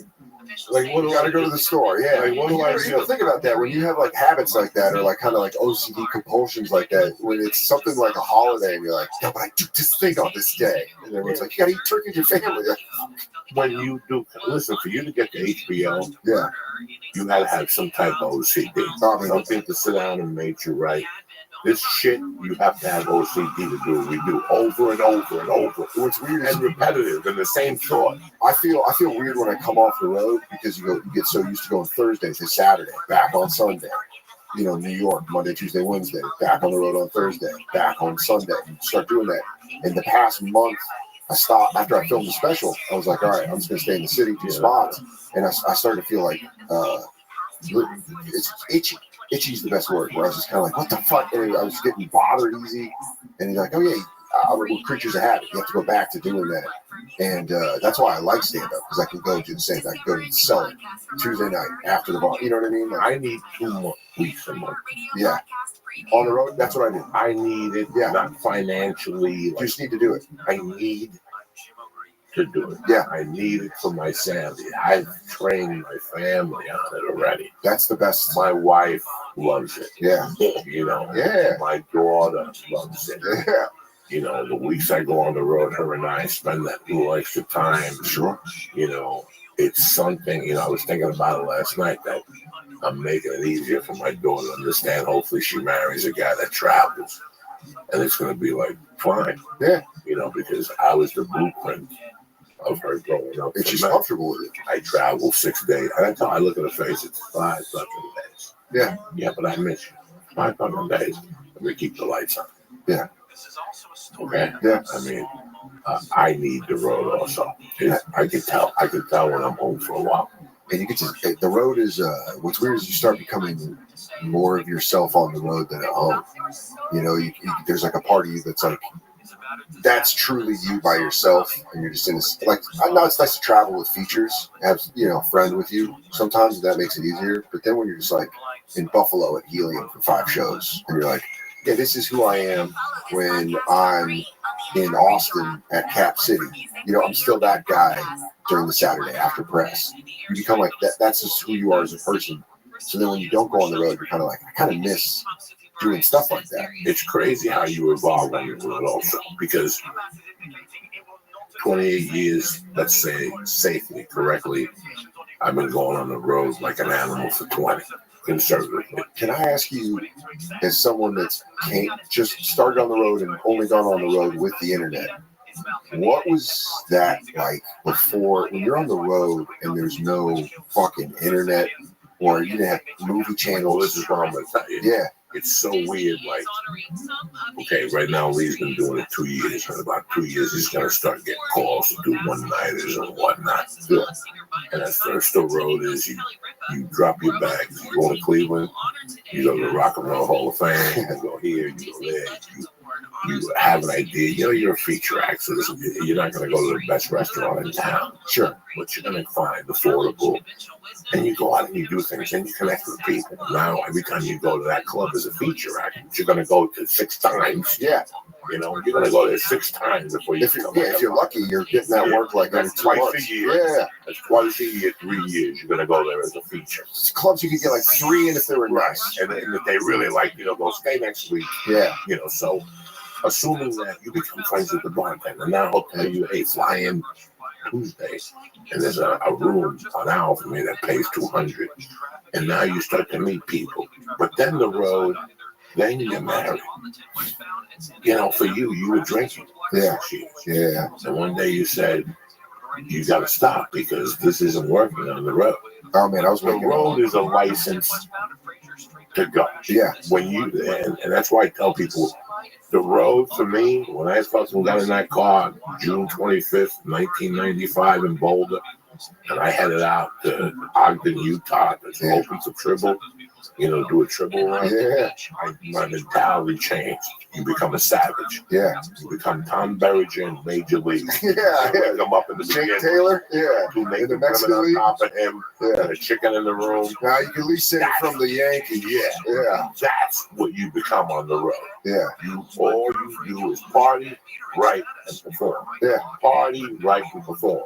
And somewhere on the way to Tuscaloosa, you stop and do laundry, and you bump into a fat black chick who fucking will cook for you, and then you go back. You know, and that's part of the adventure. Sure. And then you stop doing drugs and drinking. Yeah. Now the road becomes something different to you. Now you're starting to get special. So yeah. You're dedicating writing. You want to get healthy, so now the road becomes a gym also. Yeah. Now you actually live at gyms. Go to restaurants. Go to different restaurants. You want to get like actual restaurants. Like the local flair. Yeah. You don't want to go to Morton's in New York. You want to go to the local flair. Yeah. Let's go up to Arthur Avenue in the Bronx and get some spaghetti and fucking meatballs, you know. And then for me now, the road is an escape. You know, when I'm home, I have a child, I have a wife, podcast, you know, it's constant. When I'm on the road, it's over. Yeah. It's about my Netflix, my notebook, and what I could walk to eat. That's what I want. When you tell me the best, I kind of like that right now. I walk to where I eat when you tell me the best restaurant is Choo Choo's. Yeah, I look at Twitter. I look at Uber. If it's more than a 10 spot, I don't need to go. You know, I live in LA. I don't want to be in another car. Yeah, I want to walk, breathe, get some vitamin D. Yeah, because I'm going to be in my hotel room. See, I always look for the restaurants that are in between the club and the hotel. If you find something and you're like, all right, that's on the way, so I can get it, or take it back. For some reason, there was a couple months where I just wanted to get food and go back to my hotel room. Like, you want to go back to your cage early. Like, I don't like food in my room. You know? No. So I usually, when I go, so you go out to eat. Let's say you go to Nyack. Yeah. You go to Nyack, right? Yeah. They got great food in fucking Nyack. Yeah. They got a Chinese restaurant that delivers. Okay. And they got a fucking Italian restaurant that delivers. Yeah. So we did the show Thursday night. Friday, me and Matt Fultron, we just got fucking a bag of Italian food for $50. Spaghetti and clam sauce, cheddar, fucking pizza. The full guy. And that was all in for the day. He took 3 slices, I took 3 slices. And then Saturday it was Chinese, you know, but we eat it downstairs in the breakfast area. Yeah. So we'll sit there watching like whatever's on TV. Oh, so you go to the lobby and eat? Fuck yeah. When I bring food back, I go to the lobby and eat. You know what? That's a good point, because I always notice the messiest food is when you bring it back and then you get like a corner of a to-go thing that'll open up and that's on the desk. Yeah, every bedspread is white. Yeah. I did a fucking room once in San Diego 10, 11, 12 years ago. And I brought a pot cookie with me. And there was no bag. Yeah. I put the pot cookie in the shelf. And the next morning I woke up and this was a fucking Hilton. This is like a Hilton. Yeah. This is like a hotel with a fucking gaslight. Yeah. White people. Yeah. You know the mouse ate the tail end of the cookie, the baggie. He ate through the baggie, so it was like a simple cookie. Guy didn't eat much. I'm not gonna lie to you. Say he ate like maybe this much of the cookie. Can you imagine eating a mouse? Oh my God, that's why he had to stop. He's eating, he's thinking he's at the bakery. Yeah. And all of a sudden his diabetes hit him. That motherfucker went under the sink and died, that motherfucker. He got through, he was fighting through that bag, knowing what was on the other side. He's like, a whole cookie? He was probably thinking of the cookie he was going to give to his family, how he was generations, and then he was eating it. He's like, this, what the fuck? Just putting him sideways. Fuck that little mouse up. That motherfucker. That's what you got to do instead of traps. Just leave Joey Diaz weed cookies out. Sent the postcard to one of his cousins on the train. You know those trains on the A train when you're waiting for the mouse? Yeah, that you're mouse. waiting for the train. Yeah. See something go by. And you're like, I gotta stop smoking. Yeah. That mouse got into jazz and just started walking. Look at the fucking train tracks and you start to see him in New York City. Yeah. You're like, okay, I'm not fucking seeing things. Yeah, the tracks in New York, it's actually the way I feel like if you live near a river, you would watch a river run. You just watch like rats run down the subway tracks, and it's like, if you don't get skeezed out, you're just kind of like, whatever. They're down there. So the special came out last Saturday. Yeah. So now totally streaming on all the platforms. How you feeling about it? Good, man. But it's like that new, like, all right, let's get back to work. It's a horrible feeling. It's horrible. It's two things. It's like exciting because you feel like you have a whole field in front of you, like just go run around. But then you're kind of like, man, I had some structured bits. I had some bits that I really worked the fuck out. How long did you take between you shot this special to prepare? I think we did the stand-ups on Netflix in March of 2017, and so from March 2017 to October of 2019, so about 2.5 years. You got plenty of time. Yeah, and I went to Edinburgh, I went to Scotland, worked on it. Hour. Okay, good. And just worked that son of a bitch. Worked, wanted to get it as tight as I could, and then filmed it. And then it was just, where'd you film? Bowery Ballroom. Oh shit. Yeah. How did it feel? Great. It's a great rock venue, but it's also just a good venue. Got about 400 people in there. HBO shot a couple specials. It's just you. They did like 7 in 2019. I want to say they did about 7 or 8 specials. So I'm the last one of the year. But man, it's great. It's that HBO. I got them to do the 1983 special presentation intro, where you see the dad turn into TV, and then they go up over the town and. It comes out of the stars. I was like, man, if I could just get that on this special. And they're like, yeah, we'll do it. I was like, fuck it. That's great. All right. Control everything. Yeah, you just ask for shit. Who were your parents now? You said you grew up in Colorado. Yeah, I grew up in Aurora. My mom is still out there.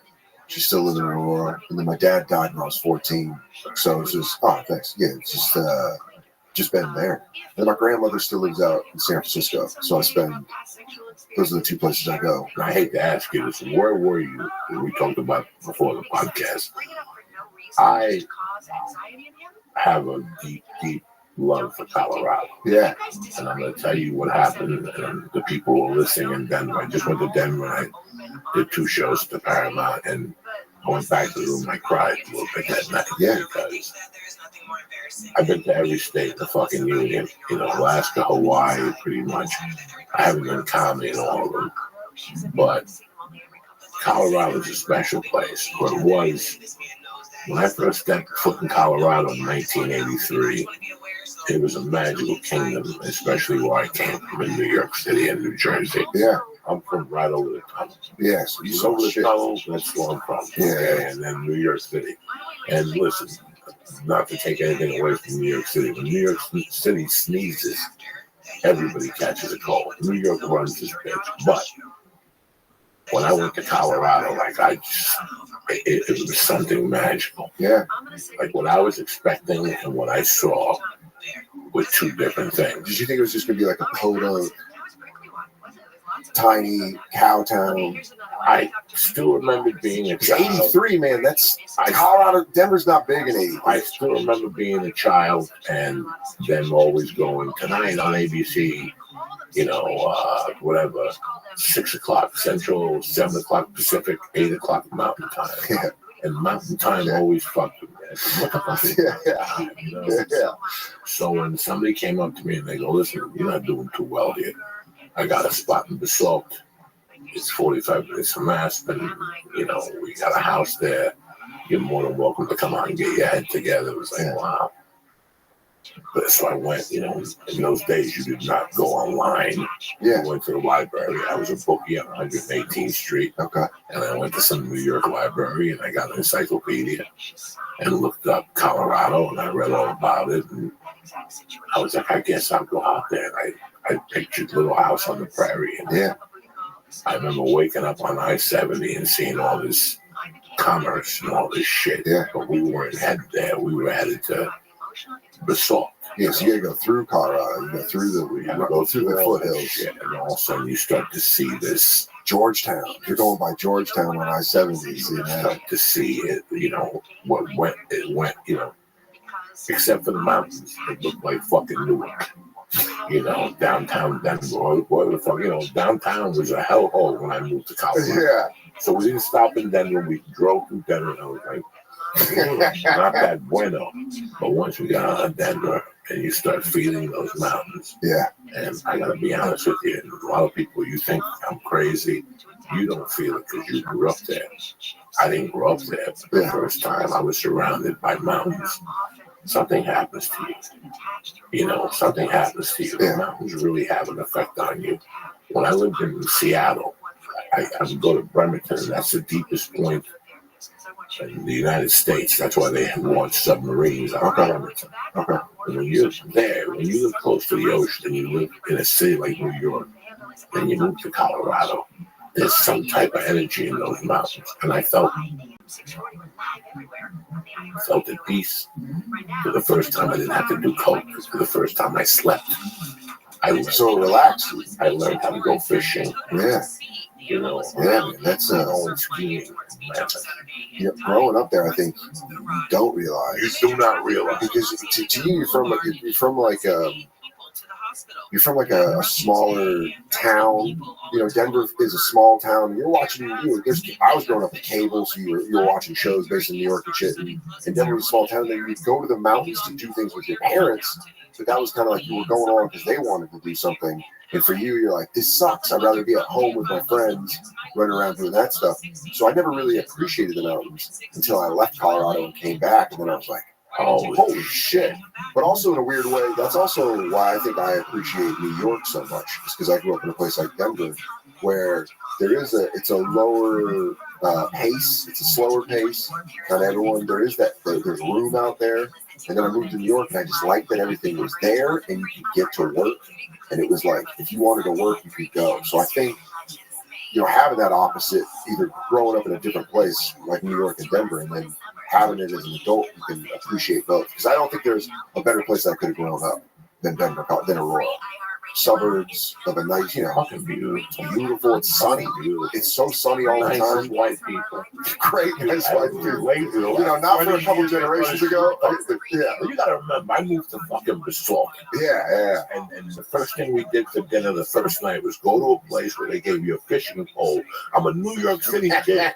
I handled guns. I threw rocks at people. You gotta just scale a fish. These people give you a fishing pole for $10. You throw it in the roaring fork, you catch a trout, they take it, they skin it, they cook it, and then they give you potato salad, 2 pieces of bread, and a beer. That was my first experience. I was like, what the fuck? Yeah, that is some How fucking cool is this shit? And everybody's talking to people, and I still tell people, somebody put it up on Twitter. I still remember hitchhiking. Yeah. Like the big thing in Basalt was they had a hitching post. So you could hitchhike, and people would actually pull up and go, I'm not going up that far today. I'm so sorry. Good morning, though. And I'd go, fuck you, because I'm from New York. You don't fucking tell me good morning. I still remember going home the first day. I applied for jobs. And I still remember my buddies like, so how'd it go there? I'm like, I'm out of here. They're fucking faggots. They tell you good morning. How are you? They ask you how you doing. They talk to you. Like I came from 1970 New York, where you were raised to look straight. You don't look down. You don't make eye contact. I swear to God, I still remember hitchhiking and a lady pulling up and going, good morning. I would give you a ride, but I can't. I'm only going up to old snowman. And me going, how do you stop? What the fuck is wrong? Get the fuck out of here. Below in your mind that someone Blowing my mind that almost was that nice. It almost feels. Did it feel like intrusive? Like Like someone it felt like something I never. It took me a month to get used to, and then I was all in. But what happened when you were back east after getting used to the Colorado conversation? It took me about 8 months. I stayed and I really enjoyed it. I learned how to ski by myself. On Christmas Day, '83, I was all in, but I brought luggage with me. I brought my thievery luggage with me. And Snowman's Village is the size of fucking 3 blocks. Yeah. And I started robbing jewelry stores and burglarizing them all Christmas Eve. So I backed myself out of the position. So I left. Then I came back a year and a half later, moved back up there. Like nothing had happened. Again, I left in disgrace. I ended up getting arrested in Boulder. Now, when I moved to Aspen, I went to Boulder. And I was in Boulder 5 minutes before I looked at my buddies and I go, get the fucking car. Why would you bring me to this filthy, hippie, stinky, sandal-wearing fucking place? You're just up on the hill watching all those I hippies walking around. I didn't go to the hill yet. I was down on Pearl Street Mall. Yeah. And I go, get me the fuck out of here. People playing the guitar with dogs and this shit. Yeah. That's the most Colorado shit in the We world. got out of there and I never went Pearl back. Street Mall is super fucking Colorado. I'm like, I'm not going back to Boulder. Yeah. Filthy animals. White. I'm never going Like back there. feral whites. Everybody had sandals on and Yeah. shit. Yeah. Fuck that. And I went to New York, got a beach in New York, ended up homeless, the whole thing. Okay. Plane ride back to Colorado. I said, I'm moving to Colorado Springs. And I bumped into a black guy on the flight. And he goes, man, you don't want to move to no Colorado Springs. That's an army town. Yep. You're Air Force. You want 21, you want some pussy. You got to move to Boulder. Yeah. So I landed, got a hotel room, took a bus to Boulder the next day, and I moved to 1012 14th Street. Right up the fucking hill, around the corner from fucking the downtown club, 18, 16 and over. Yeah. Where Canavis McGee punched the guy in the eye and knocked his eyeball out and shit. Tremendous. That's fucking around the awesome. corner from Abo's Pizza. I could throw a rock at the University of Colorado. Yeah. On 1012 14th Street. Dude, I know exactly where that is. 'Cause all my friends' older brothers and sisters went to Boulder. So when I was in high school, you'd go up and go to those house parties, you know? And you just like the Halloween house parties. If you're a high school kid in Aurora, and one of your friends' older brothers went to Colorado, you're like, oh, let's go up there and drink. You just go and do a keg and pay $5, but you're like 17. It's fucking great. I'm going away to a ski resort for New Year's with my daughter. The main reason is to see how she adapts to skiing and how she likes the cold weather. Yeah. If she likes the cold weather, I predict that within 3 years I'll be living in Grand Junction. Grand Junction. Why Grand Junction though? Why not like this? Telluride. I got all that. It hasn't been polluted yet with the marijuana. Yeah. And there's still houses for $300,000. That's why I know Breckenridge. Grand Junction Airport flies directly to JFK and LAX. Season. You can still get out of there. If anyone ever told me they were moving to Grand Junction, I'd be like, Grand Junction? In that area. Yeah. Grand Junction. I have a dear friend in Marlton. Okay. I have a dear friend. I have friends. He was just here, Mike Wilbur. Okay. Yeah. And we spoke, and he goes, you still have plans? And I go, I'm going to surprise you. His family owns a supermarket chain out there, not King Supers. I was about to say. Not King Oh, okay. I was about to say, they own King Supers? Not King Super Dupers. Yeah. How far is Denver from there? That's like over a 6-hour drive. Wow. You got to go through the Rockies. That's on the other side. That's the west side of the Rockies. Wow. And So my point being that to this day, I'm very ashamed of my behavior in Colorado. If I would have done that behavior in New York, San Francisco, LA, it was accepted. Yeah. But Colorado to me still remains a very special place. Yeah. I don't like the marijuana thing in Colorado. Really? I think it brought to Colorado been smoking big dope since the 80s. All right. Colorado got nothing to prove to nobody. I was in Colorado in '83, and I was getting weed. Yeah, I would grow fucking hair on your balls at high altitude. Get the fuck out of So here. when I went to college in Tucson. I went to the University of Arizona, and before I left, I went up to Boulder and I got an ounce. And it was 4 buds, 4 long buds, and it was I weighed it 28 grams, and I took it with me to Tucson, thinking everyone had the equivalent of Boulder weed. Because when I was in high school, Boulder weed that's what you wanted to get. That was the first time I saw weed with orange hairs. The first time the sticky shit, it was Boulder. And I remember I brought that with me, and people in Tucson were like, "Where the fuck did you get this weed?" And you're like, these amateurs don't understand. I'm not even talking about Boulder. I'm talking about Colorado as a whole. Yeah. When I lived in Ashland, I used to live in Woody Creek Tavern. Yeah. Right. Great Hunter S. Thompson's watering hole. Seeing Hunter S. Thompson, and I lie to you guys and tell you, I didn't even know who the fuck he was. I didn't know who the fuck he was. Yeah, but I like that honesty. The one time I went in there, he was with Bill Murray. Okay. They were just about to shoot where the Buffalo roam. All right. Left. I found out that he was. Then I went in there. Another time he was in there with Don Johnson, because Woody Creek Tavern made the best fucking nachos. They used real chorizo. Yeah. Nobody uses chorizo in their nachos. That's mind-boggling. 1983. Oh, bringing chorizo into the mountains of Colorado. Mountains of Colorado. So fucking, I would go down there, and I would get weed. The first time the person showed me the weed, I don't know if it was the lighting in the room. It looked like coke from how the crystals were on the bud. So, for people who don't know, now you know. They've been smoking deep reefer in Colorado. Those motherfuckers. I had some people who grow weed where they made The Shining. Yeah. Shining. My mom worked at that hotel in college. Those fucking twins. Yeah. Yeah, Tell them about how good the buffet is there on Sunday. Oh, I don't know. I've never been there. My mom worked there up in college. What's the name of the hotel? It's not the fuck. It's the Broadmoor. Something like that. The Stanley is what it's called. Right. It's the Stanley in the book, but I think it's the Broadmoor Hotel. In real life. In real life, they have a buffet. The Stanley or the I think it's still the Stanley. They have a buffet on So Sundays. yeah. It's the best buffet. So my mom worked that hotel is really haunted. Yes. It's a very haunted hotel. And my mom worked there in the summer. Yes. And she worked the buffets, which was like that's a big deal at the hotel. The weekend buffet.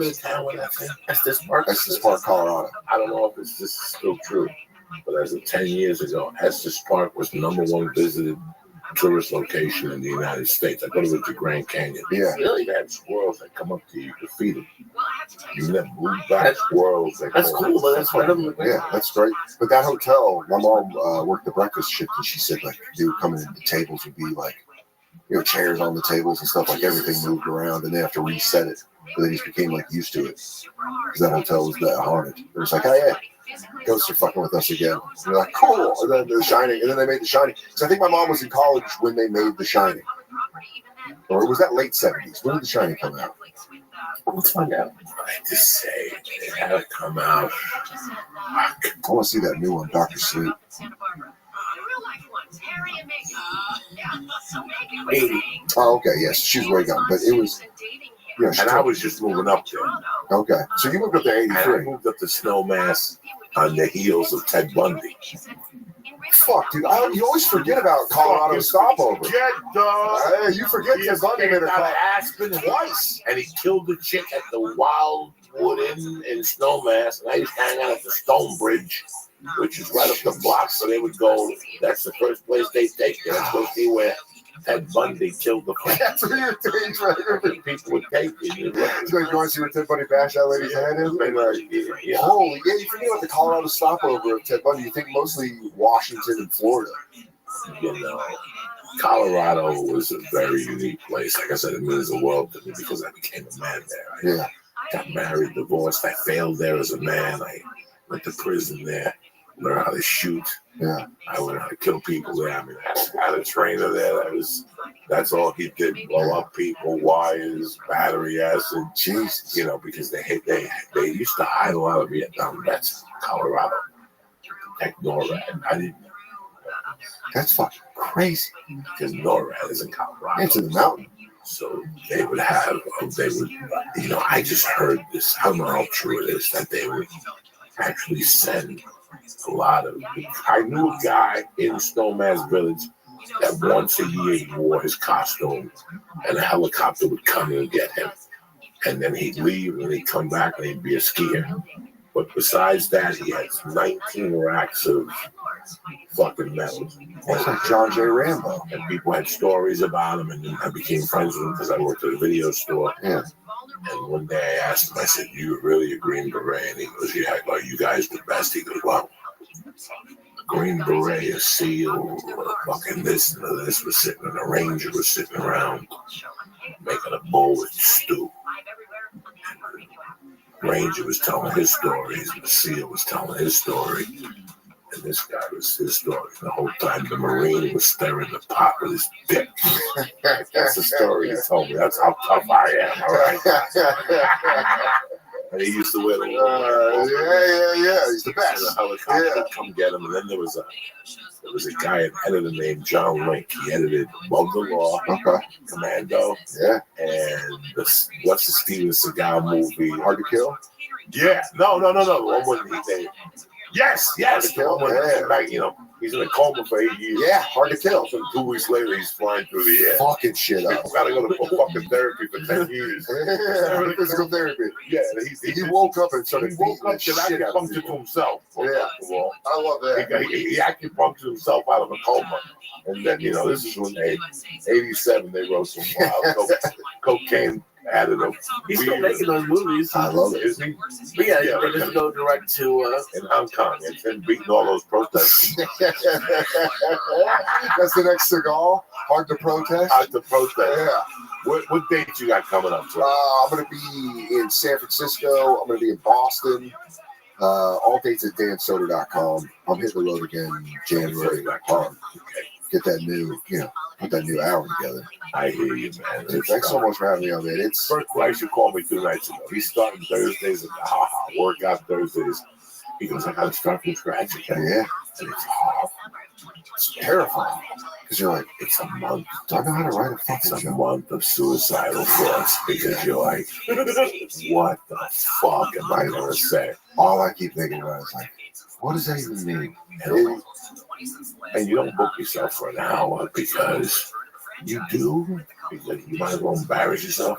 But you go to like Albany, they just got 2 feet of snow. They don't give a fuck if you go up there and hit yourself with a hammer in the head. You know what I'm saying? They don't give a fuck if you bomb up in Albany this weekend. Yeah, that's why I got to wait till January to be like, all right, I got a semblance of something. I got something to do. Yeah, figure something out.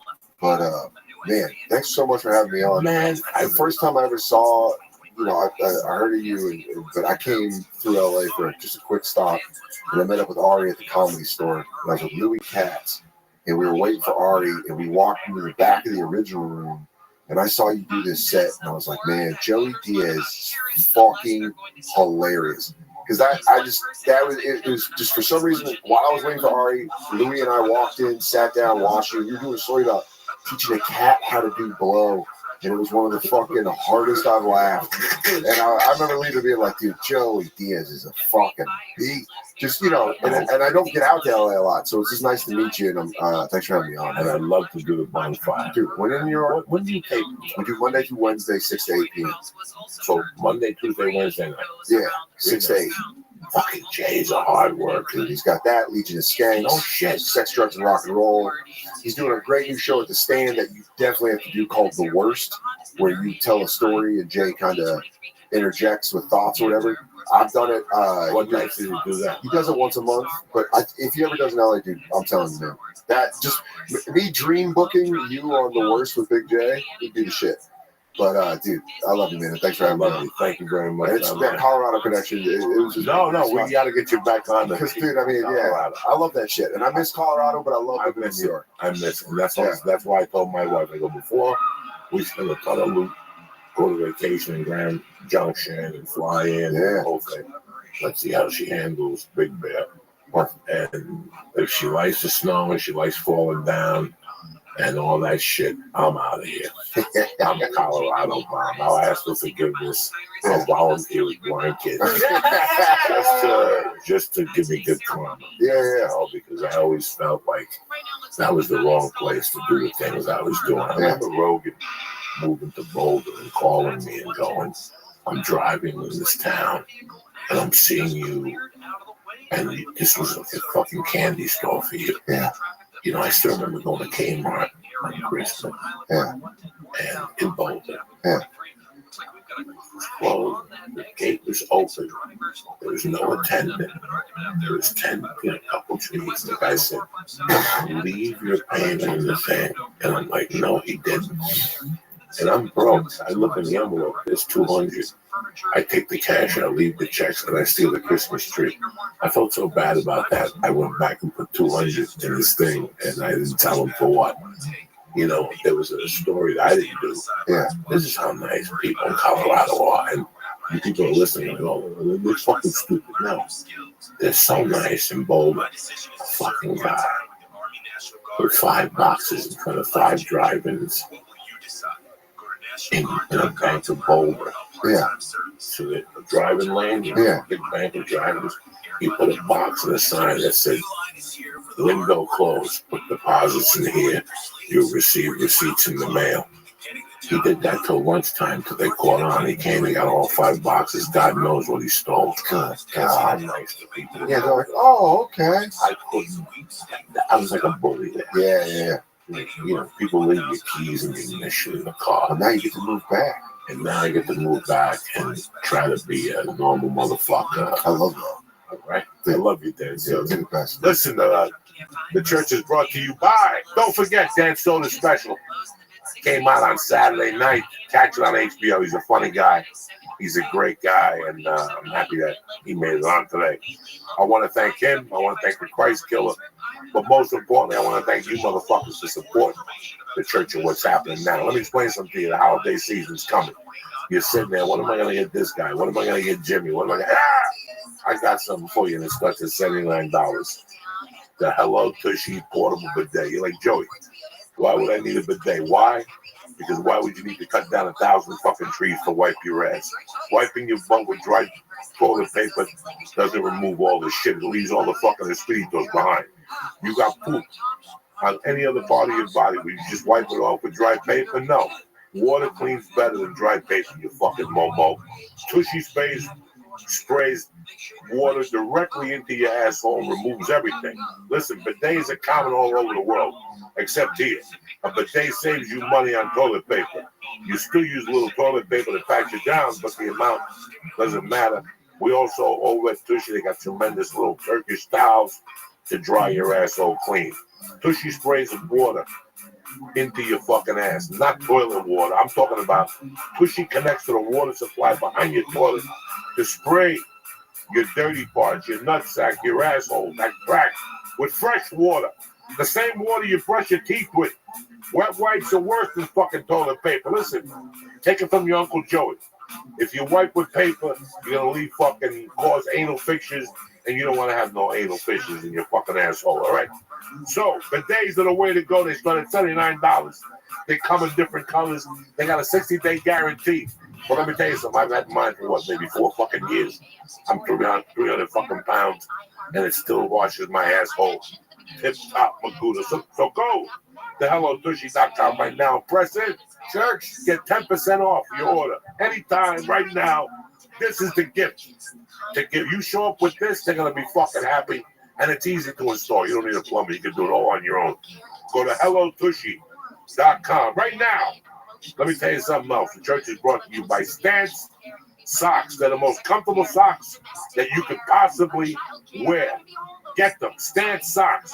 They're just not comfy. They're going to turn heads. Their designs are beyond anything you've ever seen on a sock. They're works of art. Whatever you're into. They got Metallica. They got the Karate Kid. They got the whole Quentin Tarantino collection. Every football, every baseball, every basketball team, they got something for every sports fanatic in your life. This Christmas, let me tell you something. These socks, they're just comfortable. You ever just put a pair of socks on? When I fly, I put on my Stance. Why? when I go to lift weights, I put out my stance. Why? Because they're comfortable. They make your feet feel like $1 million. You know what I'm saying? They're like fucking an SUV for your feet. They're comfortable. They're just tremendous. And this, again, is another tremendous Christmas present. So right now, for the church family, I got a great offer. You ready? Go to stance.com right now, and you'll get a free pair of socks with any purchase. Purchase a pair of socks, they're going to throw a pair of socks in, all right? Stance is the best way to cross everyone off your holiday shopping list. That's Stance. Grab a pen, stance.com/church to get your free pair of socks. Because if they're not Stance, they're not socks. They're just pieces of fucking shit, all right? Go to stance.com right now. Stance, stance.com/church and get a free pair of socks when you order whatever they have to sell you. Who takes care of you like Uncle Joey? I want to thank Hello Tushy, and I want to thank Stance Socks, and most importantly, I want to thank you fucking savages. Calusa Casino is sold out. There's maybe 2 tickets left for the Christmas show up at the Ice House. And San Francisco, the second show, there's still some tickets left. Palace of Performing Arts. And it's after Christmas, so we'll have a good time on a Saturday, man. I love you guys. Do not forget to watch the Dan Soda special on HBO. I want to thank the Christ Killer. I want to thank fucking Dan Soda. But I want to thank you guys for being fucking family. And thank you for all the compliments on Mercy. She is a great kid. I'm trying my hardest. I love you, motherfuckers. See you Monday morning or maybe Tuesday. I don't know. I haven't made up my mind yet. But I'll see you next week, all right? Stay black. God bless you. Don't let nobody fuck with you. Kick this fucking meal lead.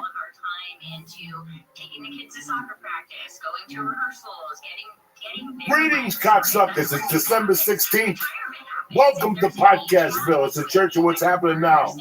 Brought to you by Netflix new podcast, Behind the Irishman.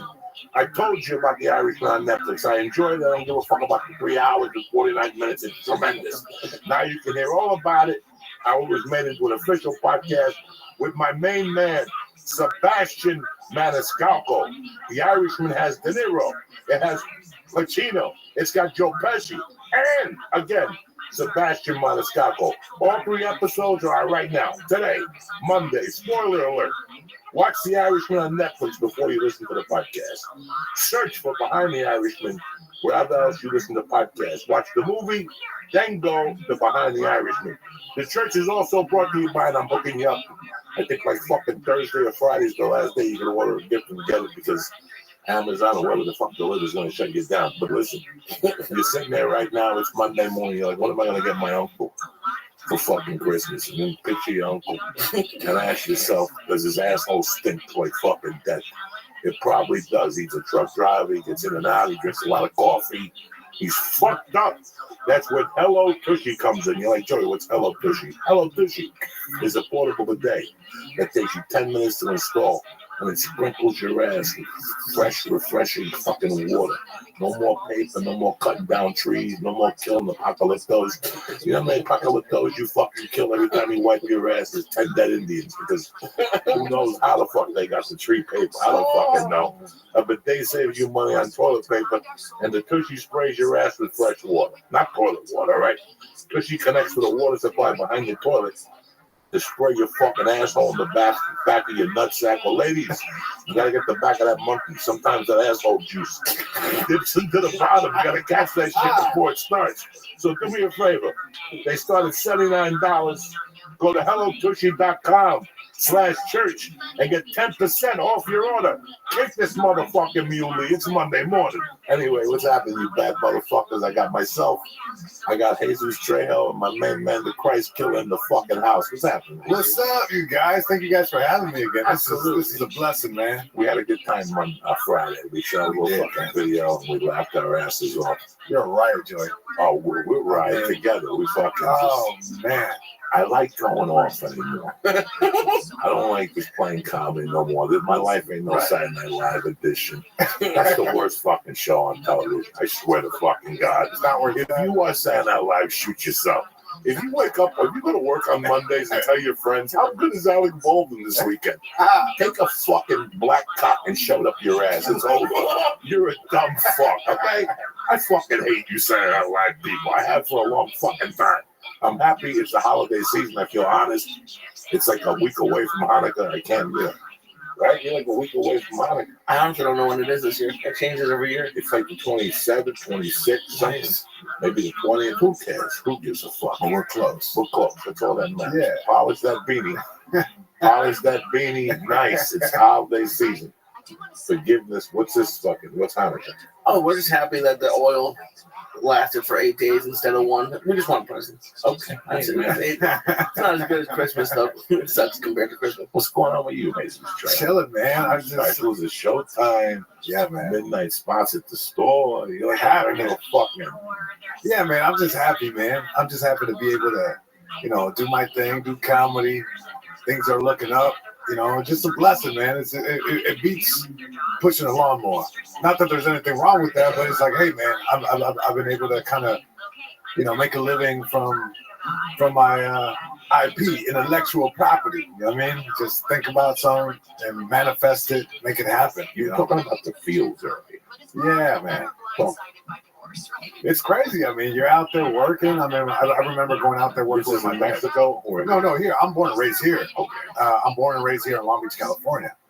But my parents came from Mexico, and my dad's from Sinaloa, and my mom from Jalisco. So I mean, I pretty much had the upbringing of an immigrant. Spanish my first language. I didn't have command of English till like 5th grade. Because I could speak English, but it's like it still was a little rough, You just kind of figure it out. So you just kind of learn English, translating for your folks. In the morning before we went out to go work, we would go to a donut shop or 7-Eleven, and I order everything for my dad or for the guys he brought to work with him. And then we drink coffee, laugh it up. It's about to be 7 a.m. That's when you can start. That's when your father's company. Yeah, it's a landscaping business. Also, it was a landscape. Yeah, it was. Yeah, we were gardeners. Fucking cherries or something. Oh no, yeah. I mean, we did a little bit of that, like taking out grass, putting out sod, taking trees out. So we would work the fields as far as like planting stuff and. How? 33. Do you think about that work ethic when you're doing comedy? Like, do you? Yeah. Oh, yeah, man. I'm so grateful. My dad was a hard ass. Tough love all day. The definition of tough love, you type. My dad comes out arms folded, And thanks to that, I think I was able to apply it to comedy. It's like if I was able to be out there working with my dad 12 hours, no problem. We just stop for water breaks, eat, listen to the radio in between spots. If I could do that, I could go on the road. I could do this. I could do that. I mean, I don't stop, even to a fault. I mean, we were talking about this earlier, how sometimes you're like, man, I need a break today. Like, I just need to sleep in a little bit. And yeah, I've been able to transfer that into comedy, and it's just been, it's been a blessing that I can multitask that way and not feel the fatigue. What's the dude who walks on charcoal and shit? The dudes that walk on charcoal? Isn't that Tony Robbins? Yeah, Tony Robbins, for example. You go to Tony Robbins seminar. He speaks about triggers for performance. It's so weird, like, I have a problem. We all have insecurities, and we doubt ourselves. I have a lot of doubt. Even before you go on stage, you have a little insecurity, just little touches. And I think that one of the triggers, one of the jobs that I always go back to is hot carrying. Hot carrying for a minute when you work for a cement guy that builds. Oh, okay. Your shirt's off. Right. You could taste the salt from your body on your sweat skin. Like you've been sweating since 9:15. It's 4 o'clock. And you don't give a fuck. You're outside. You're picking up bricks. You're mixing water. And it's easy. It's hard. But at the same time, you just enjoy what you're doing, that it's easy. Right. And I compare that before I walk on stage sometimes. Like I think of all these things, like I'm so petrified before I go on stage. That's why I was asking you, how is working that field, that immigrant mentality helped your comedy? I mean, last night you did 5 spots. Yeah, easy. 5 fucking spots. People go move to New York to do 5 spots in a night. And just to be clear, I mean, these spots weren't like packed with people. I mean, there is no, they never are. Yeah, they never are. They never are. One of them was the Ice House was packed, but it's great. I think just that mentality. It's like, just moving forward and not being phased, because it's like I know what it's like to have to go to work with your dad and be sick. It's like you have the flu or you have this or you have a headache. It's like it don't matter, man. It doesn't matter. My dad had to go to work no matter what. It doesn't matter. That's what people don't understand, that we've become very pussified. Pussified. You get sick, come on down. Right. Puke here, and then go back home. Then we're cool. I was raised into that mentality. I pulled my hamstring. For the first week, I didn't do nothing. But after that, I knew I got 2 options: a stinking curl in me, and I could sit here and I got an excuse not to work out, or I could work around. Yeah, do other things. The first 2 or 3 days, I was very scared, and then I realized you have to give the blood for it to heal. You have to. It's so weird how the show must go on. You don't have time to bleed. I tell people that me and Rogan really have nothing in common except for one thing. And it builds our bond so much, and that's called the religion of comedy. Religion of comedy. I'm a Catholic. Yeah. I'm a Santeria guy, and I believe in Buddhist beliefs. But I was raised. When did you start comedy? There's 2 questions I have for you, right? Okay. Don't answer. When did you start comedy? And when did you start doing comedy? There's always 2 questions. There's always 2 dates. For me, I started comedy July of '91. When did I really start comedy? When did the religion sink in? And I was like, this is it. That's a great question. Rain, snow, shine, birthdays, anniversaries, no weddings. I'm selling every possession I got just to fucking force it, because this is what I want to do. I started comedy July of '91. I started doing stand-up October of '93. Right. That's when I go, okay, I baptized myself, right? And I'm in the religion of comedy. What does that mean? That nothing else matters. Everything is revolved. Comedy is first. Cocaine was a tight second. Neck and neck. Pussy was a top third. But the comedy and religion, the religion of comedy was first. That was it. I drove to wherever I had to go, and whatever hustle I had to do. When did it snap for you? So I'm 33 now. I started comedy when I was 20, right? So I just turned 20. I went up for the first time when I was 20, right? Kind of did it, bombed my ass off real bad. Got scared, didn't do it for a whole year. And I came back at 21 because that's when I can get into the bar illegally. And I go up there and I bomb harder than the first time. I'm like, fuck all this shit. I'm going to stick with school. I think my dad's onto something with this school shit. You were going to college? Yeah, I was going to college. I ended up graduating. But I remember even when I graduated, I grabbed my diploma, gave it to my folks. I'm like, this is for you. I'm going to go park cars. And my dad threw a fit. He said, if that's what you wanted to do, he's like, what are you wasting time and money? He's like, you're going to, all my sacrifice, you're going to go park cars at the store. Why did you want to park cars at the store? Because I could get stage time, and I wanted to get past. And that's how Mitzi had the system in play. You do potluck, which back then was Sunday and Monday. So if you got Sunday, you weren't going to get up Monday, so that freed up my Monday. I could do another open mic. But you do the open mic until you're basically tapped. They're like, hey, do you want to work here? Fuck yeah, I do want to work here. And that meant I had a guaranteed spot on potluck Sunday and Monday now, right? And that was 3 minutes of stage time. That's 6 minutes between the two. And then you get 1 development spot in the belly room. That's another 3. I'm up to 9 minutes. Maybe run the light every once in a while. That's 10 minutes. You feel me? A week. Sign me in. So I worked the store. I hung out for a year begging Tommy to let me work there. Begging. Hey, Tommy. Hey, Tommy. And as soon as I was coming up the stairs, Tommy was like, oh, well, I know what you're going to say. I'm going to tell you the same thing I told you yesterday. Hey, just putting it out there, man. I was annoying. I've never been that annoying with anything in my life. But when you want to get into the religion of comedy, that's what it takes, Why did you want to do it so bad? You wanted to be around it 24/7. You wanted to chew it, live it, spin it. it was what I wanted to do. And then like the track record of the Comedy Store. I mean, you know, some of the guys who I looked up to came out of the Comedy Store. It's like you have Richard Pryor coming out of there, and then somebody who I became enamored with, and I never got to meet, but God rest his soul, Freddie Soto. Like I identified so much with Freddie Soto. It's like, well, where did he come out of? The Comedy Store. Well, what did he do? He drove Richard Pryor around, worked the store. Yeah, that's where I needed to be. You know, you have Jim Carrey coming out, Sam Kinison.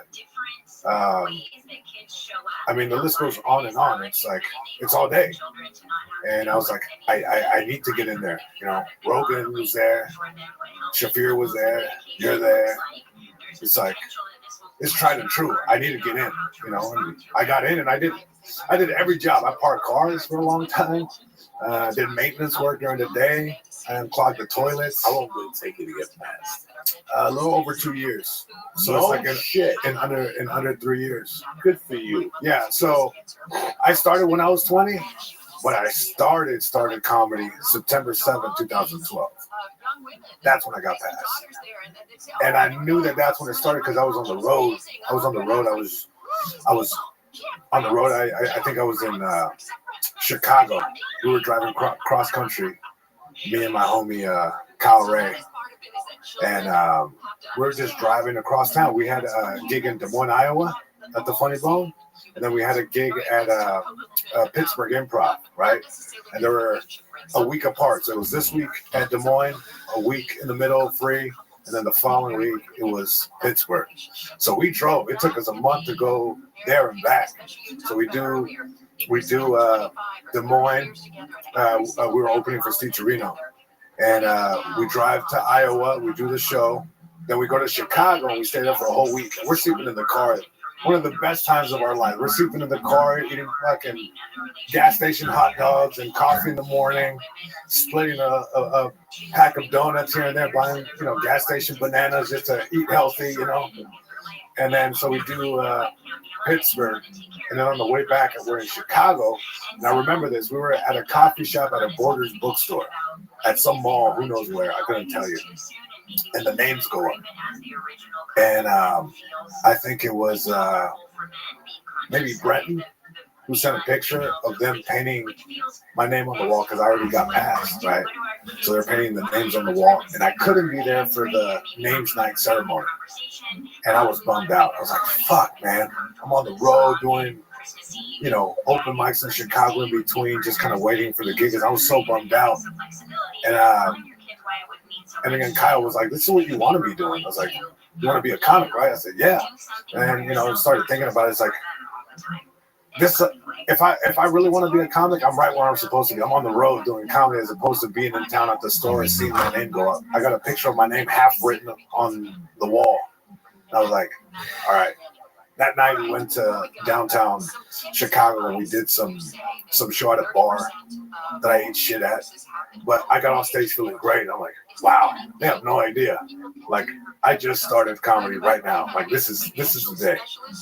And yeah, to answer your question, it was September 7th, 2012. That's crazy. 12 year difference. So thinking. Procrastinating. You started at the store in 2009. Yeah. That's around when I started. I don't know exactly when I started, but I was doing open mics in Long Beach. I was driving back and forth, I was working jobs here and there. I was working at a steel factory. I was working retail. I was working like whatever I could get my hands on, working with my dad on weekends. But during the week, and then eventually I got a job as an ABA instructor. I was working with autistic kids, ages 3 to 7. I was going to school. I was like essentially hands-on teaching, And I would get out at 5:30 or 6 o'clock. That's peak traffic hours here in LA. So it would take me, if I got out at 5, it would take me damn near 2 hours to get to the store. But that's where I needed to go do my spots. Then I'm working there at the store. And I remember during those times, Chappelle was popping in, so it would go late. We were there at 3, 4 in the morning.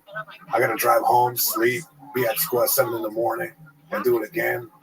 And it was those weeks where he would pop in multiple times. And I'm like, this is just what it is. I remember one time Don Barris caught me sleeping in his car. I moved his car because I'm moving cars around.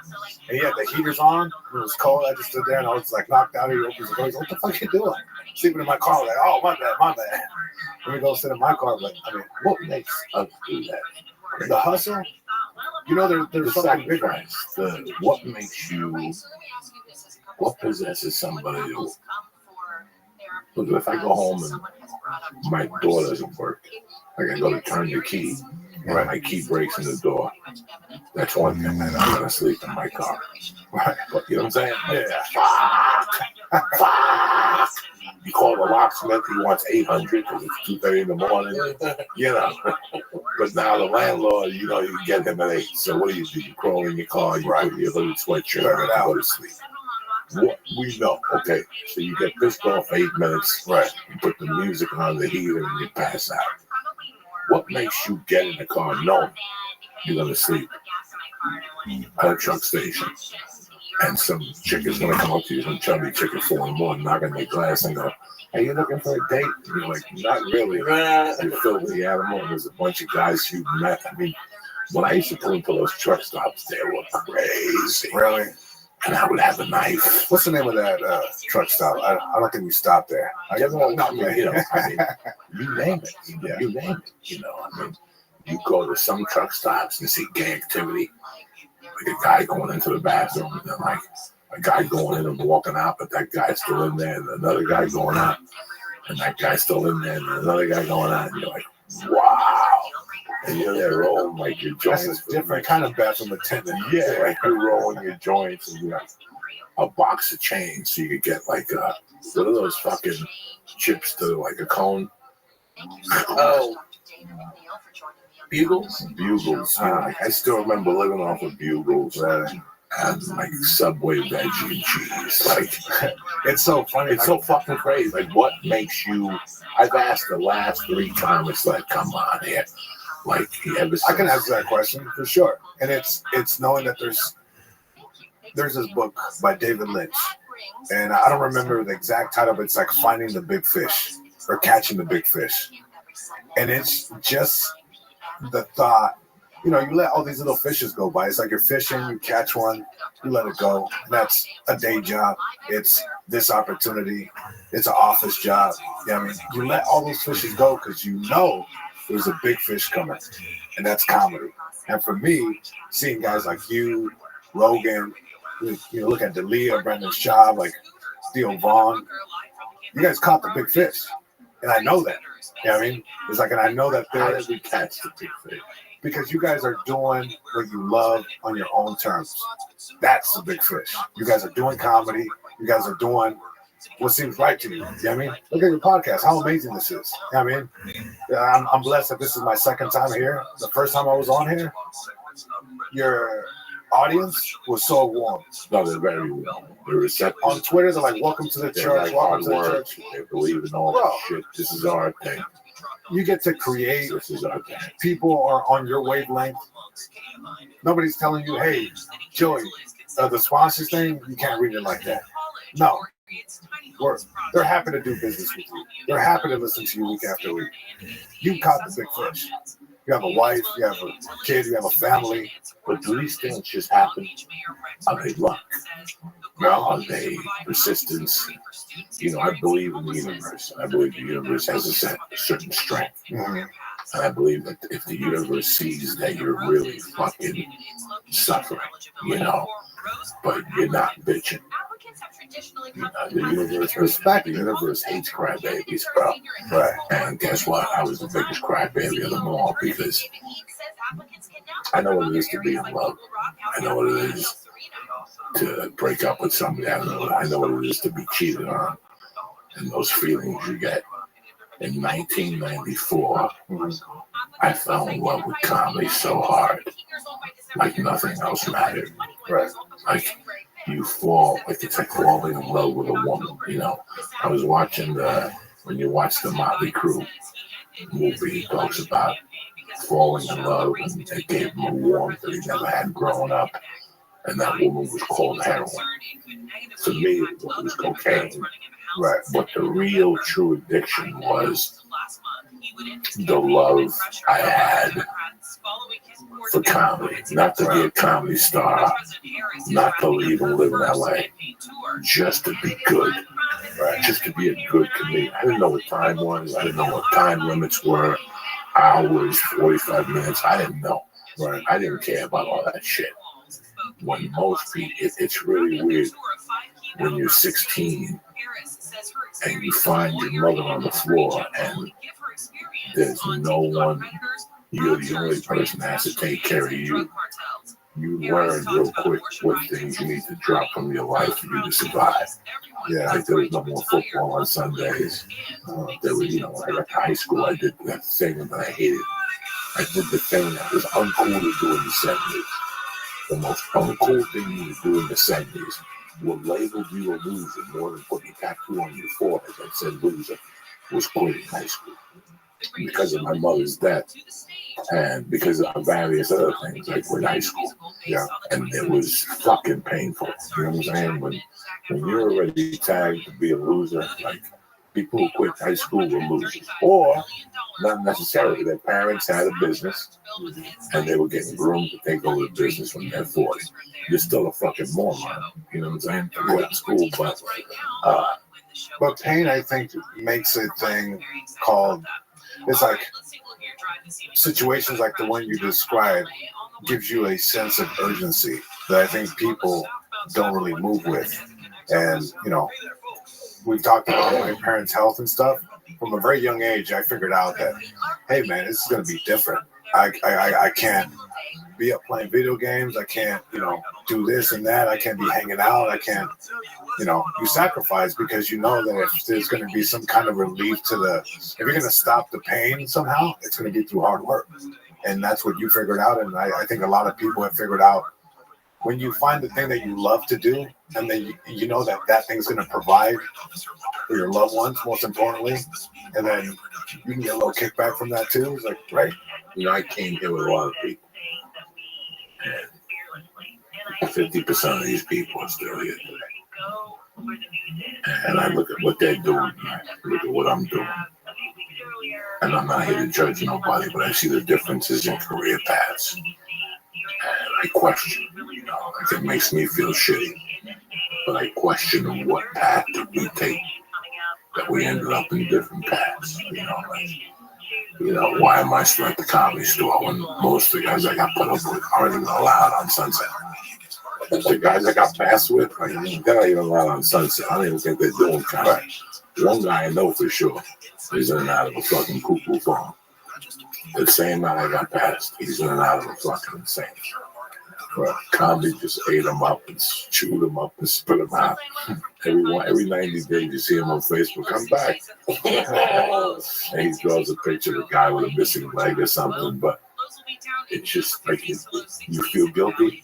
You said a name, Freddie. I was there with Freddie, I was trying to find my identity, and I saw Freddie go from driver to being on tour with everybody, Carlos and doing his own tour, right? I still remember being at the Houston Comedy Festival with him, and him being on the floor under mine, and fucking, it was all hell down there, And so it's, I think about Freddie from time to time. I see Corey now a lot. Yeah, Corey's been up there shaking those titties. So, 15 years later, you gotta come out and shake those titties. You know what I'm saying? I was gonna say, buried. Do you struggle with the survivor's remorse? I don't know what you call it, survivor's guilt of sorts. Like you were kind of touching on that. It's like guys who you started with or got passed with, and is that something you struggle with? Yeah, sometimes. I don't know if it's luck. I don't know what I did right because I did everything wrong. But you see, I did everything wrong, but I did one thing right. I put my head down and I kept going. I never gave up. And every year I added to my arsenal. I saw what people weren't doing, and I tried to add to my arsenal. Early on, I knew I wasn't going to be Louis C.K. They were not going to let me be Louis C.K. And I wasn't going to let myself be Louis. Sure, like not by taking my dick out. I mean, on the talent level, like, Yeah. you know, the addiction problems I had wasn't going to let me be Louis C.K. But I kept showing up at the store, following Mooney everywhere. I didn't give a fuck about that. I didn't. When I was following Mooney all those years and going to Felipe's and all those guys' rooms and ending up at the store, I wasn't thinking of doing theaters on the weekend. I just want to be fun. That's where people get lost. They start looking past that. And your goal is just shut your fucking, do me a favor. Just shut the fuck up. Just shut the fuck up. Until you do halftime of the Buffalo Sabre game. Until that time, don't say a fucking word because you don't know dick. And that's where I would go down to the store early and the guys that weren't getting up. It's just negative. It's negative and it's a reverse guilt that you're on and then, well, Mitzi likes you. Yeah, what do you want me to do? Yeah. Are you insinuating that I fucked her and ate her ass? No, I didn't. I come here on Sundays. I make sure on Sunday my game is on top. Right. She's in here. See, in the old days, she would come in during the week. Wow. They would tell you if you got there at 9, Mitzi's coming. Fuck. Fuck. Fuck. You know? Yeah. And then she'd sit there and you're like, thank God, please. And you would actually get people to go talk to her. They say, go talk to her. Mitzi's giving away spots. Go talk to her. I would trick people to go talk to her. Like, that was a mistake. Mitzi's looking for somebody from La Jolla. Go talk to her. Oh, that's what you do. And when you wanted her to see somebody, you stood next to her and body blocked her. Hi, Mitch, get the fuck out of here. You know what I'm saying? Go take a fucking hike. You're in no danger getting a spot. Mitzi will die before she gives you a spot in this fucking dump. You know what I'm saying? Like, they were just, whenever she was there, she created this fucking energy and they were coming from all over the place. So, when, you know, think about parking cars. Right. Mitzi comes in at 9:30 on a Tuesday, and at 9:45 there's no comedians in the building. Oh, shit. And she's sitting in there, and she's like, bring me water, pick my feet up. You know, and she people picking a little Jewish feet up and shit, put on the stool. Yeah. And she sits back. There's nobody there. It's 9:45. There's nobody there to talk to her. Yeah. And she watches your whole set, and you die a death of fucking 10 Katrina survivors. You die like one of those fags in Orlando. You just get fucking shot in the head, dog. And you walk off that stage. Remember I said that you didn't even want. You would just look at the carpet, and walk out and go. Looks like I'll be parking cars for a long fucking time. I better get used to it. Yeah. I better learn how to drive a Tesla. Because I tell people all the time, I used to leave there going with tears. I still remember going down that hill to the fountain and making that left turn down on my chin again. Yeah, the tear just going down my face. Like, it's like, I won't be at the store no more. Have they ever unpassed somebody? Like, painted over their name on the wall? Or no? I saw her throw a few people out there. I knew she threw Jerry Seinfeld out there. Really? Yeah. He was on there last week. He came to the store. Yeah, he came again. I remember the time he came in and he told his story on stage. You know, this is maybe a few years ago, but it's like, 30 years ago. Just he came to LA. He was too polished for her. Yeah, that's what it was. Yeah, too polished for her. She didn't want you polished.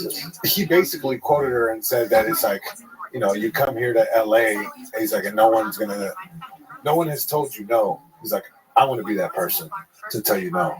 He's like, and he would drive down Doheny in his Porsche, and she would be out there watering the lawn, and they just kind of lock eyes. He's like, but she never would let him play. And then, this was a few years ago, and he went on stage. He said, this is my first time in a long time. Crazy. And now he went up recently, actually, within a week, right? Fucking Jews hating Jews. It's a fucking horror show. Do you think Mitzi's like strong or built better comics at the store? It was that fear of I better not bomb. Yeah. no other club had that. I mean, Bud Friedman wasn't doing that at the Comics, right? Bud Friedman was out there this fucking monocle, eating dinner with 10 people, not bothering anybody. I'll never forget being in Miami, and Bud Friedman was talking to one of the owners. His name was Stan, and this had to be 99. I walk in, I covered for something. They got canceled, and I was the feature, and I could cover. I would sell tickets down there. I had like a little light, like from doing feature work. People would come, and they knew I snorted coke. And I'll never forget that Bud Friedman looked at me. He was standing right next to Stan. He goes, "Hey, look who it is." He goes, "What's this kid's name again?" Like, you know, and those are the things you really can't explain to people. Right. Like, you feel like going, go fuck yourself, but you're like, I'm working. I'm getting 1,200. You know what I'm saying? Right. I can't blow this. This is the biggest paycheck I'll ever see in my life. Right. That's so funny, man. Yeah, the store is such like I mean, you've been there longer than I have and seen the transformation, but there's something very special about that place. You know, I've become a different person. I have a loyalty problem. If you did something for me substantial at some point, my inner Catholic, Cuban, Indian roots make me very loyal to you. I call certain people who were there at certain parts of my life, and I tell them whenever something good happens, because I didn't want to let them down. They were there for me. They covered me at a certain spot in my life. In my life, I have a teacher named Mr. T. I called him first. He was my fucking, sophomore year teacher. I took him to the premiere of fucking something I did, and I think The Longest Yard. I mean, he was such an impact on me comic-wise, but there's always been, I say about 12 people. Jim Handy, he got me into comedy. He was a car manager at a car place. That's great. All those people, I try to call them when something good happens, because in the back of my mind, I'm doing something good for them. I want them to be proud of me. I don't give a fuck about anybody else. I don't give a fuck about the Joneses. I want them to know what they did for me was not in vain. Yeah. I want them to know. And when Mitzi died, it was like Mitzi and Brody. It was just like a weird thing. Yeah. But it was 3 deaths. Let's be honest. It was the death of me on Netflix, the death of Mitzi, and then the death of Brody. It was 3 deaths. And I say it how it is. I tell you how it is. I was there. I know how I felt when I got off that stage. Whatever. I don't care if Netflix is never going to use me again. But it was 3 deaths in one. But Mitzi's death affected me. Yeah. Because after she died, I didn't go to the funeral. I didn't want to be around about that. But I did think about what she meant to me. And I said, wow, she changed my whole life because of the store. I could take it this deep. Because of the store, I have a daughter. I met my wife at the store. I met Joe Rogan at the store. Right. I met Ari at the store. I met Paul Mooney at the store. I met Eddie Griffin at the store. Right.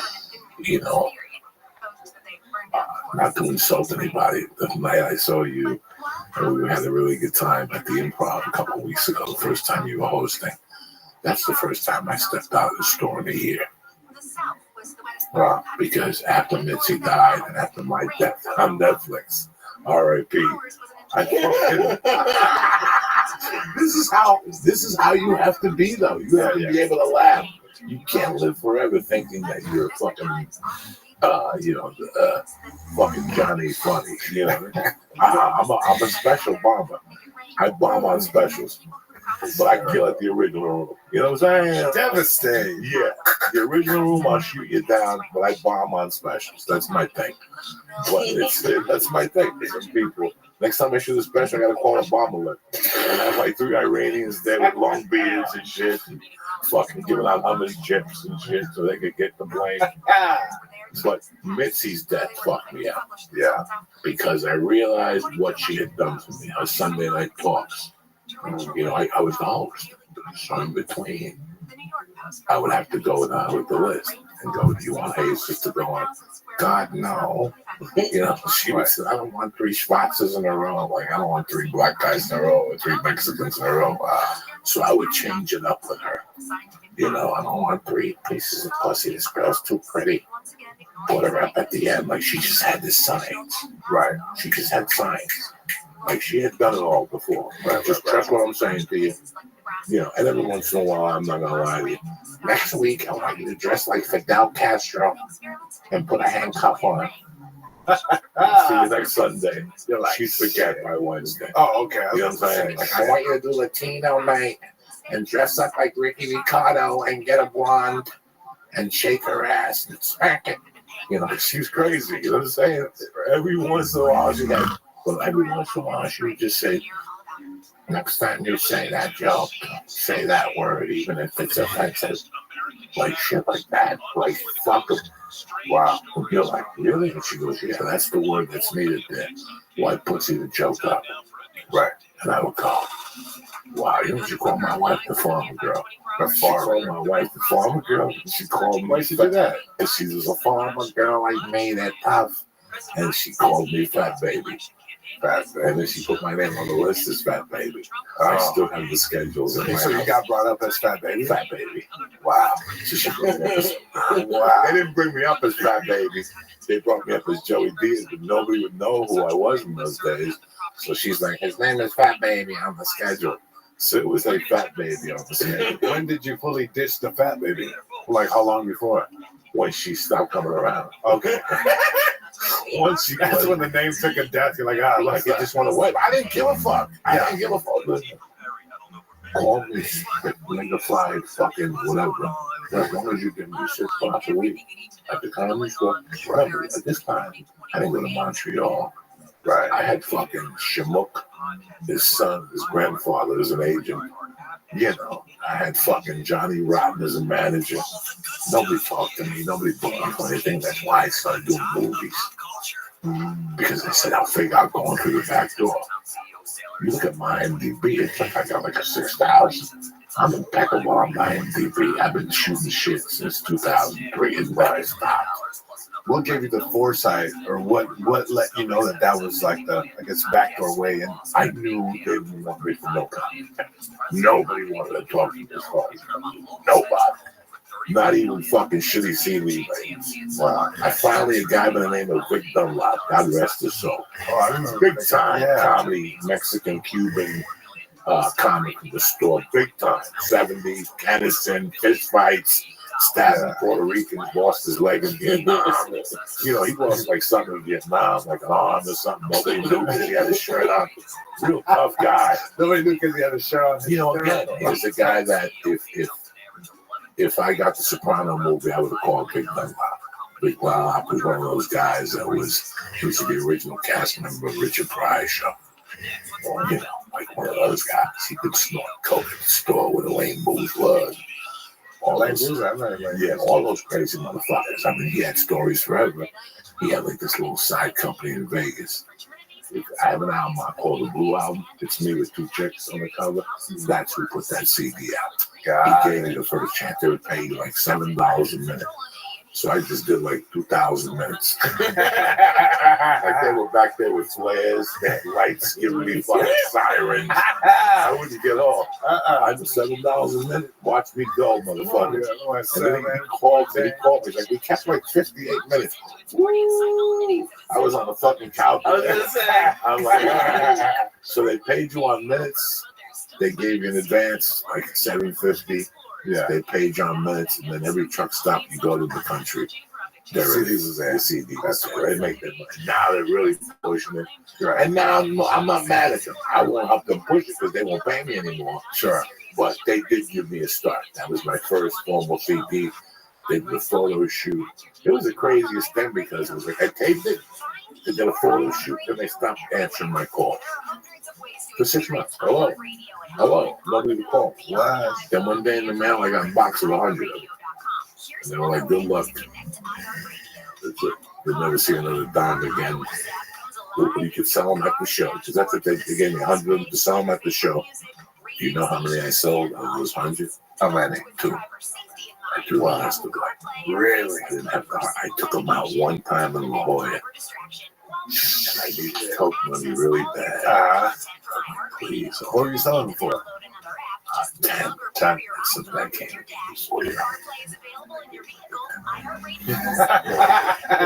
Forty is the magical number. Take them all. Take them. If you think I'm gonna stand back here and sell these things, I don't give a fuck if you take them across the street and get 2 hours a piece. And then I found the guy on Sunset. Yeah.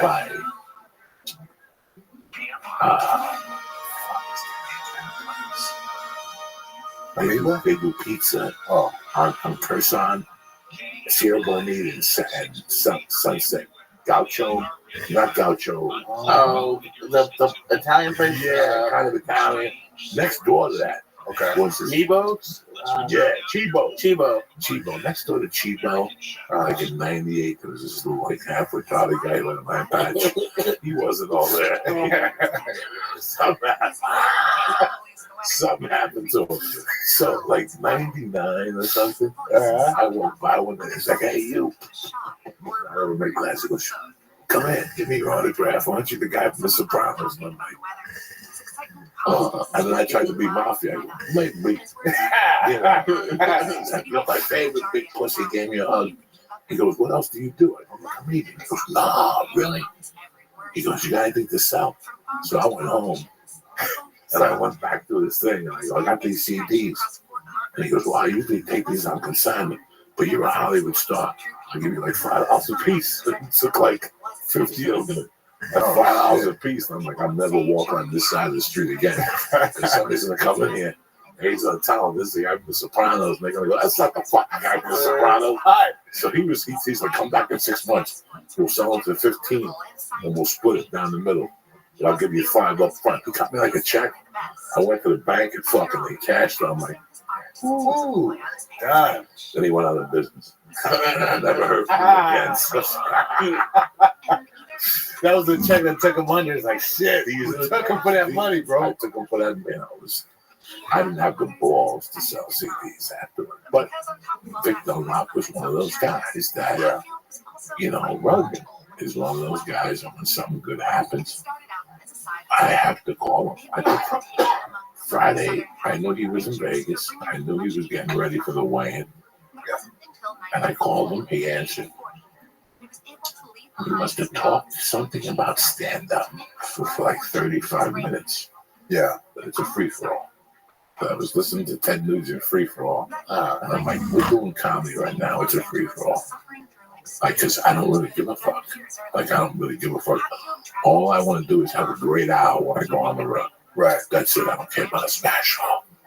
I don't care about nothing. I just want to lay it on them. I just want them to leave and go, "Jesus Christ, where'd that fucking old man get all that energy from? He's lies into us. He's doing blow." But I'm not. I'm just going up there, just giving it to you, biting into your fucking neck. That was all from Mitzi's death. Once Mitzi died, it took me about a month to realize what she had done for me and what I had to do for her now. In her honor, what I had to do something for her. And my job is to be a comedy store Marine. I'm that sniper that has to fucking kill you. You're the guy I call, and there's 8 of them up there at the comedy store that she created and built around Sebastian. There was a lot of guys that she really guided. She made snipers out of it. Right. And we're like the last guys that come in to fucking shoot your head off. Like when we come in, that guy's dying. Right. One of these 8 guys will take this head off. So we're good here. Right. Like that's how funny and consistent I want to be. Like my whole mind has to be turned to funny. Like I don't even have time to get sad no more. Right. If I get sad about something, I flip it into a fucking joke. Like that's how serious I am. Ever since she died, it did something to me. It was like my mother dying. Yeah. Because at the end of the day, she replaced my mother at some point in my life. That comedy store's your family. Yeah. The night I fell at the comedy store, the pain I had in my leg, the thoughts about the 2 weeks I had to cancel, and, I can't lift. Nothing compared to the overwhelming love I got that night from the employees there. How they picked me up and they fucking girls were fucking carrying me and they moved my car over and they called. The next day they sent soup. It made me realize I'm part of something. I'm really part of something that's big. It's big. It's so big that it overwhelms me still after 22 years. Like, I don't take the Comedy Store for granted. I'm 56. I'm still getting spots at the fucking store. Right. Suck my dick. Right. So when I go to St. Louis, Kansas City, fucking Fresno next year, Bakersfield, I'm representing the Comedy Store. That's it. I don't want to sell T-shirts. I want to sell CDs after the show. Mitzi didn't like none of that shit. Mitzi didn't like selling food.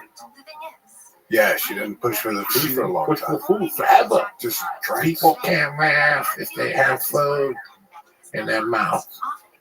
She lost money so you could have a better show, a pure comedy. Do you understand me?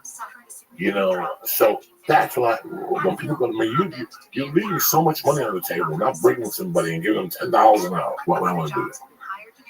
I don't want nobody to be a fucking shirt salesman, okay? That's number one. I'm not turning anybody into a shirt salesman. I'm not disrespecting a comic. I'm damn sure I'm making them a shirt salesman. If I have to sell these shirts, I have to go out there. And that takes energy away from me, for the people who pay $25 or $35 for the second show. You know what? Let's eliminate the shirts and let's give them the best show I can give them. If they want to sell a shirt, call my wife. My wife will sell you whatever. Enough money, my wife will give you a picture of a pussy with me autographed. You know what I'm saying? Offer my wife $800 for a picture of a pussy with an autograph from Joey Diaz. My wife will do it. She don't give a fuck. It comes in black and white too. We got full color, all of it. Yeah. Please say, I'm ashamed of you. Why? You never told me that Misha Tate had nude pictures. I didn't know. The fan of the podcast sent me nude pictures. You have to see a little pussy. Before she was pregnant, right? I don't know. It was delicious. It looks like you ever walk past a bakery and look at a cupcake. Yeah. And go, that motherfucker is good. Take a look at it.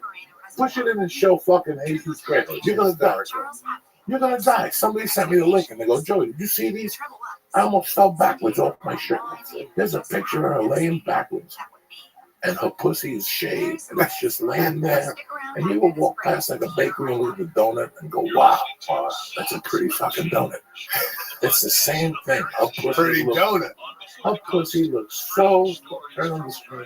I have to find it first. Misha Tate nude. Google it and spell Misha with a capital and Tate. And make sure you spell nude with a capital. So don't think rude. I never saw nothing like that, man. Yeah, top notch. Some guy sent it to me on Messenger. I don't get Messenger all the time. I don't get Messenger, but top shelf. No. Wait till you see this one picture of a pussy. Not this one. Not this one with the Bruce. Look at this, Lee. Lee, look at this. You're gonna whack. Lee's turning red already. Oh, yeah, I already went on it. Yeah, keep going. Forget this. Keep going. Forget all these. Look at the one on the far right. Look at that fucking cake. Look at that. Can you imagine walking by and seeing that little fan dab looking at you? Tell me you're not going to stick your tongue in there and go, fucking submit me, you dirty bitch. Look at that. I love Misha. No disrespect.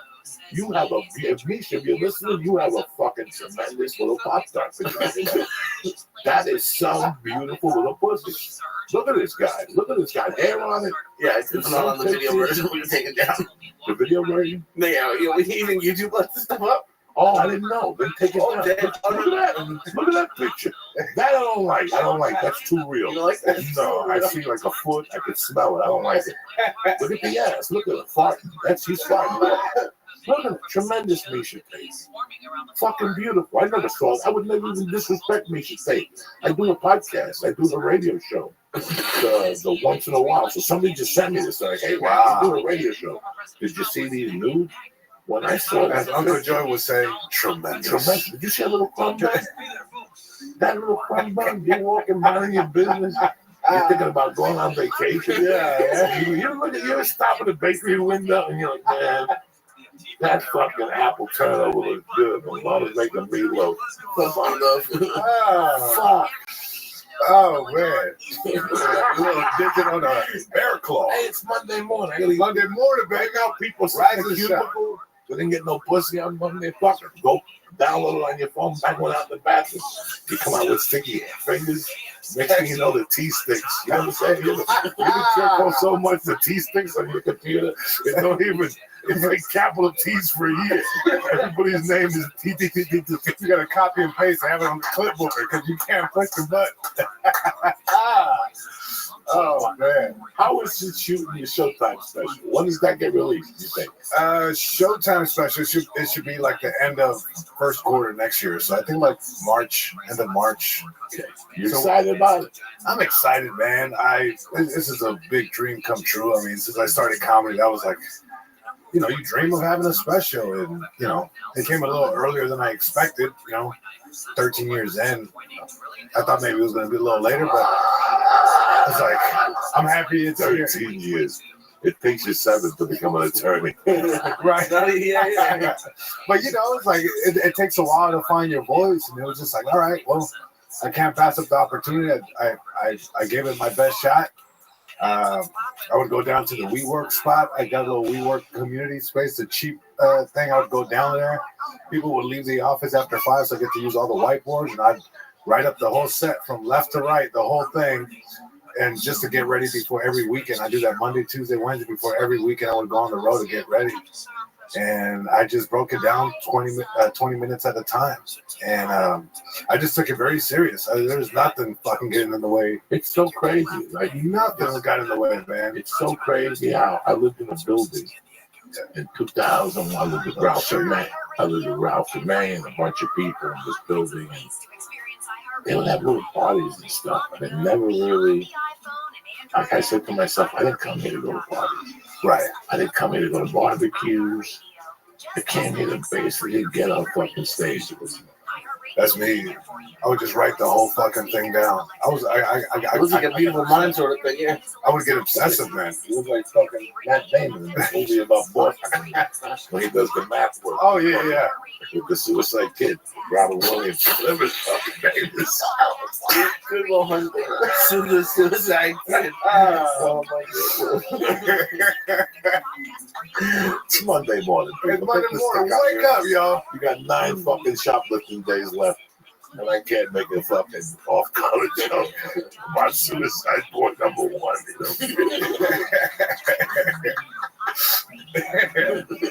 But yeah, Showtime special coming out soon. It's the name of it is Stay at Home Son. Cat Chef, bro. What is it? Stay at Home Son. Stay at Home Son. Yeah.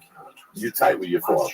Yep, tight with my mom and dad. You know. You live with them still? Yes. You bad motherfucker. You saved on rent. You said fuck this bitch. No. Thank you for listening to your Uncle Joey. I've been telling people forever, listen. Do me a favor. There's nothing out there.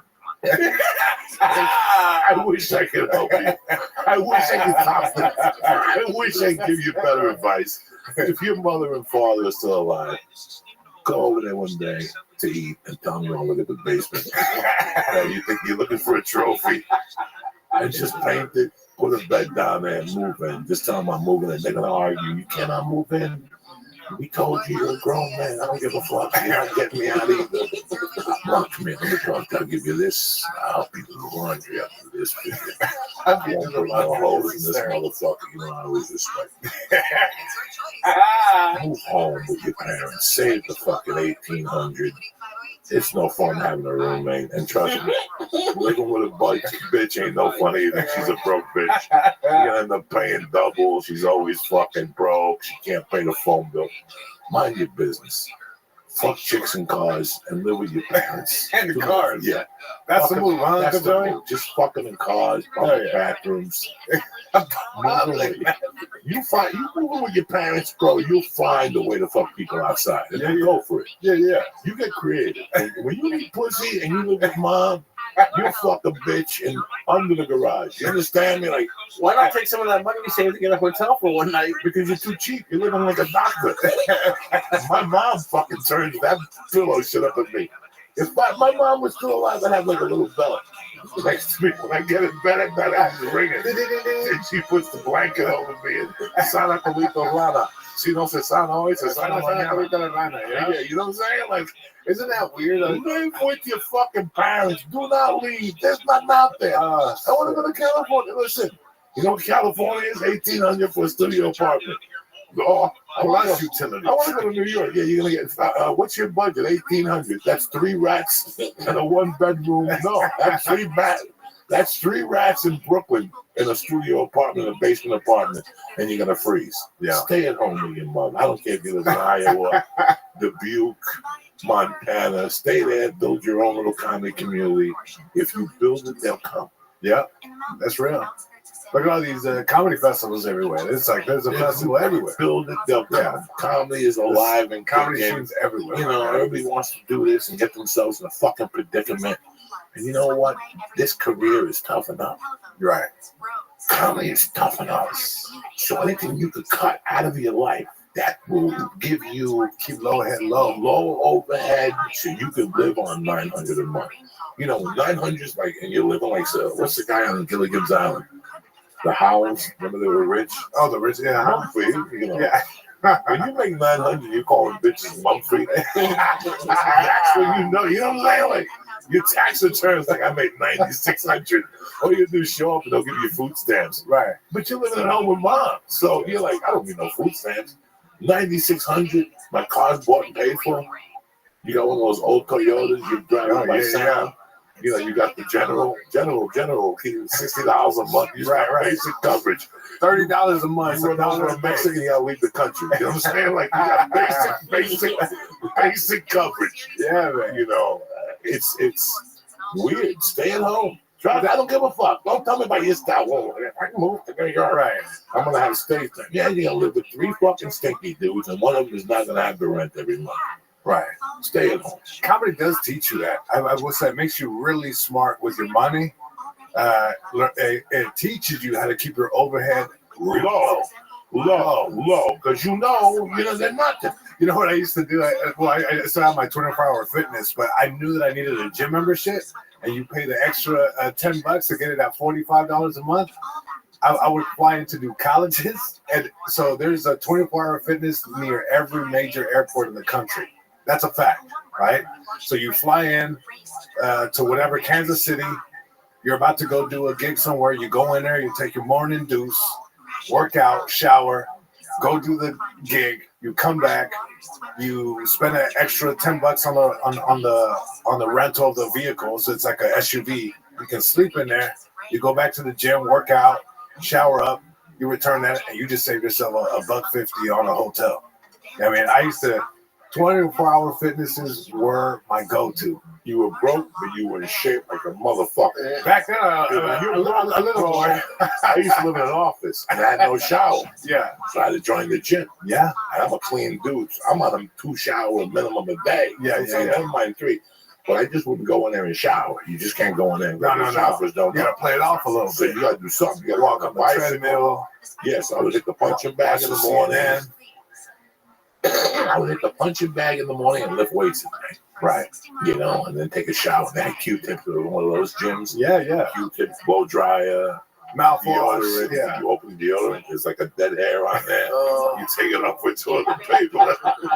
And you daily double, baby, man. Yeah. And then you would steal like shaving cream. Like they would leave like razors. A really good fucking shaving cream Edge.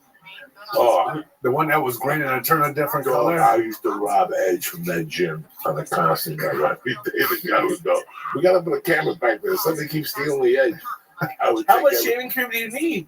Dog, when you're a comic, you take everything. Just in case. Dog, I remember, I ain't going to say the dude's name. He's a millionaire today. I still remember doing a gig with him for a weekend. And every time we go to eat, he'd steal every package of sugar. That's great. Every type, the cancer sugar, the blue pack, the pink pack, and the regular sugar and the brown cane sugar, just in case.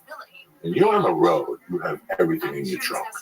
Yeah. When my car got towed, my apartment, the one I lived in Hollywood, when I would sleep in the car in the shower with Ralphie Mays, everything was everything that would be necessary in case of an emergency. Flares, pliers, a frisbee, a basketball, a football. I had a towel for the window, I had a pillow, you know, a set of change of clothes, blankets, and you have them tucked away perfectly. I mean, there is so much shit in your trunk that if you take it, I mean, it's perfect. you know, whatever deficiency the car had, Right. you always prepared for it. I had a car that the radiator would blow. Okay. So I would have to put those capsules in the radiator and sit tight for a half hour and then start the car and it wouldn't leak anymore. It would plug the radiator. Right. It had the little shavings in there. Shavings in there. So you just learn all these math things and you learn about overhead. Yeah. And you start, I mean, I think I still have the notebook from like 98 when I was homeless. I mean, I wouldn't even file for taxes. I mean, I didn't file for taxes from 91 to 2003. And then I went down there and I told them the truth and they gave me a number and I paid it all. They do, because you only go back 7 years. Okay. So they don't give a fuck. If you make 300,000 1 year, but they'll find you. They'll find you. Yeah. Their books are tight. Their books are tight. They got eyes everywhere. But if you really do learn that, I'm picking up $500 this week. Right. That's what I'm picking up because, you know, there's some clubs that are still paying features $75. Mm-hmm. That's real. But you knew exactly where that money was going to go. You know, it's like, even on the road, it's like, even if I wasn't staying at one of the nice hotels that you would stay at when you were like featuring and you're doing a one-nighter, you keep your hotel cards, you know, walk in, stroll in at like 7:30 in the morning, little Holiday Inn, get your little continental breakfast, get the fuck out of there. You know what I mean? With a muffin in your pocket and a yogurt. Yeah. Oh yeah. You got the paper underneath your arm. Yeah, I'm just waiting for it all under your thing, and you coming through the back. Yeah. So you watch for somebody to go out the back door, and you come right in. You walk to the front. You stay here.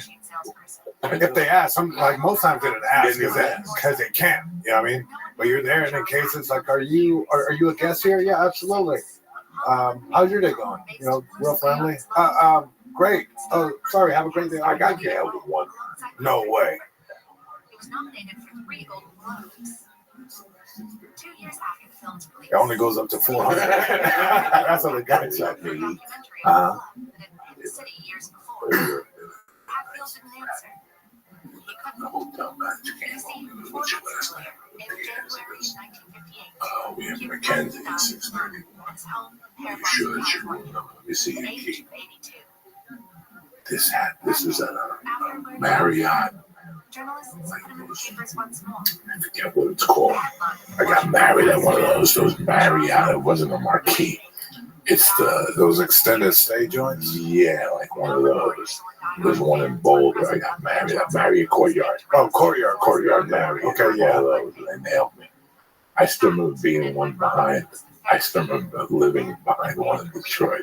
Wow. And the guy was, because after a while, like I said, the universe takes care of you. Mm-hmm. Okay, so you go to the gig. You know, like I told you, some nights you go to a gig, you pull up on a Thursday, you get in there, and the guy says to you, where are you going to stay? I don't know. I'm going to find the hotel after this. Don't worry about it. My mom's got a basement. Come on over there. Let's go eat. You're like, what? But sometimes you know, 2 out of 52 weeks, you're going to go somewhere and nobody's going to talk to you after the show.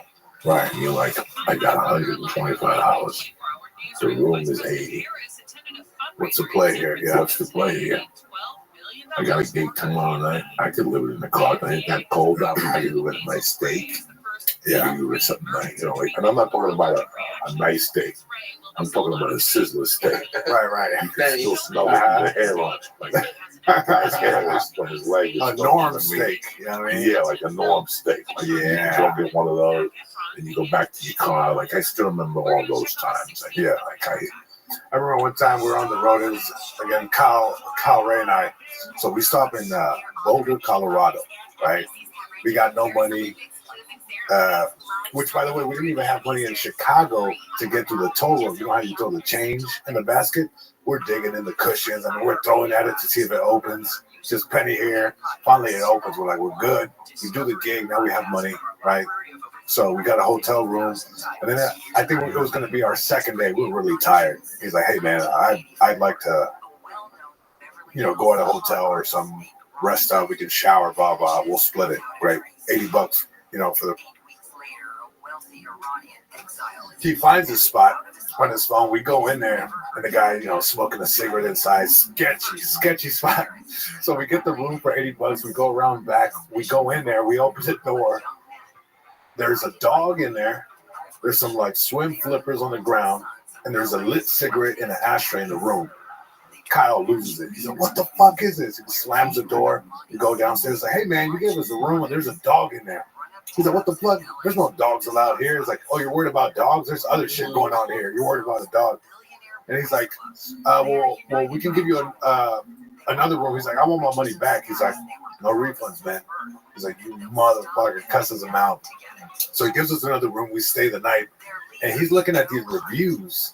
And one of the reviews was, hey, look underneath the bed.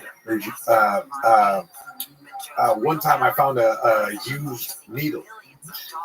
Full-on needle, blah, blah. So we're like looking. We didn't find anything, but it was bad. The doors did not lock, right? And he was like, upset. So we shower up. We get ready. We sleep with our clothes on because this place is so sketchy. If shit happens, we're covering ourselves with the blanket, feet out, just in case you got to jump up. And he was so scared. He's like, the door doesn't lock. I'm like, fuck it, let's just sleep. We put a door up against the door handle of the door. I'm like, look, if somebody opens the door, this thing will tip back or make enough noise, we'll pop out of bed. So we just sleep. We're fucking in our clothes. He's in his bed. I'm in my bed.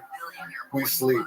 6:30 in the morning, Uncle Joey. 6:30 in the morning. The chair. Boom, boom, boom, boom. We're both on our feet. Wait, what the fuck? Kyle runs to the door because it doesn't close, but you put the little chain on there. So it opened up this much. And if they would have pushed a little bit, that thing would have came right the fuck off, right? So Kyle runs to the door. The door's open this much. He just starts yelling. I don't know what he's yelling. He's just like, he's kind of barking through the thing. And you just hear a step. And he like opens it. And we pop out. It was a cleaning lady. Poor little cleaning lady. He's like, let's get the fuck out of here, man. We're already dressed. We just got our bags down in the car and kept driving. But that was the most miserable stay ever in Boulder, Colorado, man. I wonder where the fuck you stayed. It was a little motel off the road somewhere. It was bad. And he's like, man, that was the worst $80 spent when we paid $40 a piece. It was crazy, man. But those stories are great. What you explain to people is that all those stories involve problem solving. They involve problem solving and disappointment. Okay? Lots of it, yeah. So once you get that 25 times in 2 years, once you get deeper into this, they don't see them as bad as what they really are. Right. Like I lost an eye. Well, fuck it. Last week I lost an ear. Right. You're not surprised by anything no more. And that's what I explain to people. That journey toughens your skin. All that stuff toughens your skin. You get to a place. Sorry, there's only one room. You have to stay in the room with the feet. You go in there, the fucking feet stink.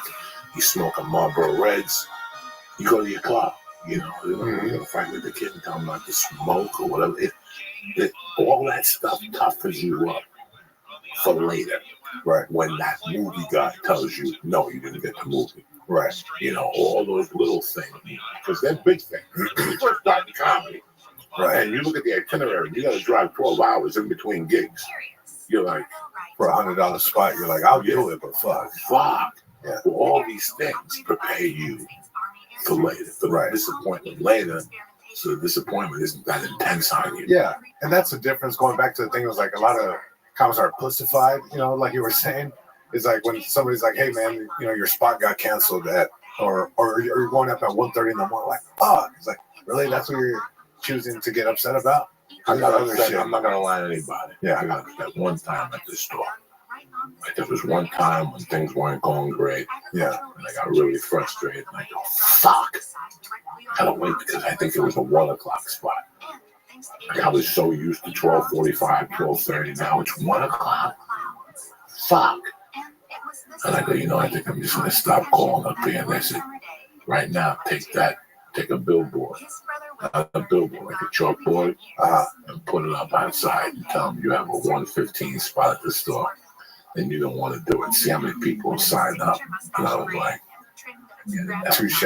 Yeah. And that was the last time I complained about time. You're there. You're there. Yeah. You're there. That's great. Yeah. Okay. You're a comic. You're not supposed to be on plus 2 or 3. One of those. All right. 2 or 3 anyway. When you get home, you're not doing it right. 2 or 3 anyway, because you and you guys got to go out and eat afterward and talk. Right. About what happened. Yeah. You bombed to it. No, I didn't. That just worked. Fuck you. No. That's part of the gig. The gig. Yeah. That's part of the night. What was your go-to spot after a show? Like where you would when I first got here? Yeah. What was the hot spot? The hot spot after the show? Santa Monica and Fairfax. Past the acting school. In the middle is a 7-Eleven. And there used to be a little fucking photo shop place. That's where the security hut is. But in there's a Mexican restaurant. Where the key shop? Yes. Yes. Okay, I know exactly what. It's a gas station right there. Now. Right. Yeah. But there's a Mexican spot now. Now it's really bad, I think. Okay. But when you're a regular in the beginning, and that 15 is fucking gold. Our big thing was to go down there and sit there till the Mexican lady would chase us out. And that's how I got fat. I would sit there and she had like grape juice. And she would give me unlimited, like I drink 12 grape juices. I just drank 25 Coca-Colas at the store. Yeah. You know, I just really drank 19 Cokes at the store with a lime in it. Last night? No, this is no Oh, thing, sure. You know? Yeah. You know, that was part of so we would go there. I was never a Norm's guy. If Rogan would take us out to eat, we'd go to the Standard. Oh, shit. And get the blue cheeseburger. Oh, that sounds great. Fucking delicious. But Rogan had to take you there. That's when Rogan was like, you want for a hamburger? And you act like you weren't hungry? Nah. I'm okay. Rogan was like, you hungry? The son, nah. And then sometimes he found somebody to go with him. Like, fuck him. Just fucking clean me up. Because some fucking guy would say, yeah. But if he really wanted you to go, he'd go, come on, just sit with me and talk to me. You're like, oh, okay, I'll go. And the waitress would come, you want a menu? Meanwhile, you're dying inside. You can't wait for them to bring chips with salsa or something. Yeah. You're looking at the waitress's fingers. You're like, I'm fucking dying here. What about the first time somebody took you to dinner and you were broke? Oh, you didn't know. You're looking at those numbers? You assume that they're going to pay for dinner because they're a big time headliner. And you're sitting there going, oh, and they're like, order. And you're like, okay, I'll get the steak. And you're sitting there going, I hope he doesn't give me the fucking check and make me split this. Those are the worst. I remember when I got the longest yard. Before they gave it to me, they called me and they said, we want to meet you at the Four Seasons Hotel in Beverly Hills. Guys, I had like $8 in my pocket. I get there, valet. It's fucking June. And it's 98 degrees. It's one of those days. Like I have 2 horrible audition or meeting memories. That was one of them. I got there and they're like, going to the park. 20. And I went in my pocket and I had 8 and I had a bunch of quarters and I go, I'll be right back. Let me go to the ATM. Well, fucking ATM. There was no ATM, man. I just went to some fucking place and found 2-hour parking. Yeah. And had to walk to the meeting. And by the time I got there, I was trying to sit in the hallway and you're like, what are you here for? You know, it's like 4 Seasons. I'm walking in there with the Big Daddy sweat gear on for free. Every factory in town has Big Daddy gear. Yeah. Steve Simone, the company guy. So every fat fuck has Big Daddy. That's how when they sent me a box of clothes, I'm like, I don't need to buy clothes for a year. Yeah. I wore Big Daddy shirts, underwear, sweat, and they were thick. Yeah. So your balls sweat, your ass sweat. Oh, it was that black velour. Oh, yeah. And I'll never forget walking in there and they're like, eat. And I got the lobster ravioli. I'll never forget this at the Four Seasons. I'm looking for Sebastian. And Sebastian ain't there, just in case I can borrow 20 from Sebastian. You know what I'm saying? Like 40. I don't know what the bunch was. Yeah. And it was Adam, Chris, and Peter C.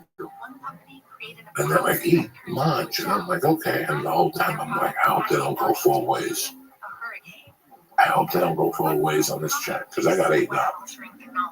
And when I saw Adam picking up, the heartburn went away. I was getting heartburn and shit. They're like, have some cheesecake. I'm like, that's another $22. I'm gonna be washing dishes. Where's Sebastian? I'm looking for Sebastian. He was a waiter then. Yeah. So I'm looking for Sebastian. Like, Sebastian, listen, pick those up. Put this on the tab. I can pay you tonight or something. Like, that's how petrified I was. Oh, there was no Sebastian. Another time, right after 9/11, they changed the whole Sony thing. Okay. It used to be that you have an audition in front of the gate 11. They would let you drive. After 9/11, they made you go that way, park, and then walk back. Yeah. And it was Spider-Man 2. It was April. It was 95 degrees. And there I am with a sweatshirt with a black Big Daddy velour warm suit on. And I'm 390. 390 pounds. And I could feel the sweat dripping down my back and my ass. I could feel the sweat of my back mixing with the leftover shit in my ass. When your ass gets spicy, you ever have like that spicy ass? You're like, why is my ass on fire? And you wipe your ass and there's still a little shit on the paper. The residue on it? Yeah, like, oh my God. Fucking horrendous. Trejo, I want to thank you for being, for doing what you're doing. I want to congratulate you on being a regular. I want to congratulate you on your work ethic. Thank you, John. Appreciate it, man. I thank you for... When I got the call that you were doing videos for these guys, I was very happy because people don't understand that it's this simple. Keep doing what you're doing. And then you see a conveyor belt. You see like Toy Story or whatever. It's like Detroit. All of a sudden, one day, you actually fall on the conveyor belt. I don't know how many times that conveyor belt has to go around before you get off. That's your decision. It's your decision when you get on the conveyor belt, and it's your decision. Once you're on the conveyor belt, that does not mean you're in bad shape. That means you're Dean Delray, you're Jesus Trejo, you're Kate Quigley, you're Steve Simone. I still remember Renner's Easy one. He got 20 fucking screen tests and couldn't book a TV show. He was on the conveyor belt. You're on the conveyor belt. You work. You did the work to get to the comedy show. You did the work to get into the improv. You did the work to get into the Laugh Factory. You did the work to get a manager to hire you. You did all that work. Now you're on the conveyor belt. That conveyor belt could go for 8 years or it could go for 12 years. The rest is up to you. For me, that conveyor belt took like 17 years because I was a fucking addict. I was fat. I didn't give a fuck, So it took longer than others. For some people, it'll be 3 years. For some people, they get 3 years, they get an HBO special, they get cocky, and then they get back on the conveyor belt. And now they're on that conveyor belt for 10 years. They got to pay that due on the conveyor belt. So just because you got a little success and you fell off the conveyor belt didn't mean, you know what I'm saying? I fell off the conveyor belt 6 years ago. And I had to go back on it after the RIP Netflix. And I had to go back on the conveyor belt. And then I had to decide when I got off the conveyor belt again, what did I have to do to get off the conveyor belt? This is what needs to be done. Boom, now I'm off the fucking conveyor belt. You did that. You got on the conveyor belt. Congratulations. It took you how many years? 13? Okay, now on the conveyor belt. Now you decide when you get off. And it's hard work. It takes one person to see it. Right? You're at the store, you're up there at 1:30, your girlfriend dumped you, your mother's shoulder, she slipped, she broke. You're on stage, you get off, Chappelle's going on. He tells you not to leave. You sit through this 3-hour fucking set. Then he tells you you're doing the North American tour with him. You're doing 23 nights. Right. Your life could change in that quick of a thing. Yeah. So now you got the 23 nights with Chappelle. So now you have to think about it. It's not just 23 nights with Chappelle. You're going up in front of the cream of the fucking crop audiences that are paying $100 and something to see Chappelle. Your goal is to retain 5% of that audience. Now you have a new dilemma. You're always set with dilemmas. You're always set with dilemmas. It's not really an accomplishment. It's an accomplishment wrapped around a move. Rogan's going to take you out now for a year. That's 10,000 people a week that are going to see you in an arena. If you can retain 5% of that, it's 500 people. Next time you're doing them, now you call them improv and say, let me get one night. Out of those 500 people, 200 of them, their pussies are hurt. They can't make it, but 300 will show up. You just started your fucking career with 300 people. Wow. And there it is. That's all it is. And this all applies to everything. This is not just comedy. When we talk about this, we say comedy. This applies to everything in life. You're an attorney, a carpenter, you're a union carpenter, you fall into the conveyor belt. You get to work every day, you stay an hour late, you work the overtime, you work Saturdays. When do you get made a foreman? The same fucking thing. It's the same fucking thing. And what happens is, for comedy, like my religion is comedy. For some people, their religion is art, like Jennifer Jones.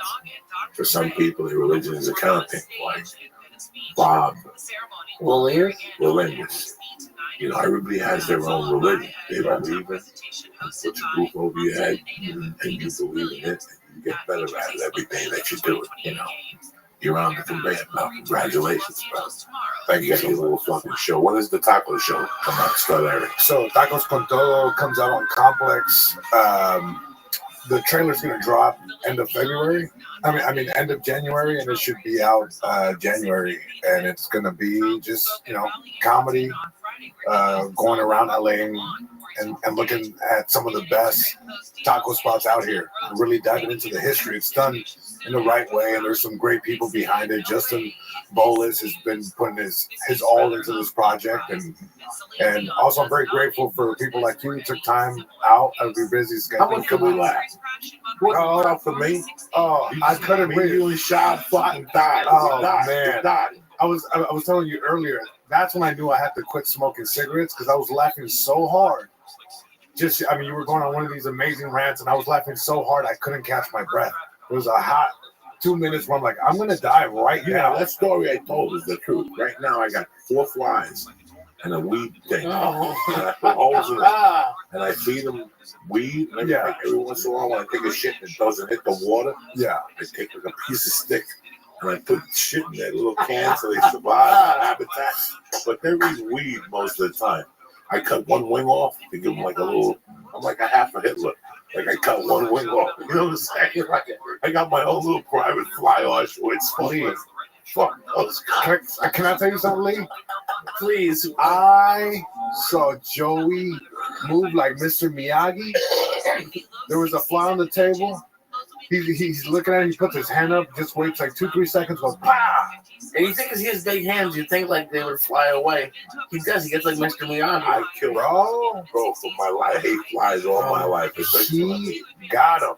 You guys have to see the episode once it comes out, but I mean, I was blown away how quick you are. I hate flies. That's my left hand. You guys see my right hand. The right. The flies. And sometimes I scoop them up out of the air.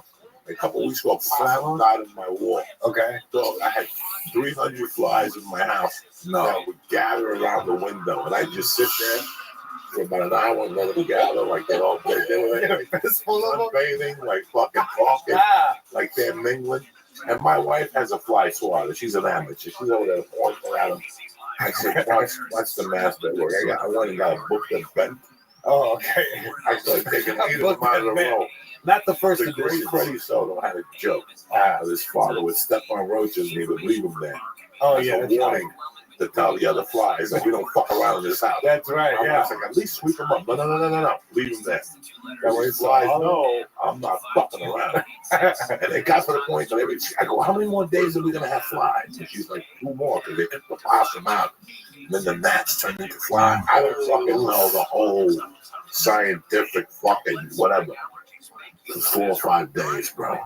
I must have killed 50 flies a day. Just going after. I would walk in, close the door, make believe I was going into the kitchen. And I come back with that book flying out, like fucking Greenheart. What's his name?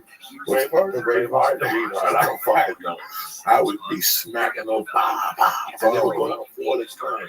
Then I'd step on dirty basket, and I'd sweep them outside. Ones that were half alive, I'd take a half a wing off and burn them. Get the light them on fire. No, never. I don't give a fuck. Just a I stack hope you of fly up of America. lion raisin I nuts. said Peter's gonna be upset with us. Fuck Peter. That was suck my dick too. Anyway, you have any website they can go and see you? Yes, Hit me. Yeah, JesusTrejo.com, my Instagram, @JesusTrejo1, Twitter, @JesusTrejo. Where are you for New Year's? I'm going to be at the Ontario Improv doing both shows, so please come out. No shit. Yeah, and I'm doing the weekend at Sacramento Punchline. This coming weekend, I'm doing Thursday 1 show, Friday 2, Saturday 2, and Sunday I'm back home. So please go check that out. I would love nothing more to see you guys there. As a Jesus Trejo, thank you again for being a gentleman. Thank you, for being a guys. hard worker. Thank you for being. Thank you for what you do, man. I Mexican never, Mexicans don't break that back. You can throw a Mexican off the roof. You ever see a Mexican with a broken back? Never. You see, they don't exist. You ever see a Mexican with a Jew gold chain and neck brace? Never. They ain't got time for one. You never see a fucking Mexican with a Jewish gold chain. That's what they call it. Oh, that's what they call it. I was like, Neck oh. brace. Yeah. Oh, I don't know who they are. I think they are. You've never seen a fucking Mexican walking down the street with a neck brace saying, I sue. No, they don't sue nobody. They ain't got time to go to court. That's 8 hours off the clock. That means they lose 50 to get 50,000 in 2 years. Forget it. I'll get the 50 on my own. It's so funny. It's just, as Mexican people, we're so stubborn. My dad, they gave him a neck brace because he had some problems with his vertebrae just from working so many years. He put it on, he took it off, and he's like, man, my neck hurts. I'm like, you're supposed to wear the brace. He's like, so uncomfortable. Hilarious. Put it on. It'll bring you comfort. No, it itches. Okay, we'll deal with your. It's hysterical. You love your parents. I love that about you. I love it, man, all day. You love your motherfucking parents. JesusTrejo.com. JesusTrejo.com. Okay, Yes, sir. my dates. I got a few tickets left at the Center Performing Arts in San Francisco. On the 28th, Calusa sold out. The 21st is sold out. Then we start on the 15th and 16th. I'm in Fresno and Bakersfield. And the 25th of January, I'm at the Tabernacle Theater. They added a second show. That's all I got for you. But before we go anywhere, the church is sponsored by Netflix new podcast, Behind the Irishman. I told you all about the Irishman a couple of weeks ago on Netflix. Some of you liked it, whatever. Listen, I think it was a tremendous movie. Now you can hear about how it was made with the official podcast. Listen to me. Pesci was tremendous. De Niro was tremendous. Sebastian was great. I mean, I loved everybody in the movie. The other guy, the one that was married to Lorraine Bracco that plays Angelo Bruno, he was great. On this podcast, you're going to hear from Charlie Brandt, the author of I Heard You Paint Houses. Find out how he uncovered Frank Sheeran's story and learn why De Niro fell in love with the book and how they got Joe Pesci out of retirement. Get an inside look at all the tricks they use to de-age the cast for all you little Comic-Con nerds and whatnot. Behind the Irishman is hosted by a member of the church family and one of my dearest friends. I wish him all the luck in the world. In fact, he's going to be at the Forum January 11th. Sebastian Maniscalco. He's hosting Behind the Irishman. So do me a favor. All 3 episodes are out right now today. Spoiler alert. Listen, watch The Irishman on Netflix before you listen to the podcast. Search for Behind the Irishman wherever you listen to podcasts. Watch the movie, then go listen to Behind the Irishman. Again, my main man Sebastian's on it, so you're going to enjoy it. If you want to listen to the Irishman, that's all great and dandy. But right now, you're sitting there thinking about what to get to people. Don't give them a fucking gift card. I know Russians right now on the computer stealing all the money off your gift card. That's what they do all day long. All day long is steal money off gift cards. Everybody has an asshole. Everybody deserves the gift of pussy. Wiping your butt with dry toilet paper. Come on, what are we, fucking caveman? It removes the shit, but it leaves the stomach juice.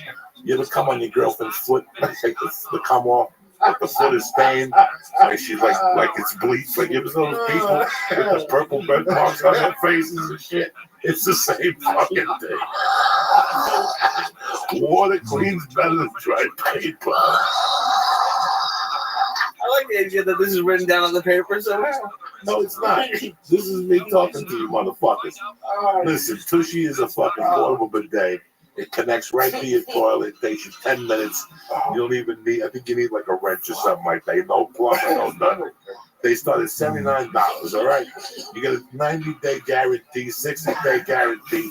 It don't matter. I've had one for 4 years. If my big stinky ass hasn't fucking fucked up that tushy, your little skinny bony ass would be fucking tremendous. You're like, Joey, why a bidet and why tushy? Why?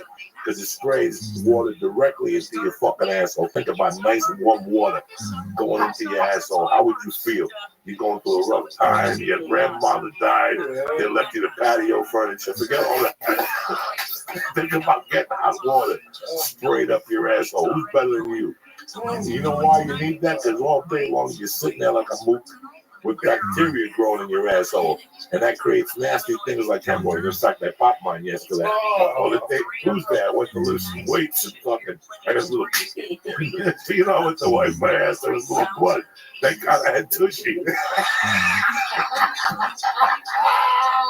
So no more hemorrhoids, no more yeast infections, no more UTI, but most importantly, no more itchy assholes. Listen, there's nothing. Listen, I'd rather do 10 years in jail than have an itchy asshole and no arms. You know what I'm saying? Well, can you imagine having no arms and having an itchy asshole? You could always get somebody to scratch your back. You'll die before somebody scratches your asshole. Not even your mother. Your mother will look at you and say, "You're fucking retarded." Anyway, listen, go to HelloTushy.com right now. Crescent Church and get 10% off your order. Listen, there's nothing like a tushy bidet. I know you got people that you need a present for. This is the best present. You know what? They start at $79. So give it a shot. Take a chance, Columbus. Go to HelloTushy.com and press in church and get 10% off your motherfucking order, all right? You never used the tushy, now is the best time. Start the year with a clean asshole. You've never done that before, you filthy animals. I'll see you guys Wednesday. You got 9 shoplifting days before fucking Christmas. Thank you, Jesus Trail, for coming on. Thank you, Christ Killer. But most importantly, thank all you motherfuckers. And don't forget to look at Misha Tate's pussy. Especially that up close one. It looks like a little bagel with no locks. It looks like an everything bagel.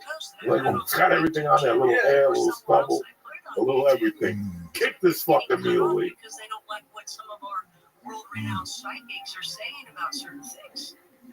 And these are psychics that are world-renowned. Greetings from Podcastville.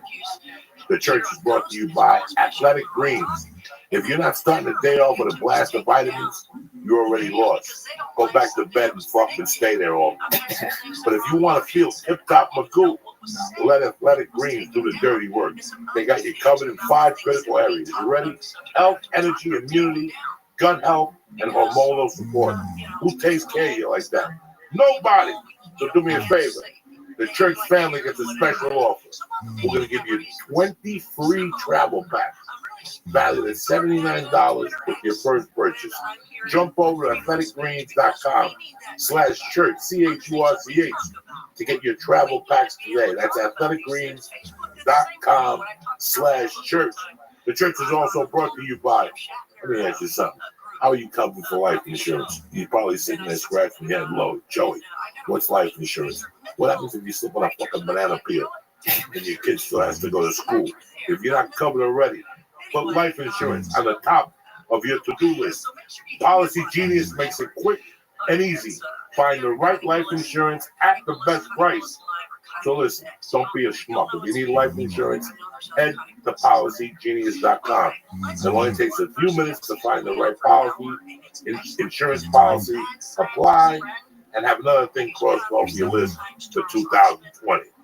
Policy Genius. When it comes to life insurance, it's nice to get it right. And tell them the church of What's Happening Now sent you. It's got a beautiful fucking day to be alive. Kick this fucking mule, Lee. Nice. Best singer of all time. Nice. Professor, what's happening, you bad motherfucker? I'm just doing my thing. Still slinging kettlebells at 5:30 in the morning. Always, man. 3 days a week over there. I teach 20 classes a week. Yeah, it's my full-time job. So you teach 7 kettlebell classes a week. I teach 6. So I teach 1 a day over there. And then the rest is all jiu-jitsu. So Monday, Wednesday, and Friday it's 5:30. Tuesday, Thursday it's at night. It's at night 6:30. Saturday 10 a.m. And then the jiu-jitsu, we have a ton of people over there. So I teach the rest is all jiu-jitsu classes. Then I have a couple private clients as well. You still do the basics. I do most of the fundamentals. My morning jiu-jitsu classes are like all levels. And then at noon I do a fundamentals class while Professor Alberto teaches the dance. And then in the evening I do a couple of fundamental classes as well. So most of the time I do most of the fundamentals. Me and Josiah. You know Josiah. Oh, and your boy Marco too. Marco, he's teaching some of the fundamentals. So the fundamentals are now 6:30 and 7:30. 8:30 is now like a fucking expert class. Well, they're splitting it up now because we have a lot more black belts now, and we have more students, and we have to accommodate everybody, man. Like, you know, we have people who are advanced but can only train at like 8:30. You know what I mean? So I mean, it's good. So we split the classes up now. So we just have all kinds of classes, and you got to go on the schedule. It's just too many to talk about. It is. It's crazy. I saw this graduation class a couple of weeks ago. I gotta hand it to them. It was insane, man. It's fucking insane. It's insane how many students we have there now. It's fucking dope. And when it comes to Burbank, North Hollywood,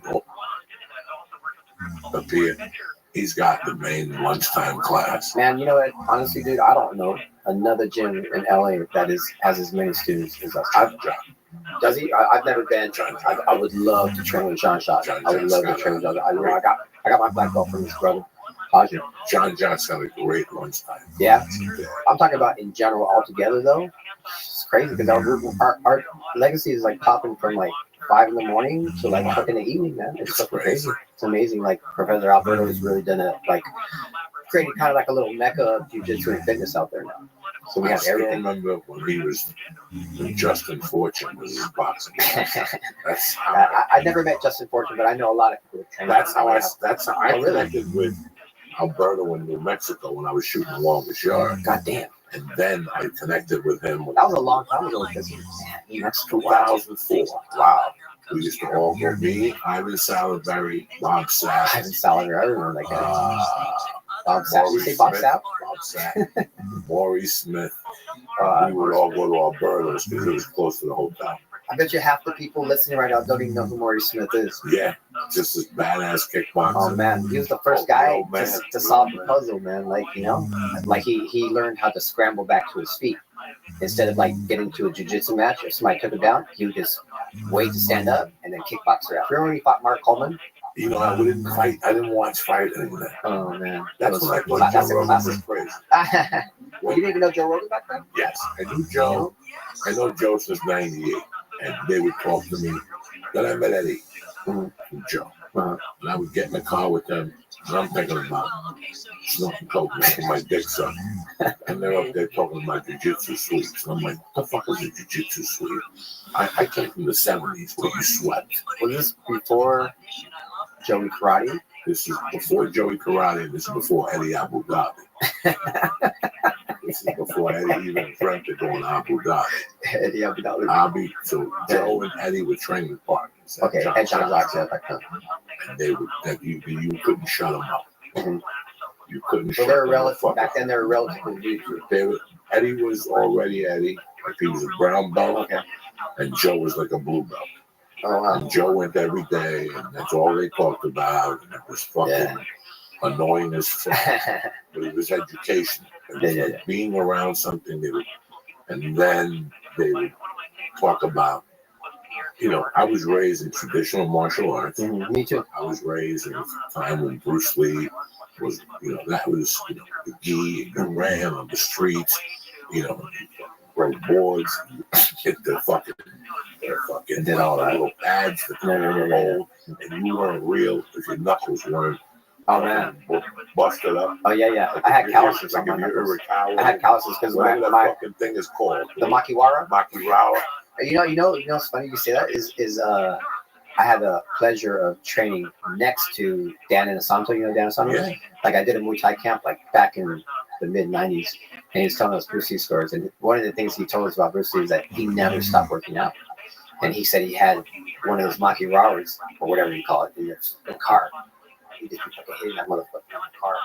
Or he'd be bouncing Brandon off his abs, doing ab workouts when he was watching TV. Like he's like, he never stopped fucking working out. Right? But yeah, like my master used to have wooden floors, so we used to do our push-ups on our knuckles. So then I had fucking calluses on my first two knuckles.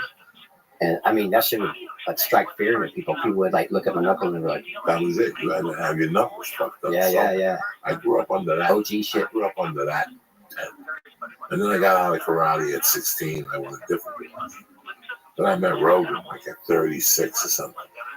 They're talking about this UFC. I put around this fucking guy who looks like he hasn't stopped eating cheeseburgers in 20 years against some other guy that looks like he just got out of prison. Yeah. I'm like, this is fucking disgusting, you know. And like I think I watched two. Remember that I was living in Denver. When all those UFCs would start, only Colorado let you go. Oh, yeah, that for sure back then. So my friends wouldn't shut up about it. Yeah. And like I said, I watched one time, I saw some big fat guy in like a bodysuit, and I saw some guy in like prison fucking stripes. And I was like, this isn't martial arts, this is a fucking joke. Yeah. And they would talk about it continually. You know, our relationship grew as friends. Eddie went to Abu Dhabi, opened up the Hammer House, his first school. And then he opened up. Was that with Mark Coleman? No.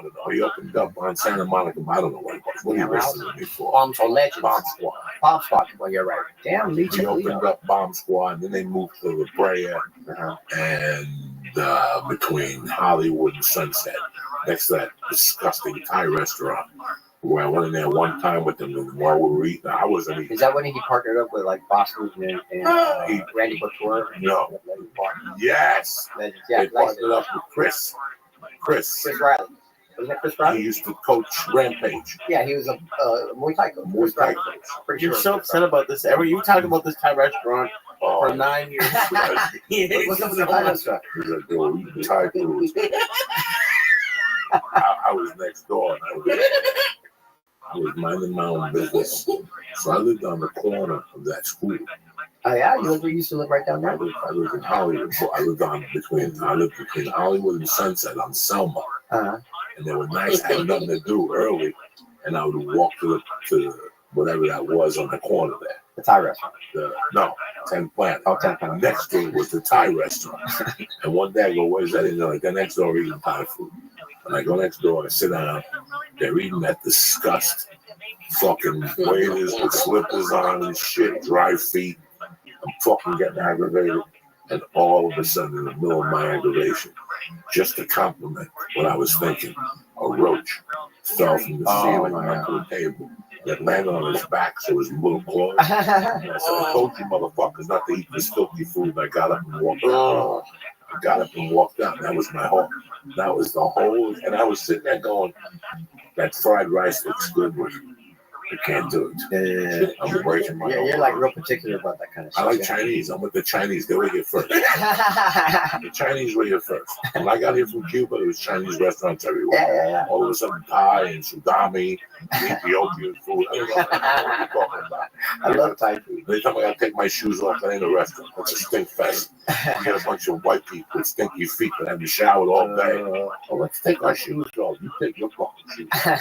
I know what my freaking feet smell like. I ain't taking my shoes off because you're going to get agitated while you're eating. I'm trying to eat while somebody's farting. I'm trying to eat when somebody's farting a brown one in the air. Like, it's that light shit. So that's how long I know Eddie. So when they would talk about jiu-jitsu, then they would get to the point where they would travel in packs. And we would go do comedy, and after comedy, they would clean out fucking front. And Eddie would wrestle somebody from the staff. That was like a purple belt in Arizona. I don't know how many nights. And Tate Fletcher.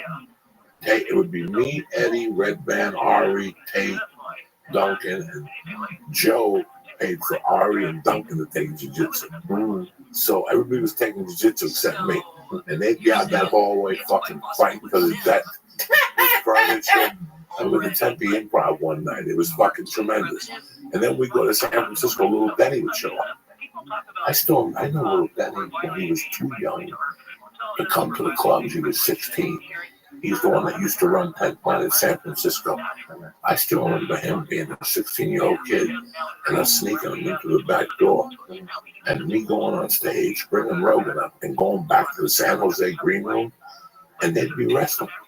shoes would be off. And man, like when you And first they'd started be doing ripping jiu-jitsu, themselves. Yeah, they were ripping like themselves. when I first got into jiu-jitsu back in, man, I don't know, like mid-90s in South Carolina, there was no jiu-jitsu in South Carolina. I used to have to drive to Virginia Beach to train with a blue belt. And then I'd go back and get one of my taekwondo buddies or hapkido buddies and show them what I knew. And then we'd fucking find a piece of carpet somewhere or wherever to fucking just train wherever, man, because there were no mats.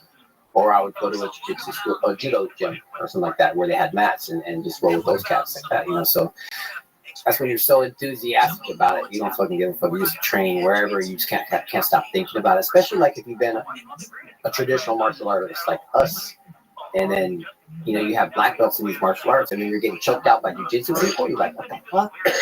It's just like yeah, it just eliminates karate and yeah, just like wow, man. So then I remember I was just obsessed and just roll anytime you could, but now I've been doing it for 30 years, so it's before I hurt myself. Calm down a little bit, but I still love jiu-jitsu. Before I hurt myself, I hadn't rolled for about 2 weeks. I just took privates with this guy. He's a little older.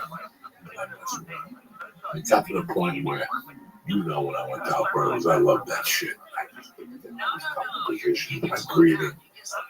But jiu-jitsu opened up my eyes to how bad a shape I really was. It opened up my eyes to the fight or flight response, which what happened next week. So my fight or flight response used to be top notch. You look, yeah. When I put a gun to your ribs, you got flight or fight. Flight or fight like a motherfucker. You know what I'm saying? Like, when I kick down the door, and I'm looking, and I know for a fact Professor Joey has a kilo in his house. And I'm searching for shit, the flight or fight response is there. You learn just that. Sure. You go deaf. If you're really a fucking real guy, you go deaf. If I know Joey parks the car at 7 and walks down, whatever, to go get the train over here in North Hollywood, me and Lee are going to jump you, whatever. Those 3 minutes before you get there, if I do my job right, I should be going deaf. I should hear your steps coming very softly before I hit you in the head with a stick. What's that adrenaline? Adrenaline's just like a crazy thing, man. You know what got me to help my fight or fight? Squatting? Like, what do you mean? Heavy weights. I almost quit there, and I go, I can't tackle this problem. Yeah, it's all squat for 3 minutes straight. Yeah, man, you gotta control your breathing, man. You have to control your breathing. That's why I taught, like when it comes to adrenaline, like I remember my first fight, my first professional fight. It was in TJ, and they had us all in one room. And we're all like, what the fuck? My opponent's over there. We're like, what's going on here, man? And then I had my friend Juan, his girlfriend, was like, how do you feel? Are you gonna win? Are you gonna do this? And I was just feeling waves of adrenaline, and it was like, I felt like I was just gonna like fucking flip out, man. And then my instinct kicked in, and I just started controlling my breathing, like controlling. Because if you don't control your heart rate, then your adrenaline will work against you. You know what I mean? That's why a lot of people like gas out when they fight in the UFC, because they let the adrenaline get to them and they go to the wad. You've seen that 100 times in UFC. So like I remember I had to control my breathing. So it's all about your breathing, man. If you can control your breathing, then you can use your adrenaline to your advantage. You know what I mean? And then your instincts just kick in. It's so funny. Like I got jiu-jitsu, I couldn't breathe. Yeah. I get my nose fixed. Because your nose, So you got your nose fixed? Got my nose fixed. I mean, not for vanity reasons. Because you got to breathe. But they go in there clean scar tissue out or what? Take everything out. That old cocaine rock. And like one night, it was crystallized in your nostril. Yeah, Mexicans built a wall of cocaine in my nose. I couldn't fucking breathe. And then I got Dr. Belisa came on here. And she has a book called Breathe. That really helped. Yeah. Now she recently sent me Breathing for Athletes. I just have not had a chance to crack a fucking book in 6 weeks. So I'm supposed to write a review for her. And I don't want to write a fake review. I want to read the book and get something out of it. Yeah. But I had to read, her thing is you breathe naturally.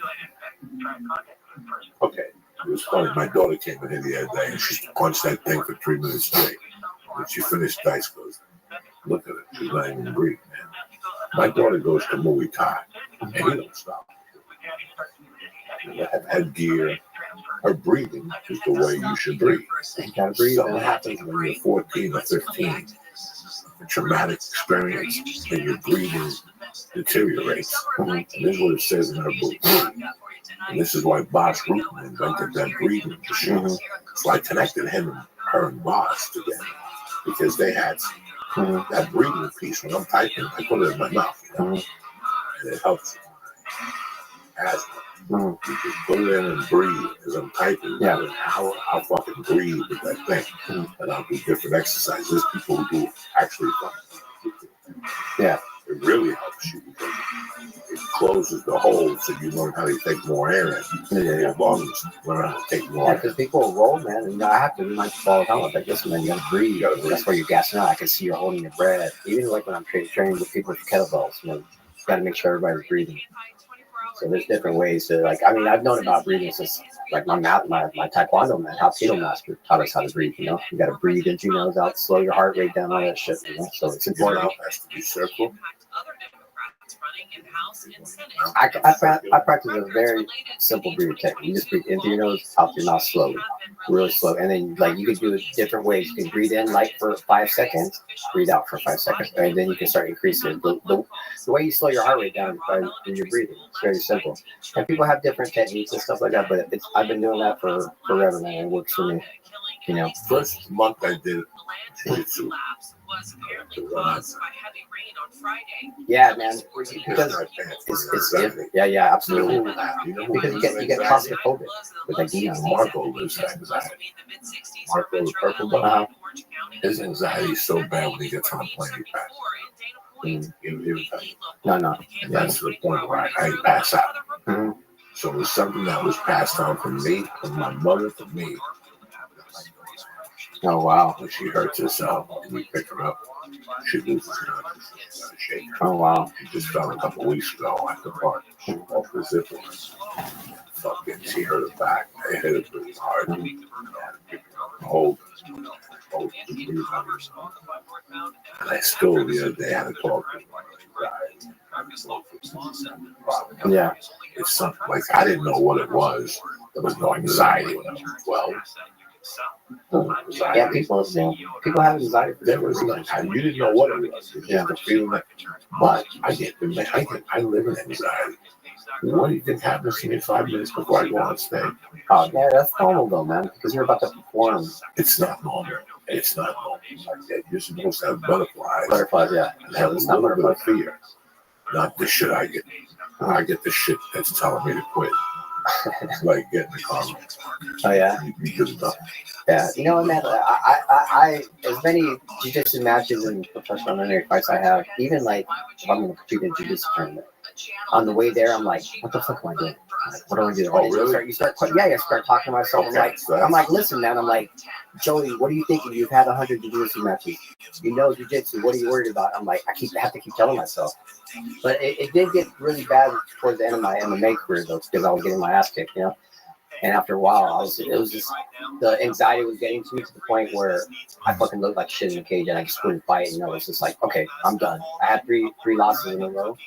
But the anxiety with MMA got to the point where it was having a really negative effect on my fighting, I wasn't like believing in myself. But jiu-jitsu is a little bit different. I know I'm not going to get punched in the fucking face and shit like that. And I tell you what the secret is, Professor.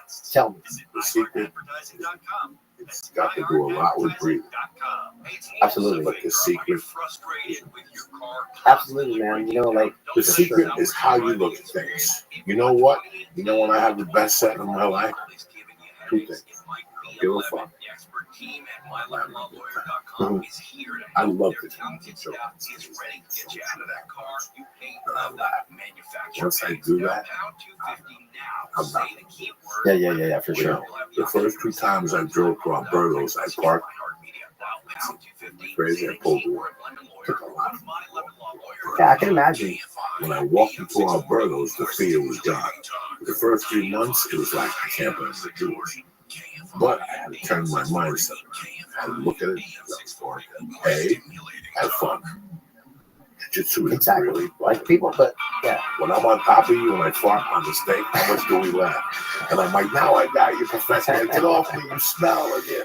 Yeah. You laugh. Like what happens is is you build it up. You build it up. That's what happened. And you're like, what am I doing? I'm just fucking going here to learn. And oh my God, because I was putting my gi on and thinking I'm looking at it. Yeah. People do all the time. Trust me. I saw like one girl one time, and you know the gym's packed, and she's like this in the gym holding her purse.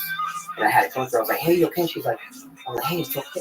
We're gonna take care of you, man. We're just gonna train. You know, like they get scared because it's intimidating. You're going to school with a bunch of fucking guys choking motherfuckers and shit like that. I get it, you know, but it's really up to the people at that gym to make you feel welcome. The only times I've had a fucking show at 7 o'clock. The cars would pick me up at 7:15. I would pick a time in fucking Dallas. I have been on stage twice at the Comedy Store. I wrote all week to prepare my mind. The day of the show, I actually sat down and wrote something opposite jokes to get creativity. And then an hour before the show, I look at my material, I make some lasting things, then I smoke a joint, I go in the shower, and I sit for 30 minutes. And that's where I get you start going, oh, no, I have that here. Oh, shit, I'll put this here. I bang one out. You fucking dry off and get ready for the show. Right then and there is where the fear starts.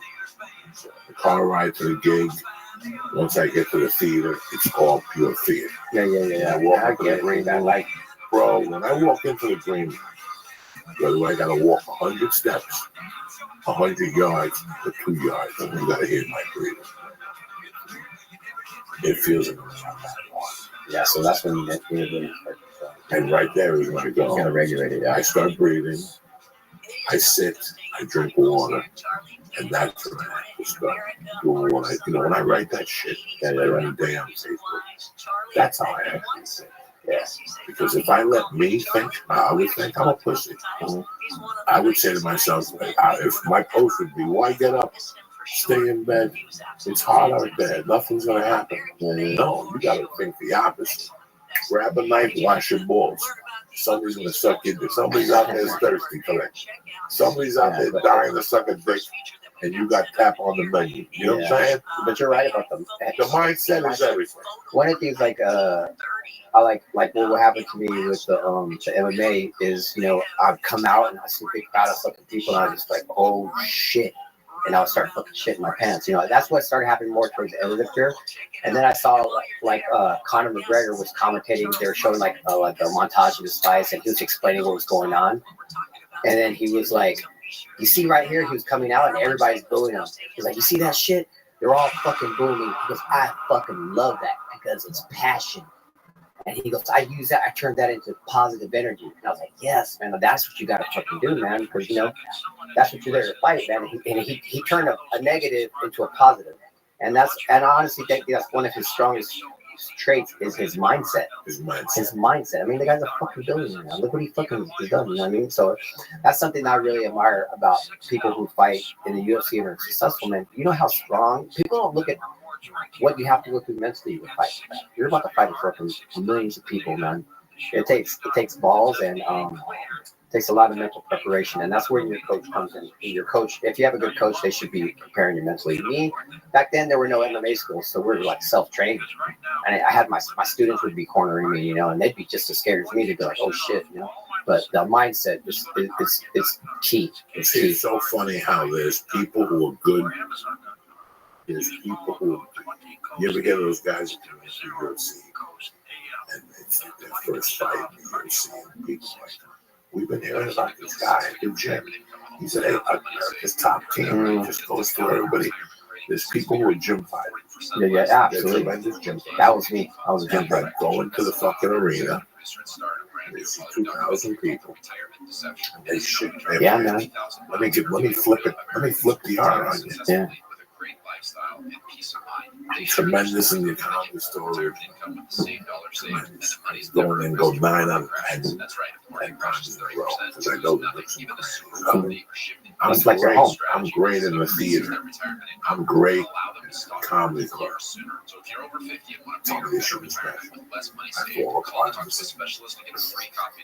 I can't even think about it. Yeah. But if I don't have to shoot, you know, comics, a lot of young comics listening to this. You know how hard it is to get a tape. This whole career, this whole business. Sure. You can't get to the next level. There's people who are just very smart. Yeah. I wasn't smart.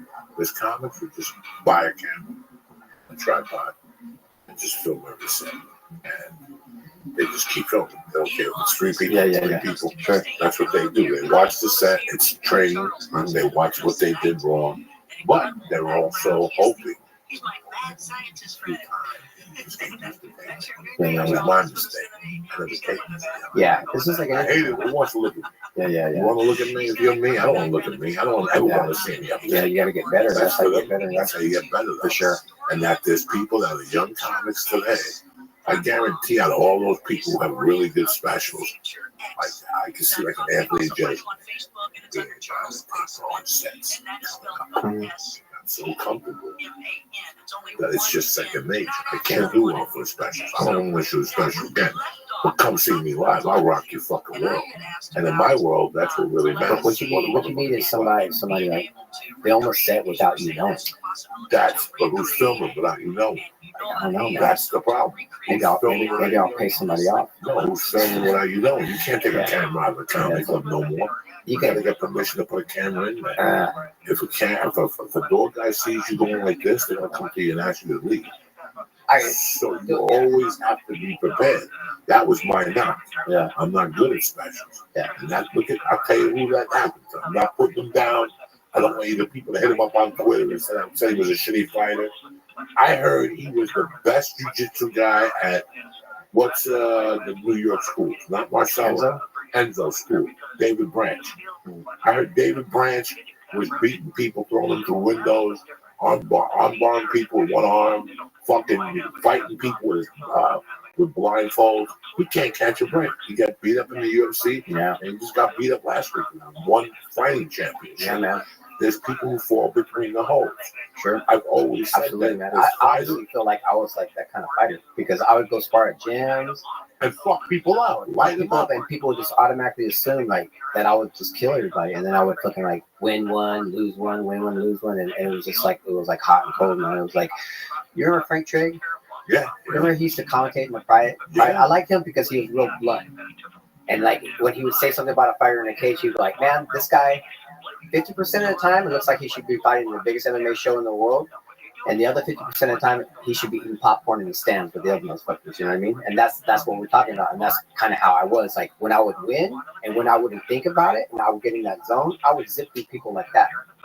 Like, I would feel like I should be fighting UFC. And then another night, I would just, like, fall apart. And I'm talking to myself in the cage while I'm fucking clinched with the motherfucker and stuff like that, you know what I mean? So you wouldn't be consistent.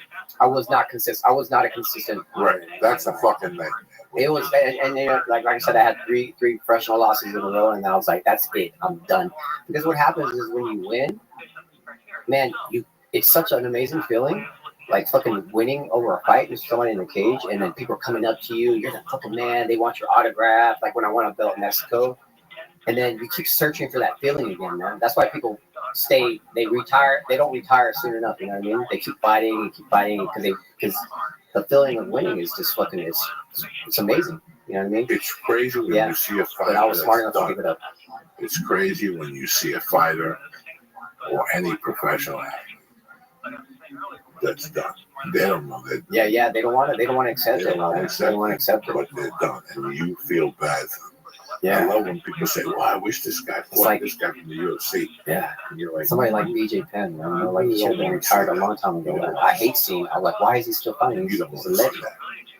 It's horrible. It's horrible. He lost 7 in a row. Why is he still fighting? You don't see that. There's no need for it. There's a time where you just switch off. Yeah, because you can't have that fucking eye of the tiger forever, man. You just can't have it. But how do you? It's kind of, I kind of understand it, because if you have that mindset to be able to do it, like you can still have the mindset when your body's not there. So it's kind of hard to turn that mindset off, I would assume. Yeah, I mean, well, mindset is also built in confidence. Sure. Mindset for a stand-up show or a wrestling match or a UFC fight is a different mindset than, say, how you look at things when you're going into it. You know, going to a gym or something. It's really tough. Sure. Going to a gym is tough. But I go in there looking at it like I'm gonna eat pussy. Yeah, you're gonna eat some pussy. Look at the gym. Whatever you have to do to turn it into a positive. Like kind of. That's. I could never people consider me a funny guy at Legacy, because I'm always trying. I just like having a good time, man. But I could never see myself there. You should do comedy, man. I like being up on stage like you do, man. I would shit my pants. What scares you about it? Like if people aren't laughing, I get booed off the stage, which is kind of silly. I've gotten my ass kicked in front of thousands of people. But check this out. So I had my first musical performance, and I have a singing instructor, Bastani, and I had maybe 5 lessons with her, and I hadn't been able to. Our times were matching up, so I hadn't had anything. I hadn't been able to have any lessons with her. So I hadn't seen her in a couple of months. And I was about to take a nap, and she texted me. She was like, "Hey, I want you to perform in this performance at Genghis Cohen." My adrenaline went up. I was like, "Oh shit! I was like, I have to do this because it's something that I've always wanted to do, So I just I played those songs. I did 2 original songs. I practiced with so much that it was like second nature to me. And then what happened was like you were saying was at Genghis Cohen, Alberto was there with his wife, and there was 10 people there from Legacy. And man, it just loosened me up so well. I did not even fucking get nervous, dude. But then I also had a backing band. You know what I mean? So I had something to fall back on. Like with comedy, it's there's nobody back there singing back up for you or anything like that. So it's fucking crazy, man. I don't want to end up like fucking Kramer from fucking Seinfeld. Remember, he fucking got heckled and then fucking lost it up there. Well, he said he went up there and said a bunch of fucking racial. Yeah. So I wonder where that motherfucker is for that. It doesn't matter because I was looking on Google one time and they always have the top. Those guys are still making fucking millions of dollars from Seinfeld. They're making. He's at home counting his money. Yeah, but what good is it if he's home with the windows with the shades drawn? That's true, man. You can't spend your money. Every 3 black guys he sees goes, aren't you the motherfucker that said nigga on stage in the Laugh Factory? So it's got to be tough for something like that. Yeah, for sure. I mean, I respect Louis C.K. I respect those guys. But then again, I know what it's like to come out of prison. And the word's out that you've been in prison. People see you, and you got to tell, where have you been? How was it in there? Oh, it was fucking Disneyland. It was Disney on Ice. How the fuck you think it was in there? You got to write all that shit again. But it's so weird how the mindset of things, even when I write comedy, I used to sit down and go, I don't know why I'm doing this because nothing good's going to come out of this. Now I look to write because I know the longer I sit down, I'm going to get one line. I just need one line cemented in my head and it'll stay in there forever. One night it'll come out and I'll fucking die of laughter. There you have it. Yeah. But the mindset, especially, but the mindset that I had between 94 and till 2012 was completely different than the mindset I had. It's a business company now. Sure. I have to be good. I have to eliminate this. There was a time when I went on stage, I was 50-50. I was a 50-50 percentage guy. Especially if I improvised. Especially if I went out there and go, hey, how you guys doing tonight? What's your name, buddy? What do you do for a living? I do kettlebell. Really? What do you swing them? You hit people in the head with them? Ha ha ha. That shit's terrible. That's a horrible fucking way to do comedy. Sure. Now, preparation. Yeah, man. Preparation Eliminates a lot of that fear. Preparation. Do you do your jokes for people and stuff like that? No. I mean, that's what I did for the performance, man. Is I would invite people on my pad. I play songs for them and stuff like that. No, I tell you to go fuck yourself. Yeah. But you know what you need to do? You got to be like Conor McGregor, and you got to turn into a positive. You got to think like this. Listen, why am I at this comedy club? Because people are here, they want to see you, and they fucking love you, and they think you're fucking funny as fuck. You know what I mean? Just go out there and do your thing. You know how to do your thing. You know what I mean? That's how you gotta think. I don't look at it like that. You should. I look at it as you should, Joey. People love you. I've been doing this for 20 years. Yeah. I've done halftime of the Buffalo Sabre hockey game. And that's the confidence I get. And I've done this 1,000 Yeah, for sure. Forget about people. Listen, you love your mother. But if she slips up with the fucking recipe and you go, Mom, what the fuck is this cheeseburger, bitch? You know what I'm saying? Yeah. We all love our mother. Well, you can't be on. Mom, what the fuck? You can't be on 100. Mom, where's the fucking laundry? You didn't wash my shirt. I told you I had a date tonight. I didn't feel good. I still got skid marks in my drawers. Yeah, no, listen. People love you, but you also have to deliver the goods. Sure. So I never rested laurels on that. Yeah. Whether they like me, listen to the podcast. They pay for a babysitter. They pay for a ticket. They pay for a fucking ticket service charge. They did 1,000 things for them to be here. I have to do 1,000 things to be my best for that. When it's on my head. The only thing I don't do is wear a suit. Because I can't sell my material with a suit. Yeah, it's just not you. It's not you. I would love to wear a suit on stage. Give somebody, in the 70s, you wore a suit to make people feel. Yeah, man, you know what you should do? You should do one of those like suits like Eddie Murphy did in Raw, that red leather suit. Elvis suit. When half an hour soap they got, and the guy didn't wear a suit, he was meeting in shorts. You know what I'm saying? You talking about from the Irishman? Yeah. You show up the shorts. What the fuck? That was funny. You show up late and with fucking shorts. That was like disrespectful. That was hilarious. You always had a suit on in the 70s. You always wore a suit in the 70s. When you flew, you were required to wear a suit. Really? Yeah, look at the planes in the 70s when people flew. Everybody was dressed to the nines. Only now do you see people with flip-flops and dirt on their heels, putting shoes up on your fucking thing. We've changed. Right. But flying has become a nightmare also. Flying should be an experience. When you go on vacation, doesn't matter whether you're going to Mexico, Mars, Jupiter. You're going on vacation. You're going on a plane. You're going to eat at the airport. You're going to see a bunch of people. What do you do? You get to an airport, they put you on a communist line for 2 hours. Shit that you don't know. All of a sudden you thought, we got to throw your shampoo away. What the fuck? I'm flying with no shampoo. They threw away my fucking ear things. What's these pills? Those are my pills in my sciatica. When you're domestic, do they make you take your shoes off and all that shit too? Oh, yeah. Domestic flights? Yeah. I can't remember. And I got clear.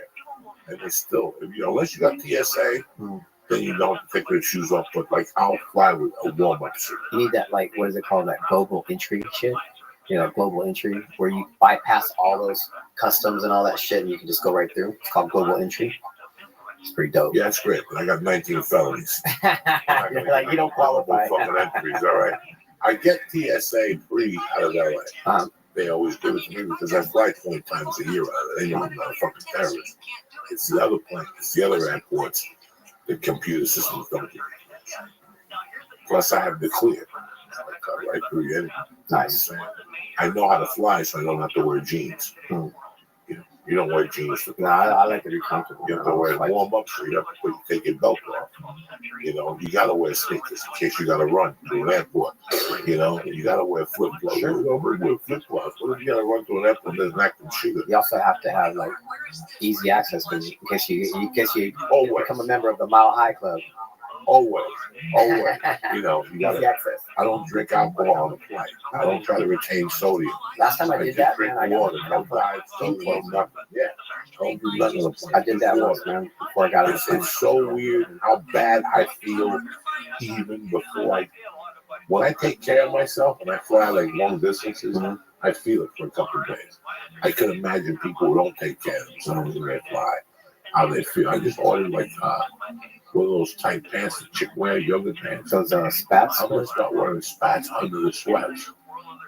I think a lot of people wear those. I couldn't believe I don't like them. I had to wear it for my legs for the hands. Yeah, I can see that. There's the blood clots. I put them on both legs. A lot of people put them under their D pants. That's what your farts are going to smell like. Stuck in those spats.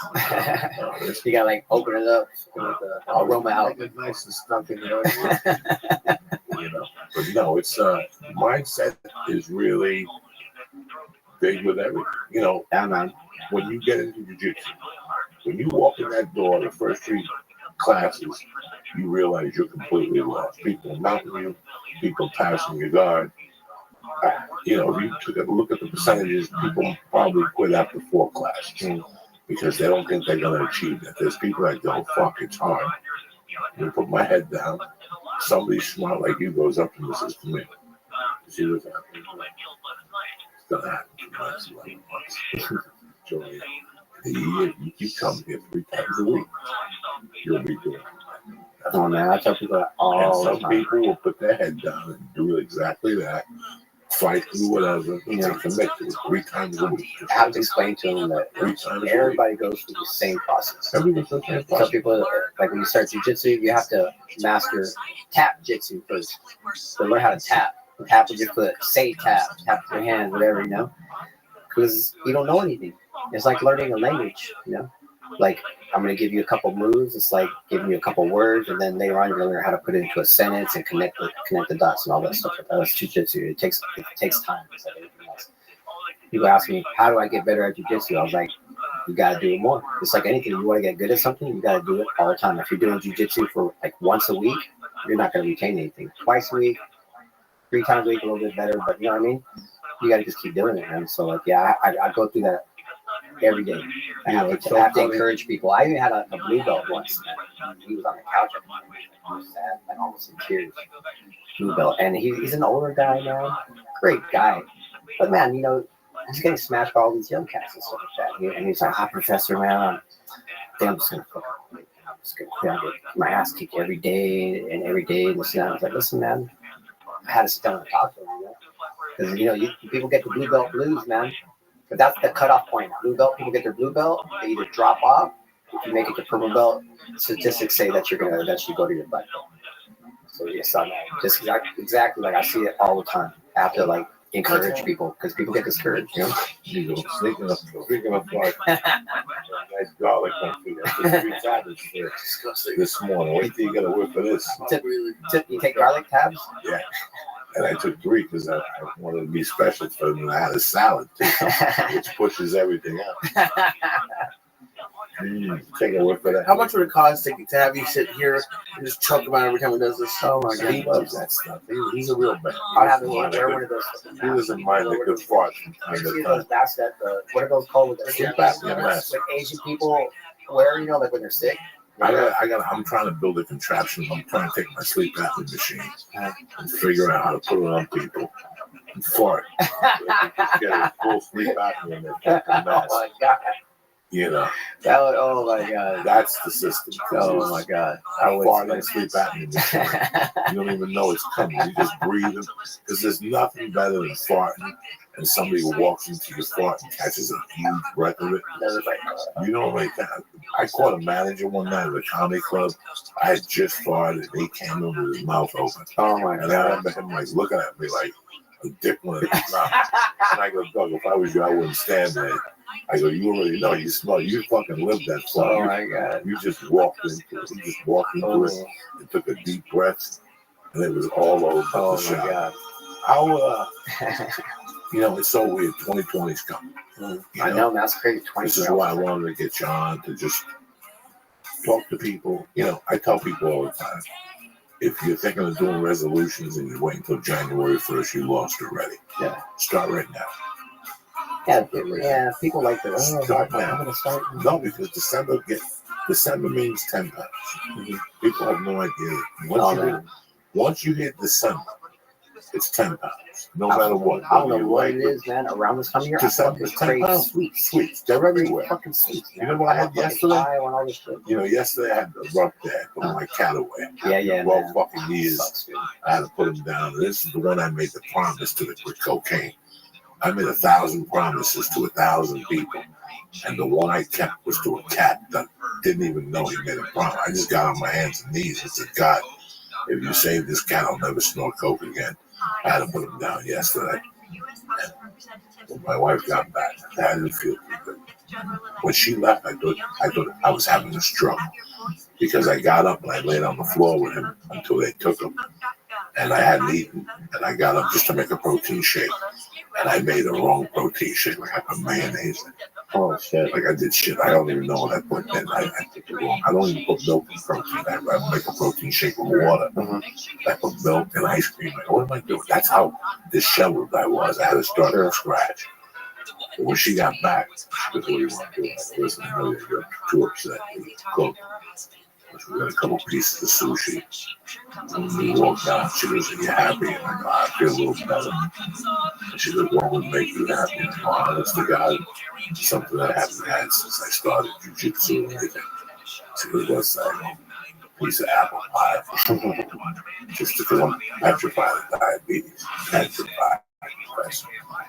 So I said, "Let's go over 420." And we split a Dutch apple pie with ice cream. You know, that was the extent of it. But yeah.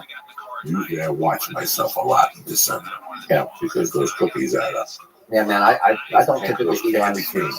I could eat a box of candy canes if you let me. While you're watching the news, you know, one candy cane. You know what's going on now too is parents are bringing like the freshly baked cookies and they're putting them on the table right there, and I can't fucking just look at them. Man. No, like, you gotta watch yourself this time of the year. Yeah, you gotta really. I typically don't eat sweets. I don't keep any sweets in my pad because I'll get stoner munchies and I'll fucking if it's a box of cookies, I'll eat the whole box. So I don't need to keep anything in my pad that I have to cook everything. You know, I make sure I have to cook it. Otherwise, I'll get like the munchie and eat all the shit. It's funny because yesterday I ate my points for the day are 41. That's what I'm allowed. And yesterday I ate 60. Thank God you have like extra points to get into. But I ate 60. No, I ate 60 because the pie put me over. The pie and the ice cream. Yeah, for sure. Oh man, it's like pure sugar. But it was, you know, you gotta watch yourself this time of year. You get a lot of new students now in the first. Like usually in the new year, you know, that's what, like you said, everybody has the resolutions and everything, and then people pile in, you know. But I mean, like, geez, you know, we already have so many students there. But we have people coming in all the time. But around the new year, that's, you know, we usually do a special. And absolutely, we get people who haven't been there in a while come back, and then we get new people that come in, you know, with resolutions and stuff like that. But I agree with you, man. It's like, you know what? Don't use that as a crutch. You know, if you want to get in shape, just fucking start now. Get in shape and just do it, man. You know, don't wait. Oh, I'm just gonna do it to the new year, man. So I try to never stop like working out. You know, I'm always doing. I really like and respect what you do. You post your videos every day. Win races show. Yeah. You're showing people flows. You're doing the flow of the week. Yeah, exactly. You know, I mean, you have a really, really good system. I appreciate it, man. I know, like, we fucking swinging no kettlebells for an hour though. Yeah, well, we don't swing the kettlebell for an hour, man. We always want to. We always do mobility. What's your class consistent? If I get there at 5:30. If you get there at 5:30. 5:30. At 5:30, you're gonna come in. We're gonna do mobility, which is like neck rotations, shoulder rotations, elbow rotations, hip rotations. You know, get the blood flowing in the joints and stuff like that. It's something that I never used to do before. But like in my late 30s, I started getting injuries. And I was just like, man, I'm not warming up enough. And so especially like as we get older, we gotta get blood flowing into those joints and stuff like that. You know, so we do that. It's a really, for the first like 20, 25 minutes of the class, it's all very low, like isometric stuff, like planks and stuff like that. Then we get into some body weight training. And it gets a little bit more intense, and then like the last 30 minutes of the class is when we start getting to the kettlebell, little by little. So like whenever you see the video that I post, that's like they're already warmed up. We've already built up. Okay. We've already built up to that. I'm like, if I gotta walk in there at 5:30, then he's gonna hit me with a figure eight. I'm gonna have a heart attack. That's a heart attack. I would be hurting everybody, and I wouldn't have anyone in my class, man. So like it's like when people come to the gym, man, it's my priority to keep them safe. If I'm hurting people in my kettlebell class, nobody's gonna come. I won't have a fucking job. I've been fucking teaching kettlebell classes for 10 years, man. You know, and that's really what separates me from all these Instagram kettlebell flow people, you know, because if you look at them, they're not training anybody. When do you ever see me post a video of me just working out by myself? You know, because they're working out by themselves because they're not training with anybody. That's why I don't like working out by myself. I like working out with my students. It's more fun. You know, I practice what I preach, but it's very sad. You're not there with a whiz. I watch. No. I watch. I don't use a dry erase board or anything. All my workouts are in my head. I know my own program, you know, like the back of my hand. But yeah, like safety is key. I never force somebody to use too much weight that they're not comfortable with. I'm like, hey, how is that weight? Is it too heavy? We can go lighter. If it's too light, you know what I mean? To me, in the beginning, it's more about technique, and then it's really about what you want to do. You know, like if you want to progress, and gradually you have to start increasing the weight. If you want to get a little bit stronger, you have to increase weight a little bit. But even then, I don't go super heavy, man. I'm not really into doing like max reps and stuff like that. Just because when you start going heavier, you start doing max reps, then you're pushing yourself to do more weight than your body's accustomed to. And then that's when people start getting injured because you start losing form and stuff like that. And another reason people get injured too is because they don't warm up enough. So if you're really warm and you don't go too heavy, then chances are you're not going to get hurt doing it. Primary focus kettlebell is strength or cardio or both. It's supposedly in my classes you do everything. Tool And both. yeah, I get like in my class you're gonna get strong and you're gonna burn a ton of calories as well. You know, so you're gonna get strong because I always practice in every class. You got to think about the movements that we do in everyday life. What do? We squat down and pick up stuff. So we squat, we do lunging, we hinge, we push, we pull, and we do some rotational stuff. So if you're working those movements, like with resistance and stuff and body weight, then you're going to build functional strength. If you combine those movements and do like compound movements that involve multiple motions, like squatting and pressing, like say for instance, you get a kettlebell, you squat and you press. It's called a thruster. You're working your whole body together. So you're developing strength that way as well. You're also developing muscle endurance and stuff like that. So there's different ways to get strong. Now the thrusters, that's when you squat, way up, lower up. So like say for instance, CrossFit people, they do thrusters with a barbell. That means they squat and then at the top go press. And you squat and you press. So you're just working area. Those are just a fantastic exercise. With kettlebell, you have like a bunch of different variations because you can do it with one kettlebell. You can do it with one kettlebell racked in one hand. You can do it with two kettlebells. You can add a twist to the punch at the top of the thruster. So that's why I like kettlebells because it allows for a lot more natural movement. And I don't go super heavy, man. I don't really believe in you know, I think a lot of people lift really heavy because it makes them feel confident, you know, it makes them feel that they're strong and stuff like that. But I'm a fucking fighter, man. You know, we get 220-pound guys come in and I can roll them up because I know jiu-jitsu. So like how much weight you lift, I really don't, it doesn't matter to me, you know what I mean? Because I know like later on in life, like when you get our age and stuff like that, you're not gonna be fucking trying to fucking deadlift fucking 500 pounds and shit like that. You know, you gotta think about sustainability and stuff like that. So like when it comes to kettlebell work, man, I think maybe my main bell that I use most of the time is like a 16 kilogram kettlebell. 32. It's like 32, yeah, something like that. Yeah, for swinging, I'll probably do like maybe like 24 kilograms and stuff like that. I don't go super heavy, man. I don't feel like I need to. It's just, for me, it's just supplemental training to add to my regular jiu-jitsu training and stuff like that. Dude. It's just a supplement to keep my muscles strong. That most of the training is based on Avalon, what's his name? Oh, no. The Russian. This is Pavel. I don't even think he's Russian, but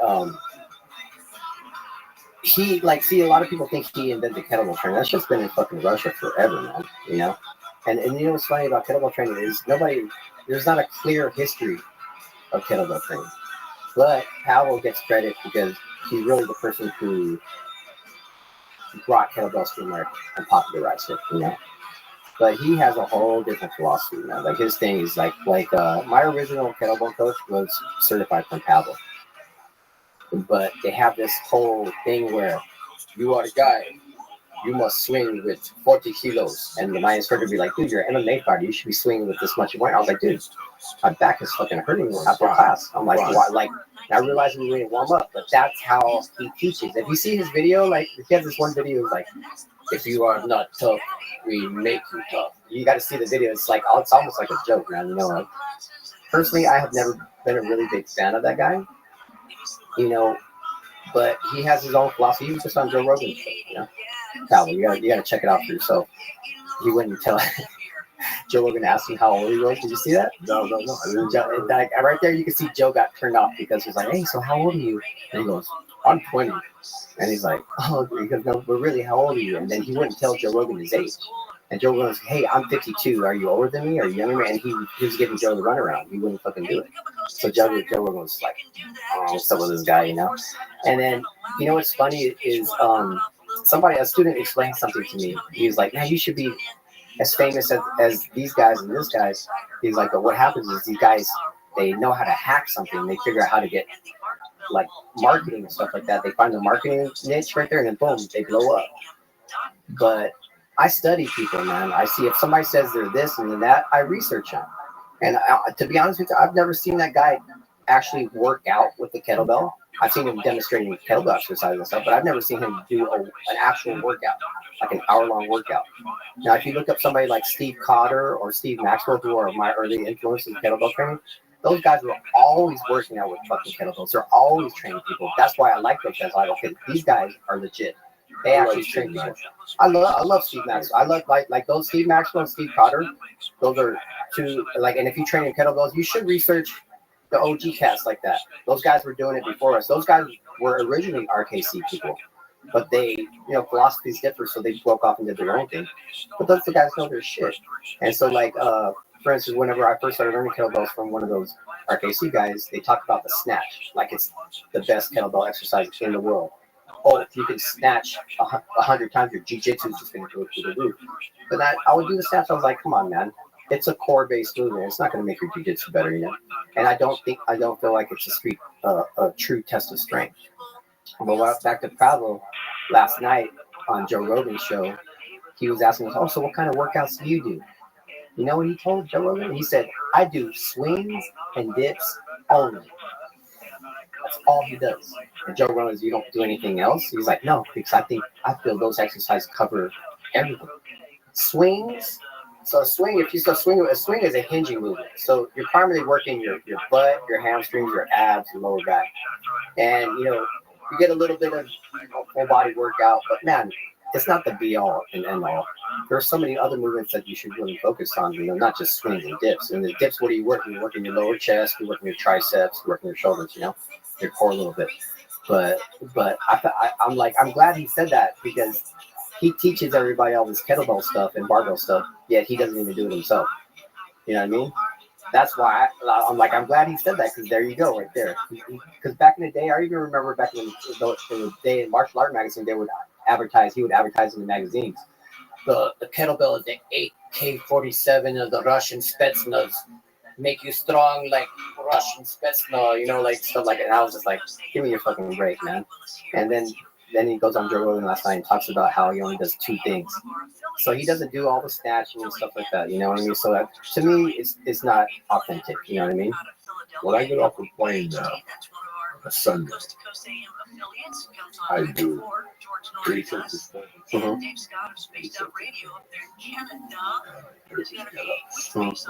the Turkish get, that's a whole other thing. You could probably do a half. You could probably do it. If you're not doing 5 on each side, 3 times. That's a great exercise. And by the way, like, completely better. So you funny you bring in the Turkish get up though, man. It's like I had to stop calling it the Turkish get up, because at Legacy we have like a ton of Armenian people, and it just was not fucking jiving with them, man. They're like, fuck that, I'm not gonna fucking do that shit. I'm gonna do the fucking Armenian get up. And I get it, man. You know what I mean? I'm like, fuck. So I'm like real self-conscious about saying that now. So I just call it the kettlebell get up now. but it's a great exercise, and it's very specific to jiu-jitsu, because the Turkish get up is basically the same thing as what we call the technical lift in jiu-jitsu. And you're going to use that movement.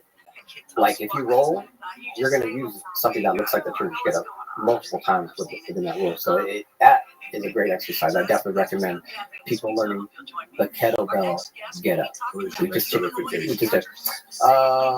actually going to be in Texas in March. March 14th, I'm going to be at a place called Rise Kickboxing.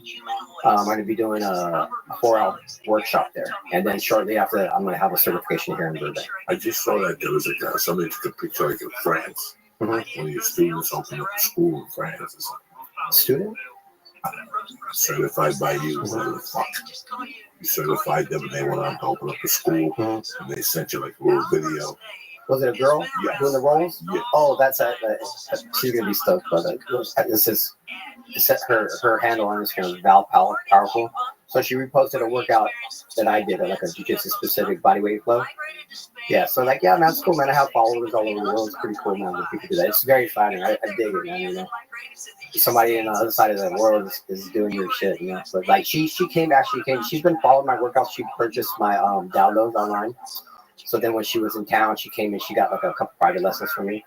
So she understands it. She's already a trainer and she trains people as well. So yeah, that's what you're talking about. Man, you're I don't even see you on Instagram half the time, but you're on there, man. You're scoping people out. Huh?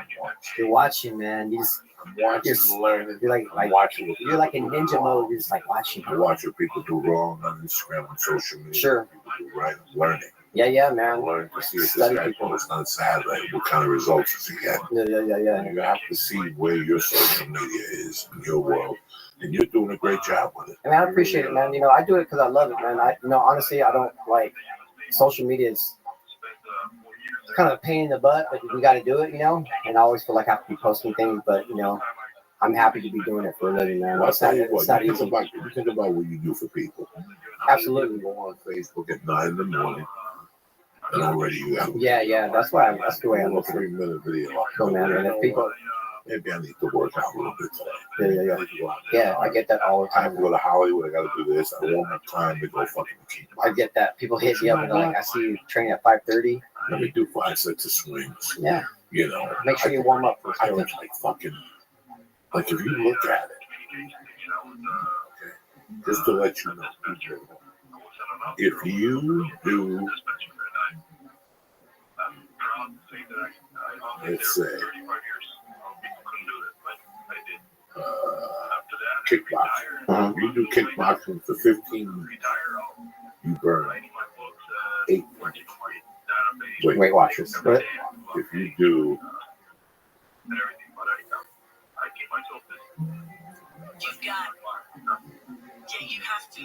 I'm with you. So Well, that's your Weight Watchers app. Kettlebell workout for 15 minutes, you burn 10 pounds. Nothing burns more calories than swings. If it swings, you swim.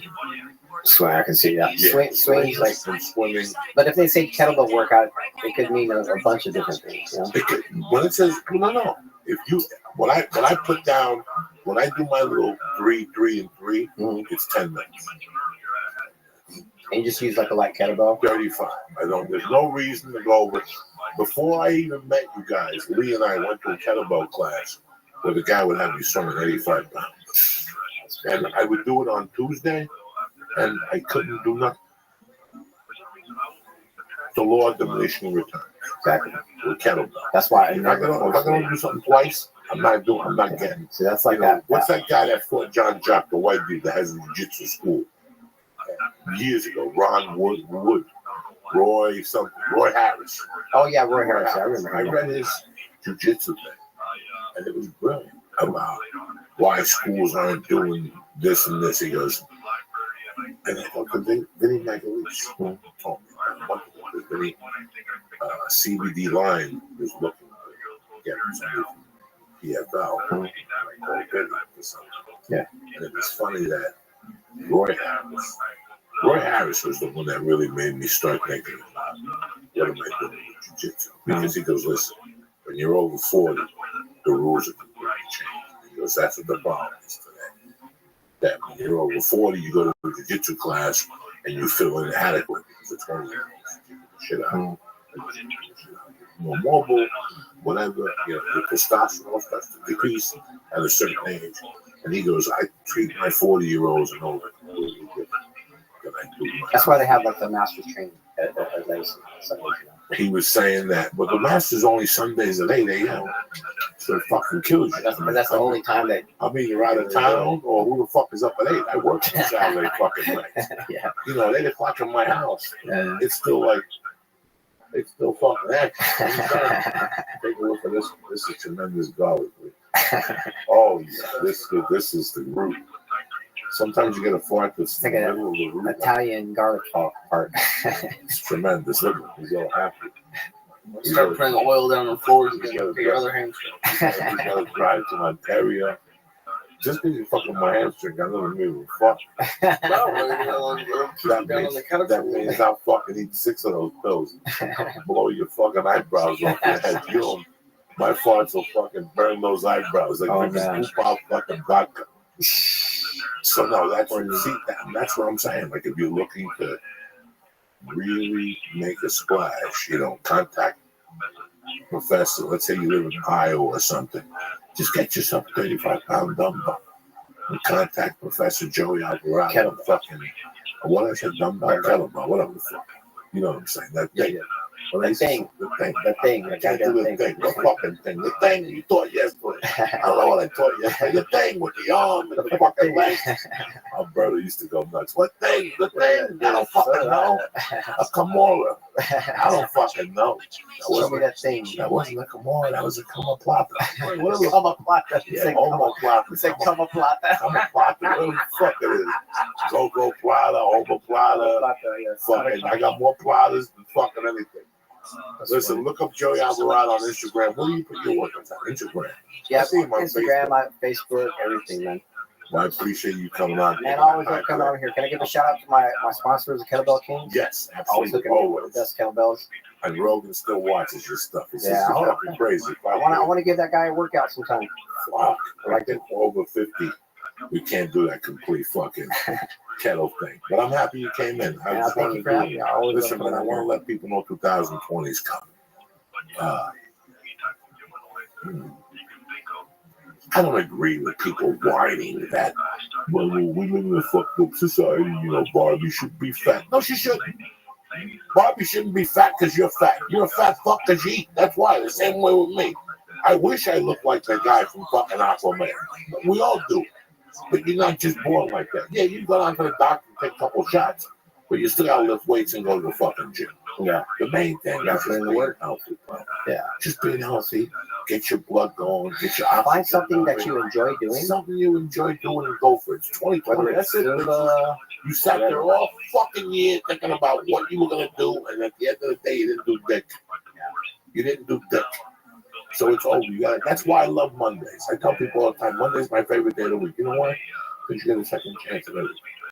Comedy, jiu-jitsu, boxing, eating pussy, licking assholes, sucking dick.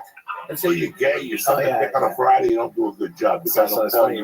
That's why people like your Monday motivation, man. Like that's what it's all about. My boy Wider, I told you about the kid that he's like, tell Joey I love his Monday motivation. Mondays is what it's all about. And it makes you laugh, and it gets you out, like you listen Get the fuck up. How can you get depressed after you listen to Joey? Somebody's dying to suck a dick out there, and you're walking around, I'm having a gloomy day. Yeah. Take that dick out and go on a fucking hunt. Also, let me say something to people, like, you know how people get really depressed over the holidays and stuff like that. You know, I had a student recently talk to me. You know, that's one of the things about being a professor, like, they confide in me.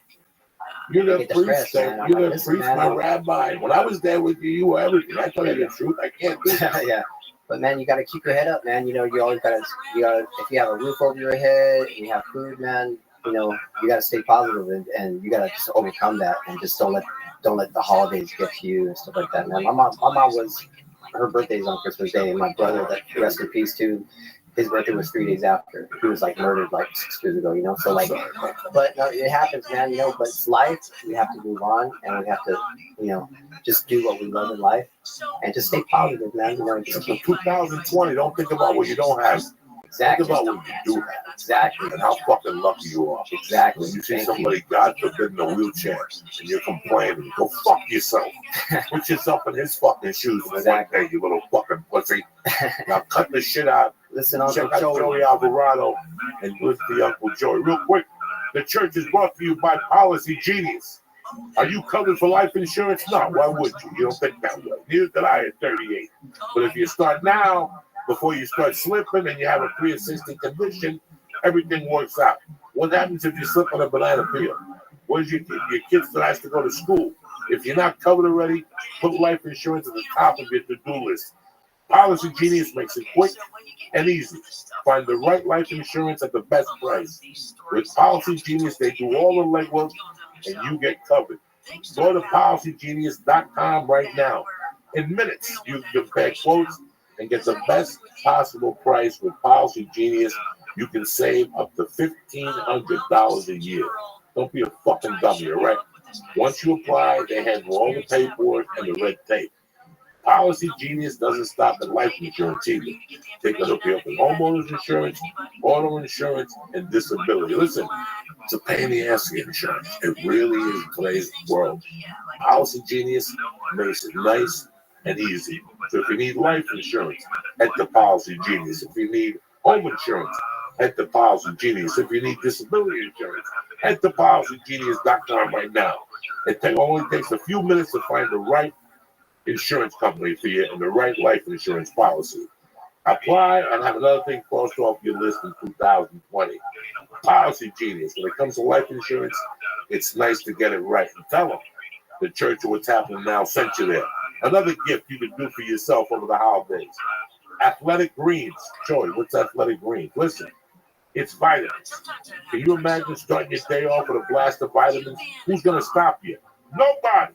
If you want to feel tip-top Magoo, let Athletic Greens do the work. With one scoop, you get 75 essential vitamins, minerals, probiotics, prebiotics, digestive enzymes, and raw superfoods, and whole foods. They got everything. No more pill bottles trying to choke down a dozen apples. It's all in one pack. Me, I use the travel pack. When I'm on the road, a little Athletic Greens is like a daily life insurance. You know, I'm out there in New York and all these places. I'm getting those, new germs thrown at me. So I want to be double fucking sure when I'm on the road. So I pop a little Athletic Greens with some water, and it's got everything in there, and it's plant-based. If you're on keto, gluten, no chemicals, no artificial flavors, no artificial preservatives, no artificial sweeteners, added sugar, no GMOs, herbicides, pesticides, wheat, dairy, gluten, corn, lactose, sucrose, egg, yeast, peanuts, animal products. These guys are by the book. It's legit. Guys, you need to take care of yourself. And that's why I recommend supplements to everybody. It's easy. Just add cold water and shake it up. That's it. You can take that banana and shove it up your ass. What are you waiting for? Listen, the church family, you get 20 free travel packs valued at $79 with your first purchase. So do me a favor. Go to athleticgreens.com right now /church to get your travel pack. That's athleticgreen.com/church. I want to thank Athletic Greens. I want to thank Policy Genius for having our back. But most importantly, I want to thank you fucking savages for listening. Next week's Christmas. Guess what? You ain't got time to be depressed. We'll be here with you, motherfuckers. Yeah. I want to thank Professor Joey Alvarado over at Legacy. Go catch him. He's got a 5:30 a.m. class, a 6:30 p.m. class during the week, Tuesdays and Thursdays. And I think it's 11 on Saturdays. 10 a.m. 10 a.m. on Saturday. Go visit him and tell him I sent you. Besides that, have a great fucking weekend. Enjoy yourself shopping. Go to Amazon, do your last shopping. Use the Church of What's Happening Now link. And that's it, and that's that. Yeah. I want to thank you guys, and I want to wish you all a happy holiday season. And Hanukkah's around the corner for you fucking Jews. Get ready. Sharpen that dick and put some fucking grease on your shoes. It's time to slip and sue somebody. You know what I'm saying? Anyway, I love you, cocksuckers. Happy holiday.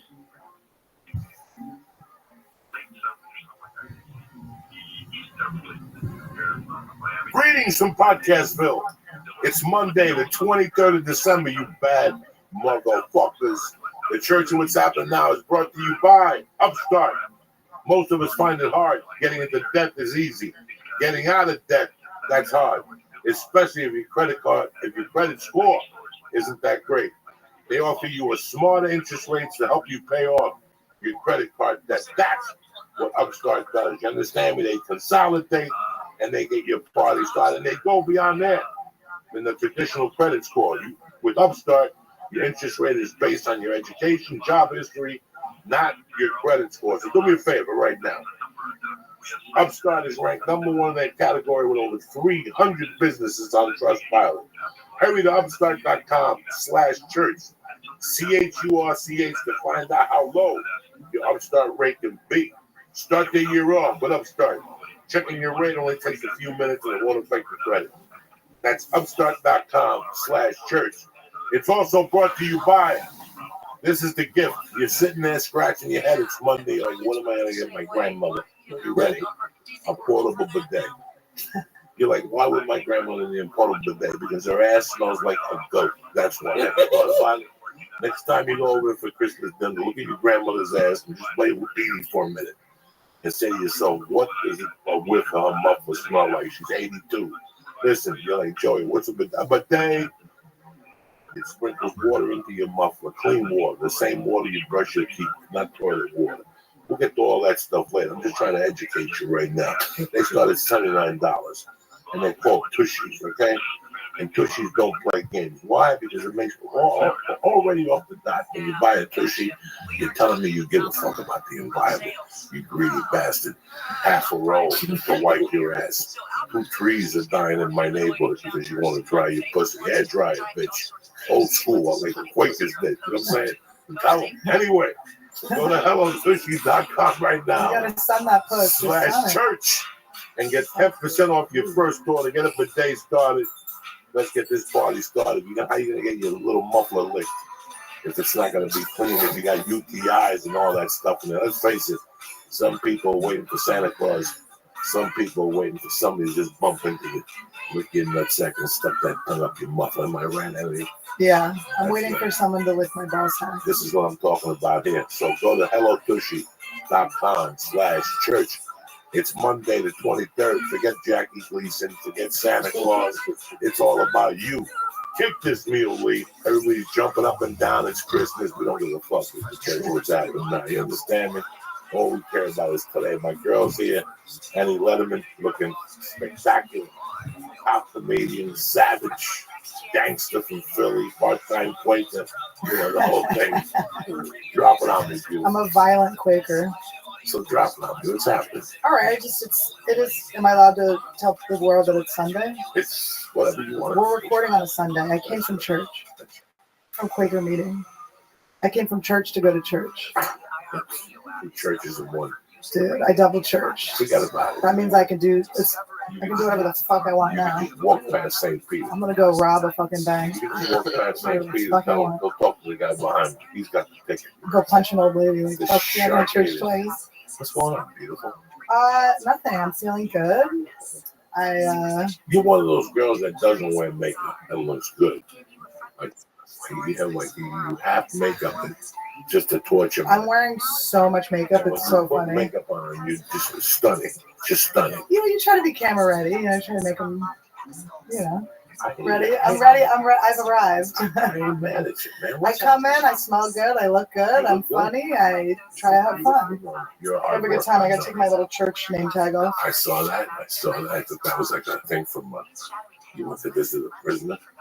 Your boyfriend that was in jail. You know what I'm saying? I don't know what your deal is. How are you? I'm good. What's going on these days? These days, just comedy. So much fun. I had a good weekend. I did some Special K and I listened to some self-help books and What's the Special K? It's like a rave drug that now they use for PTSD and depression. It's a disassociative, so it gives you perspective. You can look at things from an outside point of view. Just like reef.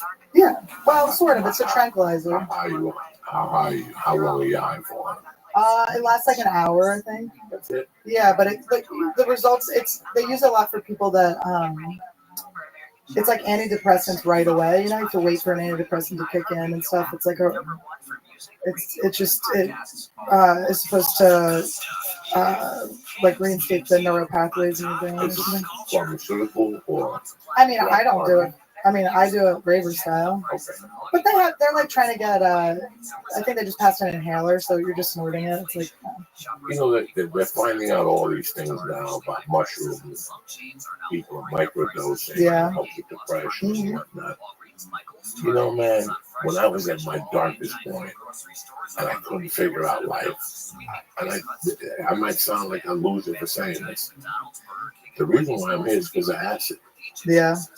When I lost my mother at 16, I went on a year and a half acid trip looking for an answer. Mm-hmm. I was looking for an answer. It took my mind and took it somewhere I didn't want to be. And it gave you answers. And every day it gave me another day to go, all right, tomorrow I'll take another hit and we'll pick up where we left off. Yeah. It was such a deep thread going on in my life.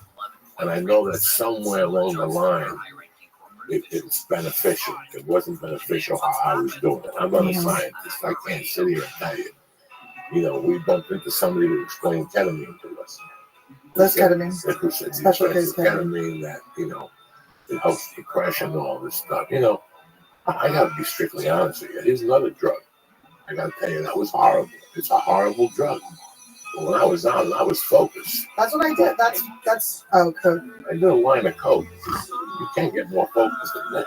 For me, coke just like it's not my drug. No, it's never nobody's drug. Well, Nobody's drug. I'm sober other than ayahuasca, DMT, acid, mushrooms, a lot of things. Special K, But you won't smoke coke. You won't do a line of I won't do coke. You won't do a Vicodin. You won't do an Oxycontin. Well, it depends on if it's I know actually you won't needed. drink. No, I don't drink. You don't drink. No So drinking. you're doing this stuff.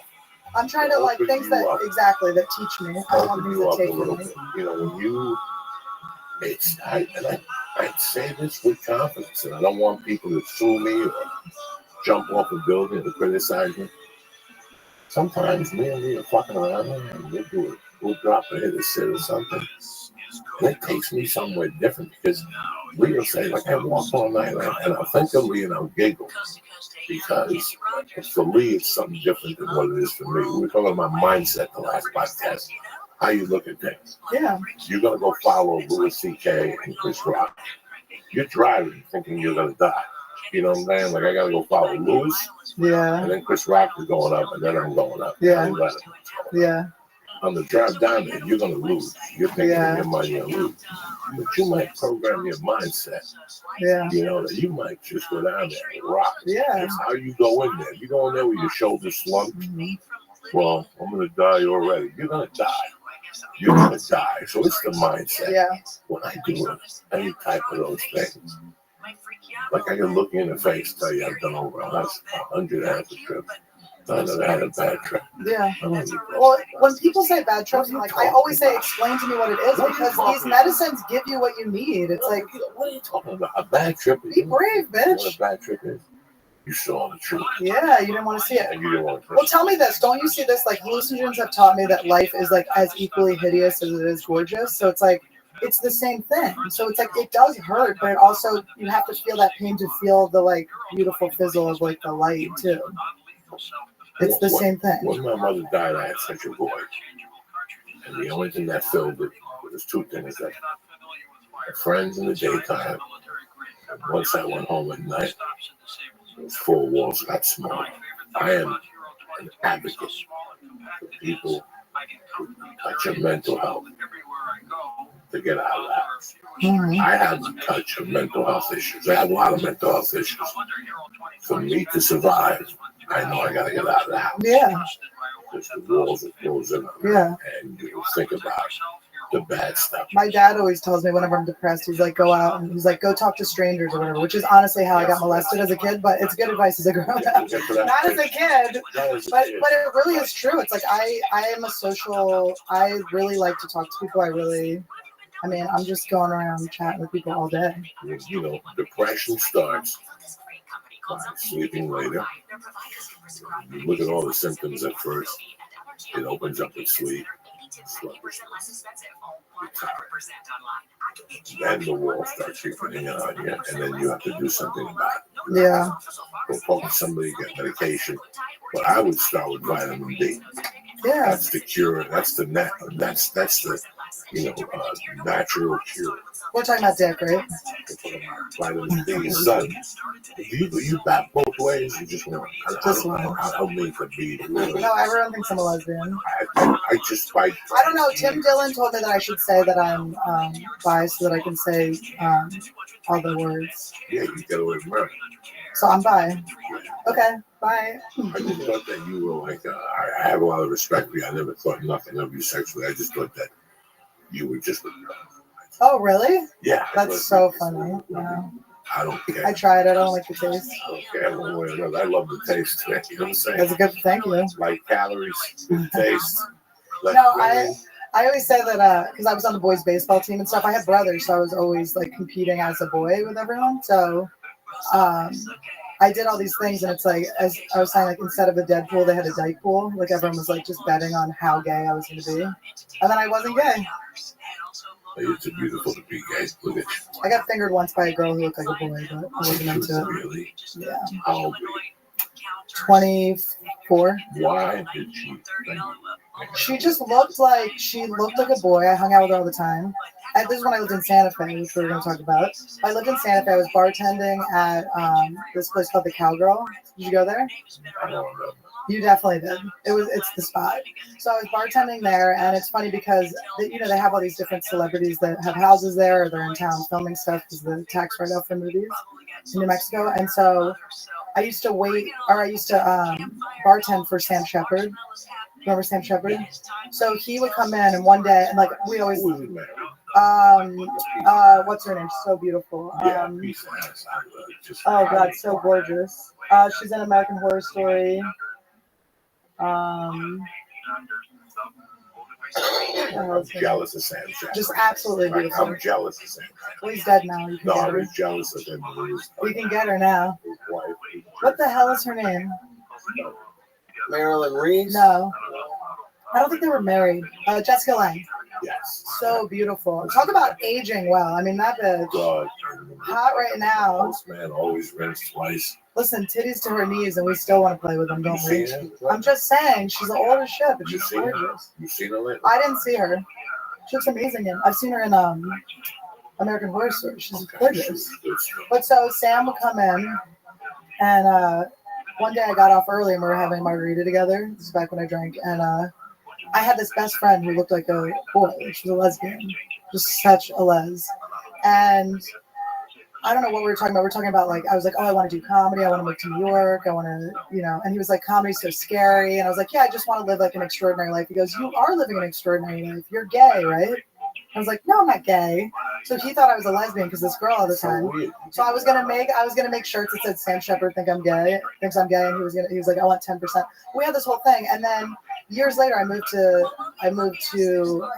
New York, and I was working at this restaurant in Alphabet City, and Sam Shepard walked by, and I'm like, oh my God, Sam, I did it. I moved to New York. I'm doing stand up, and he goes, did this used to be a jazz club? I was like, oh fuck, God damn it.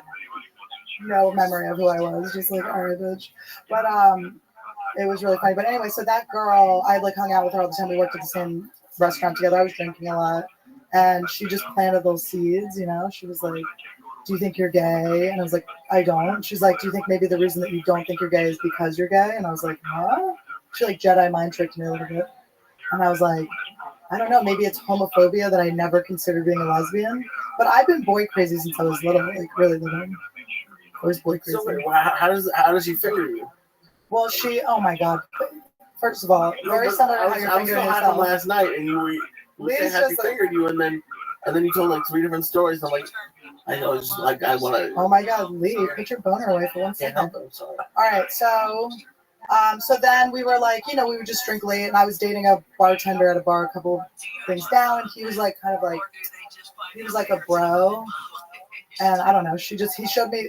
We were over there one day, and he brought us into the office, and he showed both of us 2 girls, 1 cup.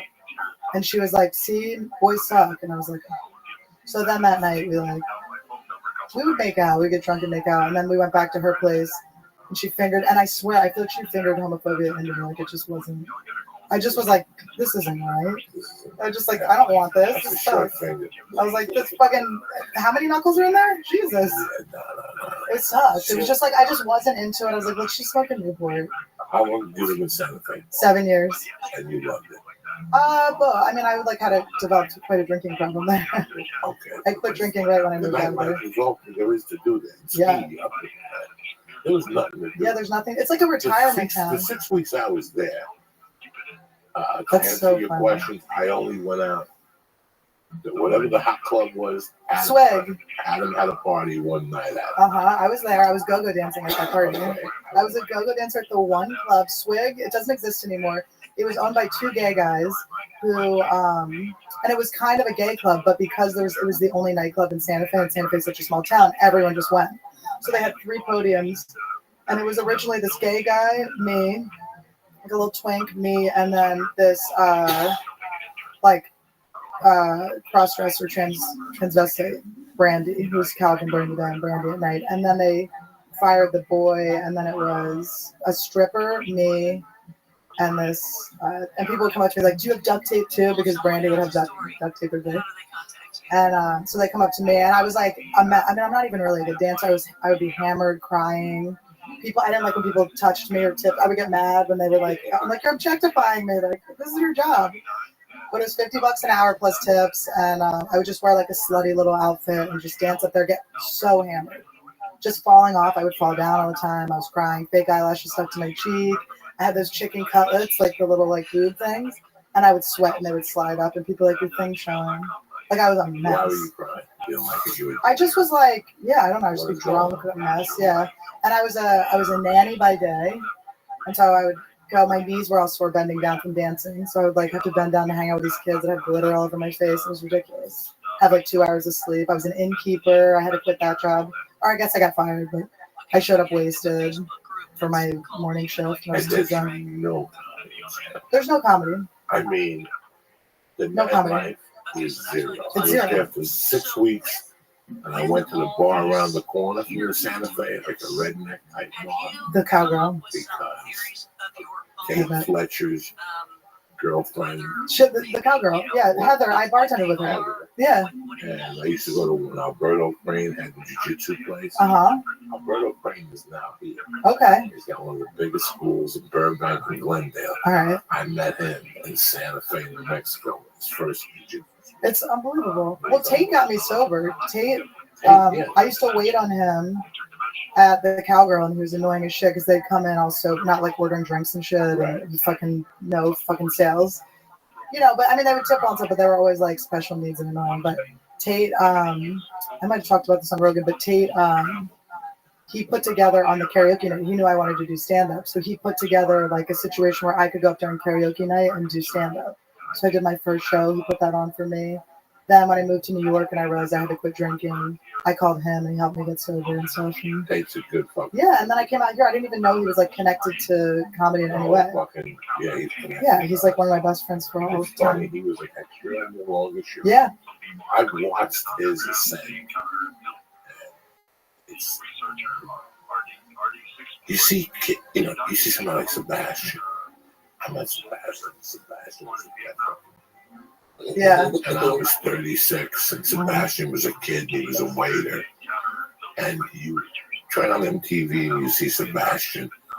And if you really like Sebastian, like if you guys were friends at the store, you get this twinkle in your heart. You're like, wow, that's amazing. Yeah. And it convinces you that this is a life. Yeah. That, like I try to tell these young guys, this is a life. This is a great life. It's just a journey. It's the number one life. I still remember nobody knew who Sebastian was, but he had one fan, the club owner in Dallas. I'm telling everybody who came through, listen, the next great thing is Sebastian. Yeah. Saying I've had him in here for the last 2 New Years because he's like dice. Yeah. And in Texas, they really like that. And when you see Sebastian, you know, now you see the people who are on the conveyor belt, who are on their way up. They don't know it. They can be struggling. I didn't get that role. Yeah. I went in 4 times with producers. You're on the what you get 11:45 spots at the store. Yeah. And you got a manager and an agent. You're on the conveyor belt. This is a heaven that we're living on. I can't believe, it's not a when I wake up, I'm like, am I dreaming? I can't believe that it's like, and I'm not like, financially, I'm not killing it right now, but it doesn't matter. It doesn't matter. It doesn't fucking matter. People have no idea. Like, I always say to myself this every like 3 or 4 days when I'm writing in the morning, I stop and I go, what was I doing? 10 years for that? I force my mind to go where I was 10 years ago. Wow. Let's go one deeper. Yeah. Over 99. I had New Year's in El Paso for 2000, for 2K. The world was going to end. Oh, yeah. I had Houston going up to it New Year's Eve. Yeah. Triple tour planned. Like big thing. And I was a regular. Yeah. I was a regular. Yeah. I was getting 6 spots a week. Fucking best. And I was planning a tour.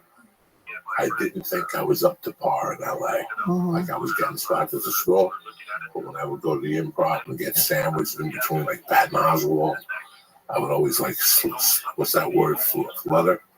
Like a fish. I would, Yeah, I just looked at myself. I probably did a hit of acid. Yeah. Maybe something.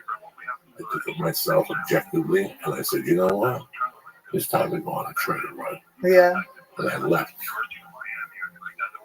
December 20th of 99. I came back in like May. That's so fun. Like the first 3 weeks were booked. Yeah. Everything else. And then you just went for it. Just who's got an open. Yeah. Call the Funny Bones. Listen, I'm on the road. Whatever. MC. Yeah, you really just have to make enough. That's all it That's is. it. Like, just That's right. enough. We get 300, 400 Yeah. a condo. 400 a condo. You're eating Subway sandwiches Yeah. at McDonald's. You exercise a little bit. You watch TV and you're right. You buy a bag of dope. That's your big fucking party for the week. You buy a $70 bag of dope that lasts. Yeah. You smoke everything. You smoke it down to your finger. Yeah. You look at your finger when you're an open mic and they're brown. Yeah. They're burnt. Everything you do is to the extreme. When you get a sandwich, you got it. Those resin hits. When you know those people that say, let's go try this. I ain't trying nothing. That Chinese lunch special gives you a soup, a salad, a bowl of rice, a feather for $6.95. That's where we're going. Yeah, but let's try the Hindu. I don't want to try nothing. You don't even take a chance. You don't even take a chance. Like you gotta go. You got $20 to last you for the day. Yeah. That meatball sandwich is $8.99. It's huge. It gives you a little bit of heartburn, but half of it for lunch. Yeah, it's 2 meals. You know, that's how you look at things. You start looking at things like that. And you just, when I got here, nobody was talking to me. No Montreal. I had no comedy agent. I was with an agency called The Coloring Book. Oh, hilarious. And you had to make your resume different colors. Are you making that up? Yeah. So I would have to go to Charlie Chan Printing. I would have to give her 100 resumes every 2 weeks. But in those days, you got sent out. I would have to give her like 100 resumes. What's a resume? Joey Diaz, SAG-AFTRA, 5'10", 260 to 290, range 40 to 50, basketball, Bronx County, Comedy Store, Improv, some fake Playhouse bullshit, some fake acting coach, and swimming. You know, their interest. You always have to put swimming number one. Casting directors want to know if you can swim. You know I just that? love to swim. All right, there you go. You learn something from Uncle That's so Joey. funny. When it says interest on the bottom, you have to put swimming number one. Knitting. They want them swimming. Knitting next. No, not knitting. Swimming, martial arts, Uh-huh. language. Oof. Did Did you do your accents? Oh, then that comes to bite you in the ass. Yeah, but what happens when you get the job and then you're like, I don't speak this? No. You're going to write on the bottom whatever's going to get you into the job, but it's going to be very blatant. Like, you're going to speak, you're going to say Yiddish. And then I'm going to call you, I'm going to fall in love with you. You're going to say a couple of Yiddish words in there, but you're going to... Fachada. And then, when you get to the set, they're going to say, we thought you speak Yiddish. You're going to go, yeah, when I was 3, I lived in Israel. Yeah. Not now, I forgot. Who do you speak Yiddish to all day in North Hollywood? Give me some lines. You Don't always read the got lines, an bitch. You said here you could swim. Yeah. Is this fucking improv? When I was a kid, I was in a master swimming program. It was 20 years ago. My shoulder broke. But now what did I do? So they rewrite the part for you. Okay. You know what I'm saying? So you always got to lie about something. I told you, this whole I'll career, update my resume. comedy is a girlfriend. Comedy is a girlfriend. You got to date her, kiss her neck, bring her. It's the same thing with the resume. Comedy's the girlfriend that can finger me. That's the only one. Yeah, comedy is your girlfriend. So now you got to bullshit your way into the rooms. So you got to write that in the bottom. I do hate that feeling though when you're like, oh, they're about to call me out on this fucking shit I just lied about. I tell them the truth all the time. Like I'll put every machine operator because I knew how to work a hammer. Yeah. In college, whatever. I knew how to work a hammer. Yeah, you can turn it on now. No, but listen to me. But you can stretch a lot. You can stretch a lot. Okay, let me give you an example. I had a dear friend who got called in for Sons of Anarchy. He called me back and he goes, "If you audition, they asked me if I could ride a motorcycle." I go, "What did you tell him?" He said, "No, I hope you tell him yes." Oh no. Because I did. Oh. I go, because it was over 20 years ago. I go, "Good enough." He got to the day of the set. He was all worried. He kept calling me, "Joey, you made me lie. I'm in trouble." I go, "No, I didn't make you lie. I made you be blunt. I made you be, what's that word?" Bold. No, there's a word where it's obscure. The answer is obscure. You never give somebody like February 12th. You always go from the 12th to the 18th. You give them a vague. You gave him a vague answer. He didn't sleep the night before. He told me that he wanted. Oh, that's so I'm just funny. gonna quit. I feel that. He fucking went. He told me the truth. I go, "No worries. They're gonna pull you in." Yeah, you're not gonna be on the fucking motorcycle. No. Yeah, we can't afford that. They can't afford that. They have guys that Yeah. dress up like you want Sons of Anarchy and they go by. Yeah, you see that wig? Not one of them. Yeah. All wigs. Tate Fletcher is actually every person. Yeah, they're all wigs. So you don't have to really. It'd be nice if you could pop a wheelie. If you could pop a wheelie, there's something. They would be mad though. They'd be upset because they don't want you to get hurt. Right. There's some auditions where they go, "Listen, we want to ask you." Like there was an audition I went on where I swear to God, you did it had to do a commercial with an alligator. Oh, that's fun. In the water was an alligator. Oh, that's fun. So The audition? I'd be like, "Can I have the fucking booking, bitch?" Before I. You got to sign a waiver when you went in to let you know that you were going to work with the thing. Yeah. A guy like me signs that. I'm not taking that job. I'm not that retarded to take a scaled job with an alligator. But I'm going to put yes on it. I'm going to play with you. Man. Yeah. I'm going to let the casting director fall in love. Yeah. I went into like Book me 3 for something else, yeah. They went into somebody else, and I was happy. I never saw a commercial again. I doubt they shot it. Because at the end of the day, they were going to put you in the water up to your neck with a like a cage that people couldn't see, and the alligator was going to be talking next to you. Oh, I love that. I'm an adrenaline junkie. Oh no! Some people I love something like that. I mean, listen, at the end of the day, I think I would do it. Because Yeah. it's going to be a trained animal. It's fun. It's sedated or whatever. There's no. It's definitely gonna bite you. No, it's not. You never know. They haven't set up. They don't want you to get bitten. Like, think about, Tom Cruise always does his own stunts. That must annoy them so much. We're like, "Tom, can we just have someone that's like trained to fucking do this? We don't have to deal with you." It's like so much extra. You have to be, it's like you have extra insurance and all that stuff. They're not gonna want you to get hurt. Yeah, but who are those tiger trainers in like Vegas? Oh, the guy that got. Yeah. My son tigers. Yeah, I mean, it could happen, but that's what's fun about it. That's fun. Yeah. Doesn't that make you feel alive? No. Have you been skydiving? No. It's boring. I would just go straight to the earth. I can't get them to run with shorts in front of. I can't get them to run the Popeye's chicken naked. Just run in front of them, run back. Half of them $100. When people waiting there for the spicy chicken sandwich, That's so funny. just run naked. There's a number. Yeah, there's a number. 100's more than low. 100. 100's low. That's his first job. Who gave you 10,000 on your first job? You gotta earn yourself. When I was naked? No, you gotta earn yourself. She at least got 50 an hour. I got 50 an hour to do this. For a 12-second job. Yeah, but they didn't have camera phones back then. You're gonna run so fast. Does he get to wear a bag or something over his head? If he wants to. Yeah, you could disguise your face. You didn't ask enough questions. Listen, you should have negotiated.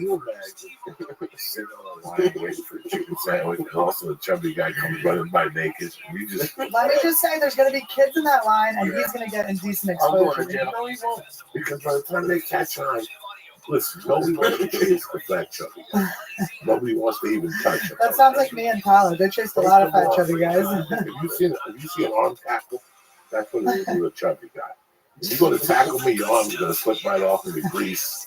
You can't bear hug me, bitch. You can't bear hug me. Nobody wants to chase a homeless style. A homeless? Oh, he's going to talk to you about like that? No. No, I know. Nobody's going to chase a naked man. It's like we were talking last night. What are the chances of being a pedophile with a voice box? Like, that would be a good pedophile. If I had a voice box, I'd definitely become a pedophile.